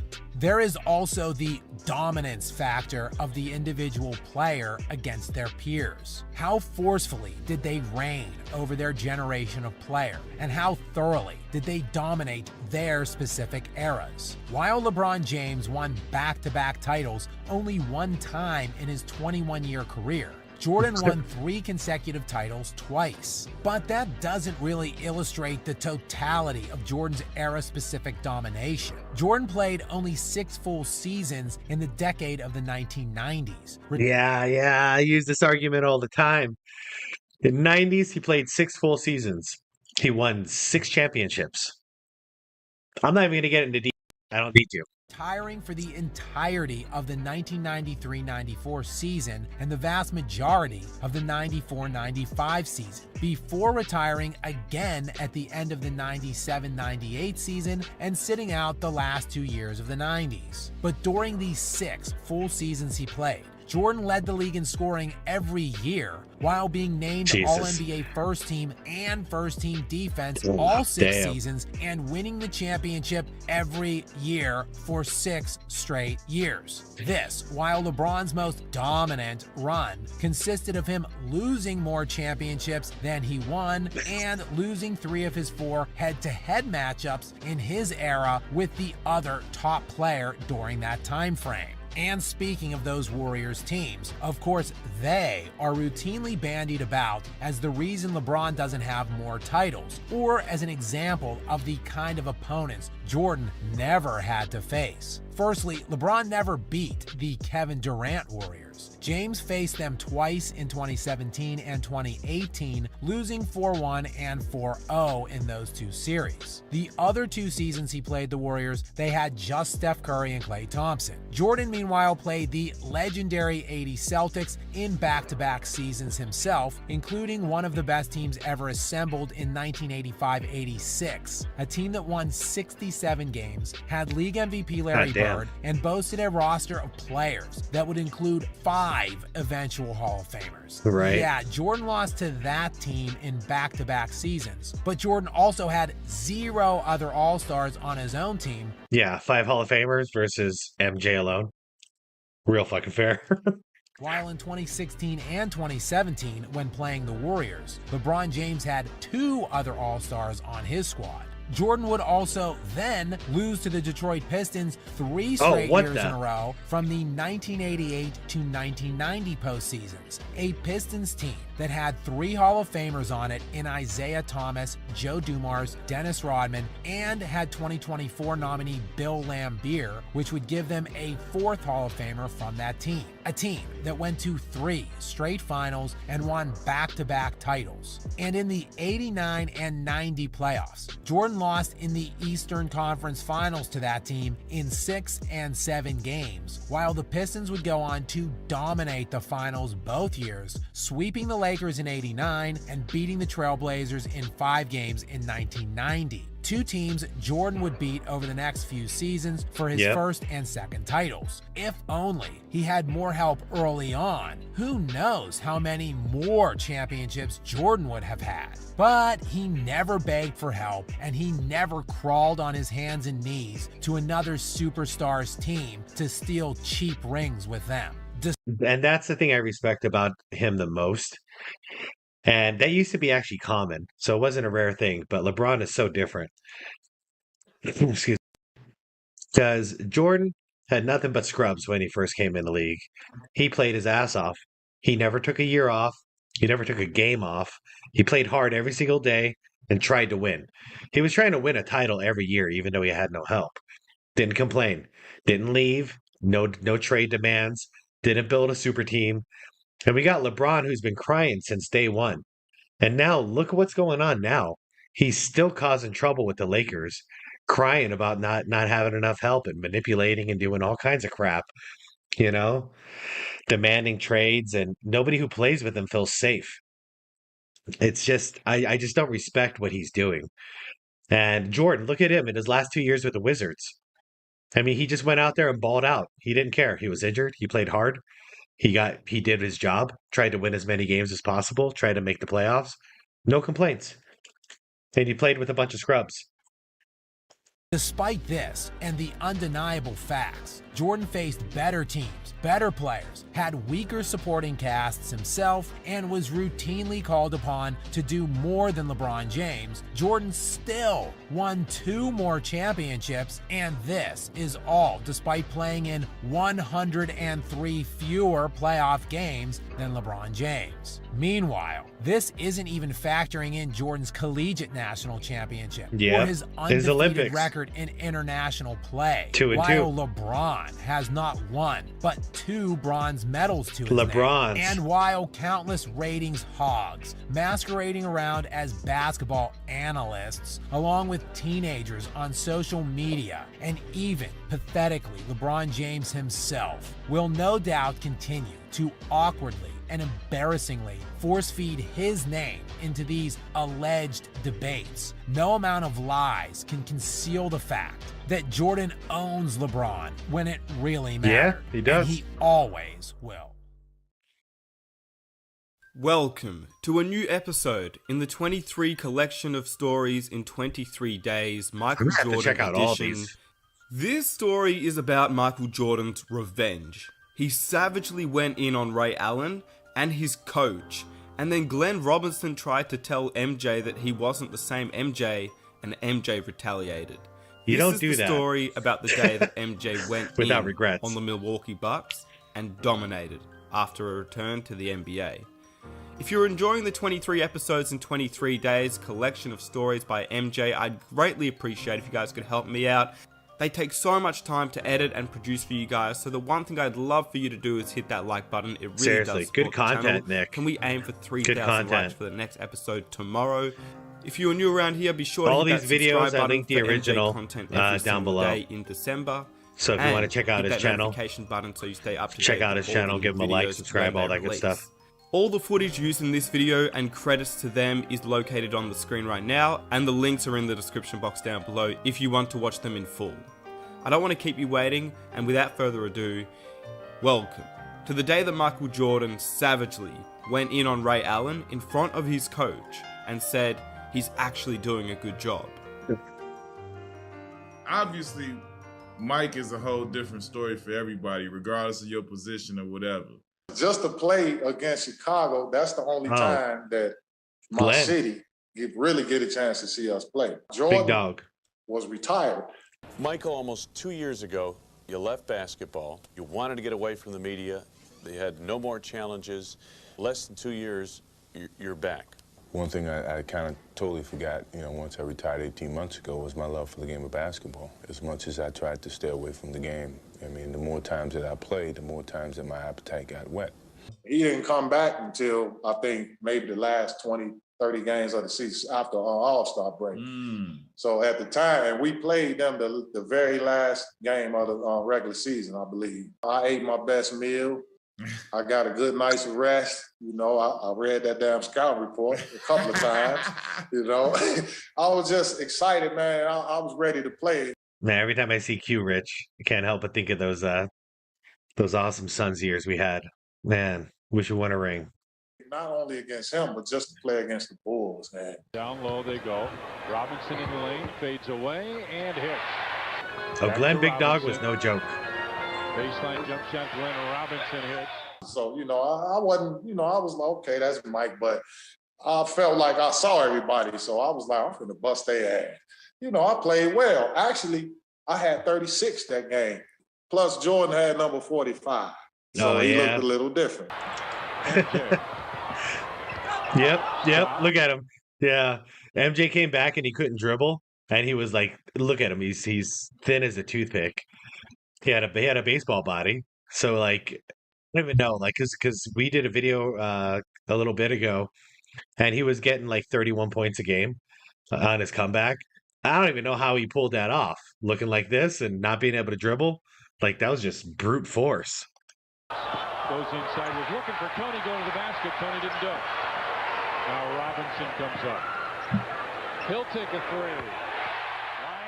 That wasn't the same Jordan. That wasn't the 23 Jordan. Hey, well, we grew up watching. But anyway, it was a big article in the paper, you know, big dog, you know, the rookie, he outscored Mike, this and that. Looks down, finally finds Glenn Robinson with Jordan on him. Glenn Robinson with the turnaround. Robinson with the long deuce. And the basket as Robinson fades away. Yeah, man, he was so good. Day goes down low. Glenn Robinson for a three. Now wants to back in against MJ. Milwaukee fans love this one. Man, double teaming him. Put it in the middle, Glenn Robinson with a jumper. Back to Glenn Robinson. Robinson pushes off, gets the 15-footer to go. And now, hey, let me finish now. When he came in, he didn't That's have only no the first half of the training. He story. just came in off the streets and started like playing. So if you look at the numbers he was putting up there, that's kind of insane. But he had the full season now, training camp. He got a chance to get, you know, everything in. And fellas, it was like he read that shit. Next game, he had to make a point. It was you know he read that shit. I got to make an example. Man, the next The rookie season, outshines Mike. You know he read that. Now, keep in mind, he came 23. in. Absolutely. Down the left side, Michael stops from 15. Tied at 23 now is Michael with Hancock on him. Backs his way in, spins, fades from 15. Look at what one offseason did, because he trained the whole offseason. The guy's buff as all hell. He's quick. He can dribble again. Like, and he came back with fundamentals all of a sudden. You know, he was just such a smarter player. MJ's been quiet for a little while and ends that drought. MJ comes inside, fakes in the lane, fadeaway jumper. Yes, oops, and one. Michael drops it home, bounces down low. MJ fadeaway from 15 and hit. Open down low, not a bad pass. MJ's pretty good choice too. They take one here. Shot clock. A new 24, yeah. MJ fadeaway jumper. He almost broke Johnny Newman's ankle. Right. The Bulls do win it here. Of course, he averaged about 45, 46 against us. But you know who had to pay? You know who had to eat most of them buckets? Ray. Hard up and down the floor. Young Ray Allen turns and looks. MJ hits. And you wonder why in that video I did that's covering like J Kidd and Ray Allen and D Wade, who they think the GOAT is. Don't wonder why Ray Allen. He was like hands down board. Yeah, kicks it out. MJ fadeaway from 17, knocks it in. Over to MJ on the wing. Saw him hanging onto those shorts for a minute from 15 and a fadeaway. Right. Not me. Ray Allen, tough job for a young rookie to walk out and face a legend. That's a legend, and you're playing with his equipment all the time. Right. Now, how did they get so lucky? They drafted Glenn one year and then Ray Allen the next year. Like, that was a good young core they had. Everybody knows who Air is, right? Because Mike wanted to kill you. Mm-hmm. Was he mean to you? No, he wasn't. He actually killed me slowly. And yeah, he would comment to the coach, he's actually doing a great job out here. And meanwhile, he's pouring in 45. Wait, he's talking to your coaches? Yeah, I remember Chris Ford, he's yelling at me. Chris Ford's yelling the whole time. He's like, rookie, get in front of him, get in front of him. And I'm fronting him on the post, and MJ just kind of slowly glides across the floor, and he gets the ball and shakes and scores. And I did everything the game plan said, and then there's a break in action. We're sitting there, and, you know, Chris Ford is just down there just hammering me, and MJ's like, he's doing a great job, coach. He's actually doing a great job. Meanwhile, he's got 45 on the books. So I was like, yeah. Hey, but look, that's why Ray to his credit, why look, AKA Jesus Shuttleworth, that's why he's the first, he's Mr. Jordan brand. MJ said, you know what? You worthy. I'm gonna make you the first one. He the first member of the whole elite league assassins that Jordan started creating. Mike grabbed him first. Yeah. I did not know that. Him, and, you know, MJ just had everything, you know, from mid-range to three-point to post-up game, and he could score and dominate in each position. And defensively, he was a two-way player. Defensively, he was incredible and just as dominant. Did you think that Mike didn't want you taken out because he had 45 in the books? Like he wanted you to guard him? No, I honestly believe that he didn't think that anybody could stop him. He could score whenever he wanted to score, wherever he wanted to score. So it didn't matter what I did out on the floor. He was going to get his touches. He was going to get his points. I played in between both those eras, and the rules are totally different. Like, you can't touch a guy now. You know, a guy will go to the free throw line 20, 25 times a game just off of ticky-tack stuff. But he used to, and Phil Jackson said this when he was promoting his book years ago. Damn. If Mike played today, he would average 45 in his prime. Easy. You believe Easy. it? It's just not a comparison. Yeah, if we're putting up 130 points a game, 45 really isn't that special. I'm shocked no one's doing it right now. You know? How is no one putting up 45 a game? Because 37, you know, Jordan and Kobe both pulled in 37 in a whole different league. If teams were putting up 130 points a game, like easy 45, we're talking maybe 50 points a game. You know, Jordan or Kobe could average if they tried. Comparison to compare what we do now, what's going on now, to what's happened in the 80s and the 90s. When it get down to just the killer mentality and the killer instinct, can't nobody get up in that room with Kobe and MJ. They belong in that room by their damn self. Right. Can't nobody come up in there. Like when you talk about the set of what they bring to the table and how I fight He's about to get him. I score 60 on you. You know what I'm saying? I lock you down. Like they by themselves. They by themselves in that room. Can't nobody else grace that joint with them. Right. Welcome to another episode in the 23-part collection. This is 23 Michael Jordan videos in 23 days, all through December. I hope you guys are enjoying the series. Today we are looking at the untold story when Michael Jordan scored 96 points in back-to-back games after the worst game of Wizards. his NBA career. These stories are just insane. Washington Wizards Michael Jordan, but with all these NBA legends going through what happened in these games. Oh, dude, I think I remember this. I think he scored 8 points in a game, and it was the only time he didn't score up to 10 points in God knows how many years. It is crazy.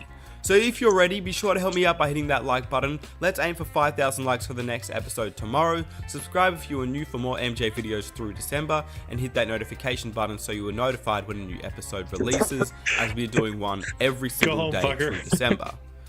There is a playlist as well if you want to check out the full playlist of MJ videos that have been made already, and be sure to check out the full videos and their links in the description box down below and on the screen right now. Shout out to them if you want to watch them in their entirety. But I don't want to keep you guys waiting, so welcome to the untold story when Michael Jordan scored 96 points in back-to-back games. Enjoy.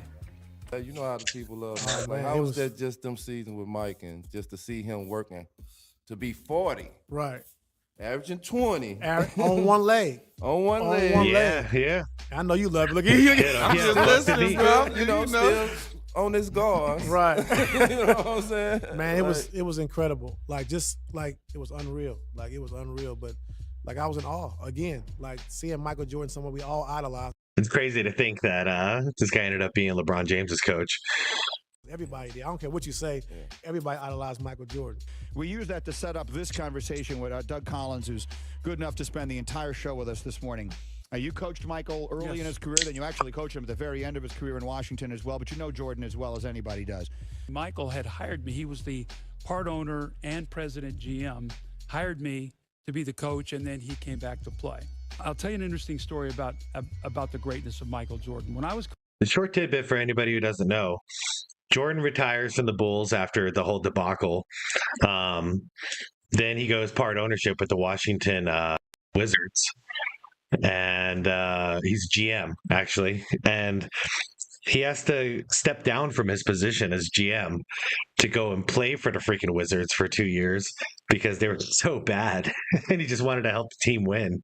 coaching in Washington, we played the Indiana Pacers, and we were down 25 at the end of the third quarter. Now it's a distinct difference playing against Michael Jordan as he was leading the Bulls versus Michael Jordan, he's playing for the Wizards. I'm taking him on the pole, jump hooking over him, scoring buckets. I had like 30 that game. I did a play and I actually dunked, not on him, but around him. Well, if I dunked on Michael Jeffrey Jordan, I would tell the story to everybody that I came across. When you were trash talking Jordan, what exactly were you telling him? Do you remember? He's overrated. Oh shit, Jalen. Jordan's overrated.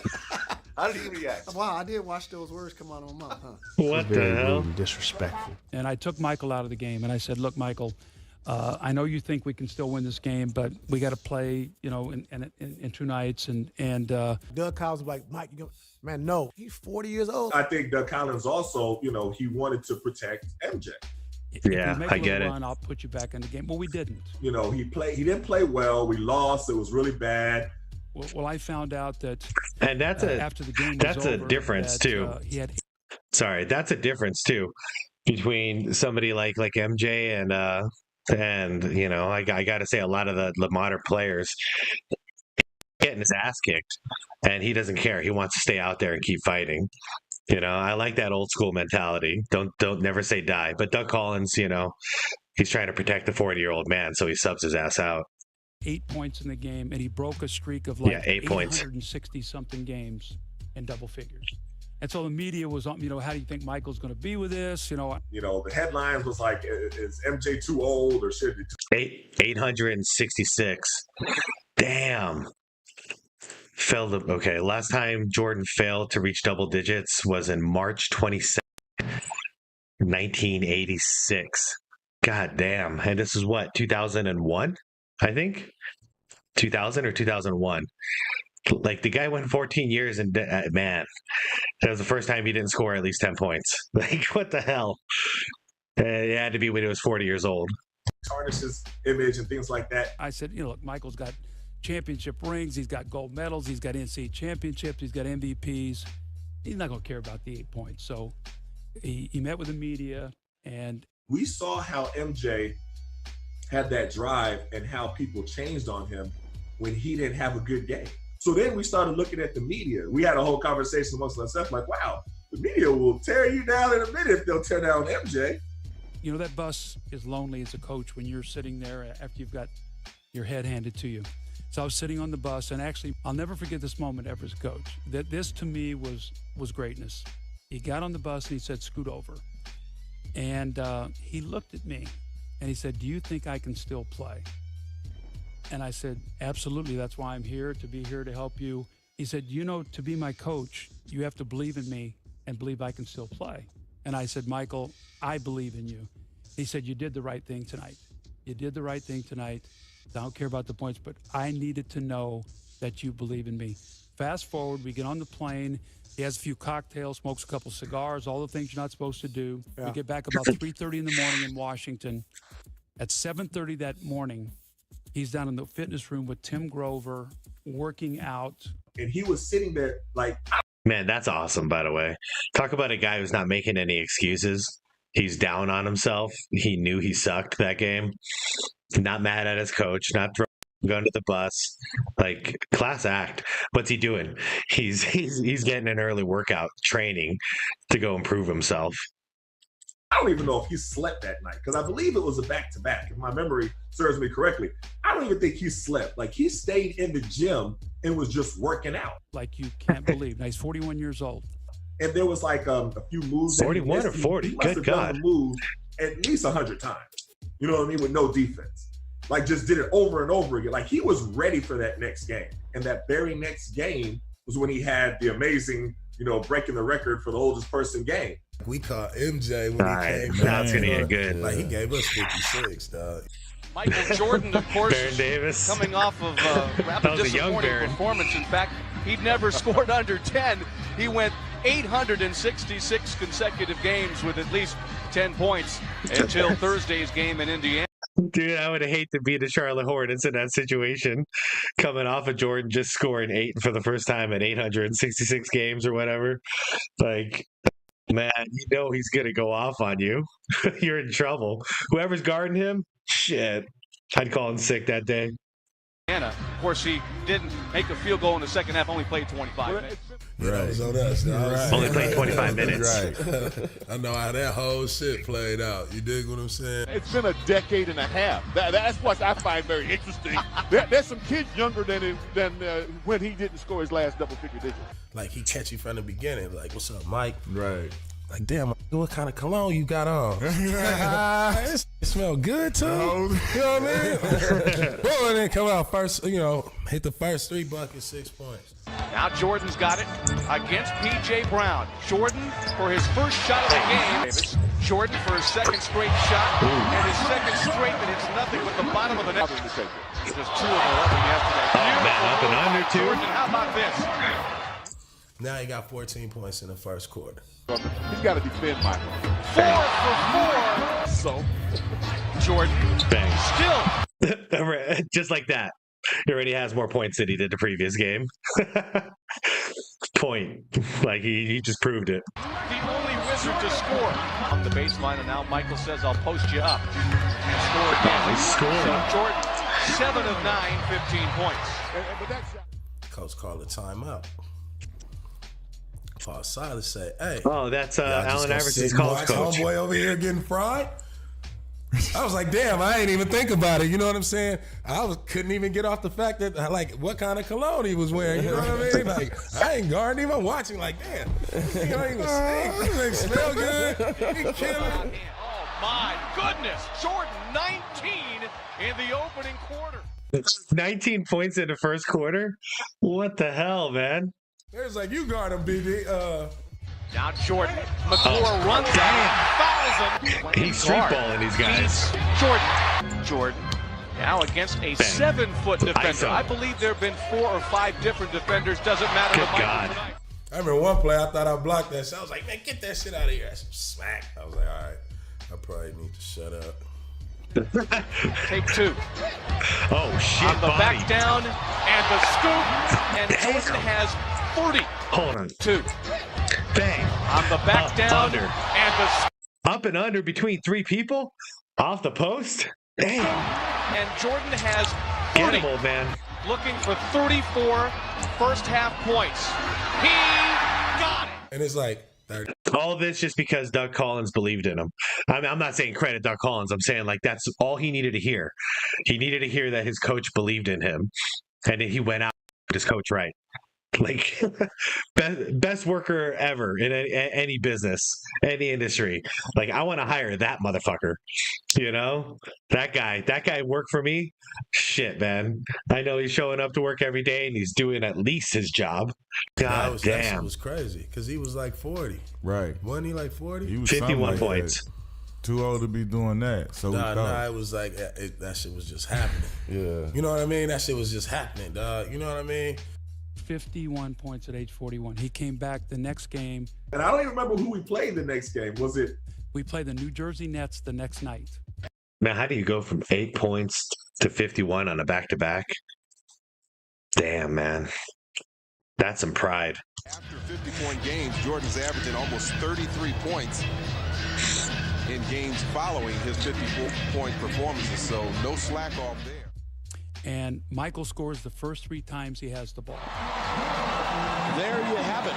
Michael Jordan with his first basket thumping of the Charlotte Hornets. Jordan is open and hits again. And in both those meetings, in both those years, three-pointer in your eye. That's a three-pointer from Jordan. And on the season, Michael's 5th three-pointer in 30 attempts. He's got 7 points. Byron Scott takes a timeout. And Scott wants time. And Michael comes over and he says, I want the ball right there the rest of the game, and don't take me out till I tell you. And so that's fine by me. I got the pleasure of guarding the footwork mic. That Wizards mic. Yeah. The fundamental mic. Yep. Jordan got it. To another. Jordan pulls up. Got it. Same spot. MJ up under. Oops. And one. God damn. A sensational shot by Jordan. Man, I've got a video on this, but this is a really cool video. But anybody disrespecting Wizards, Mike, like, give me a break, dude. For 40 years old, whatever. Man, the guy proved himself. He could still compete. He was just on a shitty team. Look at him. He's playing his ass off. Davis now back to Jordan with the rookie on him. Michael's fadeaway. Gotcha. He's yelling quick 21. Michael's got another one. Oops. Jordan. And it goes. So I got a little lesson. I was eager that night as well, overzealous. Man, Mike was playing small forward at that time. I thought Camby was a power forward. I guess he was small, at least back then.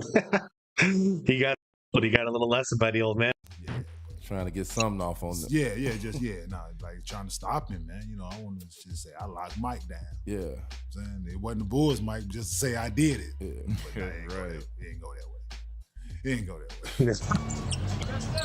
way. Oops. Ooh, off the glass. That's like a Tim Duncan move. What a move, Jordan. What a roll. I'm eager. Lock him down. I think defense. Y'all know me. I'm trying to block it, just take it, whatever I can get. Man, he pumped. Man, Camby had long arms too. Up and under. I'm like, had the height advantage and the youth. Jumping at everything. Jordan fade away. How the hell is he doing this over Camby? Like young Camby. That blows my mind, man. Jordan couldn't barely jump back there at that point. He's at his like prime of his freaking physique, and he's got the height and the arms. Yeah, he had every advantage. Unbelievable. Boom, boom. Nice move. He got it. Their 16th victory of the season. Jordan again. So with 2 minutes to go in the game, he gives me the sign like, that's enough. I take him out of the game. He walks over to the bench. I said, Michael, what happened tonight? He said, well, the guy who was guarding me was told me his back was hurting. Don't ever tell me you got a problem. He said, I'll make you pay for that with 46. And he looked at me and he said, I told you I could still play. All right, hold up. So he got 6 the game prior, then 51, and then 45. And we're talking, 51 out of 107 total points. That's almost 50% of his team's points at his age. We're not talking about 130-point games like we are nowadays in modern ball. And a 45 out of 98, not quite 50%, but still, that's, 45 times 2 would be 90. So, shit. That's sick. 97 points. Mike, I was 96 points. Blown away at what this guy could do. His mind, how strong it was. One of the things that we were surprised on, and we was all talking, was like, wow, just a day ago, they were all trashing him, saying that he was terrible, he was old, washed up, he should never came back, all this. And in 24 hours, now he's back to being MJ the God. You know what I mean? But we really gained a level of respect for him because, like I said, he didn't have to do none of that. Like his legacy was set. He didn't have to play anymore. And he was playing through so many injuries that people didn't know about. He's playing on one leg. And this man do it at 40 years old on one leg. Like, come on, man. He cut his finger. I know we got guys like LeBron and AD who just sit out. And this guy's out there to prove something. That's why he is the GOAT. He's not expected to be handed to him. He went out there and freaking earned it. Doing a cigar, he had his finger was bent. He had a bad knee. Talking about dedication to the game, like it don't get no better than that. The competitive will and great. I've never seen anything like it. But that moment when he looked at me and asked me if I still believed in him, I said, "This is the greatest player to play the game, wanting to know if I still believed in him." It was a moment I would never ever forget. Damn. And how crazy was that story? If you did enjoy it, please help me out by hitting that like button. All the likes go a long way to supporting the channel. Let's aim for February 16th, 1993, Michael Jordan and Shaquille O'Neal had one of the greatest duels of the decade.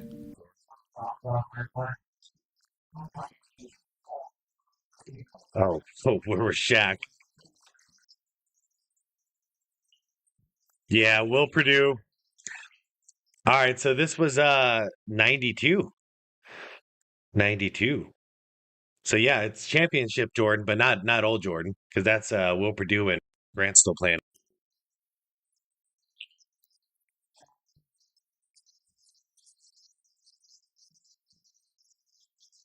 Oh, he landed on his wrist.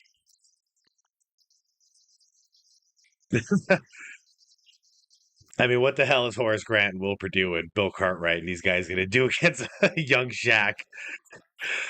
Boom.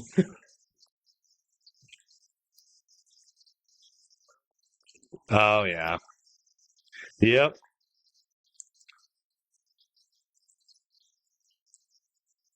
Hey, he stopped him though.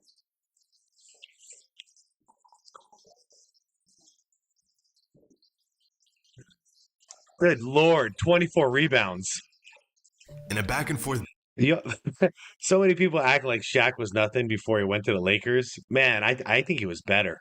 He was in his prime. Actually, I heard about this recently. The best version of Shaq was Orlando Shaq. Just, he had a better coach and more help when he went to LA. Battle that went into overtime, Jordan dropped 64 points, and Shaq had a 30-20 game with 5 blocks. The Magic, a brand new franchise 64? that finished with just 21 wins in the previous season, defeated the reigning NBA champs. God. This was only the second time Shaq faced off against Jordan, but in one of the quietest rivalries in NBA history, this saga was far from over. In fact, in this epic matchup, Shaq would do something that would come back to haunt him years later. What's going to happen here? Oh, I remember that. Yeah, he checked MJ. He let him know.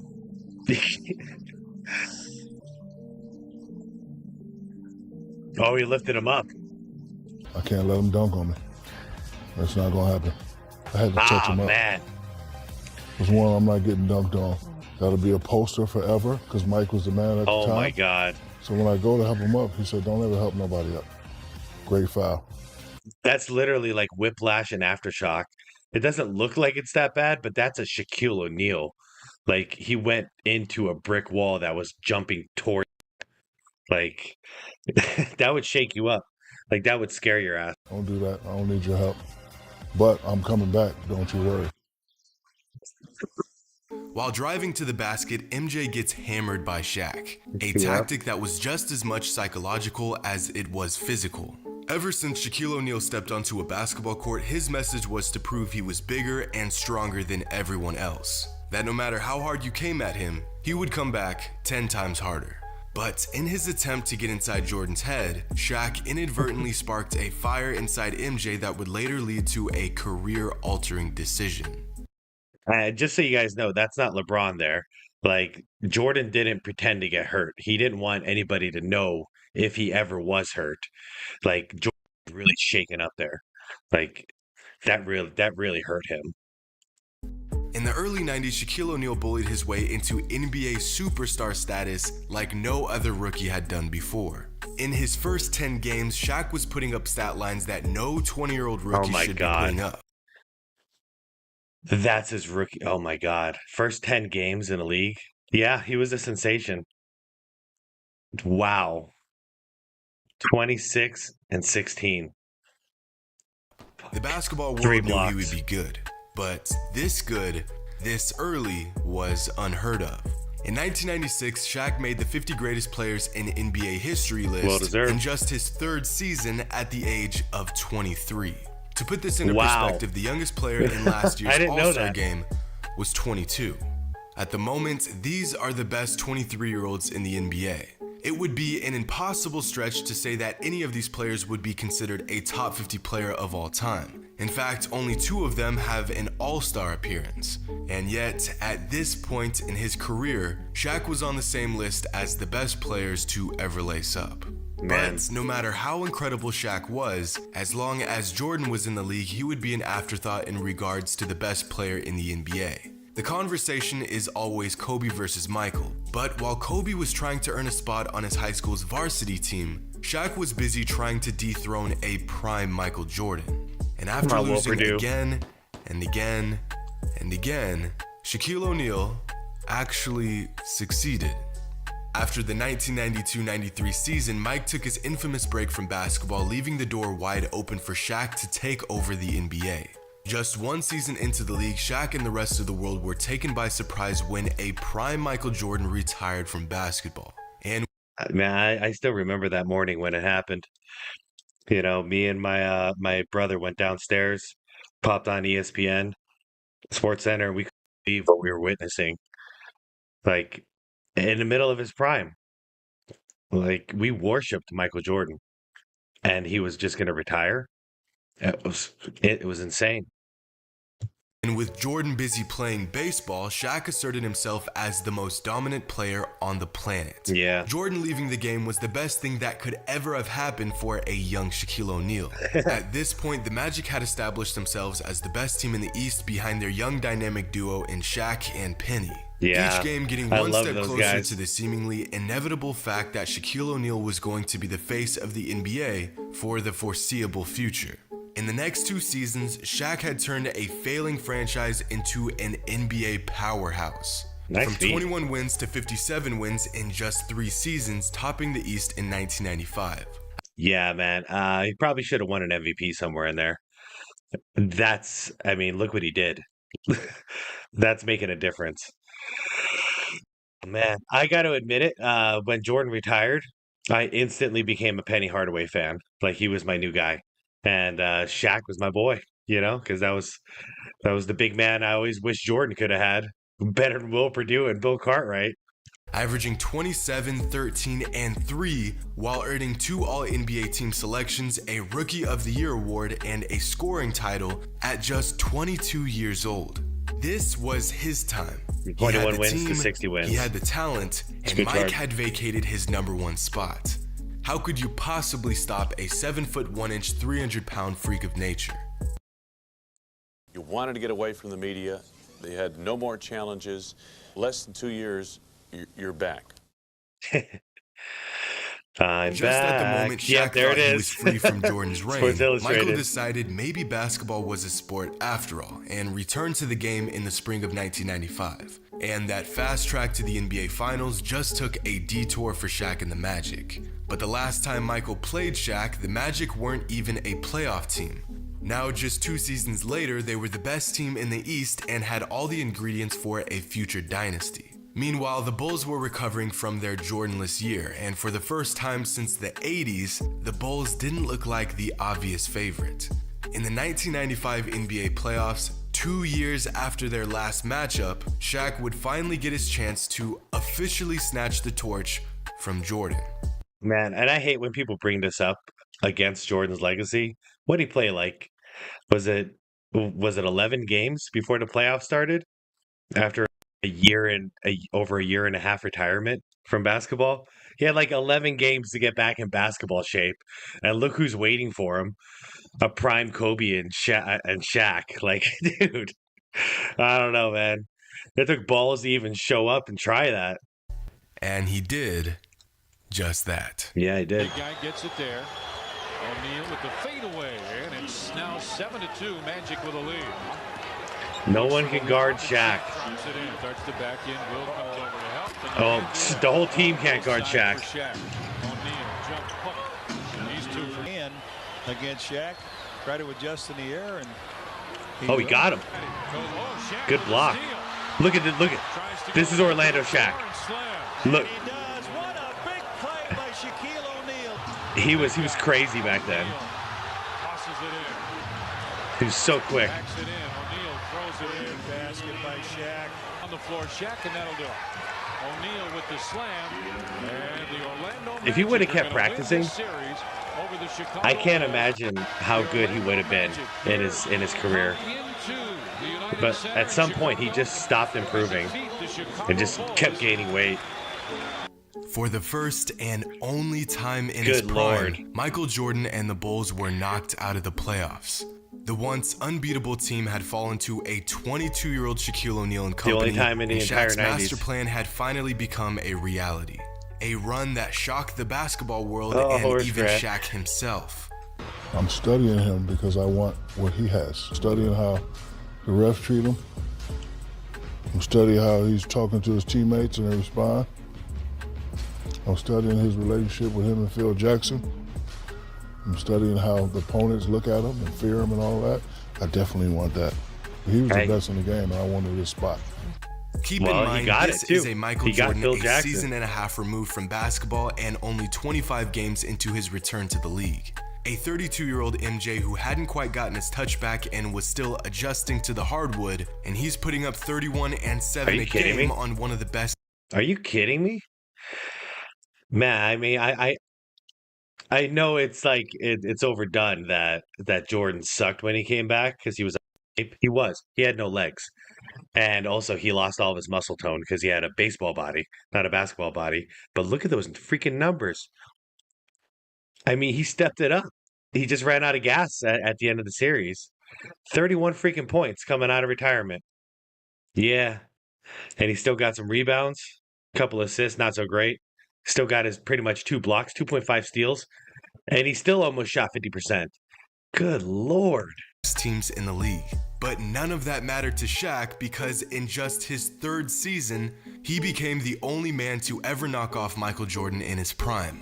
The kid that wanted to be 90s. Jordan had beaten Jordan. And it would be nice and fitting if the story ended right here. A young Shaquille O'Neal dragging a once terrible team to their biggest playoff success in the organization's existence, slaying the once unbeatable monster in Chicago. But if there's one thing we've learned about basketball in the 90s, Michael Jordan always gets the last laugh. Following their defeat to the Magic, Michael Jordan and the Bulls went on their 1996 revenge tour, absolutely bullying their way through the entire league, breaking multiple NBA records and winning the most games in a single season at the time. A reminder to the NBA that Michael Jordan and his squad were still the best basketball team on the planet. But behind this return to glory, an underlying motive for their success was driving Jordan to get back to that rare moment of failure in the previous season, to get revenge on the only man to beat him while he was on top. Following a regular season where the Bulls won 2 of 3 matchups against the Magic, once again, Jordan and Shaq were set to face off in the playoffs, this time in the conference finals to decide who would go on to fight for a championship. Shaq thought it was his time, but Mike had to remind the Diesel that his time was up. Yeah. I mean, the worst thing that ever happened in Shaq's career was he didn't win a ring while Jordan was retired. And you can thank Hakeem Olajuwon for that. Has seen his teammates rise to the occasion, playing with the fire and determination that is the Bulls 1 win away from a trip to the finals. But one giant roadblock still stands in the way. お前はもう死んでいる。何 Oh no, that was good. John is guarding Michael Jordan, shoots Lukoch and Bushler. Oops. Michael hosting up Bowie and Jordan with the rebound. Oh man, nice bank. Oh my God, in between Luke Longley and Dennis Rodman. What are you supposed to do against that? Jordan. Gone by in the 3rd. Oh God, get out of the way. Jordan doesn't get an opportunity here. There's the hard. Oh, why do you even foul him, Luke? Jordan operating against Bowie. Yes. Jordan to the fader at 6. Jordan getting trailed most of the way. Mid-range game. Chicago. Jordan to 3. Michael Jordan with the pull-up. Yes. 45 points. But look at the muscle tone. I mean, he put on probably like 15 pounds of muscle in the offseason preparing for this.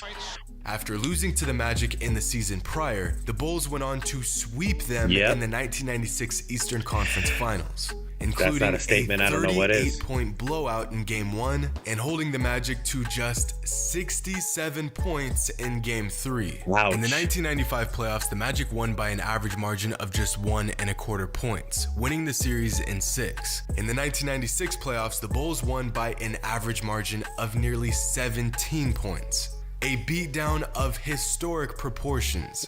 To put this series into perspective, the 2017 Warriors had one of the most dominating runs in NBA playoff history, going 16-1 on their path to a championship. In the finals, they nearly swept the Cavs, winning by an average margin of just 8.5 points.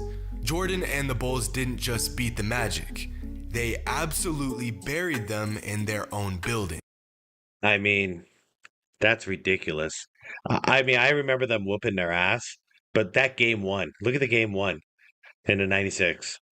Look at the Game 1. I mean, what a statement they went out and made. They're like, yeah, that was a fluke. we weren't ready. Oh my God. And then to beat them by 19 and 5 in-betweens, man, that's sick. But despite getting swept, Shaq still held his own, putting up numbers that make you wonder how such a great player on a 60-win team could get walked like this. Yeah. Oh, yeah. They were playing the best player to ever touch a basketball on the best team in league history. But Jordan's beatdown on Shaq doesn't end there. See, from 1992 to 1996, the Orlando Magic were quickly becoming one of the best teams in the league, getting better every single season. They had a prime Shaq, a prime Penny Hardaway, a borderline all-star in Nick Anderson, and a 3-time champion in Horace Grant. The most lethal offense in the NBA, and they were fresh off of a finals appearance. They had all the tools to make a run at a championship. Guys, 110-point average. In the 90s, that's ridiculous. Championship for several seasons. But, of course, this never happened. Despite finding success in Orlando, Shaq took his talents to LA, and, of course, the rest is history. But one of the biggest what-ifs of 90s NBA is the Shaq and Penny duo. The idea of Shaquille O'Neal taking a new, underwhelming franchise to the promised land and rising up as the new face of the league. Now, there are several reasons as to why Shaq left the Magic, but one that is rarely addressed was his virtually unspoken rivalry with Michael Jordan. Was Shaq dodging Michael Jordan?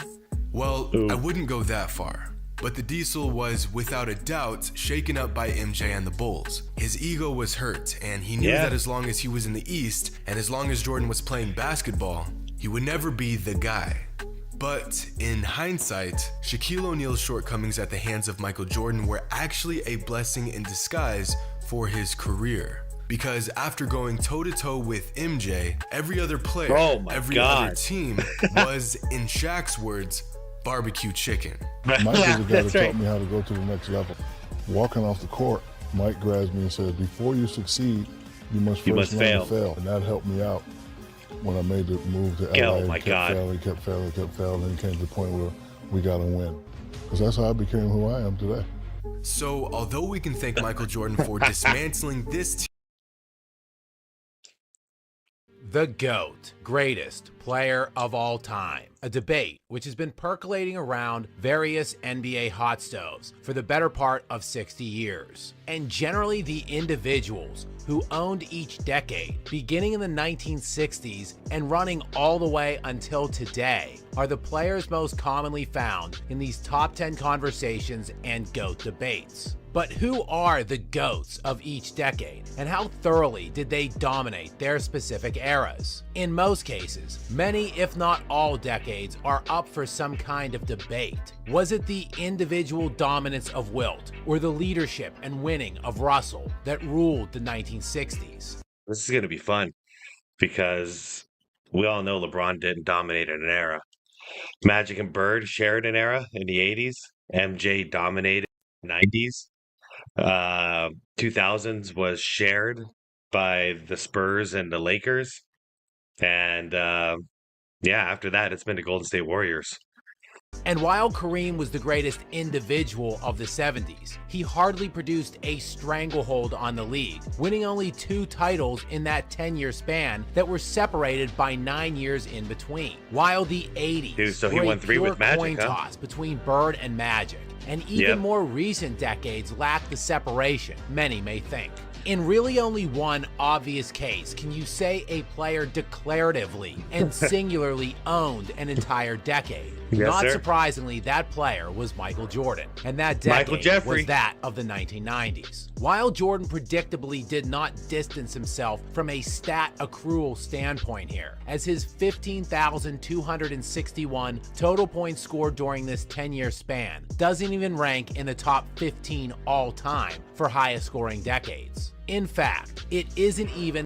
Well, he missed 1.5 years out of there, plus 2 more years. So he missed 3.5 years out of there, because of those retirements. The highest total of that decade, as Karl Malone scored well over 5,000 more points than Jordan during the 90s. And during that 10-year span, few filled up a stat sheet like the mailman, delivering per-game averages of 27 points, 11 rebounds, 4 assists, 1.5 steals, and 1 block per night. And people act like Jordan didn't face any good players. People just don't talk about Karl Malone because, I mean, he didn't win the ring, you know? He went to 3 NBA championships, if I'm not mistaken. His first 2 with a good team was Utah. Jordan beat him both times. And the last time was with that stacked but convoluted Lakers team with Gary Payton and Kobe and Shaq and all those guys. And they lost too to the Pistons? Yeah. Poor guy went 0 for 3. Night for this decade. Malone was named an All-Star every season of the 90s, while being named first-team All-NBA 9 times, with 1 second-team All-NBA selection sprinkled in, and adding 3 first-team defensive selections as well. Malone did all of this while missing only 3 total games during the entire decade, producing a resume that should... Missing 3 games in the entire... for 10 years, right? I was just looking up because I was arguing with somebody in the comment section of one of my videos. And Ron in the last 5 years has missed 98 games. But we're talking 10 years. And Malone missed, what did he say, 3 games? I think it was 3 games. Little difference in the toughness of eras. And people say, somebody was arguing me in there saying like, oh, it's not load management. LeBron had like serious injuries every time. Get the fuck out of here. Place him at the very top of any GOAT list, not just the 90s. However, there was one all-important thing noticeably absent from Malone's resume during not only this decade of the 90s, but for his entire NBA career. Yes, of course, Malone failed to capture even a single NBA title during this 10-year span. And of course, the 90s ushered in the golden era of the big man, as joining Malone was Shaquille O'Neal, David Robinson, Patrick Ewing, all rising to prominence in the late 80s through 90s. All of these players to this day a fixture in NBA all-time top 50 to 75 rankings. Hakeem Olajuwon hit his peak in the 90s too. But there was one legend right in the middle of it all that was arguably better than them all, even if he was only a dream. And while Hakeem Olajuwon's true prime ended before the decade of the 90s concluded, he produced arguably the best playoff run in NBA history, beginning with the 1993-94 season. A season where he was first-team All-NBA, first-team All-NBA defense, league MVP, and defensive player of the year, while winning the championship and being named finals MVP. I mean, we want to talk about pure dominance that year. Hakeem did it. The list of other players to accomplish that in one season includes no one. In the playoffs that season, he beat the 47-win Portland Trailblazers in the first round, led by Clyde Drexler. In the second round, it was the 56-win Phoenix Suns. Yeah, I remember that. He broke the hearts of Barkley's sons, and before that, Jordan did it. That was tough times. It's been being a Suns fan since I was a kid, guys. So it's been rough.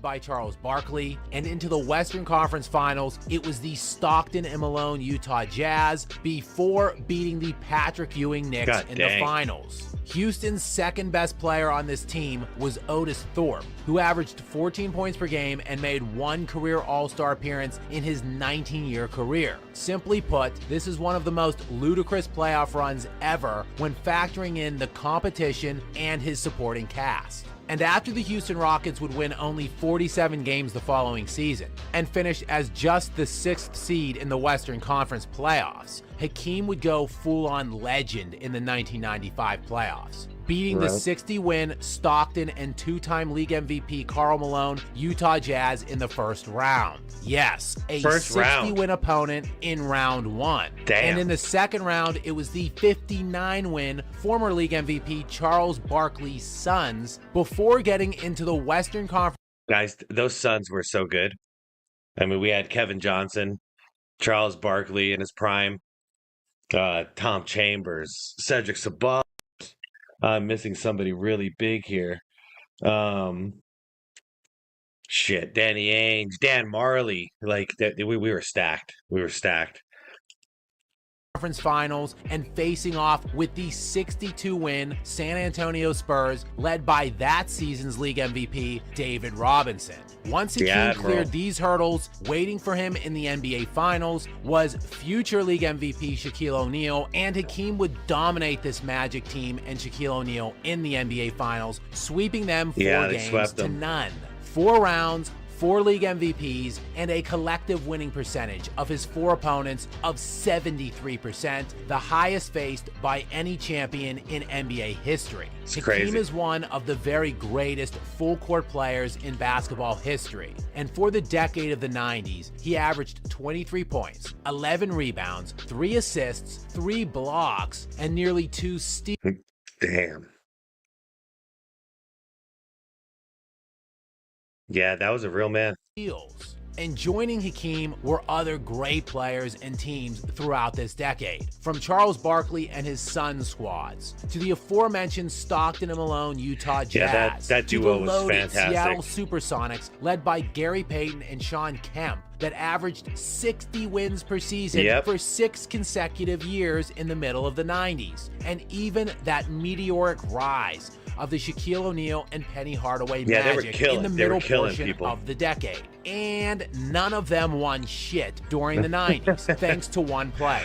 And as great as many others were during this decade, anything they accomplished during the 90s pales in comparison to the one and only Michael Jordan. Yes, he didn't lead this decade in total points scored, but that is, of course, because Jordan played only 6 full seasons of the 10 years within this decade, retiring for the entirety of the 1993-94 season and the vast majority of the 94-95 season before retiring again at the end of the 97-98 season. Anybody else out there have any baseball cards of Michael Jordan? So I got one on my wall here. I got a couple, actually. And sitting out the last 2 years of the 90s. But during the 6 full seasons he played, Jordan led the decade in points per game at 30.3, which is... Just hold on. I mean, just imagine this, everybody. Jordan played 6 full seasons in the 90s, okay? He won 6 championships in those 6 years. So in his prime, every year that he played a full season, he won a freaking ring. What else is dominance? Define dominance. I dare you. Over 3.5 points per game more than Karl Malone during this decade, while being named All-NBA First Team and First Team Defense all 6 years. So Jordan was the best player at his position on both sides of the floor for the 90s, while scoring at a substantially higher rate than anyone else, leading the league in scoring all 6 years. And of course, most importantly, he won at an absurd level, as he went to 6 finals in those 6 seasons he played, winning all 6 of them. There is no conversation to be had here. No. And people give him crap about the year that he came back at the very end of the season. I think it was like 15 games before the playoff starts, and he had a baseball body, out of shape, all that. They give him crap because they didn't beat the Orlando Magic, like the best year the Magic ever had. That's the one where Hakeem and the Rockets swept them. But you know, they give him crap about that 1 quarter of a season that he played, fresh off of retirement. But where the hell is the argument? I mean, the fact is, he played 6 full seasons in the 90s and won 6 freaking rings. No close calls or coin tosses. What Jordan did in that decade of the 90s was the most complete and thorough domination by any player in any era of basketball history, which is why, to many, Jordan stands heads and shoulders above everyone else, even on basketball's Mount Rushmore. And while that does conclude our look at the 90s, make sure to subscribe and tune in for the next episode of The GOAT by Decades, when we take a look at an absolutely stacked decade with a multitude of top 10 to 15 all-time players, the 2000s. Until next time. I'm there for that, bud. Following the most recent and epic chapter in the chronicles of LeBron James's career failures, he stepped to the podium and pondered if he has in fact left his final indelible mark for all of us to bear witness to. My God. Okay, I just got to stop right there, man. It's so bad already. Oh, shit. Scap freaking cracks me up. I had a lot to think about, to be honest, and just for me personally, going forward with the game of basketball. And the Who else was pissed off at that, by the way? Like he was ever gonna freaking retire. Well, I mean, what kind of BS was that? You know, you clanked it against the side of the board. You didn't even get the last layup up against Denver, and I might retire. I don't know. I need to be on a contending team. Maybe show up to your games, bro. Maybe actually get your team there. Comparisons have been expansive throughout his career to that ghost in Chicago who wore number 23, with virtually every credentialed journalist with a platform tripping over themselves to make some ill-fated GOAT comparison. LeBron James is number 2 all time, and Michael Jordan is number 1 all time. Sir? But when you put the magnifying glass on LeBron, he just does a lot more at a much higher level than Michael Jordan. But for once, you truly cannot help but see the parallels to the way Michael Jordan walked it off in Chicago and how LeBron's career might have. God damn that clank. Did you guys remember that series against Denver? Because that was a sad way to go out, man. And that last shot of the game, which he's probably going to cover, where he didn't even get the layup off. Man. Have just concluded in Los Angeles. It has all of a sudden been 25 years ago when rumors and speculation were swirling around the fate of the Chicago Bulls in the looming offseason. But there was still the matter of the 1998 NBA Finals to square away. The Chicago Bulls came limping into the finals after having been just pushed to the brink against the Indiana Pacers in being taken 7 games in the Eastern Conference Finals. In what? See, anybody who doesn't think that, things were different in that era, like us old heads are just exaggerating, that things were really that physical. Look what Reggie Miller gets away with here. To the brink against the Indiana Pacers in being taken 7 games in the Eastern Conference Finals in what constituted one of Michael Jordan's most challenging playoff series. Waiting for them in the finals was a Utah Jazz team with the best record in the NBA, looking to avenge their finals loss to the Bulls a year ago in 1997. And the Jazz, behind Karl Malone's 39 points, 9 rebound, and 5 assist performance in Game 5 would... That's ridiculous. Dude, Karl Malone, he was so beefed up on steroids. I don't have facts, but I mean, I think he was. But regardless, the guy was so efficient with that jump shot of his. Like that pick and roll between him and John Stockton. Oh man, I don't know if you guys remember Nash and Stoudemire. But this was just better. Like, this was the original.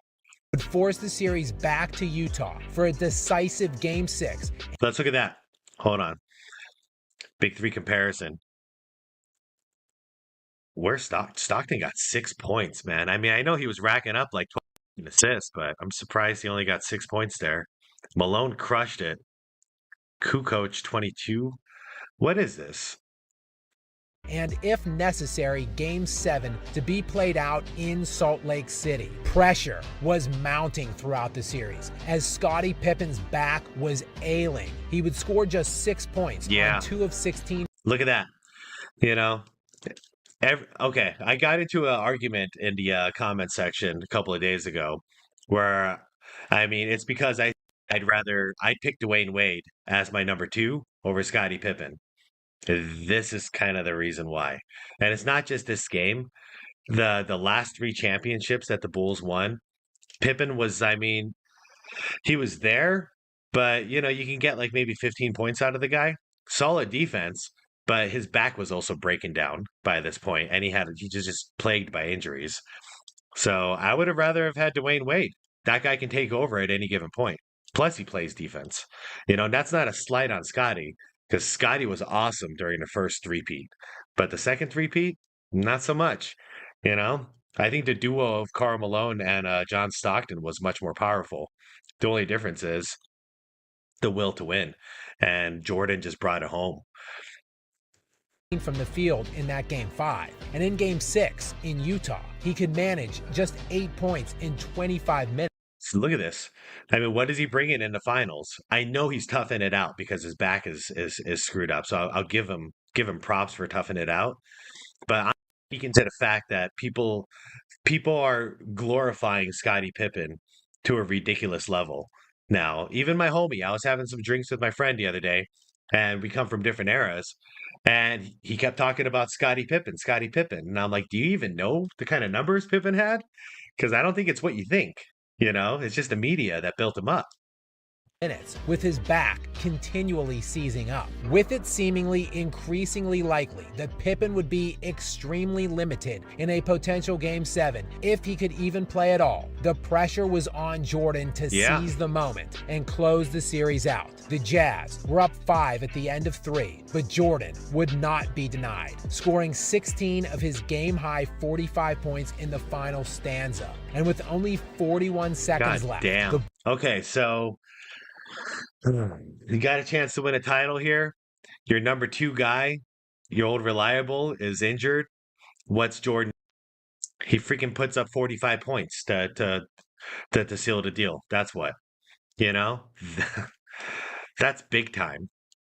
Bulls found themselves down 3 after this John Stockton three-pointer. Cross-court Stockton, a 3. It's there! Yeah, such a good Jordan shot. would come down the other Stockton end was so and good. attack the basket immediately, cutting the lead to 1. And with 18 seconds remaining, Jordan would display his defensive prowess Defense wins the game. other end of the floor. That's the thing. People don't talk about that. And I don't know why a lot of times when people show this final clip, they're not showing the full play because the play starts here. And if Jordan wasn't the hungry defender that he was, they would have gone to Game 7. Would display his defensive prowess at the other end of the floor, coming from the blind side to strip Karl Malone and give Chicago one final look at the championship. And no timeout. No timeout. Open. Chicago. So I wish Scap would show that entire play. So he steals the ball, slowly dribbles the ball up the court, no timeout, nothing. He knew what he was going to do, and he freaking did it. And that's like the most memorable shot pretty much in NBA history. He did it all by himself. All the defense, all the offense. He won. He won the damn game. With the lead. And with 5 seconds left, Jordan would drill this 17-footer, indelibly freezing the image in our memories for all of time. But not to be outdone. The self-proclaimed king and his posse of media jock sniffers were drooling over LeBron's 40-point game in Game 4 against the Denver Nuggets as the chosen one poured in 37 points through 3 quarters, only to drop a hilarious 3 points in the 4th quarter on 1 of 6 shooting from the. Wow. So you got Jordan in that example putting up 15 and a total of 45 for the win, and then you got LeBron. Did he just say 3 points? I think he said 3 points. I think he said 3 points in the 4th quarter on 1 of 6 shooting from the field. 1 of 6 but shooting. After Nikola Jokic made this shot to put the Nuggets up 2 with 51 seconds left, it was finally the Kings' turn to take some memorable shots deep in the playoffs. People say LeBron didn't have help. Look at this. Look at the lineup. Okay, to the right, Ray Allen, who saved the game right there, saved the series. Chris Bosh in the middle. To the left, you got Dwayne Wade. It's like an Olympic team right there. As he has had numerous teammates throughout the course of his playoff career make some iconic shots of their own, LeBron would not be denied in this moment. Coming out of the timeout with under 30 seconds to go, he drilled the side of the backboard, which will assuredly go down in the history books with other various iconic bricks. But the King wasn't done yet. With just 4 seconds remaining and the Lakers still trailing by just 2, he would attack the basket and predictably, again, for the second time in under 50 seconds, not even touch the basket. It is yet to be seen of whether Any or challenge. not the NBA's biggest drama king will truly ponder retirement this offseason, or if this is just his most recent and pathetic attempt to draw all of the attention onto him. But if he does step away from the game, it is certain that this last indelible moment is a fitting foil to the guy in Chicago he could never catch.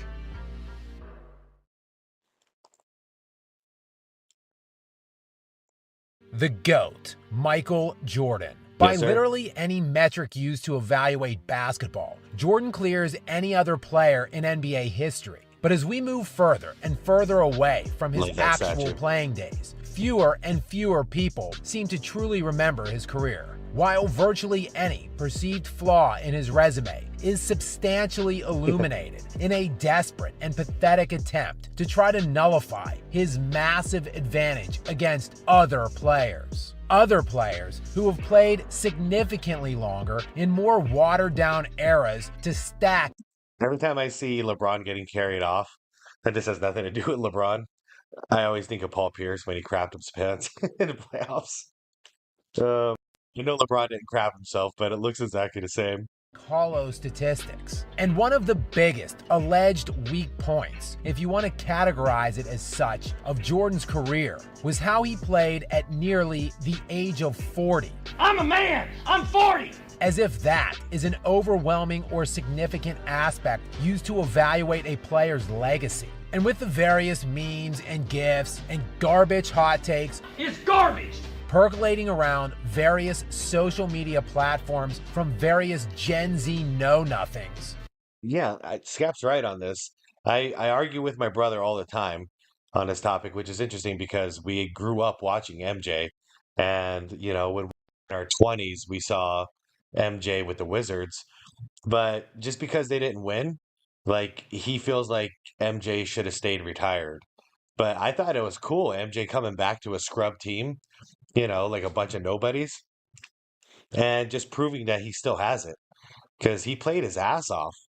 You know, it was the second season that he was back, coming off of 2 injuries, rib and knee, and the dude played every single game. I don't know any modern players that are healthy that do that, let alone an old man who had 2 injuries. Forget about it. Comparing Jordan at Nerds. the age of 38 to other players, it is time to dig into the context of just what Michael Jordan's first season with the Washington Wizards, his aged 38 season, actually looked like. The year was 2001-2002. Yeah, before he injured his knee, like, watch these stats. They'll blow you away. 2002. The LA Lakers were dominating the league as they would go on ultimately to win their third Baby Kobe. consecutive championship that summer behind Shaquille O'Neal and Kobe Bryant, who were both All-NBA first-team selections that season. Along with Bryant, various other elite perimeter players were ascending at that time. Y'all remember Orlando T-Mac? God damn. I thought he was better than Kobe. Straight up. I was kind of a Kobe hater back then, and T-Mac was my boy. With Tracy McGrady joining Bryant on the first team that year, while Allen Iverson, who led the league in scoring that season, headlined the All-NBA's second team. But in the middle of it all, Michael Jordan decided to come out of retirement for a third time after a full 3-season hiatus from the NBA. Wait, I think he has that wrong. That's not for a third time. Because he retired in 93, came back in 94. That's 1. Retired in 98, and then he came back and with the Wizards. So that he came back twice. He retired 3 times, but he came back from retirement twice because he's still retired. Sorry, nerds. I'm a nerd. NBA, but he didn't go join his boy Phil Jackson to build a super team in LA and gravy train a 7th title. In fact, he didn't go build a super team anywhere. Jordan came out of retirement to join the Washington Wizards. What? You know, I the know. Wizards, That's how we all who felt. had the 3rd worst record in the entire NBA the year before in Right. the 2000-2001 season, behind minority owner and president of basketball operations, Michael Jordan. I'm not going to lie. MJ was a terrible GM. Like he the best basketball player of all time, but he is a terrible scout by far. Winning just 19 games that year, with Richard Hamilton and Juwan Howard leading the team in scoring that season en route to a putrid 19-63 record. But the Oh my, 19-63? That's what Jordan took over? Damn. heinous season did lead to the Wizards landing the top pick in the NBA draft that summer, using it to select the Washington Wizards select Kwame Brown. What? Yeah. I mean, no one is saying Jordan is the GOAT of front office moves here. No, you see, Jordan wasn't trying to steal any cheap championships like what became the trendy thing to do in the 2010s. He was just, quite frankly, disgusted with the team he was now an owner of being a bunch of losers. Right. So when he decided to come out of retirement, not only did Jordan not crawl on his hands and knees to another superstar's team, he also didn't grovel and beg for another superstar to come join him on the Wizards. Washington would make... See, that's why I respected Jordan. Because you take him in his first 5 years in the league, he had no help, and he played his ass off. And then you take him at the end of his career, and once again, he had no help. The guy played his fucking ass off. You know, didn't matter. No excuses. He didn't make excuses. He didn't whine. He didn't cry. He showed up to work and he busted ass. No other significant upgrades that offseason except adding the 38-year-old GOAT out of the owner's box after a 3-year layoff. Oh, and also they traded away their leading scorer from the year before, Juwan Howard. Jordan would sign a $1 million contract and donate the entirety of it to 9/11 relief efforts. I didn't know that. Damn. He donated his entire paycheck. See, it wasn't about stacking any more championships, accumulating any hollow stats, and it wasn't about the money. It was about competition and teaching his assortment of young loser players how to compete and win. And when evaluating the Wizards' 37-45 year-end record that season, it looks like a pretty unspectacular season. And when viewing Jordan's stat line that year of 23 points per game, 6 rebounds, and 5 assists, well, that also doesn't... See, Scap's going to probably cover it. But even that alone, at his age, coming out of retirement, is impressive as all hell. But it really was better. It was better than that before he got injured. Look remarkable through the... Once again, the guy was playing through injuries as long as he could. Not like the modern players, you know, where they bruise a toe and they're going to miss 2 weeks. No, man, MJ was playing through some hard injuries. So, of course, his stats went down, but he showed up to work. Lens of the inflated scoring and stat stacking that happens in today's offensively incentivized era. But take a closer look. Jordan, unsurprisingly at his age, experienced significant issues with his knee throughout the season and ended up playing only 60 of a possible 82 games that year. But in the 60 games he played, the Wizards were 30-30. So a team that was only 19-63 the year before. Okay, so with Jordan, they were a 500 team. After what was it earlier? They won like 18 games the prior season. Not too shabby. Traded away their leading scorer, played 500 basketball for the 3 quarters of the year that Jordan actually played. Jordan, meanwhile, at the age of 38, led the Wizards in scoring, assists, and steals, while he was 3rd in rebounding on the team that season. And taking a closer look at the 22.9 points per game. Yeah, that was actually good for 9th best in the entire NBA that season. An NBA where league-wide scoring per game that year was just 95.5 points per game. For context, the average scoring... It's not like what it is now. Okay, yeah, what is it? 115 points per game? Yeah, big difference. So even if you put up 25, That's the equivalent of putting up like 30 nowadays. So take that as you will. We're all impressed with LeBron putting up 25 a game right now. And I am honestly impressed with LeBron because at his age, 25 is something to respect. But we disrespect MJ as an old man in a completely different league. You know, he basically was putting up 30 a game in modern, the way the modern game is played. And just imagine when he was putting up like 37 a game, you might as well say the guy was putting up like 45 points a game nowadays. Like unheard of. This season in the 2022-2023 season was 114.7, nearly 20 points per game more. And the Wizards team that year averaged only 92.8 points per game, meaning Jordan accounted for nearly 25% of the Wizards' scoring. For context, that is roughly the same amount of total point percentage scored that Jason Tatum and Steph Curry accounted for this year, while averaging 30 and 29 points. Yeah, there it is. Right there. You might as well have put up 30 per game. The duo was named to first and second team All-NBA. And while Jordan physically would regress even more the following season, he still became the oldest player in NBA history to average 20 points per game for an entire season. And he did it while playing in all 82 games. Yes, sir. All 82 games. That's a big one. I mean, y'all ever run a company? How you feel about a guy who shows up to work every single day all year, never calls in once? That's that's MJ.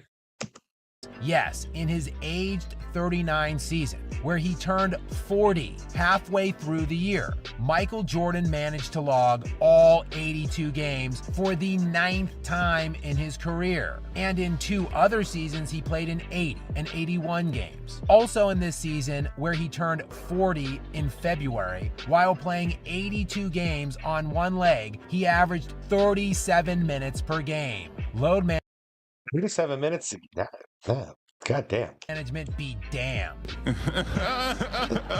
And Jordan would add 6 rebounds and 5 assists per game to go along. All right. So that's the final year with all the injuries intact. 26-3. Well, 4 basically. Not great, but still. Consider that 25. You know? It's almost yeah. It's not to be disrespected. I don't know why we disrespect him. Why? Because he's not putting up 30 a game? Because he's not 28 years old anymore? Like, you got to respect the old man.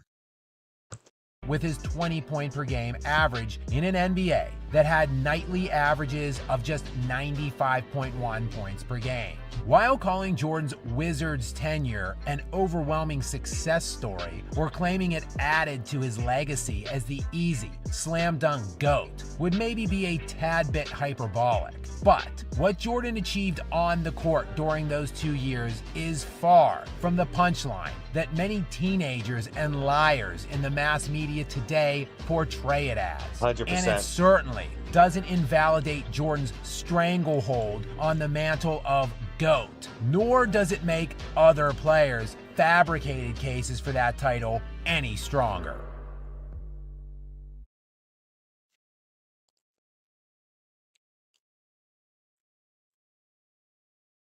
Timing, as they say, is everything in life. And so too is it in sports. What if I were to tell you Jason Kidd had more points, rebounds, and assists in his NBA career than Magic Johnson?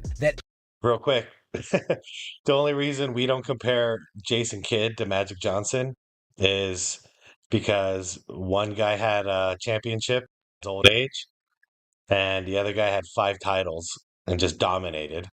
So stat-wise, stats don't matter. Like overall accumulative stats don't fucking matter. Because then, yeah, J Kidd's the greatest point guard of all time. And that's BS. It's like saying LeBron's the greatest player of all time just because he has the most points. Well, he also has the most turnovers of all time. What's that say? Elvin Hayes has more total points and rebounds for his career and a higher average per game in both categories than Tim Duncan. And did you know that Drew Brees led the league in passing yards a record 7 times in his career? Or that Peyton Manning had 7 first-team All-Pro selections, more than Tom Brady and Joe Montana combined?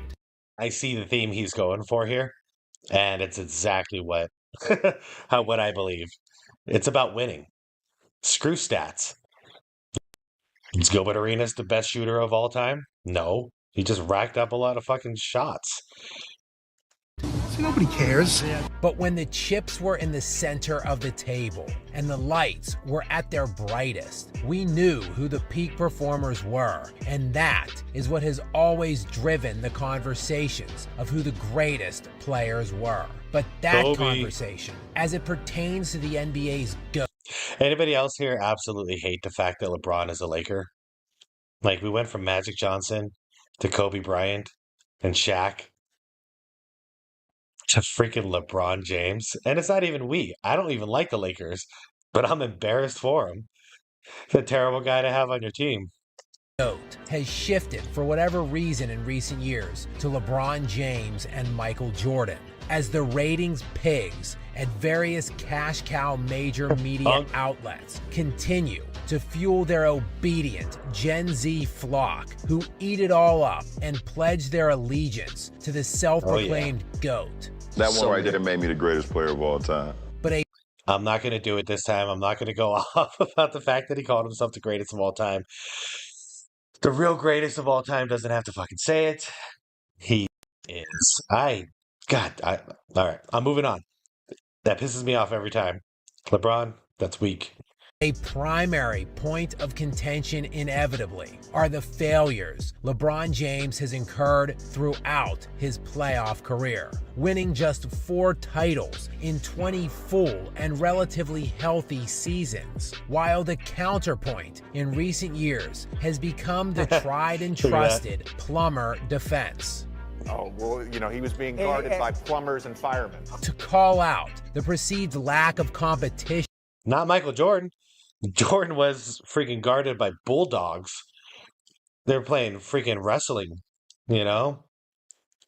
They weren't basketball out there. They were hitting the hell out of MJ. Jordan faced along his way to a sterling 6-0 record in the NBA Finals in what amounted to only 12 full seasons. But as with most things in Can you believe that? 12 full seasons? 6 rings? That's insane. Sports. To reveal the truth will require us to dig into the context of their runs, both the competition faced as well as the supporting casts they had around them. And in his first title run by Michael Jordan's Bulls in the 1990-91 season, his playoffs began sweeping the New York Knicks, who were only 39-43 for the season. But to be fair, LeBron's final... How are you going to dunk on people like Oakley and Ewing like that? That's disgusting. As a guard. Runs in 2007, 2011, 2013, and 2015 all featured playoff opponents without a winning record. That's important. Next up were the 44-38 Philadelphia 76ers before reaching the 50-win Detroit Pistons in the Eastern Conference Finals, who had just been to 3 consecutive NBA Finals and won the last 2 straight titles. Of course, the Bulls would sweep them and root to Jordan's first Finals appearance, where he would meet the 58-win Lakers, who, yes, no longer had Kareem Abdul-Jabbar. Speaking of great Lakers. But they did have 31-year-old Magic Johnson, who finished that season second in league MVP voting. I still can't believe MJ beat Magic in his first NBA Finals appearance.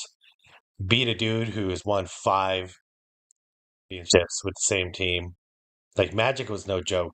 Magic was a real deal. As well as 29-year-old Hall of Famer James Worthy, who along with Magic made that year's All-Star game. Who did not make the All-Star team that year was Scottie Pippen, or any other Jordan teammate on the Chicago Bulls that season. But no problem for Mike, as he would beat the Lakers 4-1 in the finals while easily being named Finals MVP. 4-1, and if I remember it correctly, they lost the first game. So they lost the first one, then they went out and just whooped their ass and didn't look back. As he led the team in points, assists, steals, and blocks, averaging Holy cow. 31.5 points, 11.5 assists. Hold on. 31, 11, 6, 2.8 steals per game, and 1.4 blocks. Oh my God. Talk about the best player on the floor, both ends. No doubt. He worked harder than everybody. Assists, 6.5 rebounds, nearly 3 steals, and 1.5 blocks per game on 56% shooting. The Bulls were 15-2 during that postseason run, while Jordan would beat Patrick Ewing, Charles Barkley, Joe Dumars, Isaiah Thomas, Dennis Rodman, Magic Johnson, and James Worthy. Yeah, and everybody wants to say MJ didn't face anybody. Like, dude, the East was tough. And then, I mean, the West was tough too.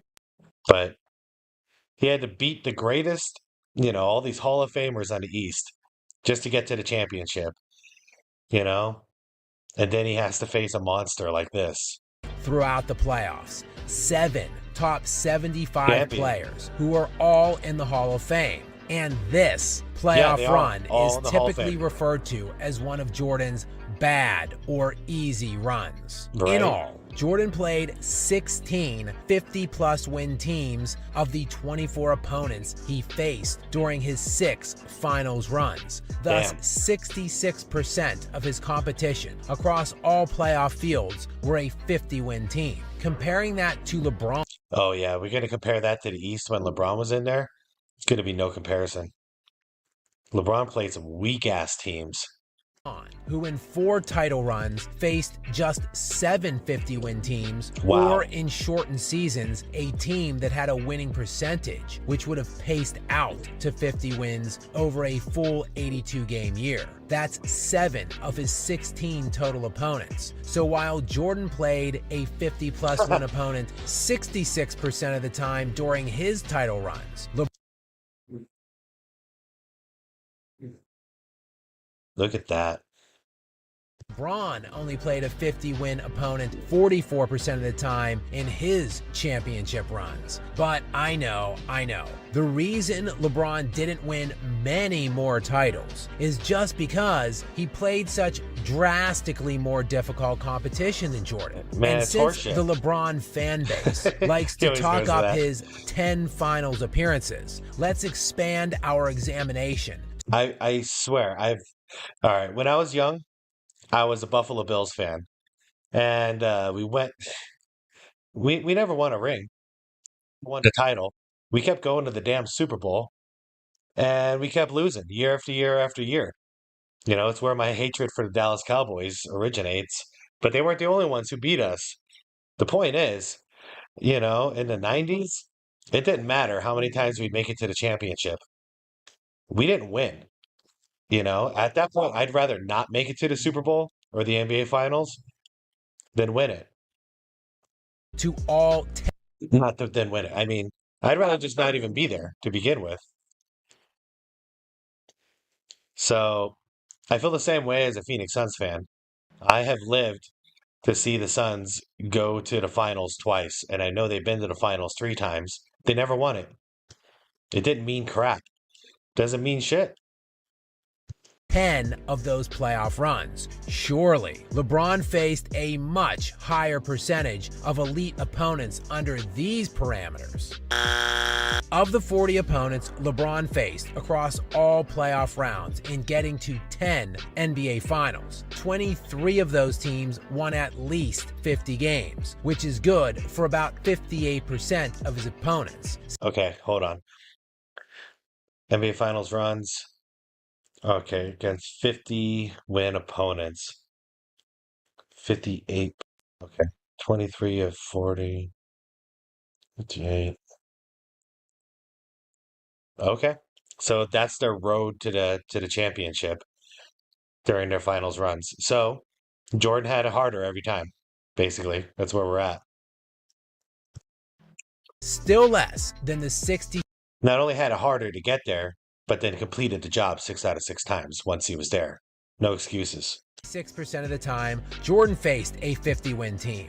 Oh, but LeBron played a way higher level of opponents. No. Of the 40 playoff opponents LeBron faced in his 10 finals runs, 6 of them won 60 games or more, which is 15% of the time. Okay, hold on again. Let's see. This is when opponents. Is this for the actual finals? No. All finals runs. 60 win opponents. Okay, I get it. So, Jesus. In the 24 series that MJ played in that involved him going to the championship, he played more teams that won 60 wins than LeBron did in the 40 teams that he played in his 10 finals appearances. That's crazy. That's crazy. I mean, that just shows you right there. That's all the Scap could just stop right here in the video because it's obvious. Jordan played teams like elite teams pretty much double the amount of time that LeBron did. Jordan, however, played 7 60-plus win teams of his 24 opponents, roughly 29% of the time, or nearly twice as much of the time as LeBron. Any way you slice it, Jordan played better teams than LeBron James more of the time, much more during his playoff runs. But who faced the better players? This is a tricky question and impossible to answer in terms of Hall of Fame players, as many of LeBron's opponents are still active. As for instance, he played Kevin Durant and Steph Curry many times in the postseason, but they aren't technically in the Hall of Fame at this moment. Also, how many Hall of Famers someone faced doesn't necessarily indicate how good that player is this season they faced them. For example, Gary Payton was a perennial All-Star, was inducted into the Hall of Fame, and named one of the 75 greatest players in NBA history. Yeah, he didn't win a title in his prime. He won a title with the Miami Heat, actually, his last year. And then I think it goes with that J. Kidd argument. He didn't win a title in his prime. He won a title and then he retired, you know? He eventually won a championship in 2007 as a member of the Miami Heat, but Payton barely played on that team and averaged only 5 points per game, a far cry from his prime. The fairest way to review this is by looking at the All-NBA players each. Yeah, Jordan beat Charles Barkley in his prime. Charles Barkley's MVP season, his greatest season ever, MJ beat him. Player faced for each playoff run. There are 3 All-NBA teams selected every year and only 15 total players selected league-wide. Y'all remember Sean This Kemp? will show elite players faced every year. In LeBron's 10 finals appearances, he faced a total of 36 players during those runs that made an All-NBA. That's something people don't talk about, by the way. I mean, MJ had to, as an old man, had to beat young Shaq, Orlando Shaq, like skinny muscle Shaq, not fat Shaq, you know? Y'all don't remember Orlando Shaq? Go look it up.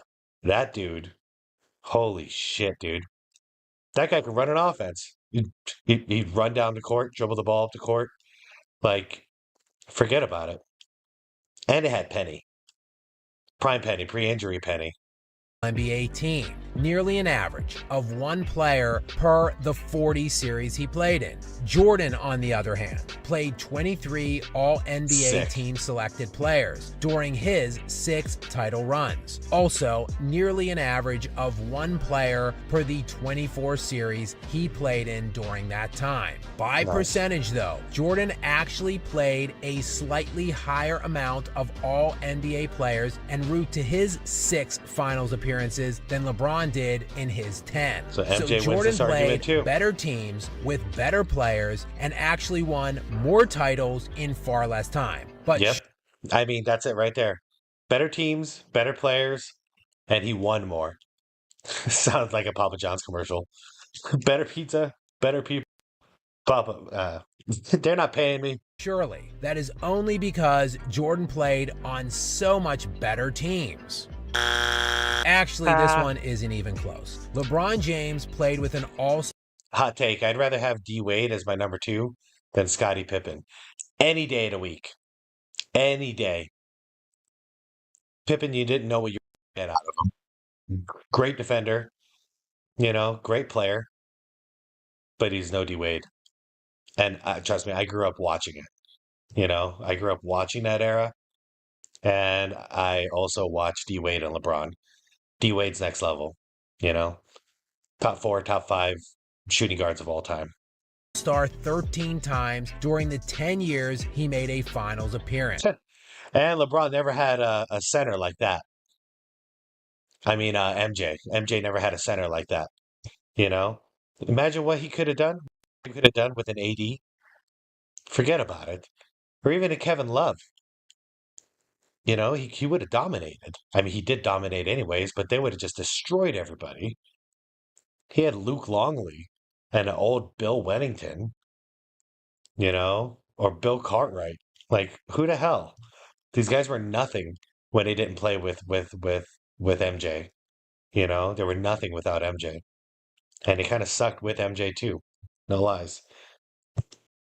This includes some combination of Dwayne Wade, Chris Bosh, Kyrie Irving, Kevin Love, and Anthony Davis. Jordan, meanwhile, played with an all-star only 4 times during his 6 title runs, which was just Scottie Pippen 4 different times. But LeBron had to do so much more than Jordan.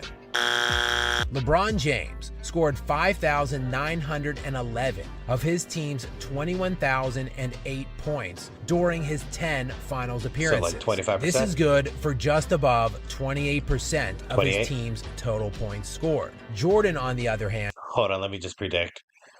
MJ, he averaged high 30s, like maybe 35 per game in the finals. Oh, it's going to be good for about 39%, something like that. And scored 3,776 of his team's 11,387 total points during his 6 title runs, which is over 33% of his team scoring. Still, man, but I know. LeBron is such a great playmaker, such a much better passer. LeBron leads the league in turnovers. I mean, not leads the league. He's the all-time leader in turnovers. And I think he averaged 5 per game in his career. Than Jordan was. Makes his teammates so much better and gets everyone else involved. So, of course, if we were to expand this to include points assisted as well as scored to determine the overall amount of team offense accounted for, surely LeBron will outproduce Jordan here. That's an interesting take. While it does narrow the gap in the favor of LeBron, looking at total percent. Damn, look at that. Damn.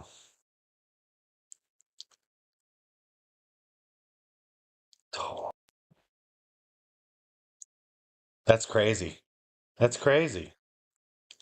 Screw your assist, LeBron. Going for the kill and win the damn game for your team. You're the leader. Percentage of offense accounted for and adding in assists. LeBron produced 42.5% of his team's total output, while Jordan produced just over 44%. But Jordan never had to play a team like the Kevin Durant Golden State Warriors in the playoffs. Firstly, LeBron never beat the Kevin Durant Warriors. That was a 16. James faced them twice in 2017 and 2018. Losing 4-1 and 4-0 in those 2 series. The better year of the 2 for the Warriors was in the 2017 season, when Golden State was 67-15. That year, they had 4 All-Stars in Kevin Durant, Steph Curry, Draymond Green, and Klay Thompson, all 4 of which are presumptive Hall of Famers. The only reason LeBron doesn't have... Y'all think Clay's gonna make the Hall of Fame? And Draymond? I wonder. They were badass in their prime. More rings is just because he ran up against them 2 years in a row, and Jordan never saw a team like that. Jordan played the legendary 1980s Boston Celtics in back-to-back seasons during his playoff runs, That was so including unfair. one of the greatest teams ever assembled in 1985-86. That Yep. Celtics team that year, like the 2017 Warriors, were 67-15. God And damn. while they only had 3 All-Stars that specific season in Larry Bird, Robert Parrish, and Kevin McHale, they also had that season's league MVP in Larry Bird, the NBA Sixth Man of the Year winner in Bill Walton, and what would become Big Bill. 5 eventual Hall of Famers. Yeah, Jordan lost to that team in back-to-back seasons, but Jordan also had 0 other All-Stars on his own team. While Yeah, that was back in the day when all those old hats were in their prime, and all those future Hall of Famers. And MJ was what, second year? His second year. He was a kid, and he was still giving him the business, but there's no way he's going to win that series all by himself. You know, there's no Scottie Pippen, no Horace Grant, you know, nobody. He had nothing. No John Paxson. You know, he had absolutely no help. in 2017, LeBron James had 2 other All-Stars. No kidding. I swear. Okay, even take a second year MJ. If he had Kevin Love and Kyrie Irving on his team, he would have won a ring. He would have won a title back in '86. No doubt in my mind. On his. Yeah, so after Jordan lost to that Celtics team back-to-back years, he then Look at that lost shit. to the Detroit Pistons for 3 years in a row. A Pistons team that also had 4 Hall of Famers on it, went to 3 straight finals, and won back-to-back titles. Jordan, meanwhile, still 0 All-Stars on all of his teams those seasons. While consensus, perception, crazy. and recency bias. I mean, this was before the time of super teams, far before it. So people didn't trade in and become a super team. They had to draft their team one strategic year after another and try and build a lineup. Couldn't just do this crap that you see LeBron doing now, which is just form a super team, you know, form a super team everywhere you go. No, man. MJ had to wait for help. And eventually he got Scottie Pippen and he got Horace Grant, you know, and he made that enough to win. Bias can always lie. Adding To go against a team like Detroit or Boston, I mean, that's hard.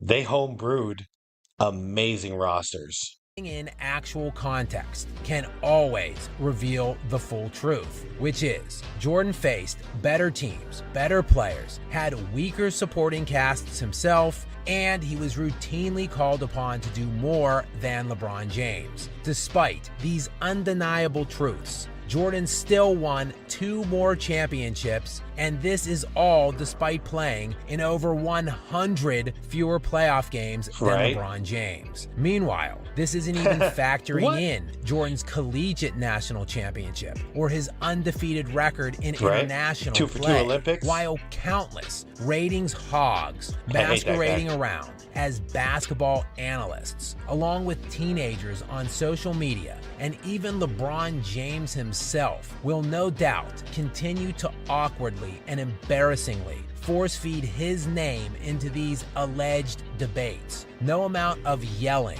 or lies will be able to conceal the fact this isn't a legitimate conversation, and it never was.